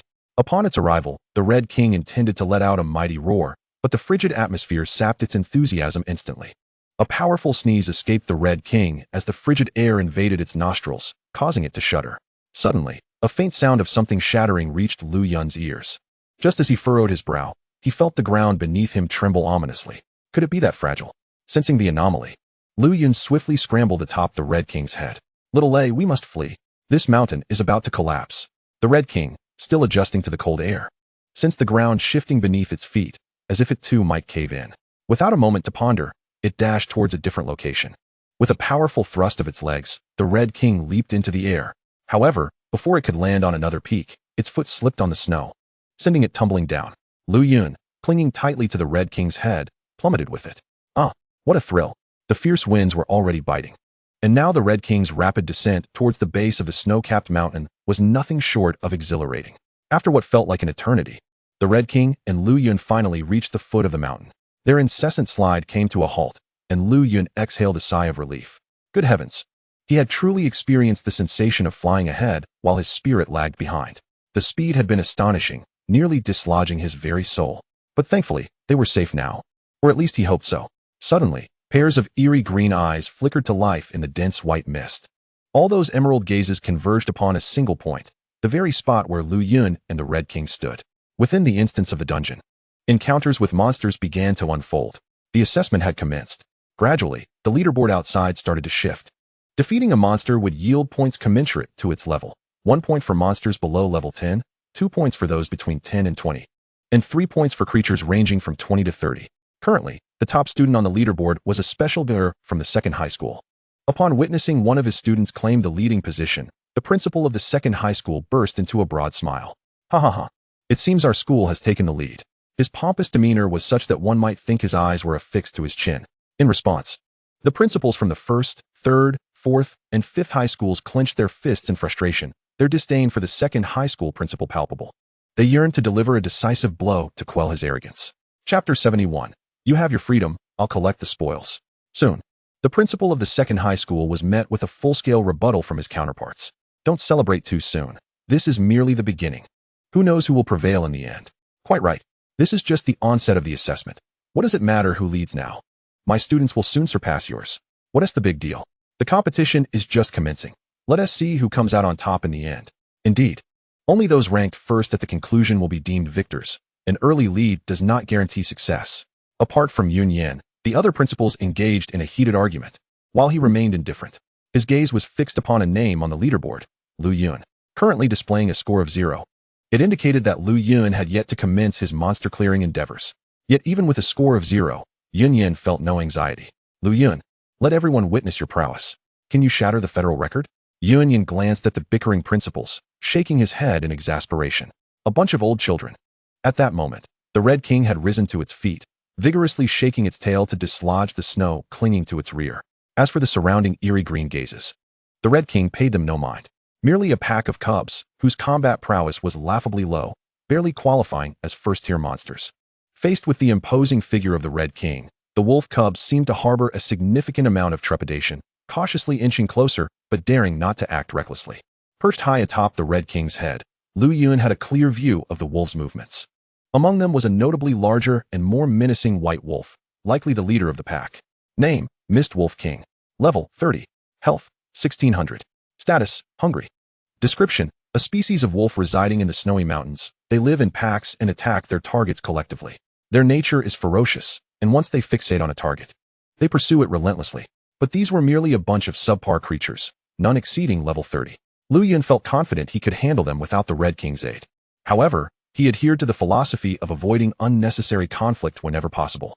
As a beast master, he could not afford to be at the forefront of battle. Little Lay, eliminate these creatures. Freely exercise your abilities while I reap the rewards. To exercise freely meant allowing the Red King to attack as it saw fit, without Lu Yun needing to issue commands. With the thought of reaping the rewards in mind, Lu Yun promptly retrieved the mechanical eagle. With this contraption by his side, no monster lurking beneath his watchful eye could possibly escape. Roar. King Reed's fists collided with a thunderous force, emitting an exhilarating roar that reverberated through the air. An aura of terror unfurled instantaneously, causing the mist wolves to freeze in place. Their adversary was simply too formidable. With just a single bellow, King Reed instilled such fear into the wolf pack that they were rendered immobile. Drawing a deep breath, he unleashed a torrent of explosive boulders. Boom, boom, boom. This creature showed no mercy, striking with lethal intent. Even the mechanical monstrosities of the City of Machines could not withstand the horrific might of the explosive boulders, let alone these wolves who had yet to even reach their first transformation. It was akin to slaughtering chickens. A chorus of pained howls erupted as the explosive boulders released by King Reed proved far beyond the endurance of these young wolves. A multitude of vivid crimson numbers flickered across the scene, marking the demise of all wolves struck or affected by the blasts. The snow-covered ground was soon adorned with a bright crimson hue. Perched atop King Reed's head, Lu Yun aimed his mechanical eagle at the injured or untouched mist wolves. Bang, bang, bang. With each shot fired, the already battered mist wolves fell lifelessly to the ground. Even those unscathed would find themselves on the brink of death if struck in the head, bleeding profusely until their life ebbed away. The penetrating bullets were far beyond what this pack of wolves could hope to defend against. There were approximately 40 to 50 mist wolves, all averaging above level 20. Under such circumstances, other students participating in the competition would likely choose to surrender. It was utterly terrifying. Yet this was not the case for Lu Yun. It was a one-sided massacre. The mist wolves offered no resistance whatsoever. Had the pack not been scattered, they might have all perished from the explosive boulders. As for their leader, the Wolf King had been reduced to a heap of mangled flesh in the earlier assault. A charred head lay nearby, unmistakably that of the Mist Wolf King. Even in the frigid snow, the stench of blood lingered heavily in the air. Snowflakes continued to fall from the sky, veiling the blood-stained ground beneath. With only a dozen mist wolves remaining, confusion and fear filled their eyes. They could scarcely comprehend what had transpired or why most of their comrades had vanished. What had their adversary done? The chilling voice announcing explosive round snapped the surviving mist wolves back to reality. They gazed up to see a dazzling fireball gathering above the fearsome creature's head. The threat of death loomed over them. Instinctively, they attempted to flee, but before they could move, Lu Yun had already pulled the trigger. Whoosh! A bullet radiating intense heat sped toward the fleeing wolves. The bullet traveled with such velocity that the mist wolves barely managed to take 2 steps before a wave of explosive energy surged forth behind them. Boom! A deafening explosion ensued. The fleeing mist wolves were engulfed by the blast, flames reaching skyward and melting the surrounding snow. The few remaining mist wolves were reduced to ashes in an instant. The explosive round, a skill available when wielding the mechanical eagle, transformed a bullet in the handgun into an explosive projectile of considerable power. Being a level 60 purple-grade equipment, it was far beyond the capacity of these creatures, who had yet to even reach their first transformation. As the last of the mist wolves fell, an eerie silence enveloped the world. One glance at his mission bracelet revealed that Lu Yun's score was rapidly changing. Monsters ranging from level 20 to 30 provided 3 points each. Having eliminated nearly 50 mist wolves in one fell swoop, Lu Yun's score surged to 144 points. Chapter 72, Truly Impressive. The student from second middle school, who had previously held the top rank, was nearing the 100-point mark, seemingly poised to surpass it. Yet, suddenly, a name skyrocketed to the top of the leaderboard. From the very bottom, it surged to the summit with a total of 144 points, eclipsing the second place by nearly 50 points. Lu Yun, upon witnessing his unexpected ascent to first place, felt no surprise. After all, it was only natural for him to amass such points after annihilating so many monsters, all above level 20. While he found it perfectly reasonable, others regarded it as utterly extraordinary. Outside the dungeon, those who had been monitoring the assessment battle were left in stunned silence as the rankings shifted dramatically. My heavens! What is this? How did such a high score suddenly emerge? How was this accomplished? Who could possibly fathom how it was achieved? 144 points. How many monsters had to be eliminated to accomplish this? Surely, there must have been a delay, or perhaps a glitch. Nonsense. This is a federal-grade dungeon bracelet, known for its high sensitivity. Any change in score is registered immediately. Is it truly possible that someone has wiped out so many monsters in one go? Incredible. Lu Yun. Could it be the same Lu Yun I have heard so much about? Indeed, it was entirely possible. This recent fame of Lu Yun has been well-deserved, showcasing remarkable strength. Who would have guessed he was this student? On the side of Lanjing, Yun Yin observed the situation with a slight smile, stroking his beard. His face radiated pride. Although he had anticipated such an outcome, the reality of it brought him immense joy. The top rank, once held by the special student from second middle school, had now fallen to second place. The principal of second middle school, who had been elated moments ago, now bore a face ash in his liver. Just a moment ago, he was boasting, only to be swiftly smacked down. Old Yun, how did you cultivate such a student? This Lu Yun must be the same one who has been the talk of the town lately, correct? Very likely. The rapid shift in scores suggests that Lu Yun has been hunting level 20 and above monsters, and a whole pack at that. Is the gap between students truly this vast? Old Yun, you have been hiding talents from us. Just the other day, you claimed there were no outstanding students in this batch. Clearly, you were deceiving us. Faced with the collective grievances of the other principals, Yun Yin shrugged, appearing somewhat helpless. Gentlemen, please remain calm. Allow me to clarify. I have indeed not taught Lu Yun anything specific. His growth is entirely attributed to his own abilities. When he first awakened, even I had little faith in his potential. Yet who could have anticipated he would bring me such a monumental surprise? I too am quite astonished, haha. That hearty laughter struck the ears of several other principals as jarring. Indeed, it was quite a spectacle. The envy in the eyes of each principal blazed with a fiery red. They pondered why such an exceptional student did not belong to their institution, but rather to this particular one. Despite their jealousy, there was little they could do. For Lu Yun was a student of Lanjiang No. 6. The principals, who had just been extolling their own achievements, now turned their praises towards Yun Yin, causing the principal of No. 2 high school to darken in countenance. With a cold snort, he declared resolutely, "Humph. It is not yet the final moment. Who will prevail remains uncertain. Let us wait and see. The ultimate victor will be the one who claims the top spot." Though he professed such bravado, the principal of No. 2 felt a gnawing uncertainty within. Even if his school's specialized students possessed some prowess, surpassing Lu Yun would undoubtedly be a formidable challenge. Yet, as a fellow principal, he could hardly concede defeat. In such times, pride was paramount. Upon hearing this, Yun Yin paid it no mind and replied casually, "Then let us await the outcome and see who emerges as this year's most outstanding student, and whether they can indeed surpass the records." At this moment, Gao Jinghe, the second in command of Lanjiang City, was closely monitoring the fluctuations in the points rankings alongside Lu Xingwen. "Old Lu, I am well aware of this Lu Yun. He is my daughter's savior, the kind with remarkable strength. I feel I can already predict the outcome of this year's grand examination. Without a doubt, it shall be him." Lu Xingwen's interest peaked upon hearing Gao Jinghe's assertion. "Oh, is that so?" Just days prior, Lu Xingwen had heard his son mention a young man. although he had not paid much attention to his name. In retrospect, it seemed to be Lu Yun. What a coincidence that Lu Yun and his son knew each other, and apparently shared a good rapport. Nodding vigorously, Gao Jinghe brushed back his short black hair, his expression firm. Of course, this fellow is indeed my daughter's lifesaver. I could never mistake him. His abilities are formidable, and I am certain you have heard of his remarkable accomplishments. Yet, he is also quite humble, having kept his identity under wraps, which is commendable. Lu Xingwen, not entirely familiar with the specifics of Lu Yun's situation, began to take an interest as Gao Jinghe recounted tales of Lu Yun. Upon learning that Lu Yun had just completed his awakening and had ventured alone to challenge one of the most difficult beginner dungeons, the Venom Spider Ridge, and had achieved a flawless victory, Lu Xingwen listened intently.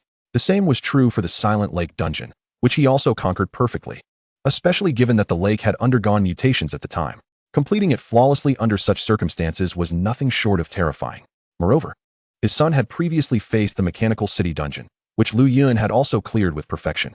This string of achievements painted Lu Yun as an extraordinarily gifted young man with immense potential. Ha ha ha, old Gao. Let us see just how many points this highly praised young man can amass, and whether he can surpass the record. Lu Xingwen exclaimed with enthusiasm. Indeed. Let us continue to observe how far this lad can go, and if he can break the Federation's current record. Gao Jinghe replied with a grin.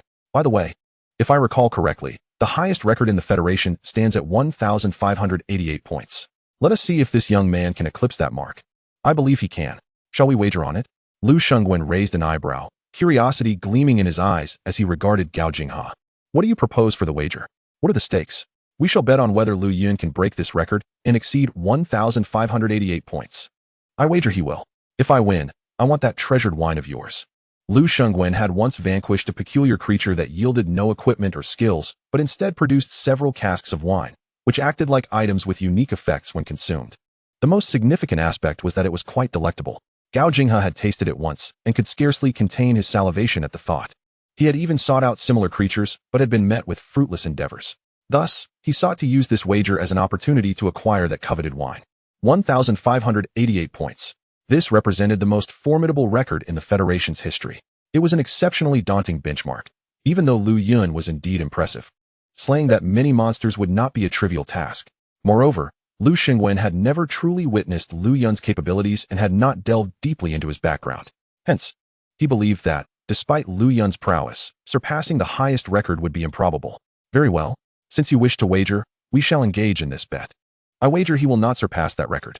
Gao Jinghe's heart sank slightly at the thought of Lu Xingwen wanting his prized item. That disposable artifact was quite powerful and exceedingly rare. Losing it would be a significant blow. Yet, given Lu Yun's remarkable talents, he clenched his teeth and resolutely agreed. All right, it is settled. The wager shall be your wine against my artifact. Let us ensure that the loser honors the agreement. With an understanding reached, both seasoned foxes smiled. Yet the outcome remained uncertain. Meanwhile, within the dungeon, Lu Yun remained blissfully unaware of the high-stakes wager being placed on his account by these two influential figures. The more points he accumulated, the better, and Lu Yun harbored no reservations. However, in order to acquire points, he first needed to locate monsters, and to find monsters, he had to be in suitable areas. As it stood, he found himself in a leading position and could afford to search at a leisurely pace. The number of monsters surrounding the snowy mountains was relatively sparse. Creatures like the Mist Wolf Pack were exceedingly rare, and encountering them once did not guarantee a second encounter. Furthermore, the Mist Wolf Pack claimed a territory of their own, suggesting that formidable monsters were likely absent from the vicinity. Thus, Lu Yun resolved to seek a new hunting ground. Shao Lazy, let us move in this direction. Although uncertain of the precise way to proceed, Lu Yun chose a direction, confident that with the speed of the Thunder King, they would soon discover an exit. Ultimately, after nearly 2 hours, the Thunder King managed to lead Lu Yun out of the snowy mountains. Remarkably, it took the Thunder King 2 hours, suggesting that others would require no less than half a day to escape, especially without a break. During this 2-hour span, Lu Yun encountered very few monsters, and the journey remained notably tranquil. With no monsters to confront, Lu Yun consequently failed to complete any hunts, and his points remained stagnant at 144. The leading score had already surpassed 150 points, belonging to the aforementioned student from number 2 high school, with another score just slightly ahead of Lu Yun at 145 points. Emerging from the frigid embrace of the snow-capped mountains, Lu Yun found himself beset by a chilling hunger, compelling him to swiftly prepare a sumptuous feast. Only with a full belly could he muster the strength to continue amassing points. Upon leaving the snowy terrain, The path ahead for point accumulation appeared significantly less arduous. Seizing this opportunity, the mighty Red King also indulged in a hearty repast. Once satiated, Lu Yun embarked once more on his hunting expedition. Not long into his journey, Lu Yun stumbled upon remnants indicative of a skilled presence, suggesting that a fellow adventurer must be nearby. However, whether this individual remained within the confines of the dungeon was uncertain. Suddenly, a distant roar pierced the air, heightening Lu Yun's alertness. He promptly urged the Red King to advance toward the source of the sound. After a brief 2-minute trek, they arrived at the scene, a hapless student cornered by a massive bear-like creature towering at approximately 4 meters. The creature, known as the Bloodclaw Bear, exhibited blood-red claws that hinted at its formidable prowess. Name: Bloodclaw Bear. Level: 30 health, 2000 status, hungry. Description: a colossal bear-like monster. Its robust limbs endow it with immense strength, and its claws possess terrifying penetrating power, capable of shredding its target to pieces. Typically, it leads a solitary existence. It was no wonder the student found himself cornered. The Bloodclaw Bear, with its high attack and defense, posed a challenge that most students at this stage would struggle to overcome. The terrified student, already paralyzed by fear of the Bloodclaw Bear, was suddenly confronted with an even more terrifying beast, a creature of immense stature, muscular build, and fearsome fangs, exuding an undeniable aura of combat prowess. What in the world is this? Is this truly a creature below level 30? The student was momentarily at a loss, grappling with the existence of such a fearsome entity. Just as he had clung to a glimmer of hope, the appearance of the Red King extinguished his confidence. Without hesitation, he activated the dungeon's interface, and a portal materialized beside him, through which he hurriedly fled. The Bloodclaw Bear attempted to follow, only to be thwarted by an invisible barrier. Unable to breach the portal, the prey had escaped, inciting the starving Bloodclaw Bear to unleash an enraged roar. Turning to face the approaching Red King, it was overtaken by terror, realizing it had inadvertently provoked a monstrous adversary. What madness is this? I only sought to hunt. The Bloodclaw Bear's expression was one of disbelief, and before it could react, a massive paw struck it down with lethal force. The intense pain rendered the creature immobile, teetering on the brink of death. Mere moments later, the Bloodclaw Bear succumbed. Points were once again added to Lu Yun's tally. As for why he had not intervened to save the other student, it was simply that he deemed it unnecessary. The individual was a stranger to him, and thus, he felt no obligation to assist. Chapter 74. The Attracted Beasts Come to Life. Who among mortals could possess such boundless energy? It was absurd. His priority was self-preservation. The plight of others was of no concern to him. It was a matter of survival. As long as he remained aware of his circumstances, he would not meet an untimely end. Should one choose recklessness, they could only blame their ill fortune. He was no saint. Why should he assist every soul he encountered? Time was of the essence, and Lu Yun had no leisure to provide the Red King with a leisurely meal. He hastily retrieved a significant stockpile of rations from his backpack, ensuring the Red King replenished its energy. The quest for points continued. Nearly 3 hours had elapsed since the assessment began, yet Lu Yun had only amassed a paltry 147 points. It was imperative to locate more monsters. Beyond the snow-capped mountains lay a dense jungle, teeming with creatures. Lu Yun's objective was to lure these beasts out. His first tactic involved the scent of blood. Most carnivorous monsters possessed acute olfactory senses that would draw them to the scent of blood. The freshly slain Bloodclaw Bear provided ample blood and flesh. By hanging it from a tree, the scent would disperse, attracting numerous carnivorous creatures. Fortunately, no one witnessed Lu Yun's actions. Otherwise, they might have deemed him mad. While others in the dungeon tread carefully, erasing their traces to evade detection, Lu Yun actively sought to draw the monsters to him, enticing them closer. To outsiders, this was a perilous and reckless endeavor, fraught with the risk of personal peril. Yet, this method undeniably attracted a plethora of carnivorous beasts. Without hesitation, Lu Yun instructed the Red King to hang the Bloodclaw Bear's remains from a tree while simultaneously using its massive paw to fan the air. The force of the wind carried the scent far and wide. In the jungle, heads of carnivorous monsters began to rise. The scent of blood, a potent and irresistible lure. Most of these creatures hastened toward the source of the aroma. The very ground seemed to tremble with their approach, and the students within the jungle, feeling the vibrations beneath their feet, held their breath in trepidation. This spectacle was indeed alarming. They could scarcely fathom that someone would so recklessly engage in such a bold act. After fanning the scent for a time, the Red King retreated to indulge in its meal. A true glutton. Watching the Red King feast, Lu Yun shook his head in exasperation. This creature was solely focused on eating. Thankfully, its newfound status as a professional meant it could now afford such indulgences. Otherwise, sustaining it would have been a daunting challenge. Faintly, Lu Yun detected a series of distant sounds. Here they come. Upon uttering these words, the previously voracious Red King fell silent. Swallowing its food in a few swift motions, it immediately assumed a combat stance. Little Red, no need for such seriousness. They are merely a bunch of weaklings. Dispatch them swiftly, leave not a single one behind. The seemingly foolish Red King pounded its chest, as if to assure Lu Yun that it would handle the situation with ease. Since reaching level 60 in its first evolution, the Red King's attributes had received a significant enhancement. Name, Red King. Height, 45 meters. Weight, 20,000 tons. Level, first evolution, level 60, 3,444. 610. Status, healthy health, 45, 750. Attributes, 3080. Strength, 4575. Constitution, 1972. Agility, 977. Mental power. Skills, Mighty Stone Strike, Explosive Rock Bomb. Equipment, none. Unallocated attribute points, 0. After a series of enhancements, King Reed's strength has surpassed the monumental threshold of 3,000, while his constitution is nearing 4,006. Although his strength and constitution slightly lag behind that of Impreza, it is nonetheless noteworthy that King Reed possesses mental power. Even though this mental power is not particularly high, falling short of 1,000 points, it is certainly preferable to having none at all. Casting a glance around, King Reed stepped aside, thrusting his hands fiercely into the ground, lifting an enormous boulder with ease. This stone's dimensions exceeded even King Reed himself, appearing as a colossus. Clearly, without needing any command from Lu Yun, King Reed was already poised to unleash the mighty stone strike, eager to show these carnivorous beasts a formidable display. The monsters, lured by the scent of blood, rapidly approached, and upon arrival, they found themselves surrounded by a multitude of food-seeking creatures. Monsters encircled them from all directions, creating an impression that Lu Yun and King Reed were utterly besieged. Fidgeting with the mechanical eagle in his grasp, Lu Yun felt an overwhelming urge to shout, "Surrender at once. You creatures are surrounded by us." Of course, this was contingent upon the monsters comprehending his words, but regrettably, it was evident that they did not. With great effort, King Reed hurled the colossal boulder towards a particular direction. The massive stone crashed down with tremendous force. Faced with this unexpected assault, the monsters, who were preparing to strike, scattered in panic upon witnessing the immense rock. Even if their intelligence was lacking, they possessed a sense of survival. In such a perilous situation, remaining in place would undoubtedly lead to their demise. Just as a comet collides with the Earth, the terrifying stone struck the ground with a resounding impact. Boom!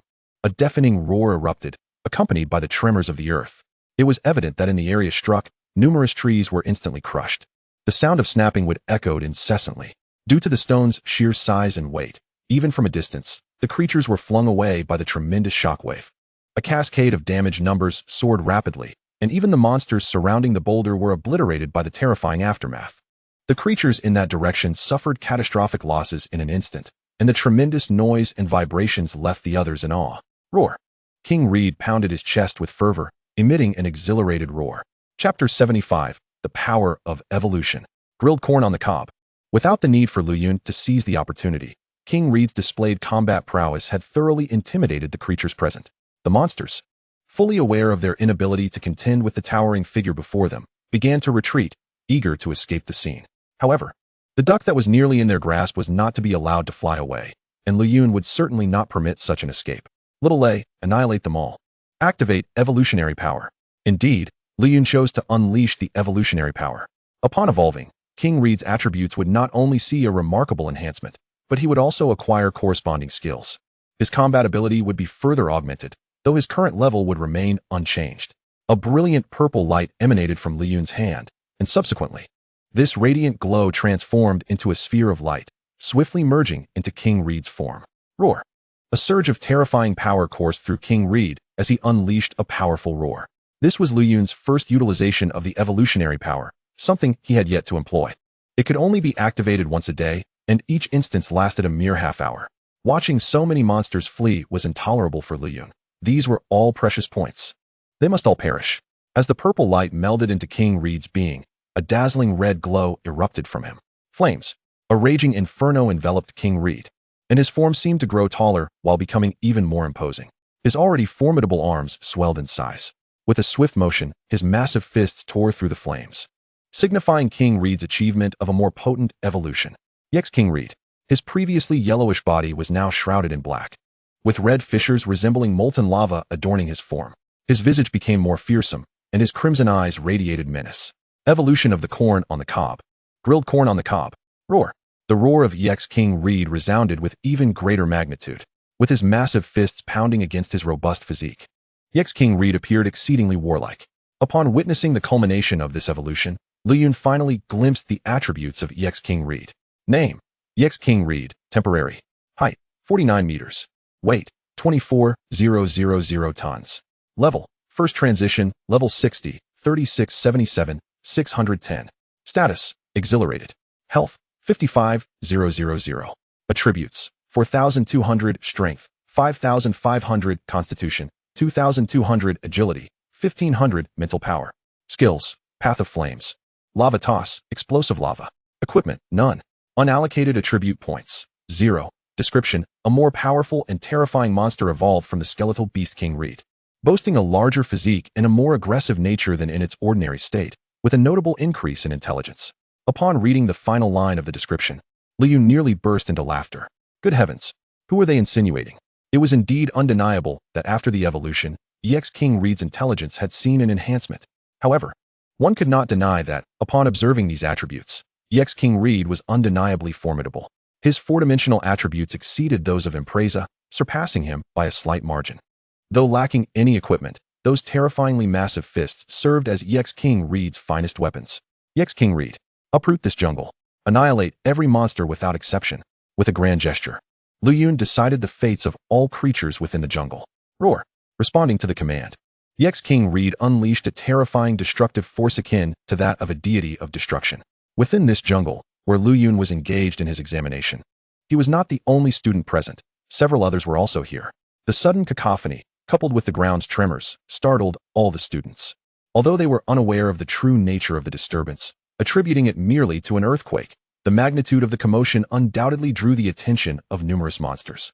It was even possible that many slumbering beasts were roused, rendering the jungle an even more perilous place. The students began to retreat en masse, striving to distance themselves from the treacherous thicket. This was their instinctive response, for they understood all too well that should those awakened monstrosities fixate upon them, it would spell dire consequences. Yet, unbeknownst to them, the tremendous uproar was not a result of seismic activity, but was instigated by the EX Red King. Their vigilance and subsequent decision to withdraw provided them with a slender chance of survival. However, not all students opted for retreat. Some, displaying a measure of courage, considered the situation trivial. Particularly those of formidable strength regarded it as an opportune moment for monster hunting, eager to accrue more points. They would soon realize, however, the sagacity of retreat and the folly of remaining behind. Path of Flames. With Lu Yun's voice echoing, the EX Red King raised its colossal and fearsome fists with ferocity. The entirety of its might surged into its arms, faint crimson light flickering along its limbs. In the next heartbeat, the EX Red King's hands crashed down upon the ground with tremendous force. Boom! The earth trembled. Boom, boom, boom. In an instant, a torrent of terrifying magma erupted, surging forth with alarming speed. A path forged of molten rock rapidly extended. The monsters that had just turned to flee scarcely managed to escape a few paces before being instantly reduced to ashes by the searing magma. One strike of the Path of Flames extended this molten corridor by hundreds of meters. Every creature that came into contact with the flaming pathway was obliterated by the overwhelming energy. The devastation was staggering. Even Lu Yun could not help but gasp in astonishment. The monsters directly struck by the Path of Flames suffered catastrophic damage, exceeding 50,000 points. Even those merely affected by the flames incurred around 20,000 points in damage. This was akin to using a cannon to swat a fly, an extravagant display of power. Lu Yun also sought to assess the combat capabilities of the EX Red King. Yet the results were astonishingly excessive. Wherever the Path of Flames traversed, magma spread, leaving no vegetation in its wake. Under the relentless blaze, the jungle soon erupted into a fierce inferno, the flames roaring with ferocity. Chapter 76, Absurd Points. The towering flames immediately captured the attention of numerous students participating in the competition within the jungle. The earth shuddered once more, this time with even greater intensity than before. The students on this side of the jungle were utterly bewildered. Was one upheaval insufficient? Another? Most had already opted to vacate the jungle, from a distance. They could see the inferno raging within. What in the world was happening? How could the jungle be engulfed in such a massive fire? And thus, they hastened their retreat. If they lingered any longer, they would likely find themselves encircled by flames. Who could have caused such an outrageous spectacle? All they wished was to participate in the examination, not to have the table flipped over. Good heavens!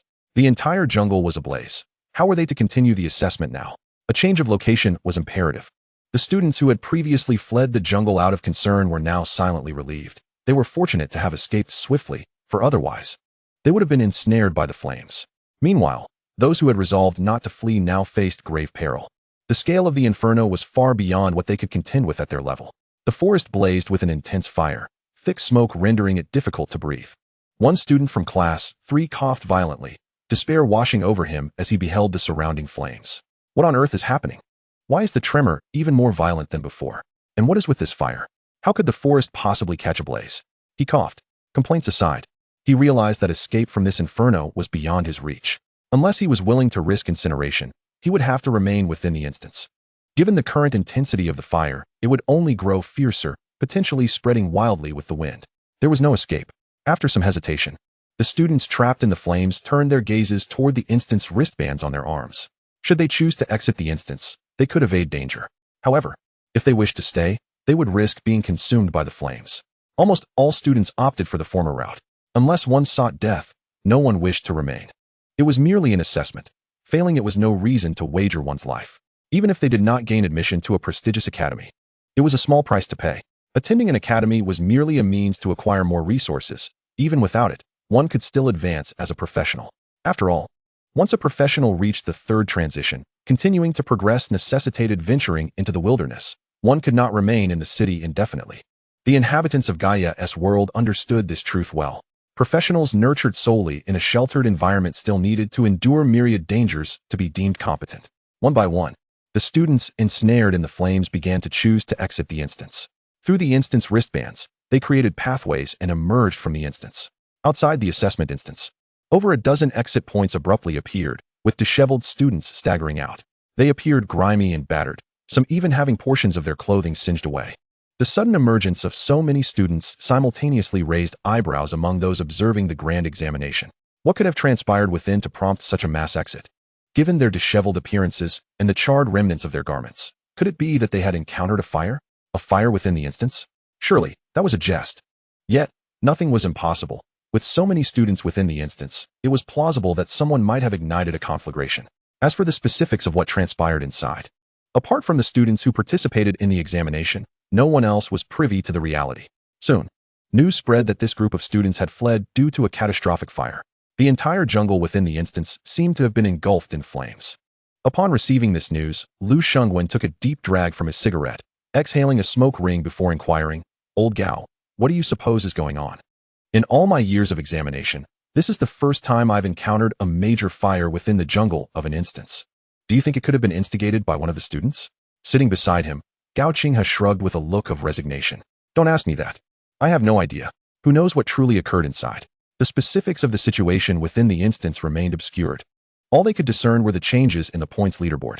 Just after uttering these words, Gao Qinghe could not help but notice that Lu Yun, who had previously shown no signs of movement on the leaderboard, was experiencing a meteoric rise in points. The rate at which his points were accumulating was nothing short of astounding. In an instant, it surged past 200, then 300, and even 400, still climbing.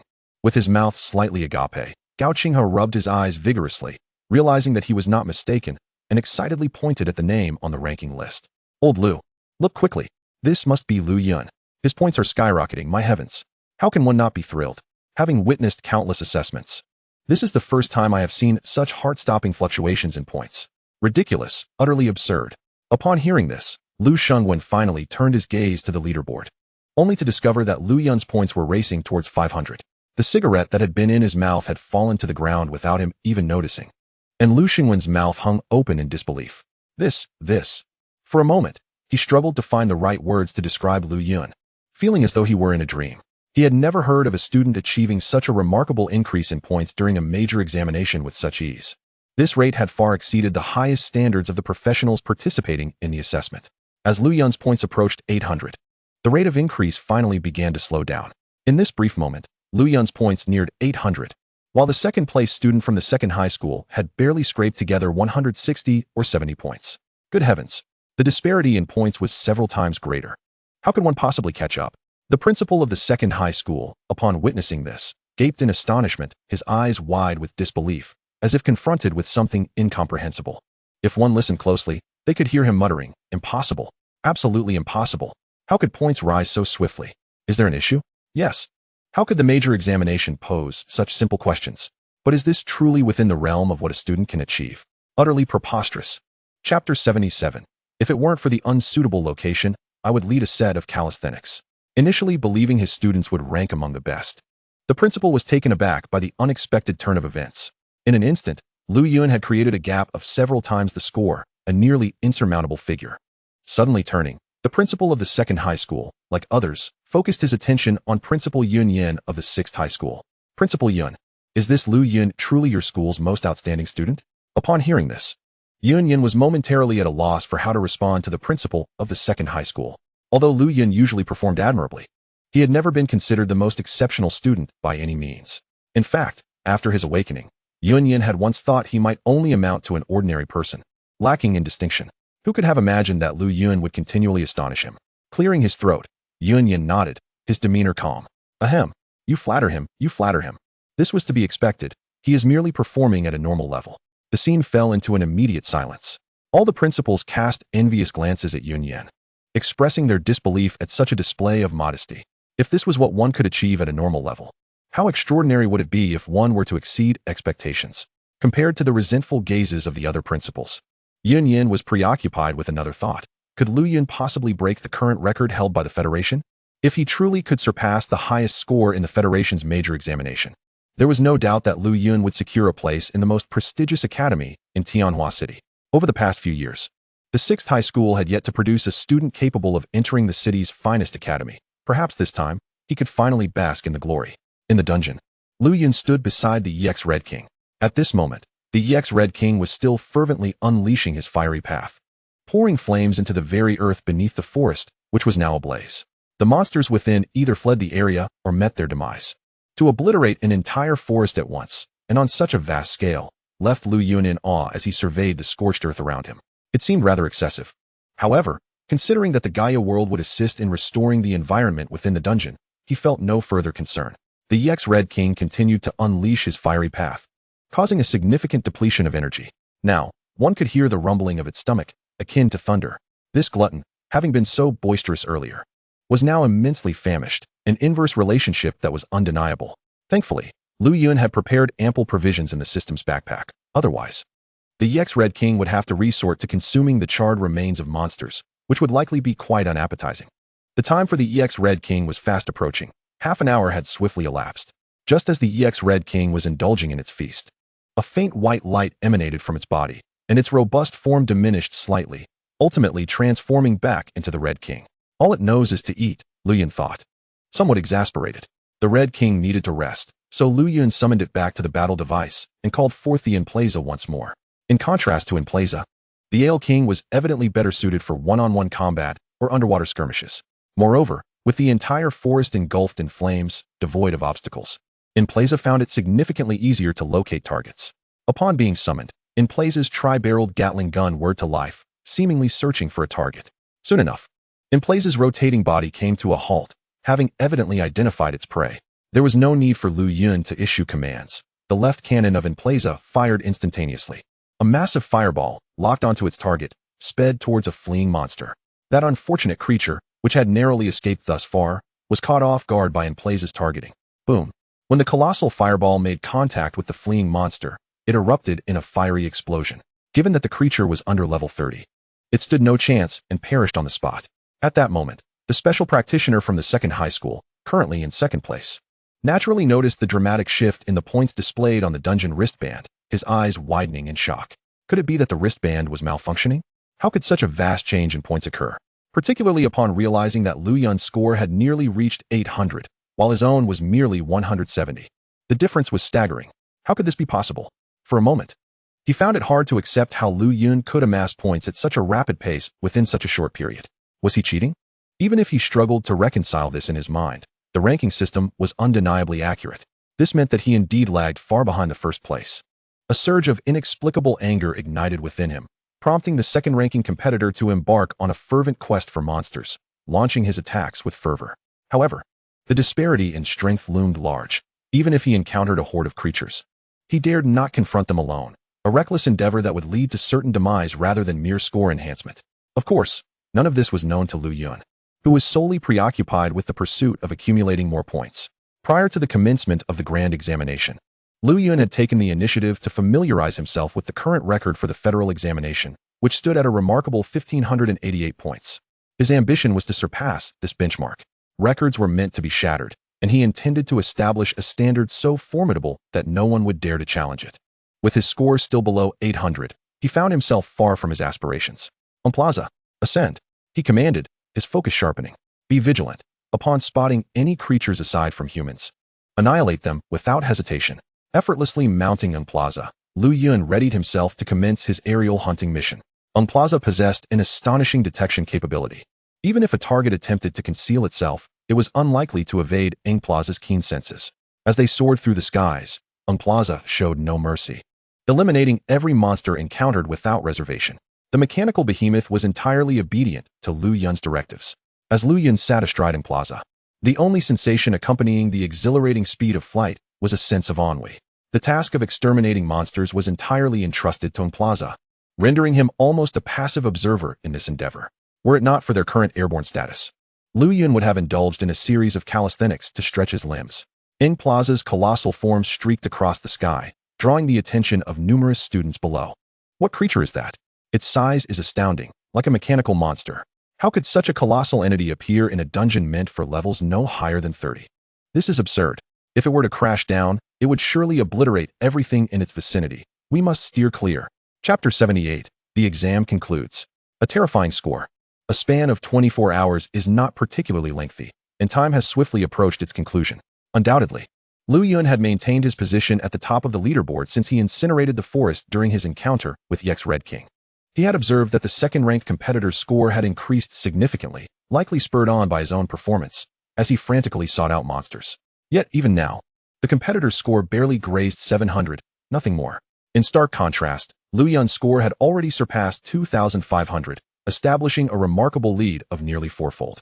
The reason he had not achieved an even higher score was simply due to the escalating difficulty in locating monsters as time progressed. While Plaza had been enhanced with luminous stones, granting it commendable regenerative capabilities, the dual demands of flight and combat had resulted in considerable energy expenditure. The examination is nearing its conclusion. All participants are advised to prepare for the imminent mandatory exit from the assessment dungeon. Countdown, 10, 9, 8. At last, it was over. Lu Yun retracted Plaza into its foundational combat module, awaiting the final countdown to conclude. Outside the assessment dungeon, a palpable silence enveloped the scene as spectators gazed at the leaderboard display. Many had closely followed this examination, a significant annual event. Among the attendees, a majority were junior students, their curiosity piqued regarding the achievements of this year's upperclassmen. Now that the final results were in, the dazzling score of the first-place contender completely astounded everyone present. Gulp. Has the assessment concluded? With only a few seconds remaining, it must have. Confusion reigned. What manner of beast is this first-place competitor? A total score exceeding 2,500 points. This is preposterous. Could there have been an error with the dungeon bracelet? Is the data incorrect? Don't be ridiculous. Have you ever witnessed a malfunctioning dungeon bracelet? This data is authentic. Stop speculating. The astonishment was palpable. Previously, the highest recorded score in the Federation had barely reached 1,588 points. And now this score had eclipsed it by nearly 1,000.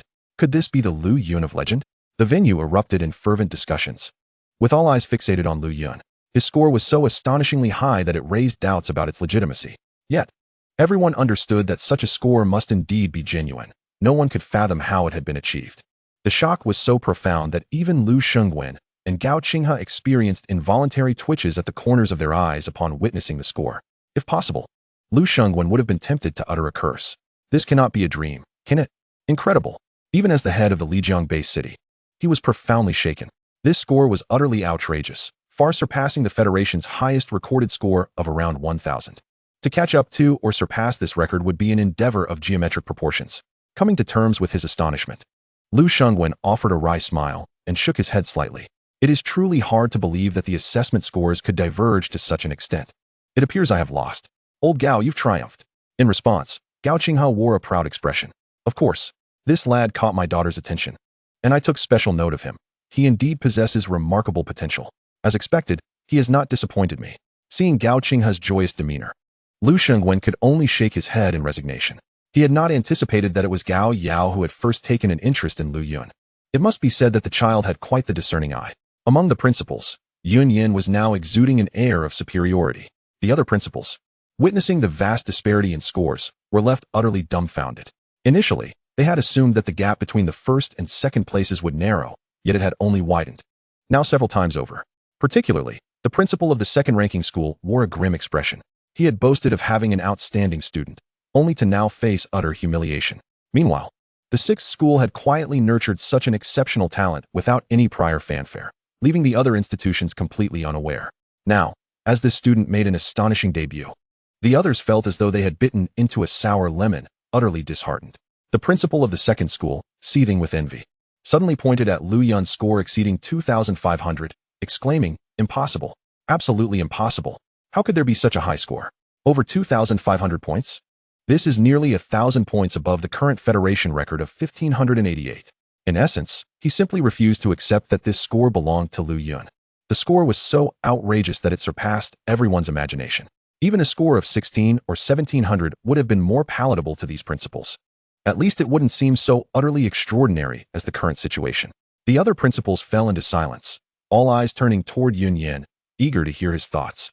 A faint, cold smile graced Yun Yan's lips as he crossed his arms, casting a disdainful glance at the principal of the second high school. If you perceive any discrepancies, you may as well request an examination of the dungeon wristband to ascertain whether any issues truly exist. The wristband contains pertinent kill records, which are beyond fabrication. By merely scrutinizing the kill counts within the wristband, we can definitively determine the authenticity of Lu Yun's scores. I am confident in Lu Yun. These points are undoubtedly earned through his own efforts and cannot possibly be fraudulent. Initially, when he first awakened, I feared he might lead a life of mediocrity. Yet he has continuously surprised us, culminating in this remarkable achievement. His astonishing assessment records are unlikely to be surpassed for a considerable duration. Even scores exceeding 2,000 may seem unattainable for many students. The other principals nodded in agreement, fully endorsing Yun Yan's assertion. It was indeed reasonable, once they emerged. Verifying the kill counts on Lu Yun's wristband would suffice. Absolutely. I concur. We shall investigate whether there are any issues with Lu Yun's wristband shortly. I firmly believe there will be none. Though it appears extraordinary, having such an exceptional student emerge from our Longjing Bay city would indeed be a boon. Another principal echoed. If true, it would be a grand occasion worthy of celebration. Chapter 79. Suspicion and Wristband Examination. New record. As the chorus of agreement among the principals reached a crescendo, the principal of the second high school's expression darkened further. If this were indeed the case, the top position would forever elude the student from his school.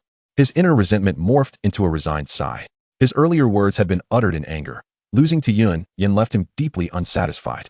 After finally producing an outstanding student, he had anticipated a stellar performance in the grand examination, only to be overshadowed entirely by Lu Yun's brilliance.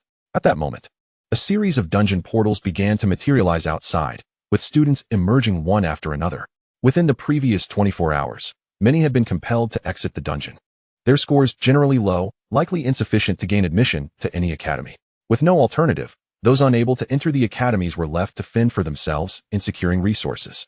Their academic journey had effectively come to an early conclusion. When Lu Yun stepped out of the dungeon portal, he observed a significant throng of students around him. The dungeon assessment was not particularly arduous, yet achieving a commendable score was no easy feat this time. Lu Yun amassed over 2,500 points, not due to an inability to secure more, but rather because locating monsters consumed considerable time.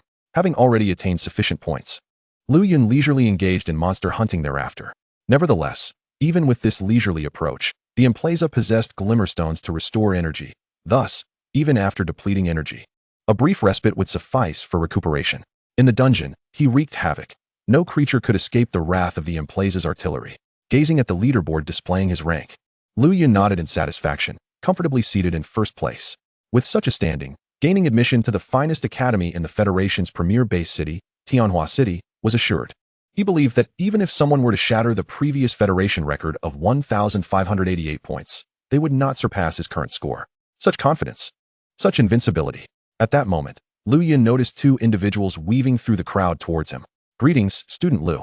We are responsible for wristband examinations here in Longjing Bay City. Given the doubts surrounding your scores, we need to inspect your wristband for any anomalies. Upon their explanation, Lu Yun comprehended the situation. With fame comes scrutiny. The vast number of points he had acquired, far exceeding the Federation's highest record, naturally invited suspicion. While the dungeon wristband was sophisticated, it was not entirely immune to manipulation. Very well, proceed with the examination. He removed the dungeon wristband and handed it to them nonchalantly. The two examiners did not depart with the wristband, but rather commenced their inspection immediately. A significant number of onlookers took note of this development, engaging in hushed discussions. Who is that? Why is his wristband under examination? Could it be that he cheated? Who knows? Perhaps he did cheat, but the wristband is highly advanced. Committing fraud without detection is no simple feat, and it would require considerable skill. Maybe it's just a routine check. Let's not jump to conclusions and defame others. Could it be that he is Lu Yun, the one in first place? It's curious that while so many wristbands go unchecked, his alone is scrutinized. Clearly, even the officials find his score astonishing. Such a high score, regardless of who achieved it, would undoubtedly raise suspicions. Many shared doubts, as Lu Yun's score was strikingly elevated, casting shadows over its authenticity. The examination proceeded swiftly, taking merely 2 to 3 minutes. Following their assessment, the two examiners exchanged glances and nodded. Student Lu, based on our examination, your wristband is functioning normally. No issues have been detected, nor any signs of cheating. All monster kills are legitimate and justified. We apologize for any unnecessary inconvenience caused. Seeing their courteous demeanor, Lu Yun felt no anger. After all, they were merely fulfilling their duties. Who could blame him for achieving such an impressive score? It's no trouble. You are simply doing your jobs, and mutual cooperation is essential. Given their politeness, Lu Yun found it inappropriate to reprimand them. Thus, the matter reached its conclusion. The dialogue between Lu Yun and the two examiners was clearly audible to those surrounding them, and all comprehended the veracity of Lu Yun's extraordinarily formidable score. My heavens, it truly reflects that score. I doubt anyone will surpass it for a long time. This is absurd. I doubt I could even reach 1,500 points, yet someone has surpassed 2,500. In this vast world, there are indeed marvels. His excellence is undeniable, and there's no shame in acknowledging it. If only I possessed half his brilliance, I would at least secure over 1,000 points. Oh, the possibilities. Are you deluded? With your score, you couldn't possibly achieve half of Lu Yun's points. Surely, you're jesting. In light of the crowd's murmurs, Lu Yun remained largely indifferent. He was not particularly fond of the attention. His philosophy was to be low-key in life, yet ambitious in action. True cunning lies in playing the fool. Not far from Lu Yun, the special practitioner from second high school, currently ranked second, fixated on Lu Yun with eyes brimming with resentment. Though he was also an exceptionally talented student, this time he had not only lost, but had done so utterly. With a mere score of 800, I find myself utterly dwarfed in the presence of Lu Yun. Such a score pales in comparison, highlighting the insurmountable chasm that exists between us. This disparity is so vast that it is beyond remedy. Meanwhile, after returning the replica wristband to Lu Yun, two inspectors promptly reported this development to Lu Shengwen and his colleagues. Upon receiving the news, Lu Shengwen nodded in affirmation, confirming his earlier thoughts. Indeed, Lu Yun had achieved such an impressive score solely through his own prowess. This data record is set to shatter the highest score in the federal examination and will likely stand for an extended period. Rising slowly, Lu Shengwen immediately relayed this verified information to everyone present. Ladies and gentlemen, in contrast to the earlier confusion regarding the presence of two inspectors evaluating Lu Yun's replica wristband, it is not a matter of distrust in his accomplishments. Rather, it is a testament to their faith in him, as this record will be etched into the annals of the Federation.